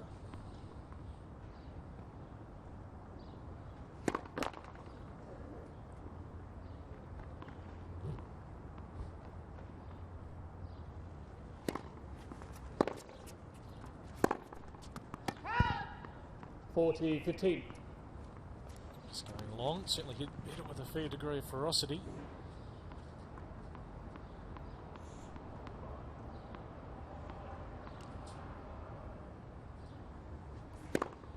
Faults.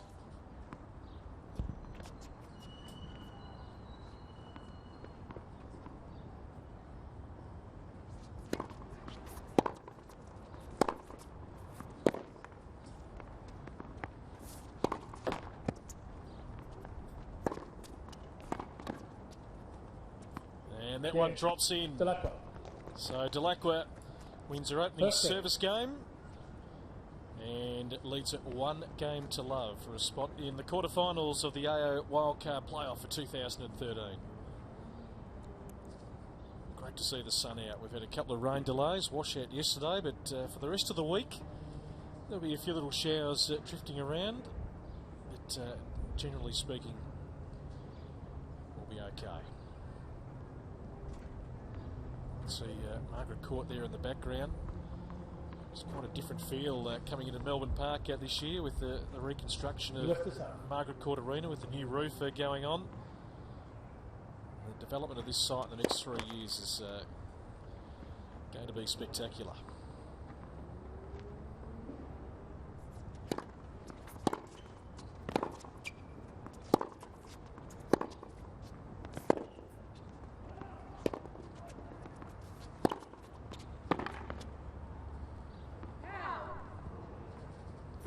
Love 15. Casey just showing all her experience at the moment. Madison Inglis, just 15 as I mentioned. She's got to find a way to really compete here early. Casey really flattening the ball out with good pace.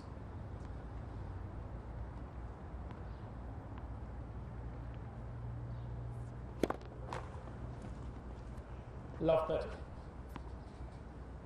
Certainly it's a big moment. No doubt the butterflies would be there, a big stage at just 15 to compete here for in the draw where the main prize is a spot in the Grand Slam. Certainly no expectations.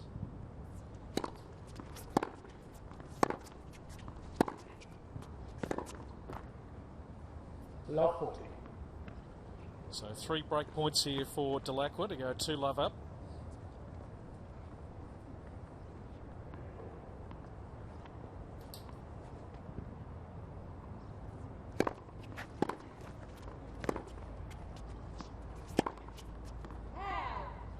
(15-40).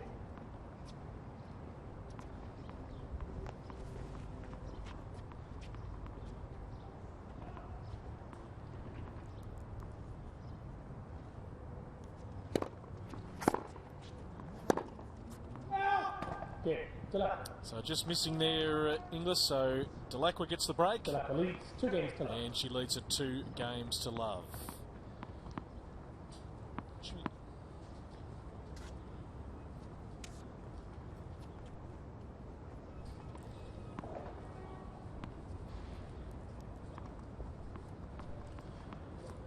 So Casey certainly in control of this match so far.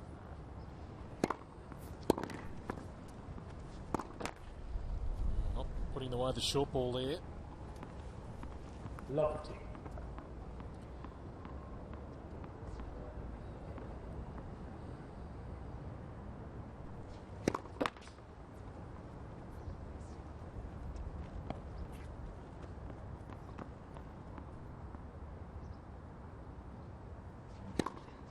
Faults. Love 30. So first double for Casey. Winner of a mixed doubles crown at the French Open. 3-time runner-up in women's doubles at majors. So she's Achieved a lot of things, Casey Dellacqua, in her career. Had to overcome some difficult injuries.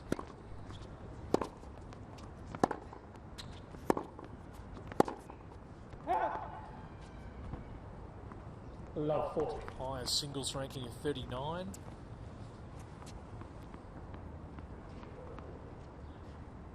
Still wanting to get a lot out of her career whilst juggling being a mum.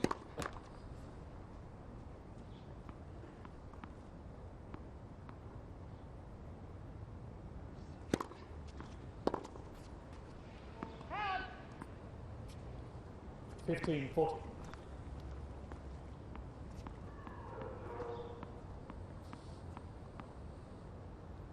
So Inglis here with a couple of break points.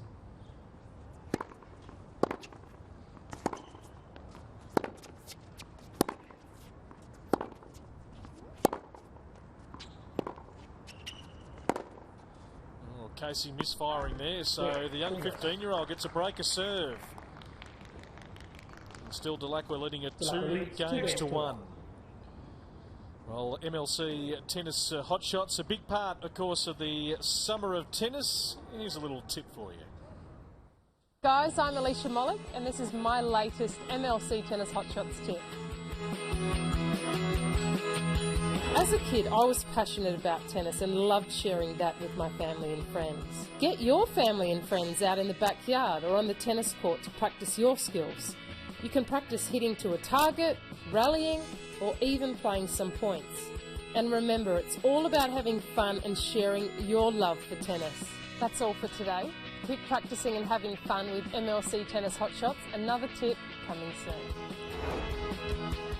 Yeah, thank you, Alicia. Very nicely done. Great ambassador for MLC Tennis Hot Shots. Just for the kids. Smaller courts, lighter rackets, the lower compression balls. Get your kids into it. They will love it.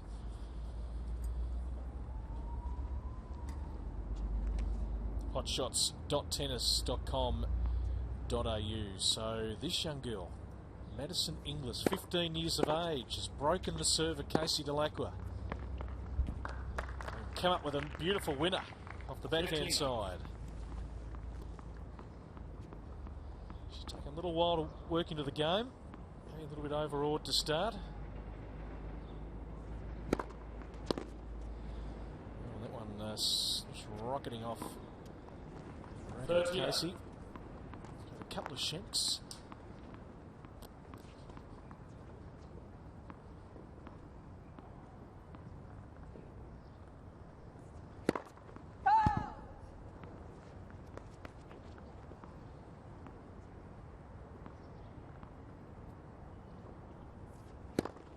Out. 30-15.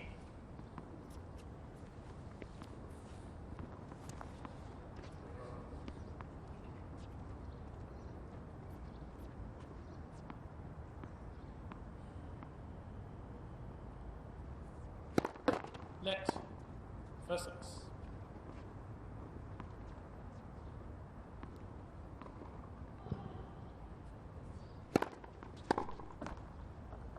$40-15. So this has been a really good recovery from Inglis after being blown away a little in the first 2 games. She's broken serve, looking to hold comfortably here. Play the point.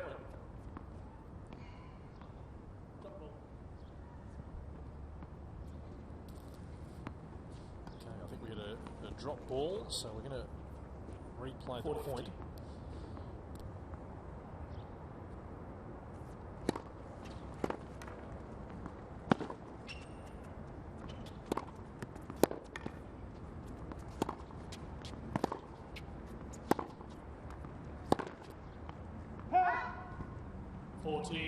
Well played there by Dellacqua, painting the lines a couple of times, really hitting with some depth.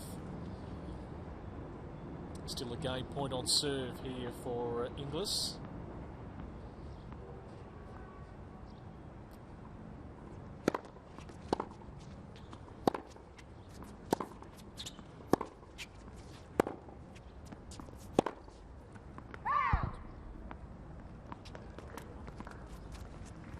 Yes.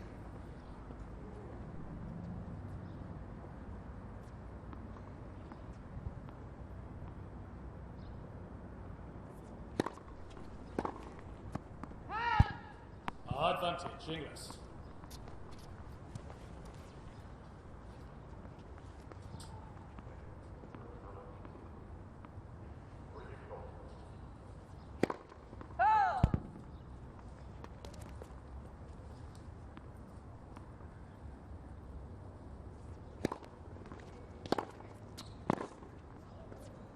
Been a good recovery by Dellacqua in this game.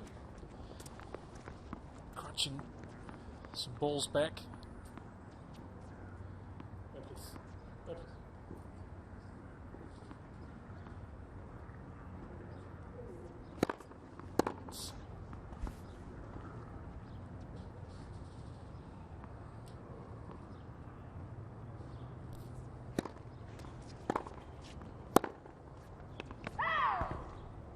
Advantage, Dellacqua.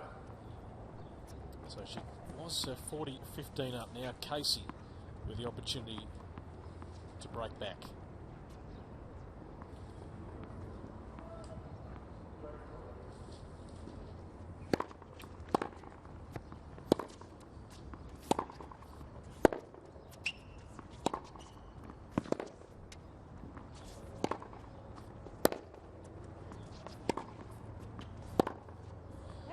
Sprays the backhand, so Dellacqua able to get through. Challenged early. English showed plenty of promise in that game. 3 games to 1. Casey able to rally and lead it 3 games to 1 here on court 6 here at the AO Wildcard playoff for 2013. Beautiful sunshine now. Casey looking to get on with things pretty quickly.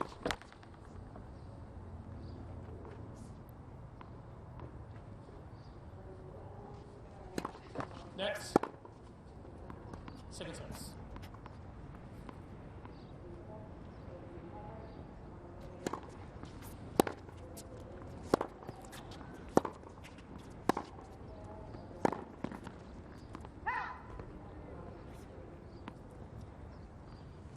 Fifteen.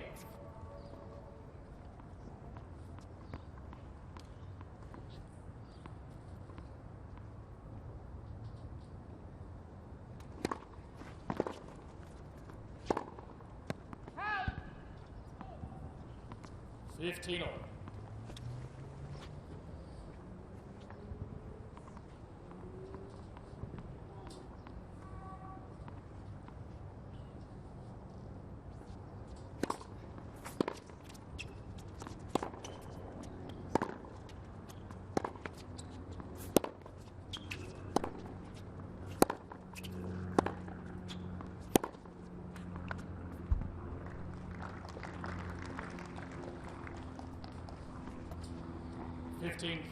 Just a result through from court 7. Alex Bolt, the 5th seed, 7-5, 6-3, 6-4, has defeated Oliver Anderson in the round of 16 match.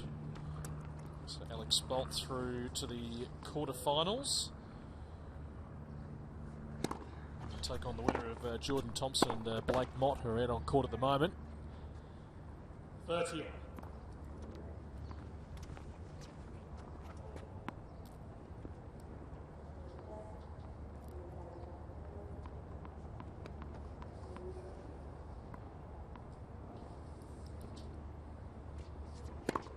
Bolts.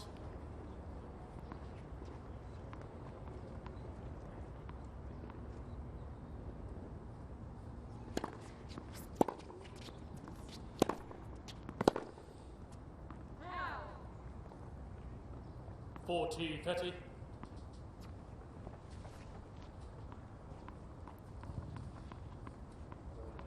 So Dellacqua looking here for a commanding 4-1 lead opening set.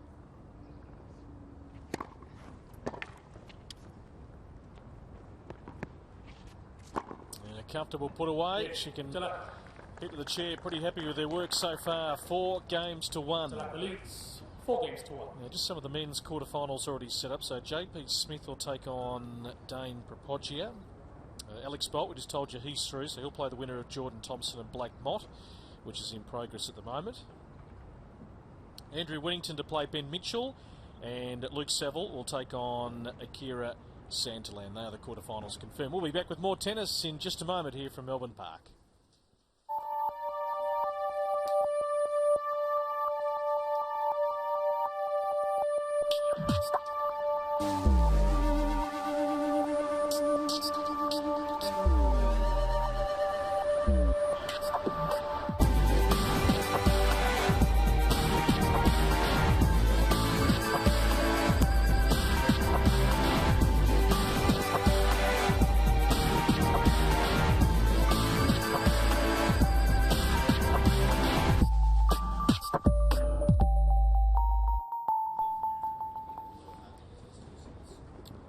Welcome back to Court 6. Casey Dellacqua doing a very nice job at the moment. 4 games to 1 against the young 15-year-old Madison Inglis, who's certainly shown some promising signs. She has broken Casey's serve in this opening set.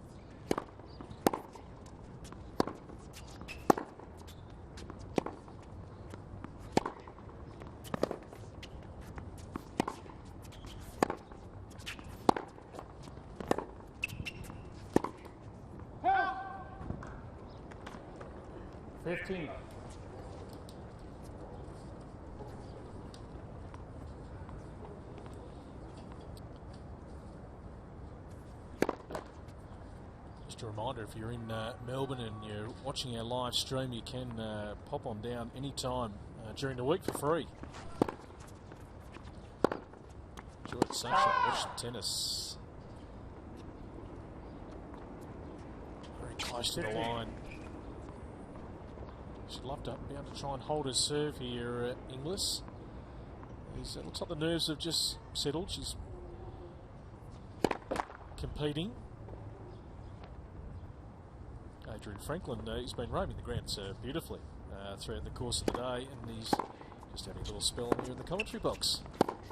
Yes, I am. Good to see you. Thank you. Good to see you too. I got a little bit sunburn out there, so Yeah. I just said, can I just jump in and just relax the skin a little bit? Tell you what, Well, you are taking one for the team. Thank you. I thought so, yes. But the weather today, honestly, BP. I mean, Get a banana lounge out. Oh. It's beautiful.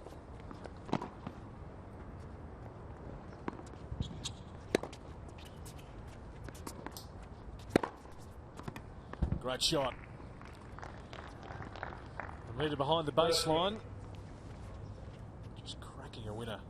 Casey Dellacqua on that occasion. She might want to be out here for too long today.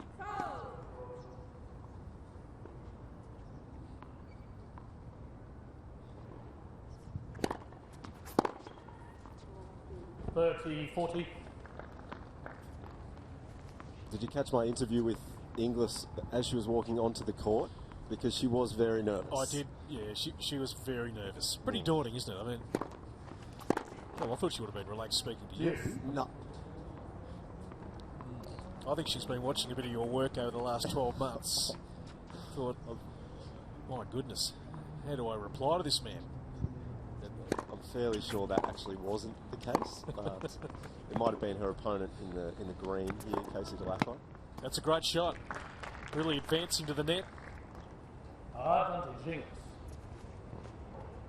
But yeah, I mean, she's only 15 years of age, so who wouldn't be a little bit overwhelmed coming onto the court? Well, I can't think of doing an interview at 15 years of age. So there's a bit to deal with, isn't there? You know?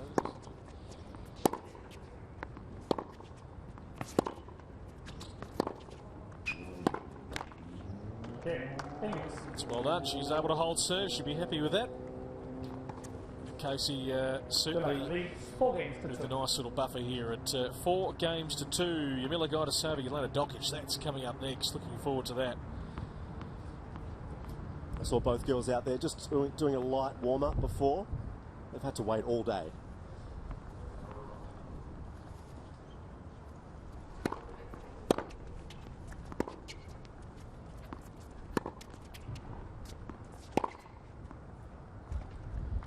It's a great shot from Casey there. A shot we've seen a lot of Casey over her career. That big high ball back, and she's able to get on top of it. It's very attacking, isn't she? It's good to watch her play.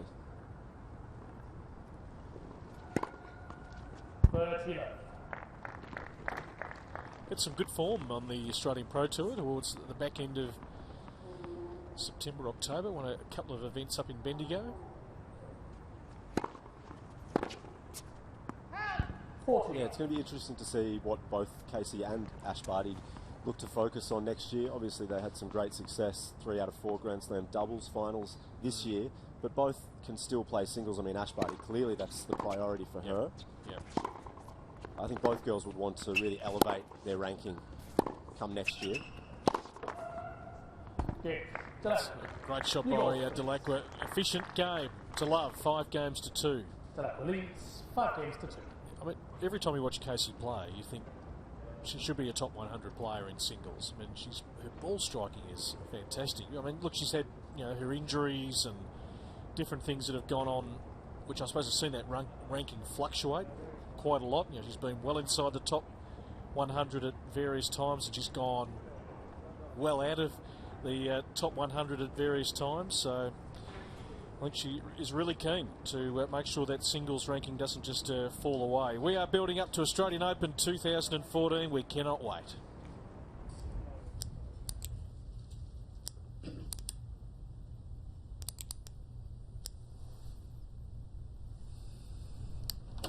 Good afternoon, everyone. Let's get down to business. Apologies for the delay. I got caught up. Get caught up in the Australian Open this summer. Tickets are on sale. Book now. One place to head, that is ticketek.com.au. Get your tickets. Best 2 weeks of the year. For all sports fans, not just tennis fans.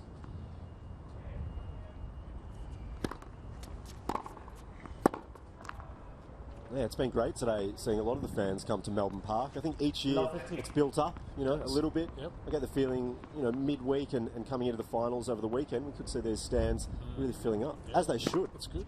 Free entry and some of the better young tennis players in Australia at the moment. Just a great opportunity, isn't it, to come and put a face to a name you might have seen a bit, or you've been watching results, but they've been abroad obviously for a lot of the year, so you can actually come and watch them play and have an informed opinion about them.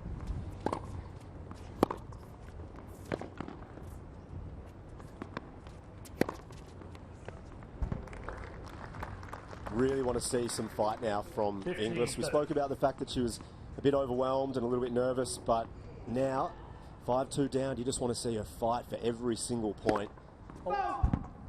She should be settled into the match by this stage. It's a great opportunity for her to have a strong presence out on court and show people that although she's 15, she's one to watch.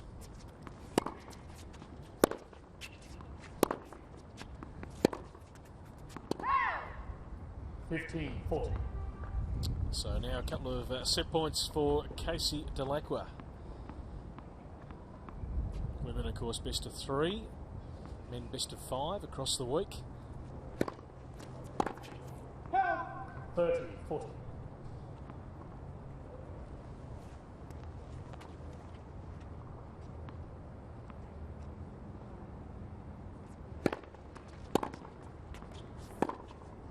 Oh, that's a great shot. Yes.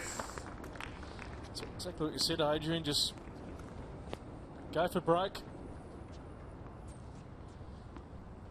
That's what Akira Santillan did in the opening game. He was... How good was that? Sensational. Really took up the challenge. Tough loss for Matt Reid.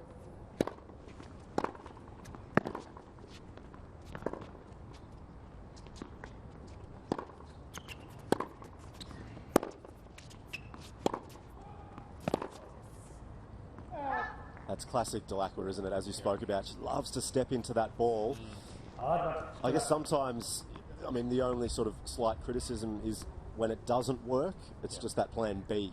But when she is leading, very tough to stop. Yes.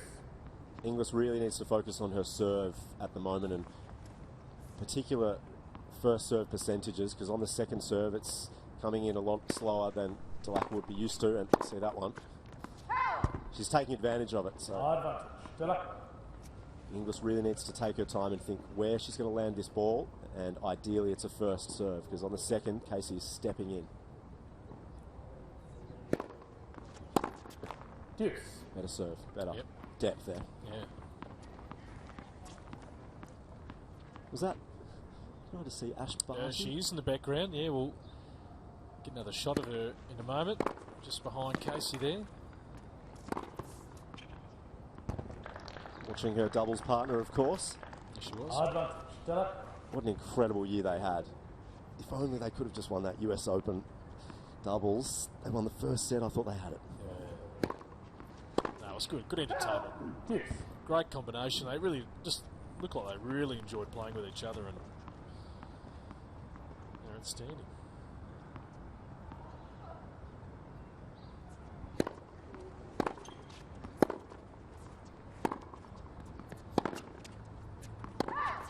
Yeah, again, Casey just stepped in to that serve. She's getting on top of the point really early, so Inglis again needs to take her time, preferably a deep first serve. There she is, Ash Barty trying to hide away. We found her. So there it is, the opening set for Casey Dellacqua. Going to plan, 6 games to 2. Madison Inglis showing some good little signs throughout that first set. She took a little bit of time to settle, but certainly competed. But Casey, just with her experience, able to play the big points really well. So the red-hot favourite in this match. And of course, a number of the women's matches are underway at the moment, so we'll keep you in check with those. Men's quarterfinals just about all sorted. We've still got one match out in progress at the moment. Adrian, take us through it. It was Casey Dellacqua, not totally one-way traffic, but really put her stamp on the game. Yeah, well, as we spoke about, she was overwhelmed, I guess, from the start, Inglis, and as you can see in this play, Casey, she would know that her opponent is 15 years of age. I think there's about a 13-year age gap, and she's stepping into the ball, and every opportunity, particularly on the serve, you could see Casey stepping in and wanting to take advantage of that, and a great shot there from Casey. She finished it off pretty comfortably in the MVP. Really important to see how Inglis responds early in this set. It's a big occasion, 15 years of age. I read out a few of her results earlier. She's won a couple of tournaments. The Victorian Junior Clay Court International, the Queensland Junior Winter International throughout the course of the year. Runner-up in another junior event, 2-time semi-finalist, made a couple of quarterfinals. 28-13 her win-loss record this year. As the win picks up there. It's a tough serve to try and return. 15. I reckon Melbourne, if Melbourne had a personality today, it was very angry. Melbourne gets bored, doesn't it? Oh. Just being the same thing. It's just got to mix it up. Come on, relax, Melbourne.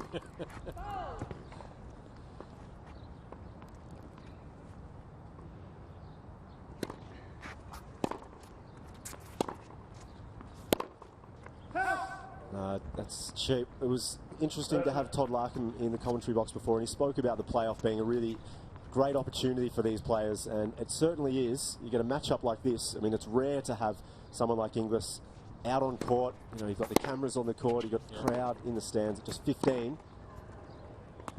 Well left there by Casey, but she needs, there is an opportunity, but she has to actually try to take that as well. If she runs away with this match, Casey Dellacqua, it could damage Inglis potentially over the next short period of time anyway. You can always get over losses, but you really want to put in a fight. Yep.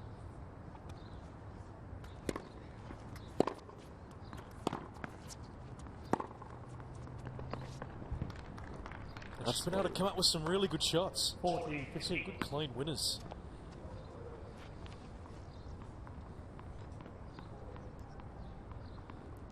Good angle. Depth. Fault.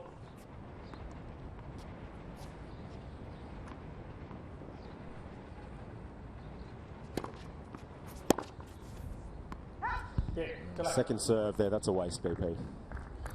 Yeah, comfortable hold for Casey Dellacqua in the end. So she's a setup, 1 game to love, second set. Doing it quite comfortably here on our broadcast court. Gajdosova Dokic coming up. Make sure you stick around for that one. The intrigue of how Yelena will return after a couple of years out of the game, and Yarka having missed so much time in 2013. Of course, Australian Open mixed doubles champion.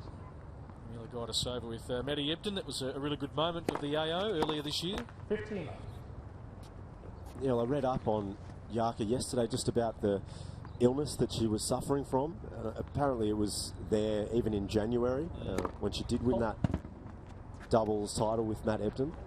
You know, she spoke about the fact that she felt tired and she thought that to respond to that she needed to actually work harder. Yep.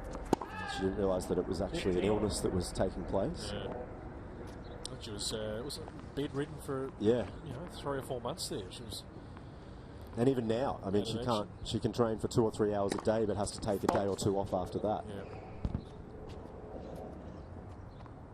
When she got to 25 in the world, it was just exhilarating to watch her play.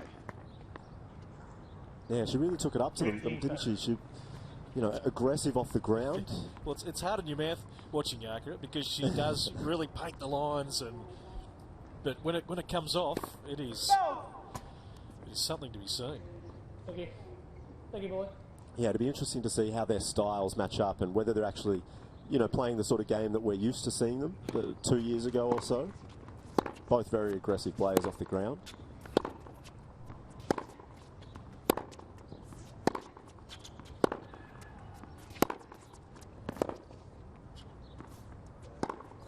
Really flattening that ball out. Set up beautifully for Casey to put that away. That's the best rally I've seen of this match anyway.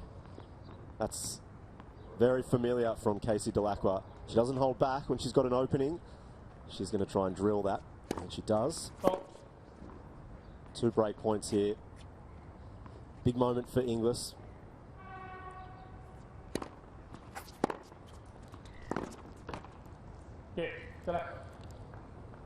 So Dellacqua gets the break of serve. 2 games to love. Going to script for Casey at the moment.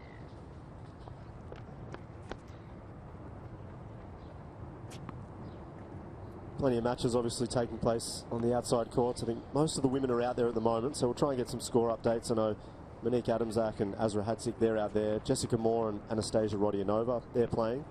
Tammy Patterson and Sarah Tomic, I believe, have just sort of gone on recently. Okay. Because they have opened up an extra court out there. Court 10 has been opened up. So we'll see if we can get an update on a couple of those.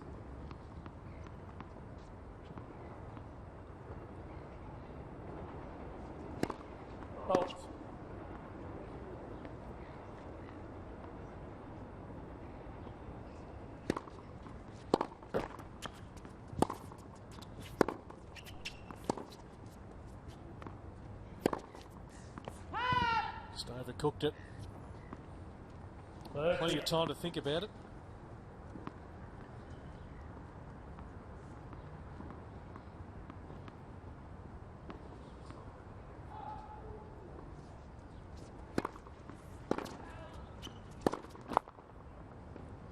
It's got a bit of a different feel to it, the playoff this year, I think.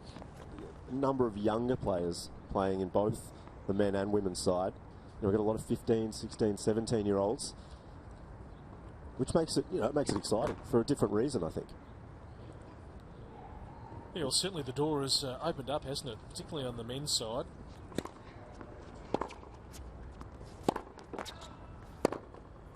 Imagine seeing someone like Akira Santillan going, deep into the weekend. 40, 50. Being close. I mean, someone like that being so close to an Australian Open berth, it's not only just being in a Grand Slam, but there's prize money attached to that as well. Serious prize money. Help you along the way. Interesting speaking to Ben Mitchell just after that match, talking about the playoff. It's in December, interesting time of year, but he loves it.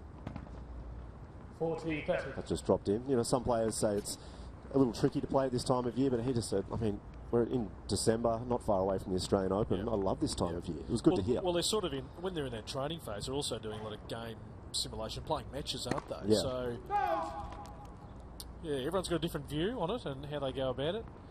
I guess he loves it because he won it last year, perhaps. Well, it's kind to him, and to know, I suppose, to know now, if you can win it, to know you're in the Grand Slam rather than have to wait for qualifying. Yeah. Why not? Why not give it a crack? In the second week of January, you know you're there. You can really focus in on that, and also then maybe look to get into the Brisbane field, and it helps you with that in Sydney. And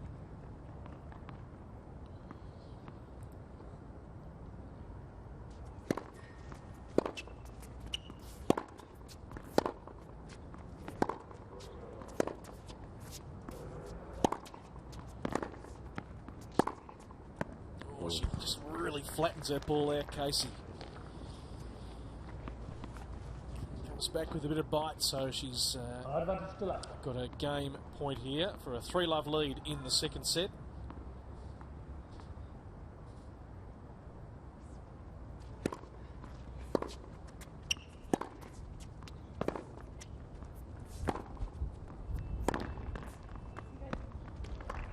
And too good. You hear from Casey Dellacqua, and it was. Yes. She's picked up her pace, I think, in this game, Inglis. That previous rally, she's just staying low to the ball and trying to stay with Casey. I think Casey's got the superior stroke, but if she can just stay strong on the ball and not step back too much, become defensive, she can stay in some of these rallies. Big point here.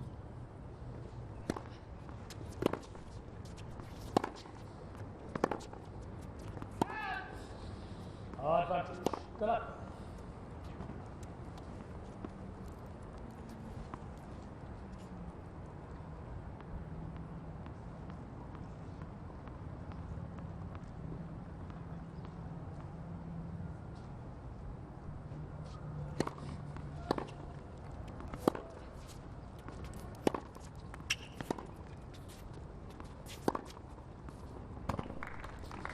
Lovely. Yes. Little glimpses of what Madison Inglis can do.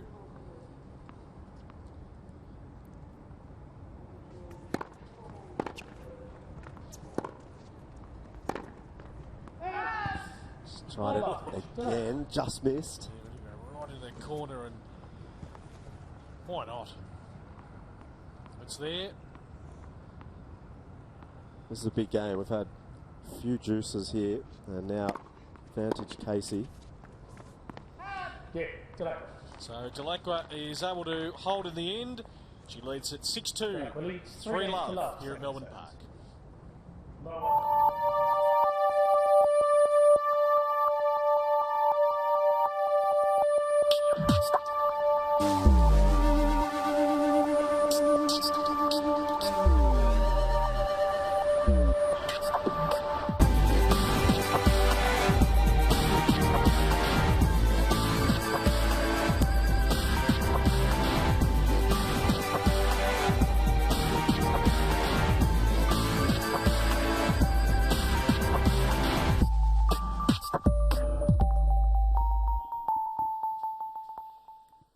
...2014, plenty to look forward to in the world of tennis. Maybe it's a big year for the top seed here in the Wildcard playoff on the women's side of the draw to really get her singles ranking back where she'd like it. Casey Dellacqua, 6-2, 3-love in the background there. A girl she knows very well, Ash Barty. And Stinger Nettle behind Ash there. His name's Shannon Nettle, but he much prefers Stinger. Stinger. Yes. So he works with Casey. He was over at the US Open working with both Casey and Ash. Jason Stoltenberg obviously heavily involved as well. Stinger. He can play football as well, actually. He's a good footy player. Is that right? Yeah, we've had a kick actually out on Collingwood's Oval, just out the back here. Can play. Okay. That was one of their Man of warm-ups. diverse talents. Oh, absolutely. Yeah, Casey and Ash, they like to warm up kicking the football. I mean, it's more coming from Ash, who's a serious Richmond fan. But I think Casey is also a strong 15. Carlton fan as well. They both enjoy the football. Stoltz can kick as well. Jason Stoltenberg, he's got a good kick on him. I like it. Bolts.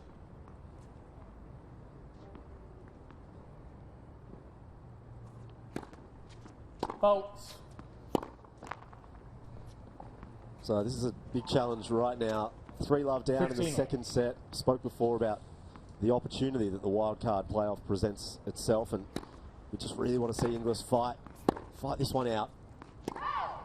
Just a few cheap points.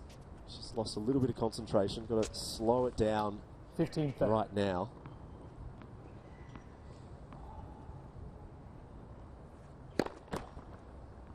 Perhaps just thinking a little bit too much about who's up the other end, and just got to focus on the way she wants to play. It's tough to focus on your game, though, when you've got a forehand coming back like that. Yeah. Blink and you miss it.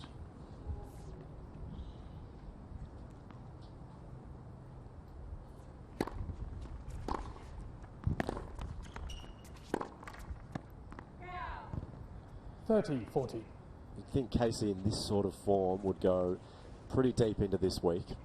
Should be one of the favourites, obviously the number 1 seed. But sometimes you can be, you know, a high seed and not be in good form. But it seems right now she's hitting the ball rather well. Yeah, well, a good back end of the year, as I mentioned, on the Aussie Pro Tour. So she's on a good run at the moment.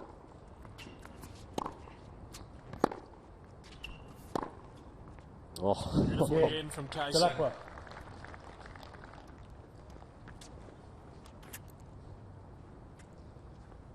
Dellacqua leads 4-0, second set. So she's got this one under control. I'm sure the word has gone to Yarka and Yelena. You'll be on shortly, the way this is tracking.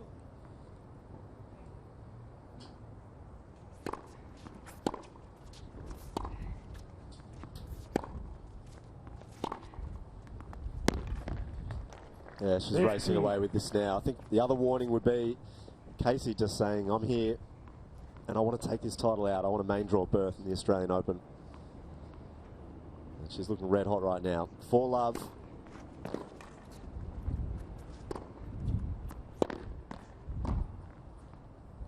And she's really attacking anything short. 30-love. Oh, wait, can you grab that, please? It's under the chair. Under the chair.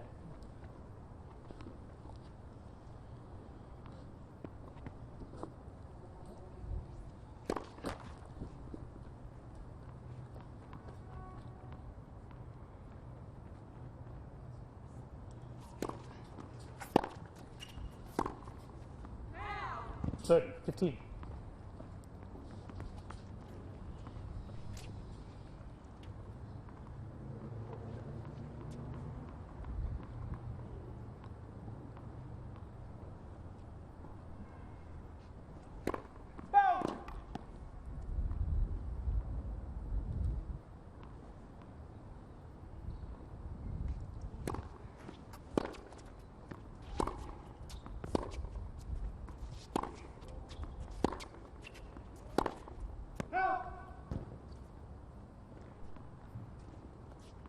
Thirty.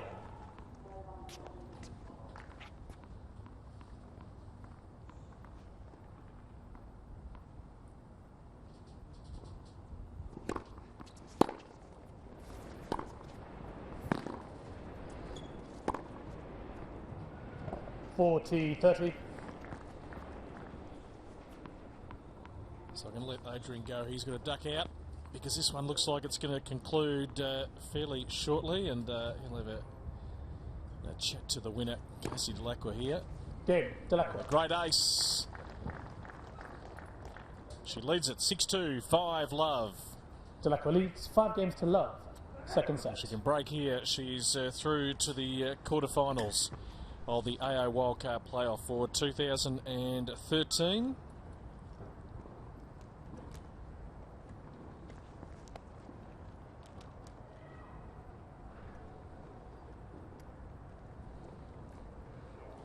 Yamila Gajdosova, 4th seed here. Jelena Dokic looking to get her ranking back after a couple of years away from the WTA Tour with that wrist injury, which has taken quite a bit of time to get right, but has been training hard here at Melbourne Park for the past couple of months.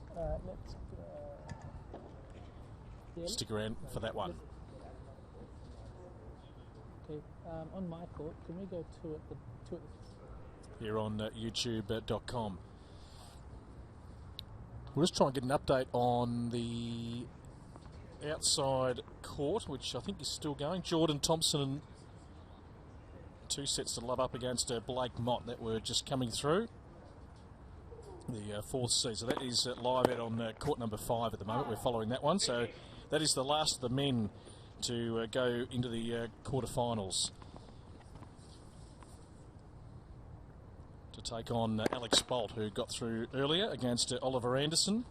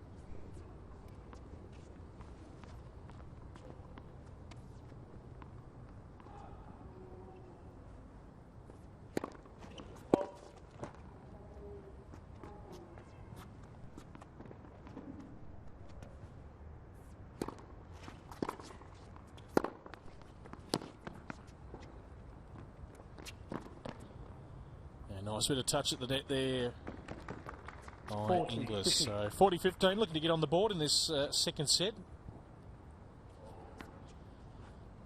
No one likes the bagel against their name.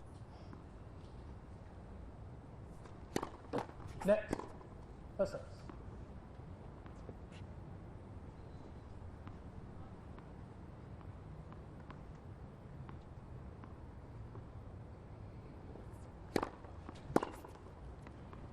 Yeah. Inglis. So a good solid service game. Madison Inglis will make Casey Dellacqua come out and serve for the match. Dellacqua leads 5-1, second set.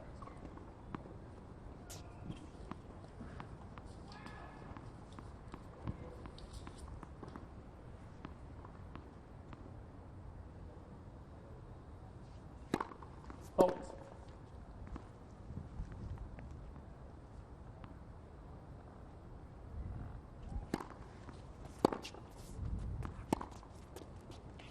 Out.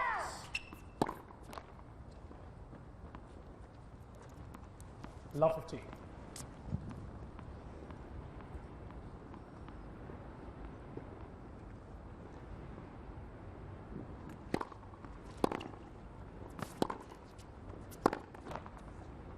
$15 all.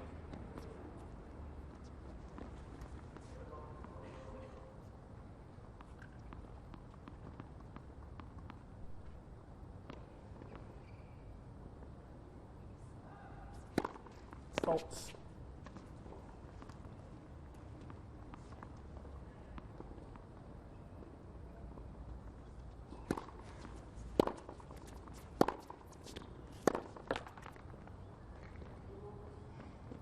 $30-15.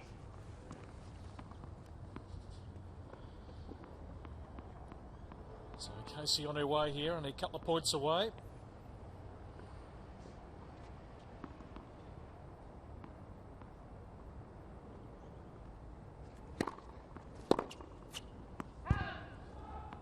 $40-15. And now with a couple of match points.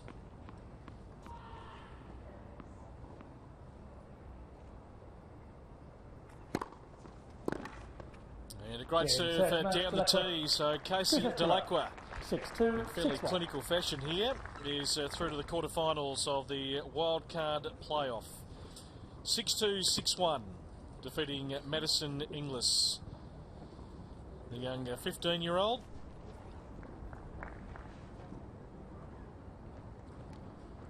And did it in comfortable fashion. So Casey is through, the top seed, to play the winner of Monique Adamczak and Ezra Hedzik of Victoria.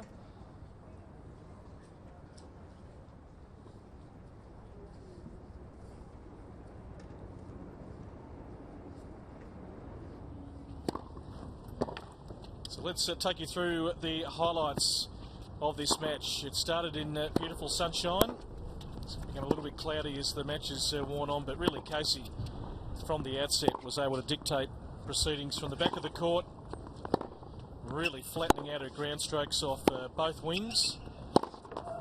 Get some beautiful winners cross court and up the line. Madison Inglis was able, just after a few nerves early, able to settle and at least compete. And come up with some clean winners of her own, but another classic example here. Beautiful shot, taking those looping balls and really flattening them out. Coming out with some great winners, Casey Dellacqua. We know she is still a fantastic ball striker. One of the shots of the day there. Hot favourite as the #1 seed this week, and coming off two fantastic Australian Pro Tour wins in Bendigo to end the season. So she's in good form. Also was able to get to the net occasionally and use her good doubles experience.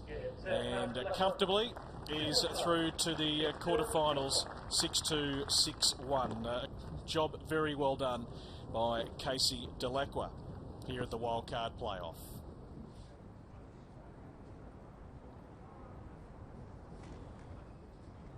So stand by for our next match. It's going to be Yamila Gaidasova and Jelena Dokic. We are certainly looking forward to that coming up very shortly.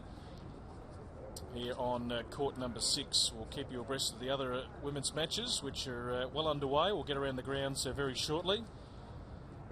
extra court opening up just to try and get through all the matches today. So we are back on track after the rain delay yesterday. Well, here are two girls we are very, very familiar with.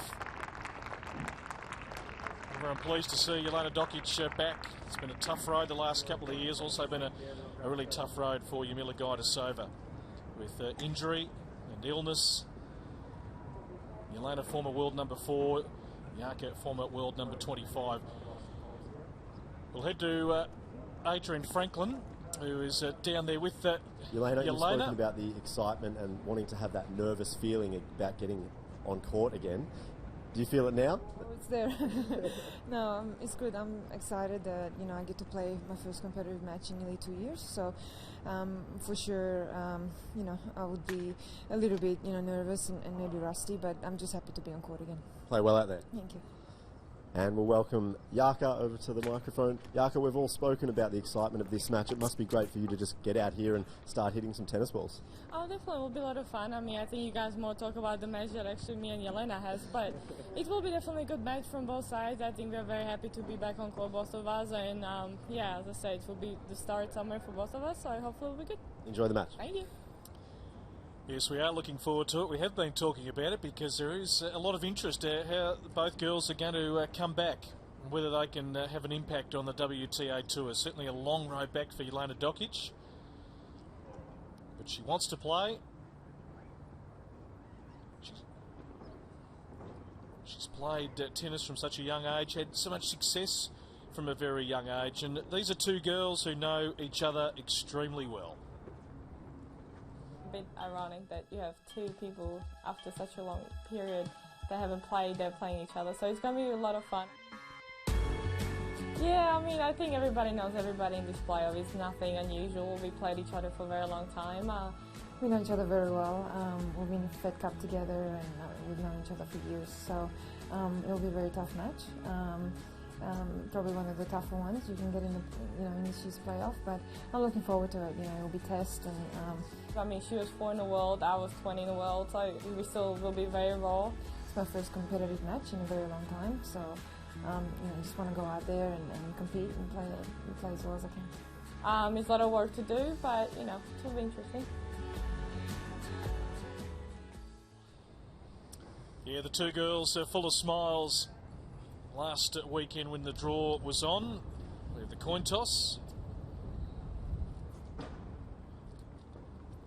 And both players will start their warm-up as that cloud cover comes over again. So both players were out here pretty quickly, keen to get underway before perhaps possibly might get a shower or two. Jelena Dokic has been in town here for the last couple of months. As Todd Woodbridge told us earlier, putting in some hours out on court. And Jarmila Gajdosova, of course, looking to really get her game back up and running. And she'd love a breakthrough at the Australian Open, which hasn't been kind. It's the one she really would love to get under her belt to start the year, and if she can win this week, it'd be a really nice platform to try and rebuild her career. But two girls who strike the ball beautifully. Another player who strikes the ball extremely well. We've just seen her out on show court number 6 here, Casey Dellacqua. She has got through to the quarterfinals, and she's going to have a chat to Adrian Franklin. Casey, well done. That was a really dominant performance out there. It looked like you played the way you wanted to play.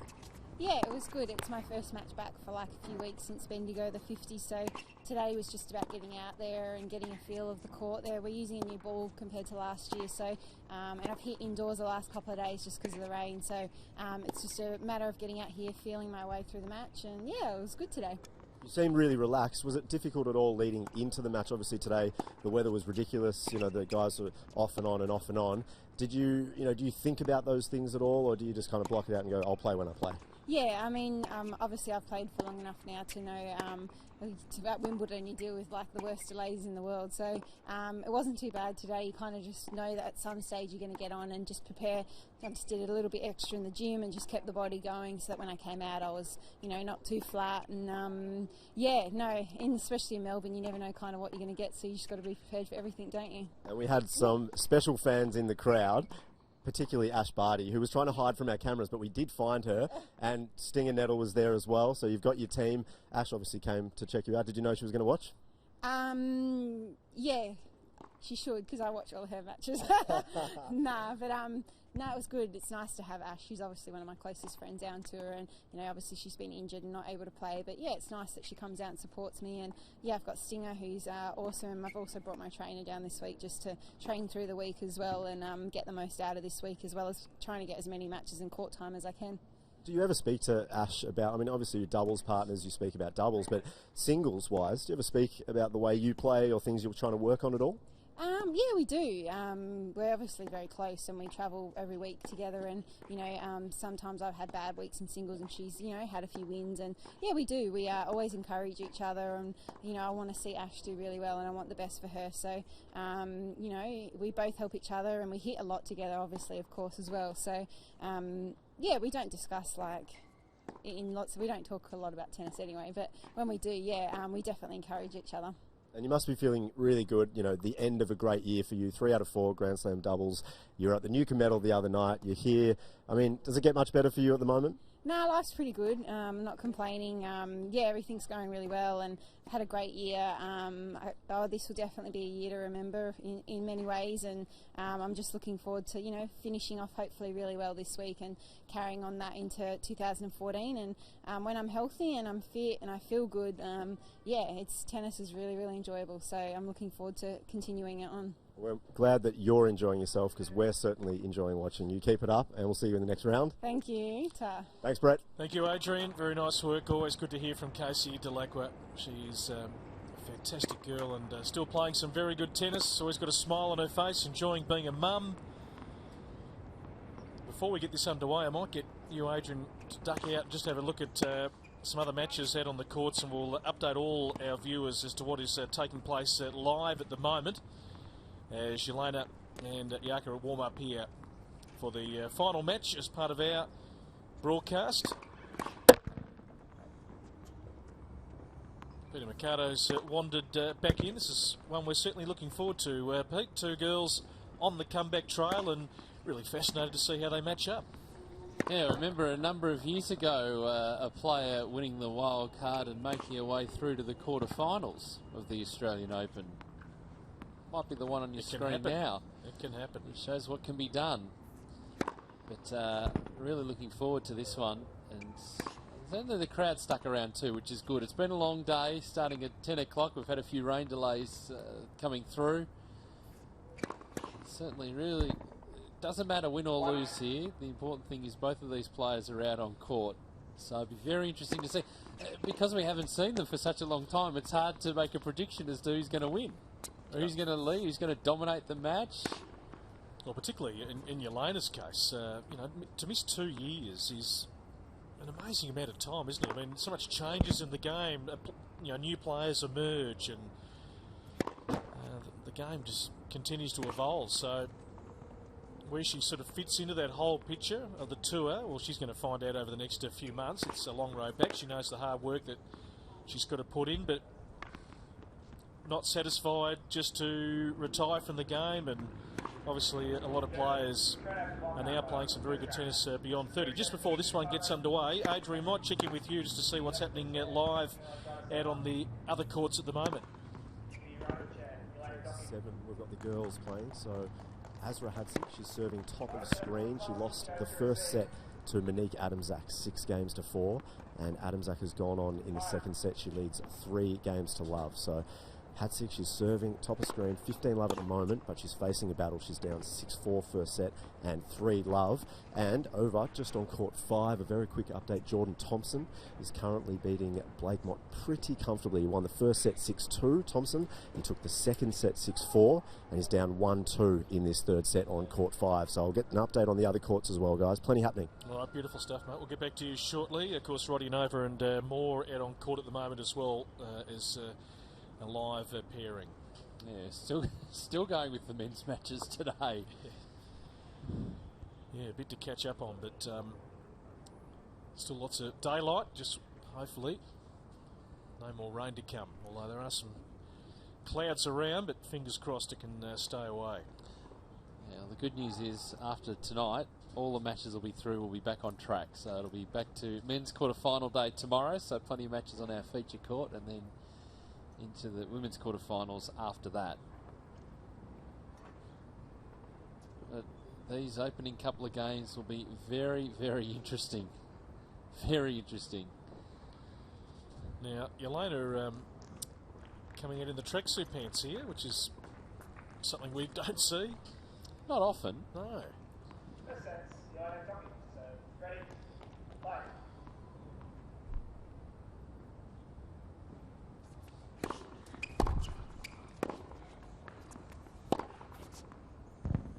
Love 15.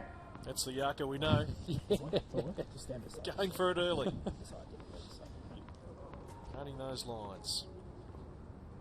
When it's good, it's good.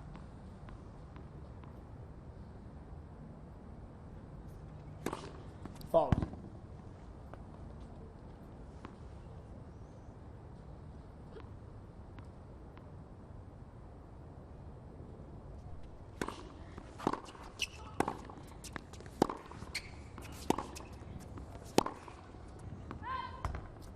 $15.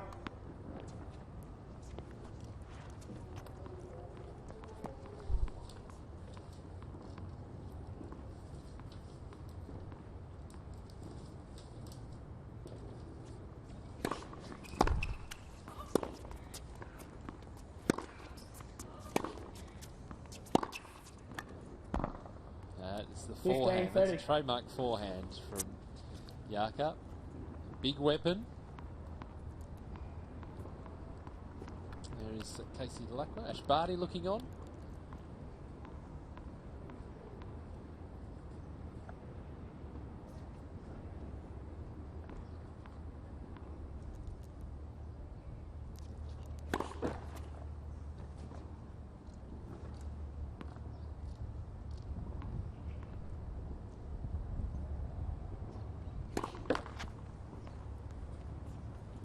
$15.40. So a couple of early break points. They have met once before. Refreshing. These two, 2011 in Doha. Yaka winning 6-2, 6-1.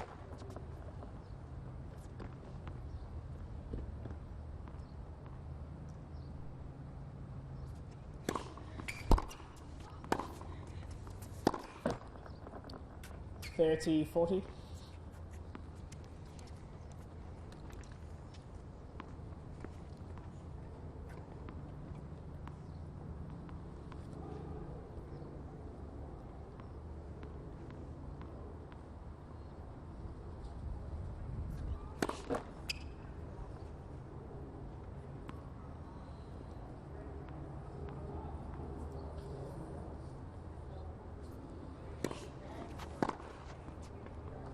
Game, got a saver. That was right to be picked up. Very First short game. second serve.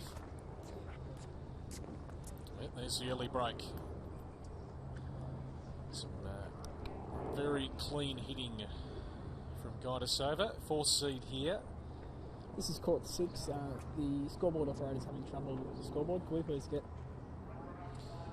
I think Jelena Dokic has been ranked as high as number 4 in the world back in 2002. Yeah. We talked about it earlier, and the journey that she's been on, and the story. It's been such an interesting story. So many twists and turns along the way. About a serve, it's a serve. And we think back to, I think it was Hopman Cup 99, 15.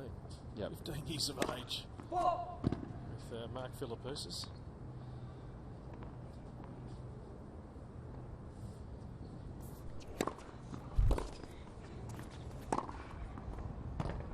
$15 love.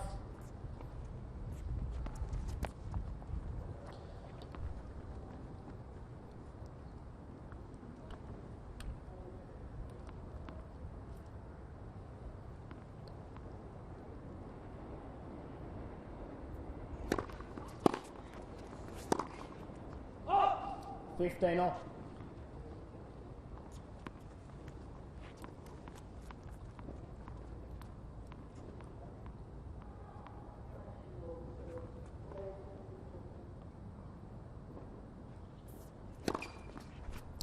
$30.15.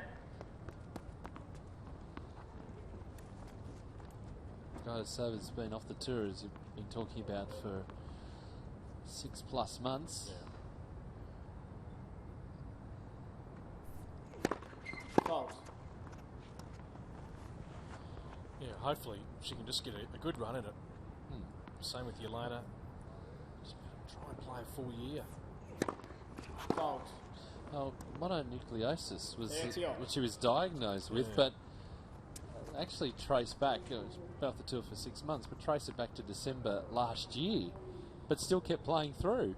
Extraordinary. What a mixed doubles. Grand Slam.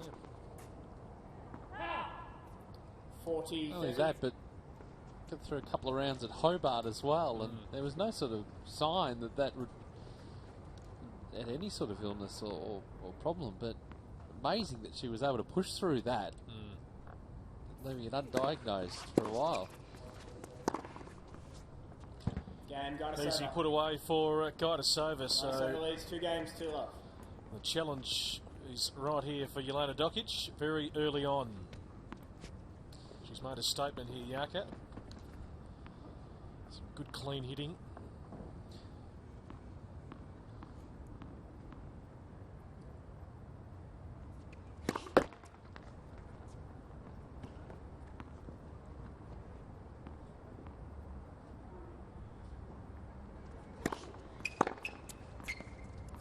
Out the ball nicely. I guess the other thing that we've been talking about too is while Yaka's had 6 months off, she did come back to competitive tennis, so she has been playing in tournaments and events. So she certainly got that match preparation down, whereas Jelena has had such a long time off, just getting back into matches now. It's going to take some time.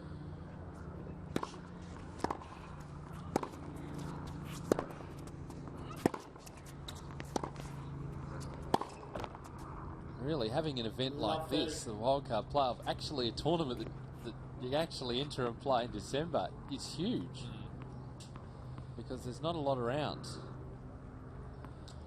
No. We're in their off seasons.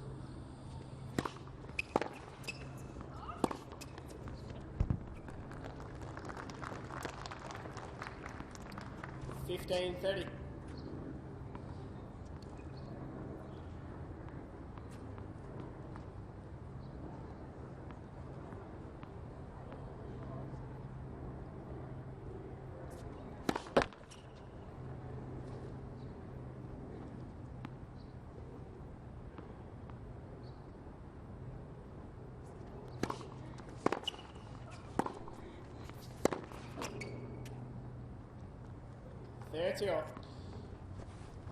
Miller on a comeback from this illness through to the semi-finals of a $125,000 event on the WTA Tour in Nanjing.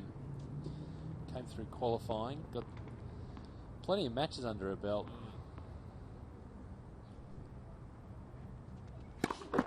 Upset Misaki Doi along the way, a lot higher than her.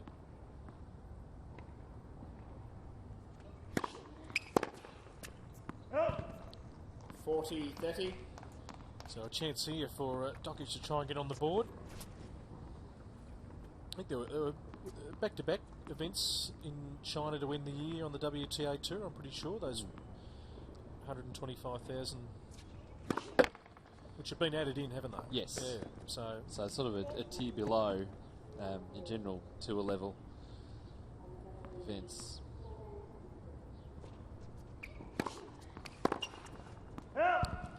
So Jelena gets on the board, which will certainly be a nice sort of confidence booster. And still Yaka leading it 2-1. Well, Tammy Pedersen is through, the Victorian, the 8th seed, defeating Sarah Tomic. She is with Adrian Franklin. She certainly is, and she's very happy. Round 1 winner over Sarah Tomic. You hadn't played Sarah before, but you had seen her play in practice a little bit. But as you just mentioned, that's completely different. You must have felt good out there, though, winning straight sets. Yeah, I went out there excited because I've been training for about 5 weeks of the off-season, so you kind of get that itch wanting to go out and play your match.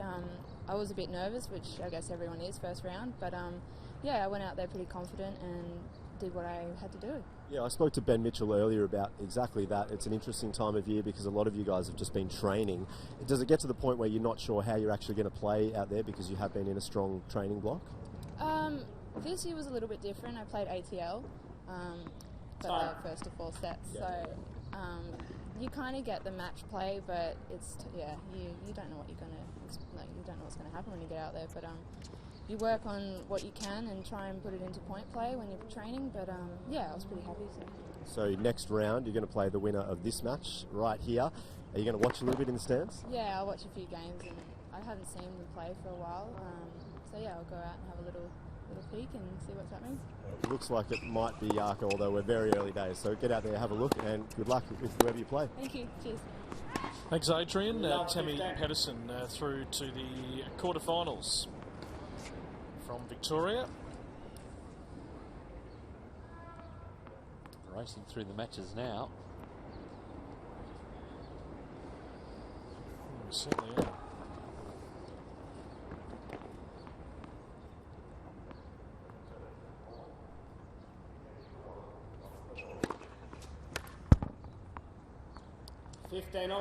She might have hit herself with a racket there on the follow through. There we go. Let's get a close look here. Yep. Whack. Never good when that happens.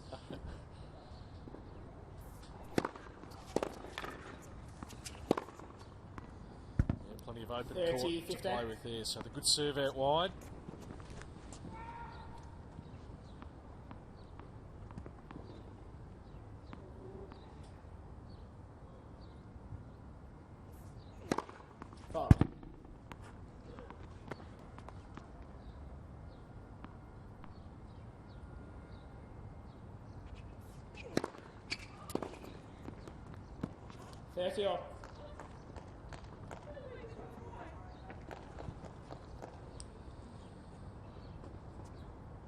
Let's have another look up this line.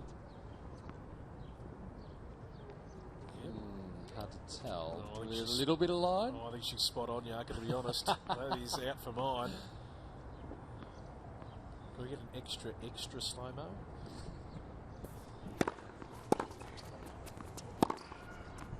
That's nice finish. 30. It's just clean, isn't it? It is. We had the chance to speak to Yelena, an interview with Yelena about a month or so ago. Yeah. What was her feeling like coming into events like this and starting again? Game got a setter. Yeah, look, she was pretty relaxed, and Got a obviously 3 games to 1. when I spoke to her, she was about to start. I think she'd only done the one session with Todd Woodbridge, and then we had a chat, and obviously that's probably going back 6-7 weeks ago now. So she's obviously put in a lot of work, but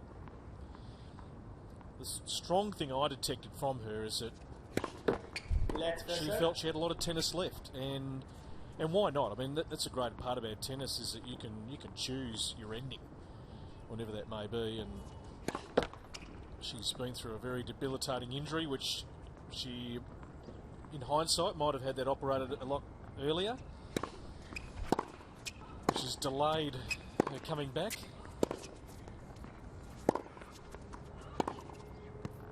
But I think just for her own mind, she just wanted to give it one final crack, come back, get as fit as I possibly can, and see what I can do. And if it doesn't work, well, so be it. We'll start preparing for life after tennis.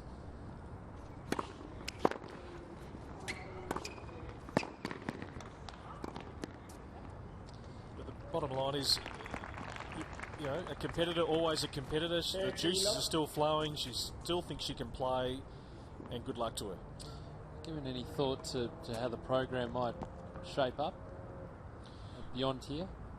No, I think it was all about just looking at this as a first up event, and then really sitting down after that and trying to map out some sort of calendar for 2014. But back then it was all about just trying to get some match play here, and that being her first target. So look, we're going to follow it with great interest.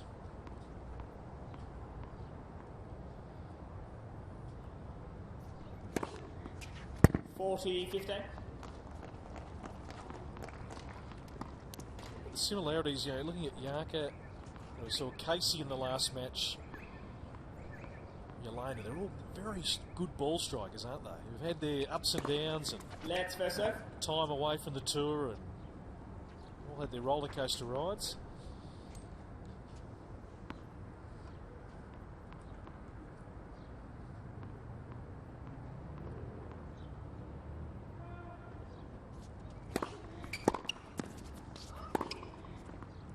Game, dropping.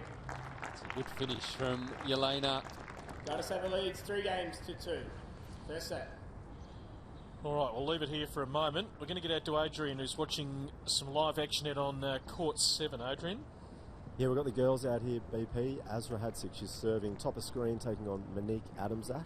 And at the moment, it's all Monique Adamczak. She won the first set 6-4, and she's up 5-2 at the moment here with Azra Hadzic serving. So she's 30 love up, so staying in this one. She'll obviously want to take this game and make Monique Adamczak serve for this match. Let's watch this one here. Blustery conditions out here. Again, the wind's just picking up. So 40 love, Azra Hadzic, 5-2 down in this second set. We know that Monique Adamczak, she made the final of the playoff last year, losing to Bojana Babusic, so she clearly enjoys this time of year and playing in Melbourne. So we'll give you the update, but we're not too far away perhaps from seeing Monique Adamczak go through. All right, well, we might try and get you to take a look at Roddy and Over as well, Adrian, if you can get the back to court 8, and Jess Moore, get that off you in just a tick. 15 love. So Guidus over with the break here as the win picks up again. 3-2, opening set.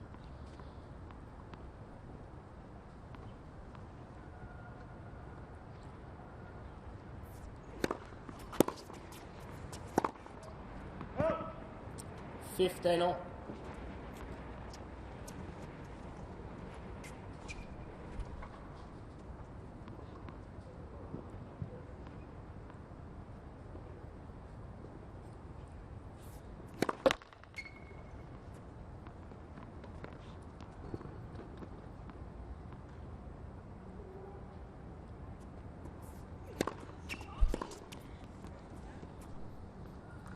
Hitting some nice winners. I mean, that slightly missed 15, time, but 30. it works.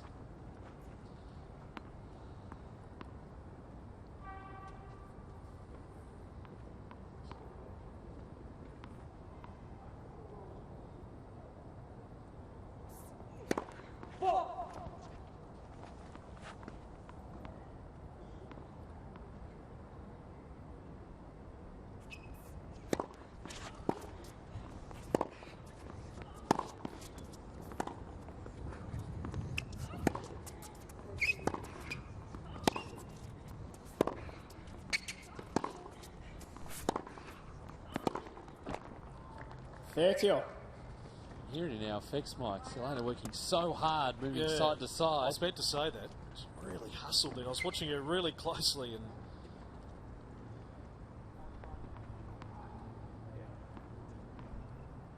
just building that tank up again.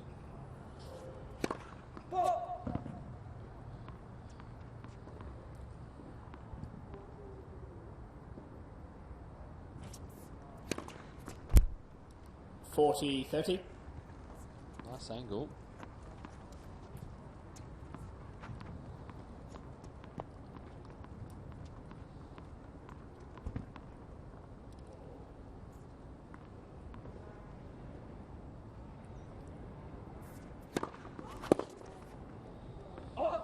Game, got us over. So able to Got us hold over leads 4 4-2. games to 2. Opening set.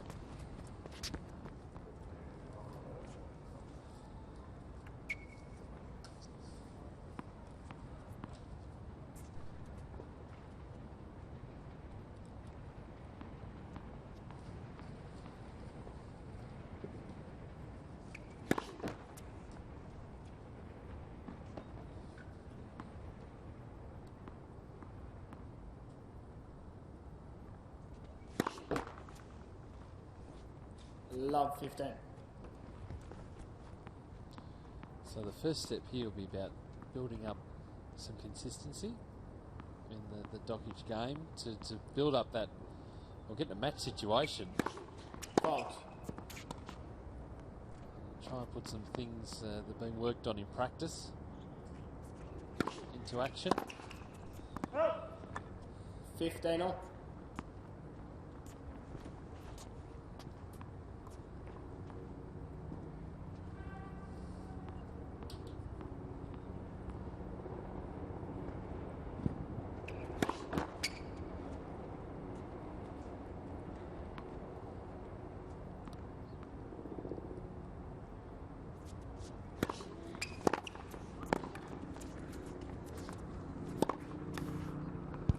Ferocious return. 15-30. And a clean winner to finish. Doesn't like to just put the ball back into play. Another guy to save her. She gives it a whack.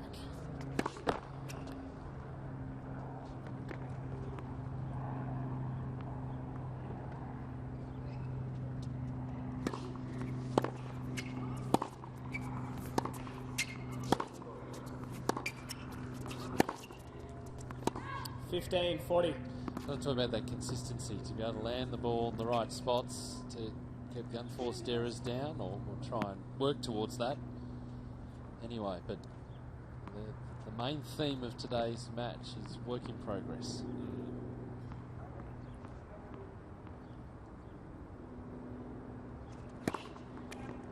30-40.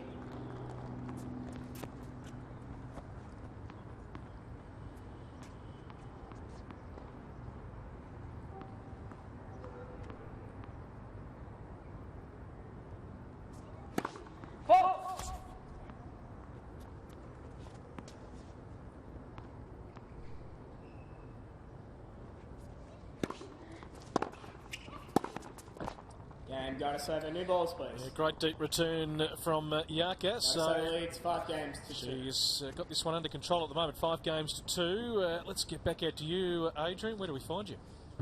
Well, I'm right here just out the back of the studio. We've got a couple of score updates. Monique Adamczak has just beaten Azra Hadzik in straight set. So she goes through. She made the final of the playoff here last year, so she loves playing here in Melbourne. And she goes through to the second round. And out on court 8, out the back, Anastasia Rodionova is taking on Jess Moore at the moment. Rodionova won the first set, but Jess Moore fought back and won the second set 6 games to 1. They're early stages of the third set where we saw Rodionova take the first game. It's a very vocal match out there as well, as we can expect, both Jess Moore and Anastasia Rodionova. Not short of a word, so we're early stages of the third set, and I'll keep you guys updated on that one. Great stuff. Thank you, Adrian. Girls matches in full flow now. So Tammy Patterson through, Casey Dellacqua through to the quarterfinals. Time. Monique Adamczak is through and into a third between Anastasia Rodionova and Jess Moore.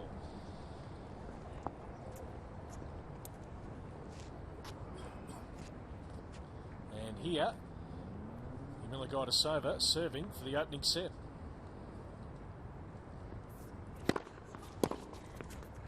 Oh. 15 up.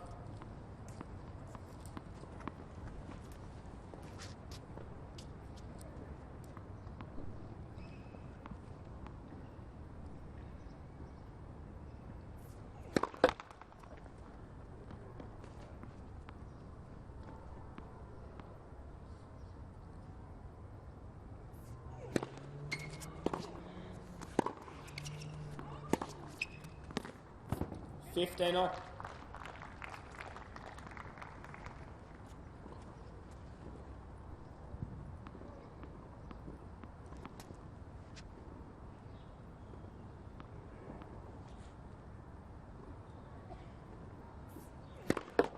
Let's first serve.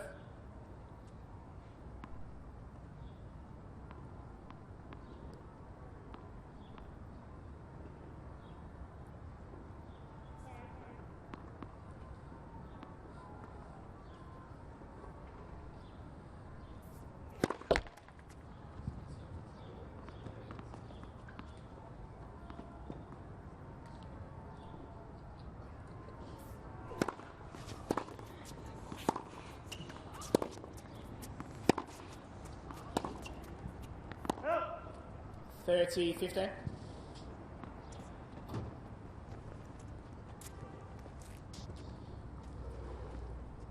Gaudasova only knows one way to play, that's attacking. Cleaning the baseline. 40-15. Very good in position, which is in front in a set, just to keep rolling with it. Likes to play pretty quickly. Now has a couple of set points. Fault.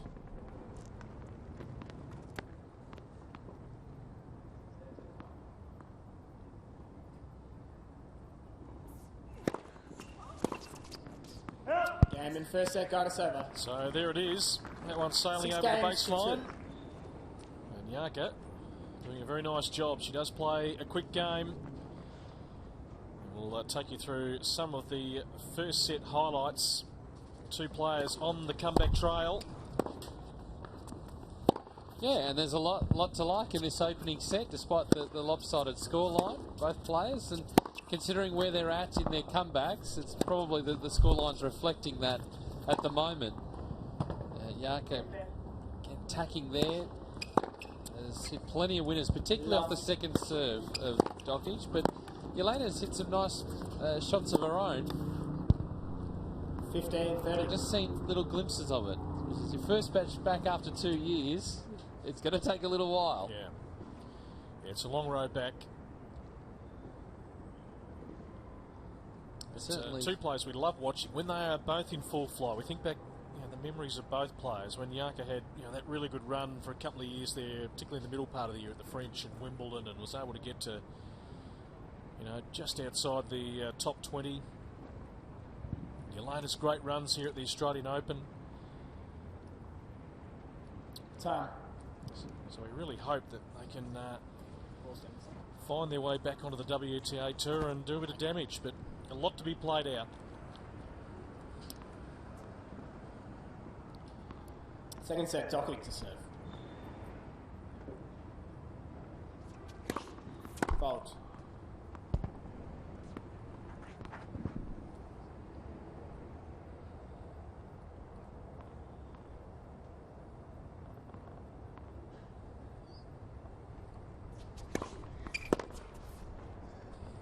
$15 love.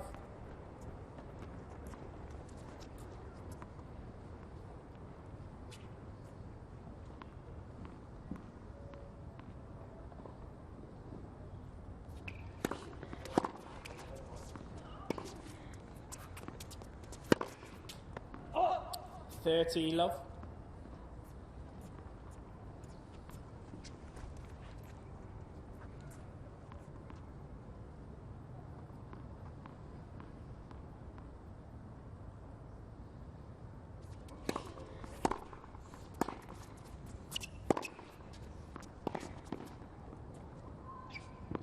That's a good forehand from Gaudasova. That one really biting off the court.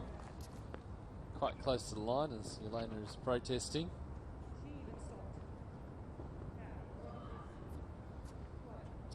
Mary's good. Nice.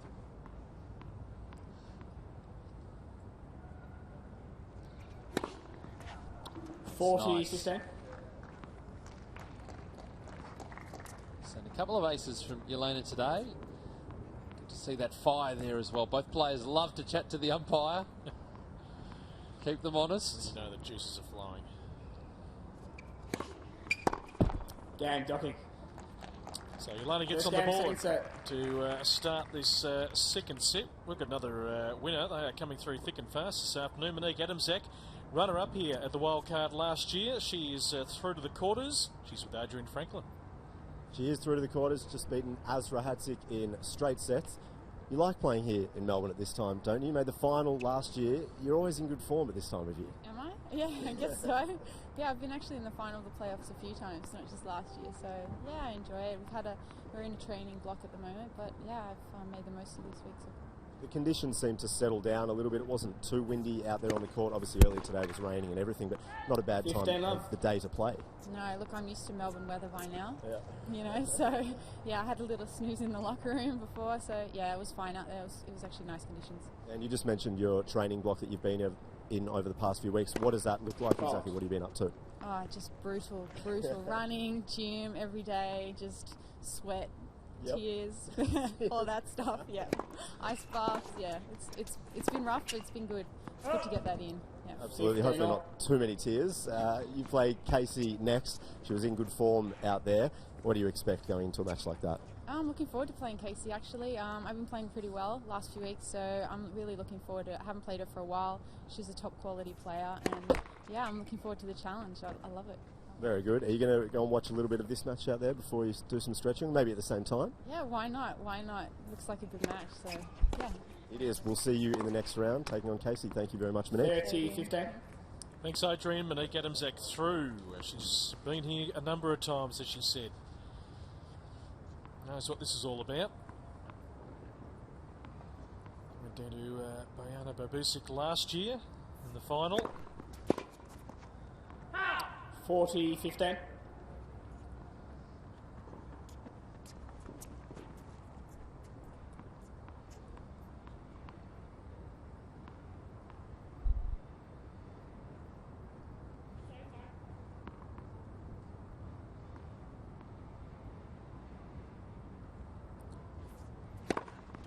Game, going to server.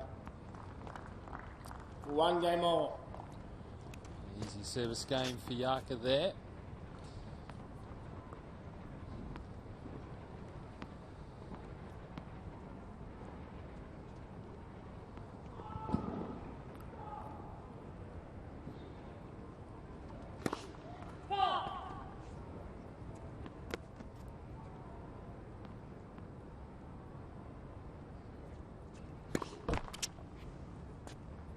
Love 15.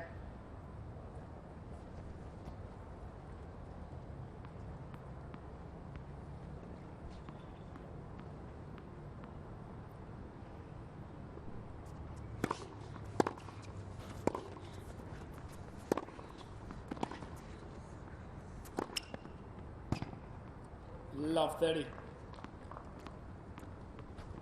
No doubt Elena would have had few goals set out to talking to her team before the match. A couple of KPIs to follow. Start off small, but then grow from there. See how the match plays out.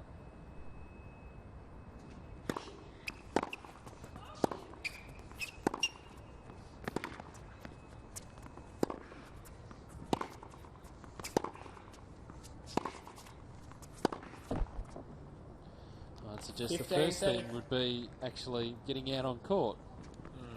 Actually getting to this stage. That's right. A lot of hard work has gone just into this. Yep. Walking out on court. Yeah, as I said, she's been here nearly a couple of months, so that's what she needed. She needed to put in a good 6 to 8 weeks of training on court and in the gym. 30.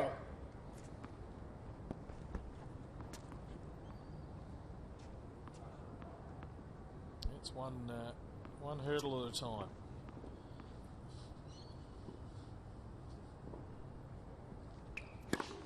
Fault.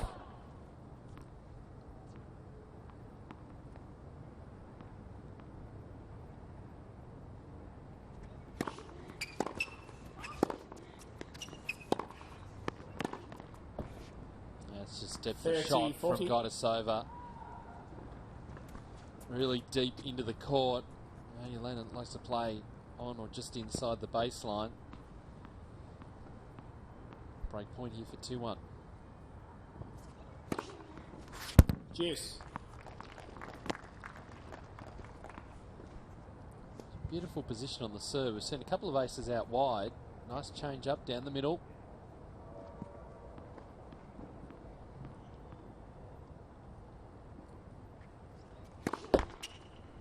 Let's first serve.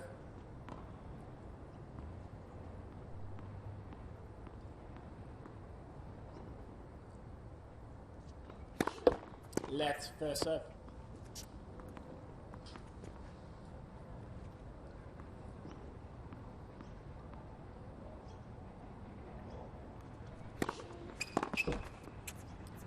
Advanced stock kick.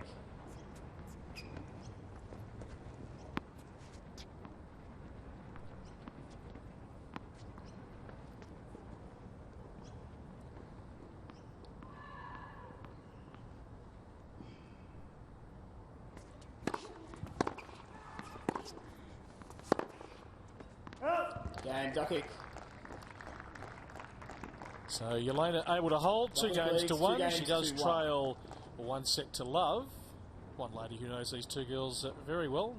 And whether they're going to come back into calculations for the Fed Cup down the track, we'll have to wait and see. Adrian Franklin's alongside the captain, Alicia Molik. I certainly am. Alicia's going to be here all week watching a lot of these girls play. The Fed Cup captain, there you go. We're over here. Obviously watching Yelena and Jarka now. How they're going out there. It's sort of settled down early stages of the second set. Yeah, look, you know, I think it's telling that they've both been out of the game a little bit, but for Jarka, she's been the more consistent player. Yelena, she's obviously had a couple of years almost out of the game, so I think it's taken a while for her to find her feet here against Jarka, and really difficult to get the first hit in. Jarka plays a great ball. It's flat, it's deep, so it's been really difficult for Yelena to take control early, and that's the way that she normally likes to play her tennis, but she just hasn't been allowed to do that. What are you looking to see from, I suppose, both of these girls? It's been, you know, nearly 2 years since Yelena's played. It's been a number of months since Jarka's been playing serious tennis. What do you want to see from them out there at the moment, do you think? I think attitude goes a long way, and to this point in time, they've both been great on court. I think a little quiet emotionally and naturally. I think that happens when you haven't played competition for a while. Really difficult to find that adrenaline which you normally feel as a tennis player, and Yelena mentioned that the other day in a press conference. That's what she was most looking forward to having and showing today, was a bit of fight and adrenaline. 15 love. You know, I'm impressed with the way that Jarka's played. As I mentioned, her last tournament was Nanjing, so yes, she did play a little bit, but she's been really restricted, and I certainly haven't seen too much of a drop-off from her movement, so that's really important as well, that she's had a break, and she's still managing, I guess, to fire that aspect of her game. As Jarka just sends down a bomb down the middle, so she's 30 love up. We saw earlier Casey Dellacqua, really strong performance out there, being the number 1 seed. She looks like she's playing very well at the moment. Yeah, and look, I think it's a bit bittersweet for Casey, because she was playing a junior fellow Western Australian, so as much as Casey wanted to win, I'm sure she was feeling a little bit of sympathy for Maddie down the other end. But it was a great display last week from Madison Inglis from Perth. Winning the 18 unders is a great sign, and what an opportunity she opened up for herself here at the playoff, and she has a great future ahead of her. But for Casey, she comes in, I think, with the most pressure on her shoulders, having won 2 tournaments in Bendigo. But she's capable of winning this, but she just has to show that she's the best player here. 30 as we go back to 30 all, so Dokic settling in. She's 2-1 up in this second set. Just finally, Alicia, you'll be here for the week, looking at a number of the girls. You know, obviously there are a lot of younger players involved in this year's playoff, which is quite exciting, really. Yeah, look, it is. I had the opportunity to watch Sarah Tomic play. She just played against Tammy Patterson and went down. But you know, part of it is the opportunity. And I think a large part of it is the opportunity and the experience, playing the older girls and seeing how they go about it. So I think the earlier we can instill that in the younger players, the younger generation, I think it'll just really benefit them for when they have opportunities in the seniors or over the Australian summer. But there's some great talents.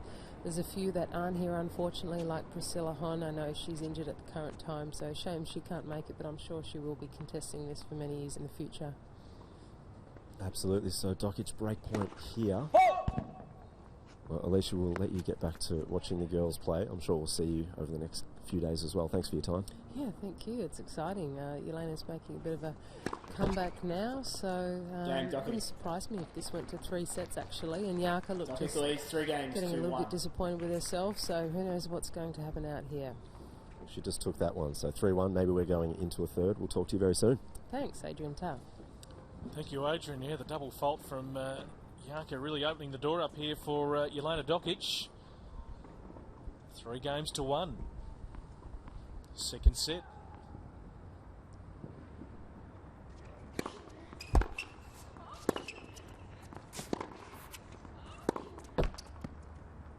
Love 15.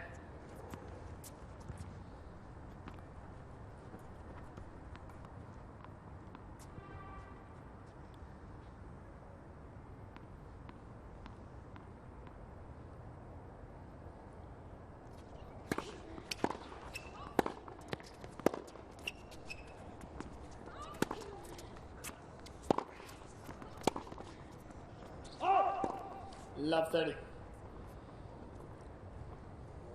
it's just that depth from Gaidasova, landing right on the baseline again. We've seen Dokic do it a bit as well. They're really looking to brush the lines on the way through.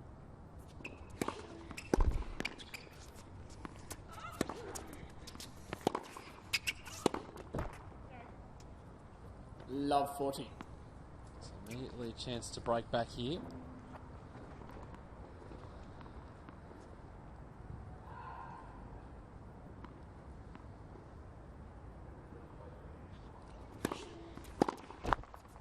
$15.40.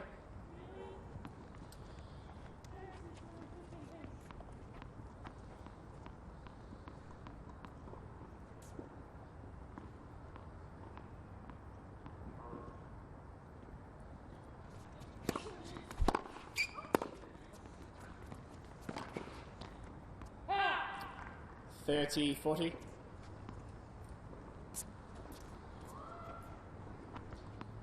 Good thing is there's a good, reasonable crowd here at the moment, but a lot of players just sort of milling around and having a look.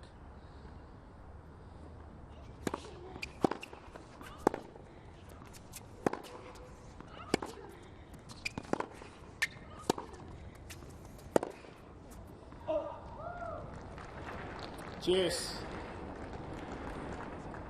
Zelina just working her way into the match now. We're starting to see a few more rallies.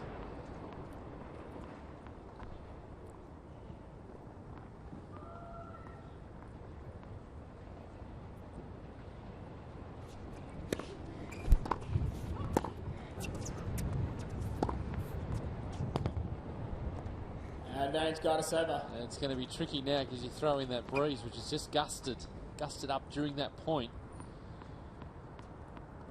Set up nicely for Gaidasova. Half-court ball, nicely put away.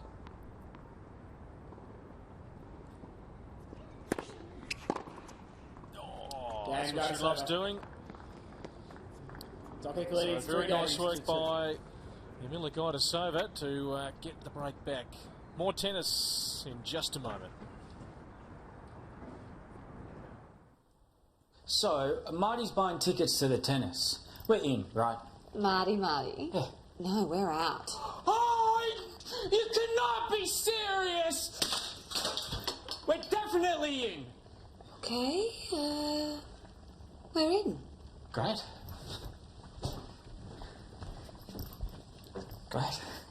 Are you in? See superstars like Stozer and Songer battle it out at the Hyundai Hopman Cup. Book now. So that's the scoreline.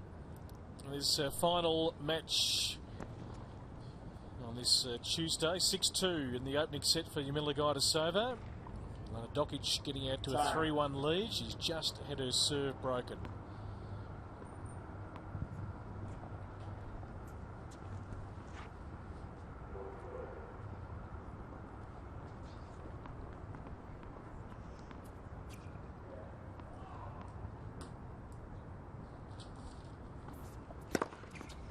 $15, love.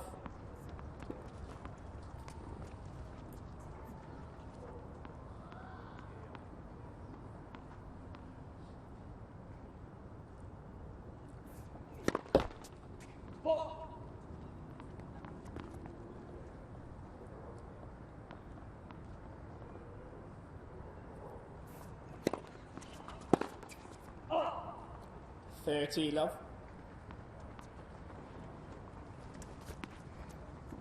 The speed that Gaidasova plays, she'll never get a code violation for time wasting.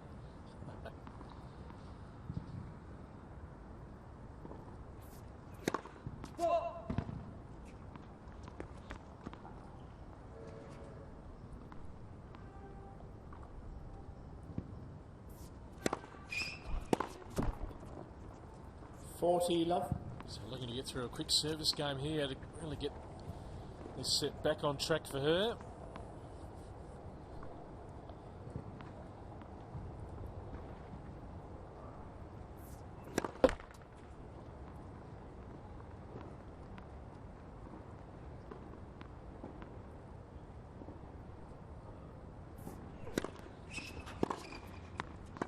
Game, Gaidasova. And And there it is to love. So 3 games off. Quickly, the advantage that Jelena Dokic has been whittled away here.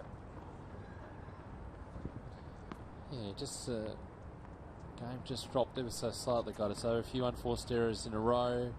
Jelena lifting her game level, but it's just switched around again. So now, see what Jelena can do.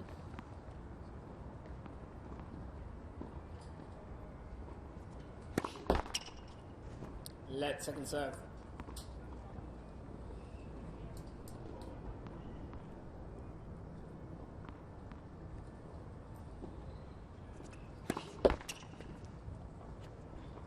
Love 15.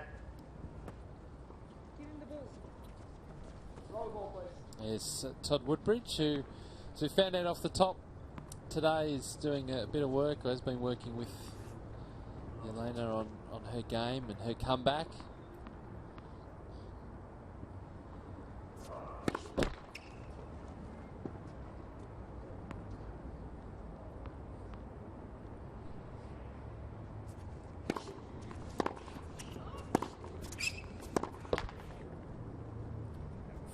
All.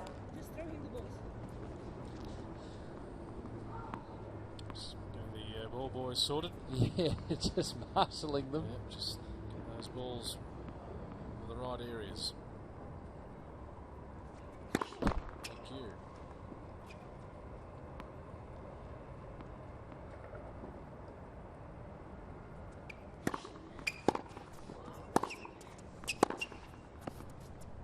That's nicely done. The pace was good there to guide us over. Just able to ease the ball up the line with interest.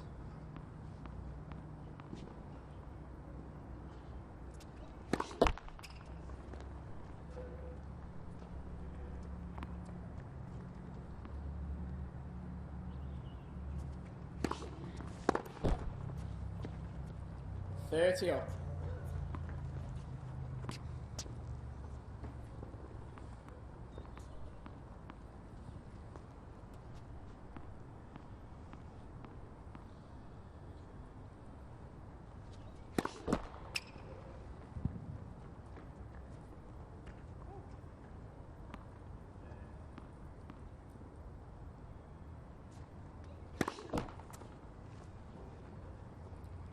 .40. Struggling to get any rhythm on the serve.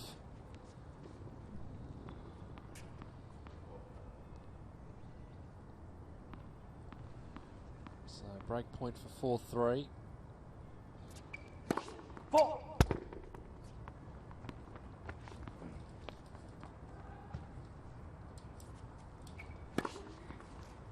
Cheers.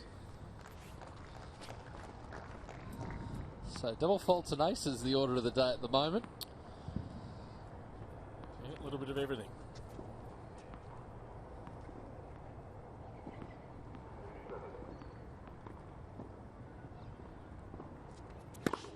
Fault.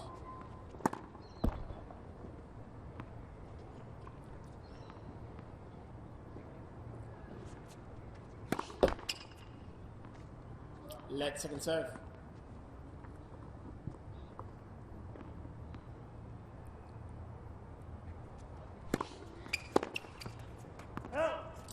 Advanced stock kick. Second serves. Miller's got a play on them. A couple of free points here for Dockage. Fault.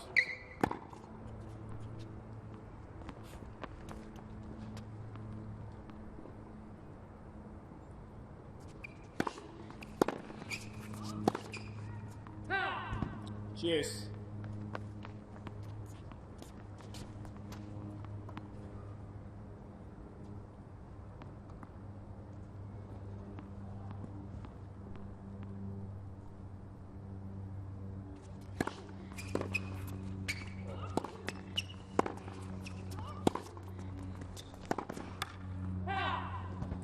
Advanced stock kick.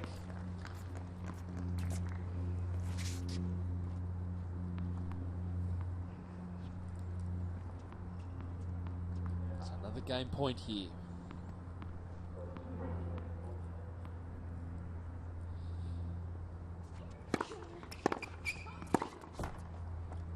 Better return. Got more purchase on it. He's picking it up as a half volley, or was forced to pick it up as a half volley. A much better look at it.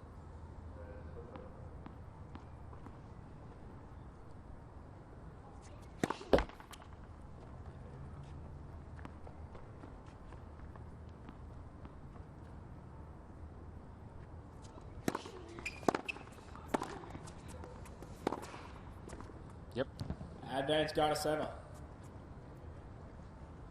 Just enough topspin to have that ball dropping on the line. So break points. Let's first serve.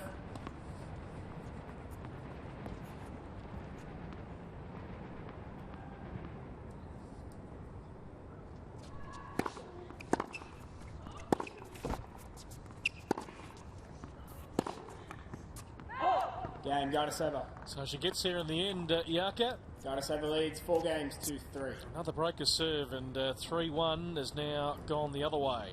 Dokic has surrendered the lead, 4-3. Let's get out to Adrian Franklin, who's on court 7. Adrian. That's right, court 7 BP. Kimberly Birrell is taking on Sloane Stevens. Sloane Sanders. Sanders won the first set 6 games to 1. She's bottom of screen. Kimberly Birrell, one of the youngest players in the playoff this year. She's serving top of screen. And Sanders completely overwhelmed the younger opponent. She's got a lot more power, as that one just goes a little bit too long. Slightly overplays it. So we've got plenty of matches out here, guys. We are on court 7 mainly, but out on court 8, we have Anastasia Rodionova. She's leading at the moment in the 3rd set against Jess Moore. So Rodionova won the first set there. Jess Moore fought back on the second 6 games to 1, but Rodionova has gone out to a 4 games to 1 lead. That's out on court 8. So plenty of action, but we are focusing on court 7 at the moment, where Sanders, see that power there, that's what I was talking about. Off both sides, forehand and backhand.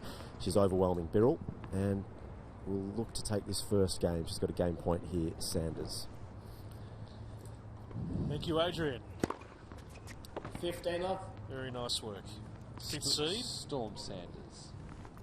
I was getting excited thinking Sloane Stevens was in town already. Would have been an early prep. Playing the Wildcard club for Australia. 30 love. Well, she's on the mind, isn't she, after a great Australian Open last year? Not only has she got direct entry, but she wants a wild card as well. Gee.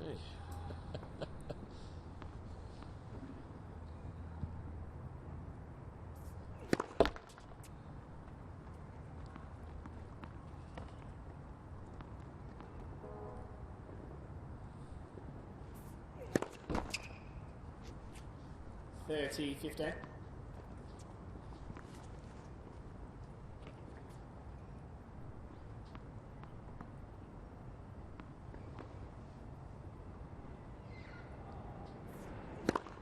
Well,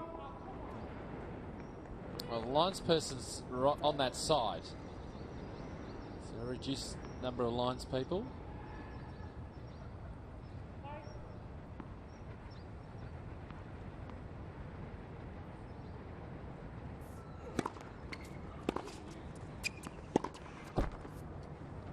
Return from Yelena.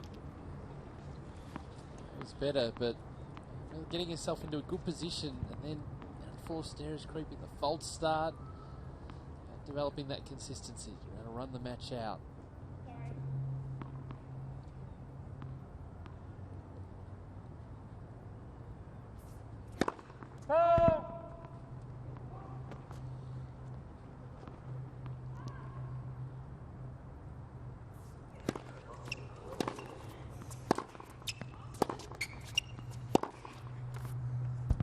That's the weapon. 50.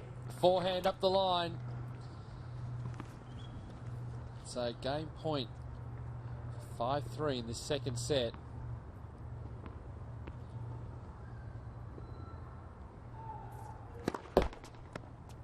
Let's first serve. 3 first serves down the middle.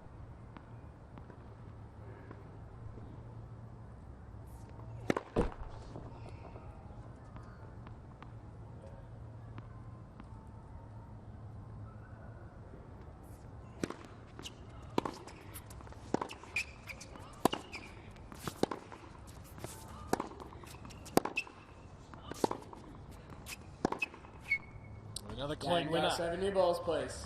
Both wings operating beautifully. Leads 5 games, 2-3. Really got us over 5-3. She is 1 game away if she can break the Dockage serve of being in the quarterfinals. She was 3-1 down. She's rattled off 4 games in a row here.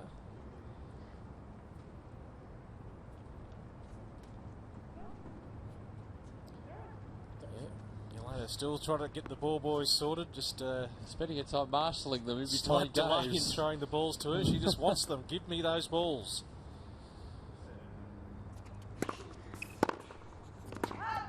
$15 love.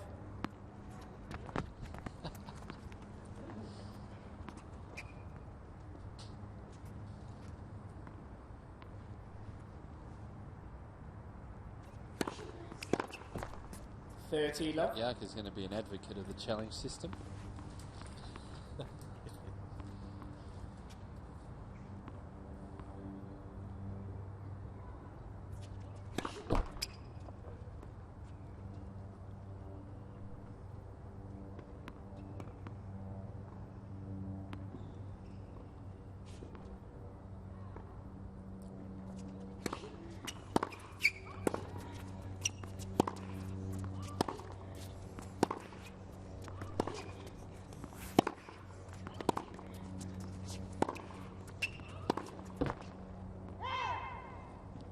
$30-15. Trying to go the change direction there. There's the right play.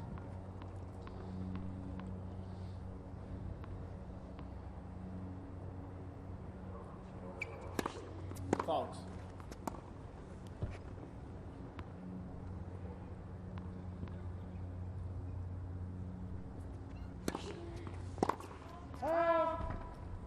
$40-15. Plenty of unforced errors from both players today, and that's to be expected with the lack of matches that both have played. Fault.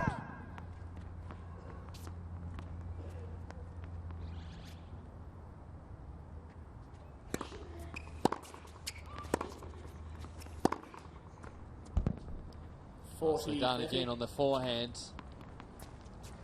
It's all part of a wider process. So looking beyond this match. Winner through to the quarterfinals. Moves it back into a training program. Fault.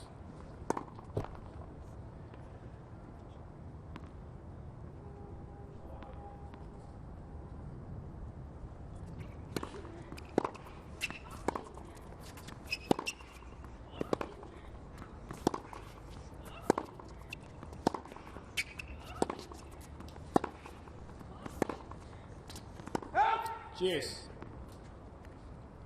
The schedule for tomorrow's just arrived on our desk. Certainly has. So the men will feature tomorrow, quarterfinals. Our court here, which will be streaming live. JP Smith, Dane Propoggia, Andrew Whittington, Ben Mitchell, Alex Bolt to take on the winner of Advantage got a 7. Jordan Thompson, Blake Mott, which is still in progress. We might get a quick update on that one, which has been going for a little while. It's match point here. Certainly is. Cheers. Oh, that. Now I think Yarka might have a point on this one too. That's on our line. You might be right, enough. A bit tricky for the umpire over the other side of the court. Here we go.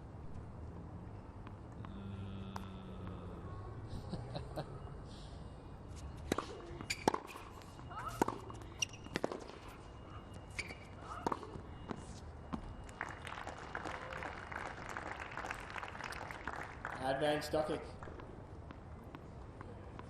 So the Saville-Santillan match will be played on court 7. So just the 2 courts in operation tomorrow.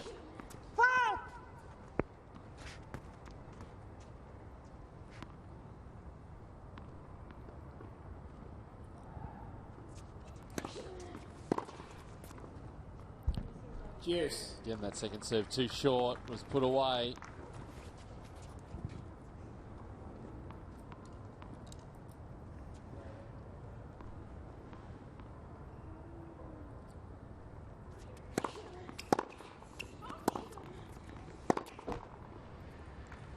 Game stock kick.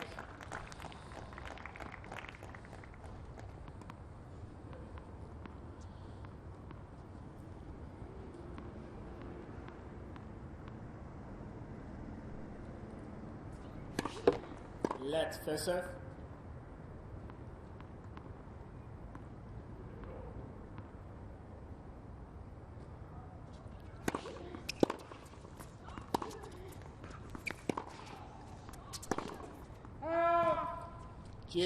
Just missing. Bit of an arm wrestle this game now. Would have been the shot of the day, I reckon, if that had to come off. It's a cracker. Game points. One match point. Back to Juice, and now game point again. Game stock kick.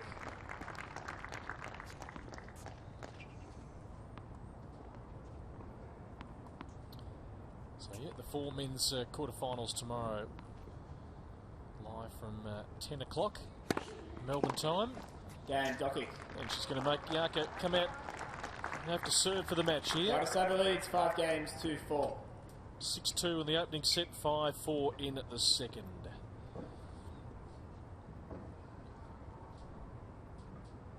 So we'll have JP Smith, top seed.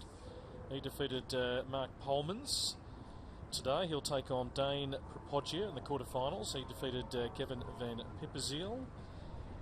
Andrew Whittington will feature in the next quarterfinal, taking on Ben Mitchell. Ben getting through very comfortably today, 3rd seed. And things have really opened up now with Matt Reid knocked out of the tournament. That is the big upset of the day, with Akira Santillan defeating Matt Reid. And then we'll have Alex Bolt taking on the winner of Jordan Thompson and Blake Mott, which we'll get an update of very, very shortly. And of course the other match is Luke Saville and Akira Santillan. That'll be a beauty. That's going to be out on court 7, so they'll have regular updates of that game. And both big winners here today. 15 love. Important for Dellacqua just to finish off this match strongly.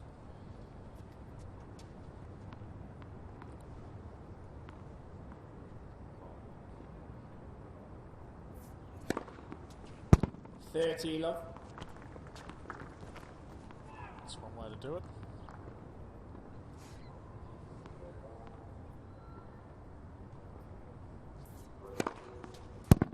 $40 love. Another ace. Bringing up match points.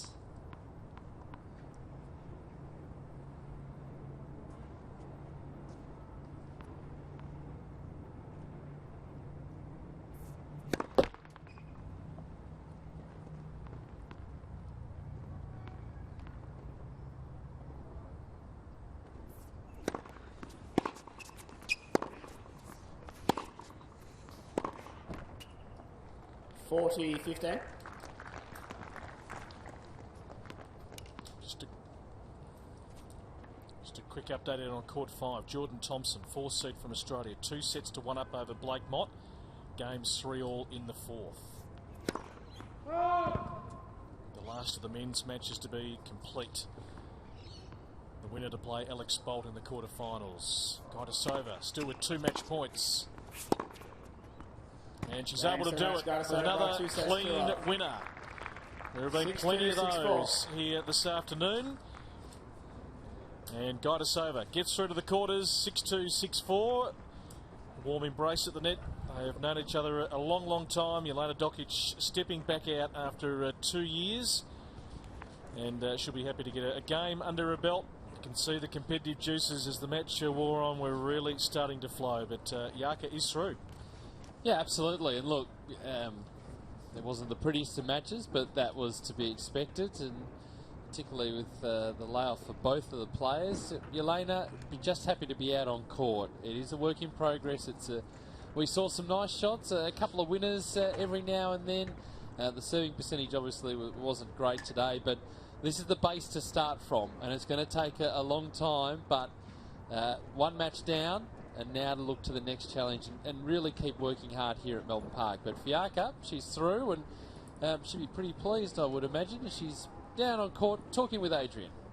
Dellacqua, congratulations. You seem to hit the ball really well out there for someone that perhaps didn't think they were in the best form. I It wasn't too bad. I think I can fake it pretty well, so it looks pretty good. But still a lot of work to be done. Unfortunately, it was very ugly, but I think Jelena struggled a bit as well. It wasn't the best. But as I said before, we have to start somewhere, and unfortunately today had to be the day. What do you take from that sort of match? Obviously, you win the game, which is great, but form-wise, I mean, what are the things you'd like to work on, and what were you happy with out there? I think I served well. I think, except the one service game that I lost, I think I hold my own pretty well. So that gave me a little bit more room to work with on her service games, and I had less pressure to, play the points, so I could work on a few things. Still need to improve a lot of things. Movement, still hitting balls. I have to get more volume in me before I can play a little bit better. You speak about the volume, and obviously you've had the illness, which has meant that you've been bedridden, for some time. Can you put a bit of a time frame on when you feel you'll be playing some of your best tennis? Maybe mid next year, or is it tough to say? I think it's tough to say because I'm not quite sure how much I can train daily. I mean, so far I'm on like 2 hours a day, which is nowhere near to what I'm used to, and I need to hit many more balls than I have so far. I would like it to be for the summer if I can, but unfortunately nobody can tell. Neither my doctors. It's just kind of a work in progress, step by step, and hopefully when it comes it will be at a Grand Slam. We're very happy you're playing well. I mean, just to touch on the illness one more time, is it every day, are you not sure how you're actually going to feel when you wake up? Is it that severe at the moment, or are you feeling stronger now? I feel stronger. It's just they're trying to make me hit more balls and practice a few more hours if I can, and a little bit tougher than I'm used to before. I just kind of stood in a corner and hit balls or did fed balls. Right now they're trying to get me to move a little bit more and see how my body pulls up. And I did 2 hours of hitting an hour of fitness here in Melbourne Park, and I can honestly say I was very sore the next day. So I just have to kind of see if it's a soreness from not doing much and just suddenly doing something, or soreness from actually because my body is struggling a little bit. So it's kind of I try to do as much as I can, but we have to still be a little bit slower on it. Well, you're looking very healthy. We love the fact that you're back out there. Good luck in the next round. Thank you. Thank you, Adrian. Jarmila Gajdusova through to the quarterfinals. Plenty to work on, but still some very, very nice tennis out there. So the highlights here of our feature match, which was Jarmila Gajdusova, the 4th seed, taking on Jelena Dokic, making a return to tennis after 2 years, and well, pretty much wasn't the prettiest of matches. We saw some nice hitting from both ladies. Jarmila getting the early running in the opening set, but Jelena showed some good signs that she's on the right path, and obviously has had a big training block, but a lack of matches the big thing for her, and slowly working her way back in. 30. Yeah, there was some really, really good stroke play. Look, plenty to work on, as you said, for both players, but look, some very familiar characteristics of both girls who have been used to over a long time. Jarmila really playing a quick game, really going for her shots. She does paint the lines, she plays high risk, but it can be very, very high reward. And Jelena, there was a few times there during the match where you can see here in this point, she really was getting into things. And, she's obviously got to build that fitness tank back up to really compete strongly on the WTA Tour. And but some of that tennis today, she couldn't match. Some unplayable serves from Jaka, and really, really strong off both wings. Yeah, and it's about that consistency for Gajdusova now, really building into that and being able to run matches out, cut down on the unforced errors. But a solid performance from her first up. The 4th seed is through to the quarterfinals and winning in straight sets.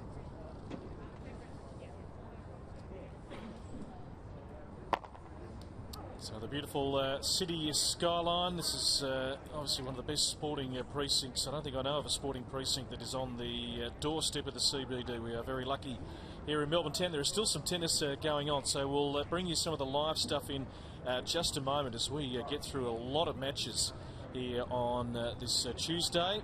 16 matches in total, so that we can get things back on track for men's quarterfinal day tomorrow.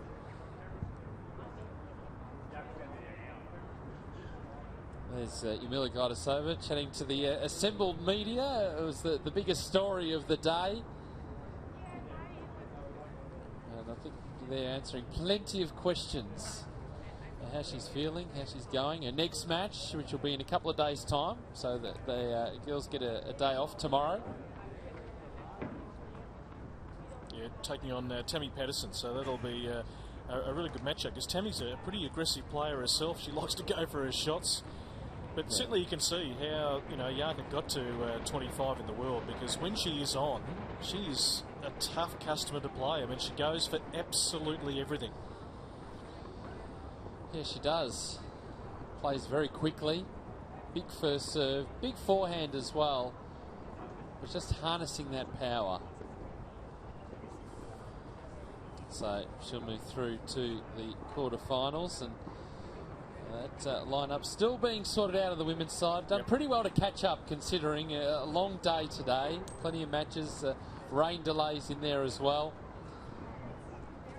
Made things pretty difficult for the players, but certainly the best of the conditions was later on in the afternoon. Yep, no doubt about that.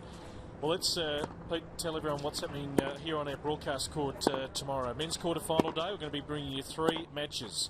The number 1 seed, John Patrick Smith, taking on Dane Propoggia. Both winners today, the number 1 and 7th seed. That'll be a good battle. JP obviously having a bit of pressure being the number 1 seed, but he has had some good success without actually winning this tournament over the last few years. That to be followed by Ben Mitchell, the 3rd seed, taking on Andrew Whittington, who had a really good win today. Mitchell, his match went very, very quick, didn't it? He came out here and really wanted to put his stamp early, and of course that followed the big 5-setter, so he had a lot of time to think about it. But he'll go in certainly a favourite there, although Whittington will certainly press it. He won 1-1 today, Andrew Whittington, so he's in a fair bit of form himself. So that'll be an interesting match, as will this one, depending on how the Thompson-Mott match goes. If that goes the distance, it's going to be tricky, because Alex Bolt awaits. He's sitting in the locker room just biding his time now.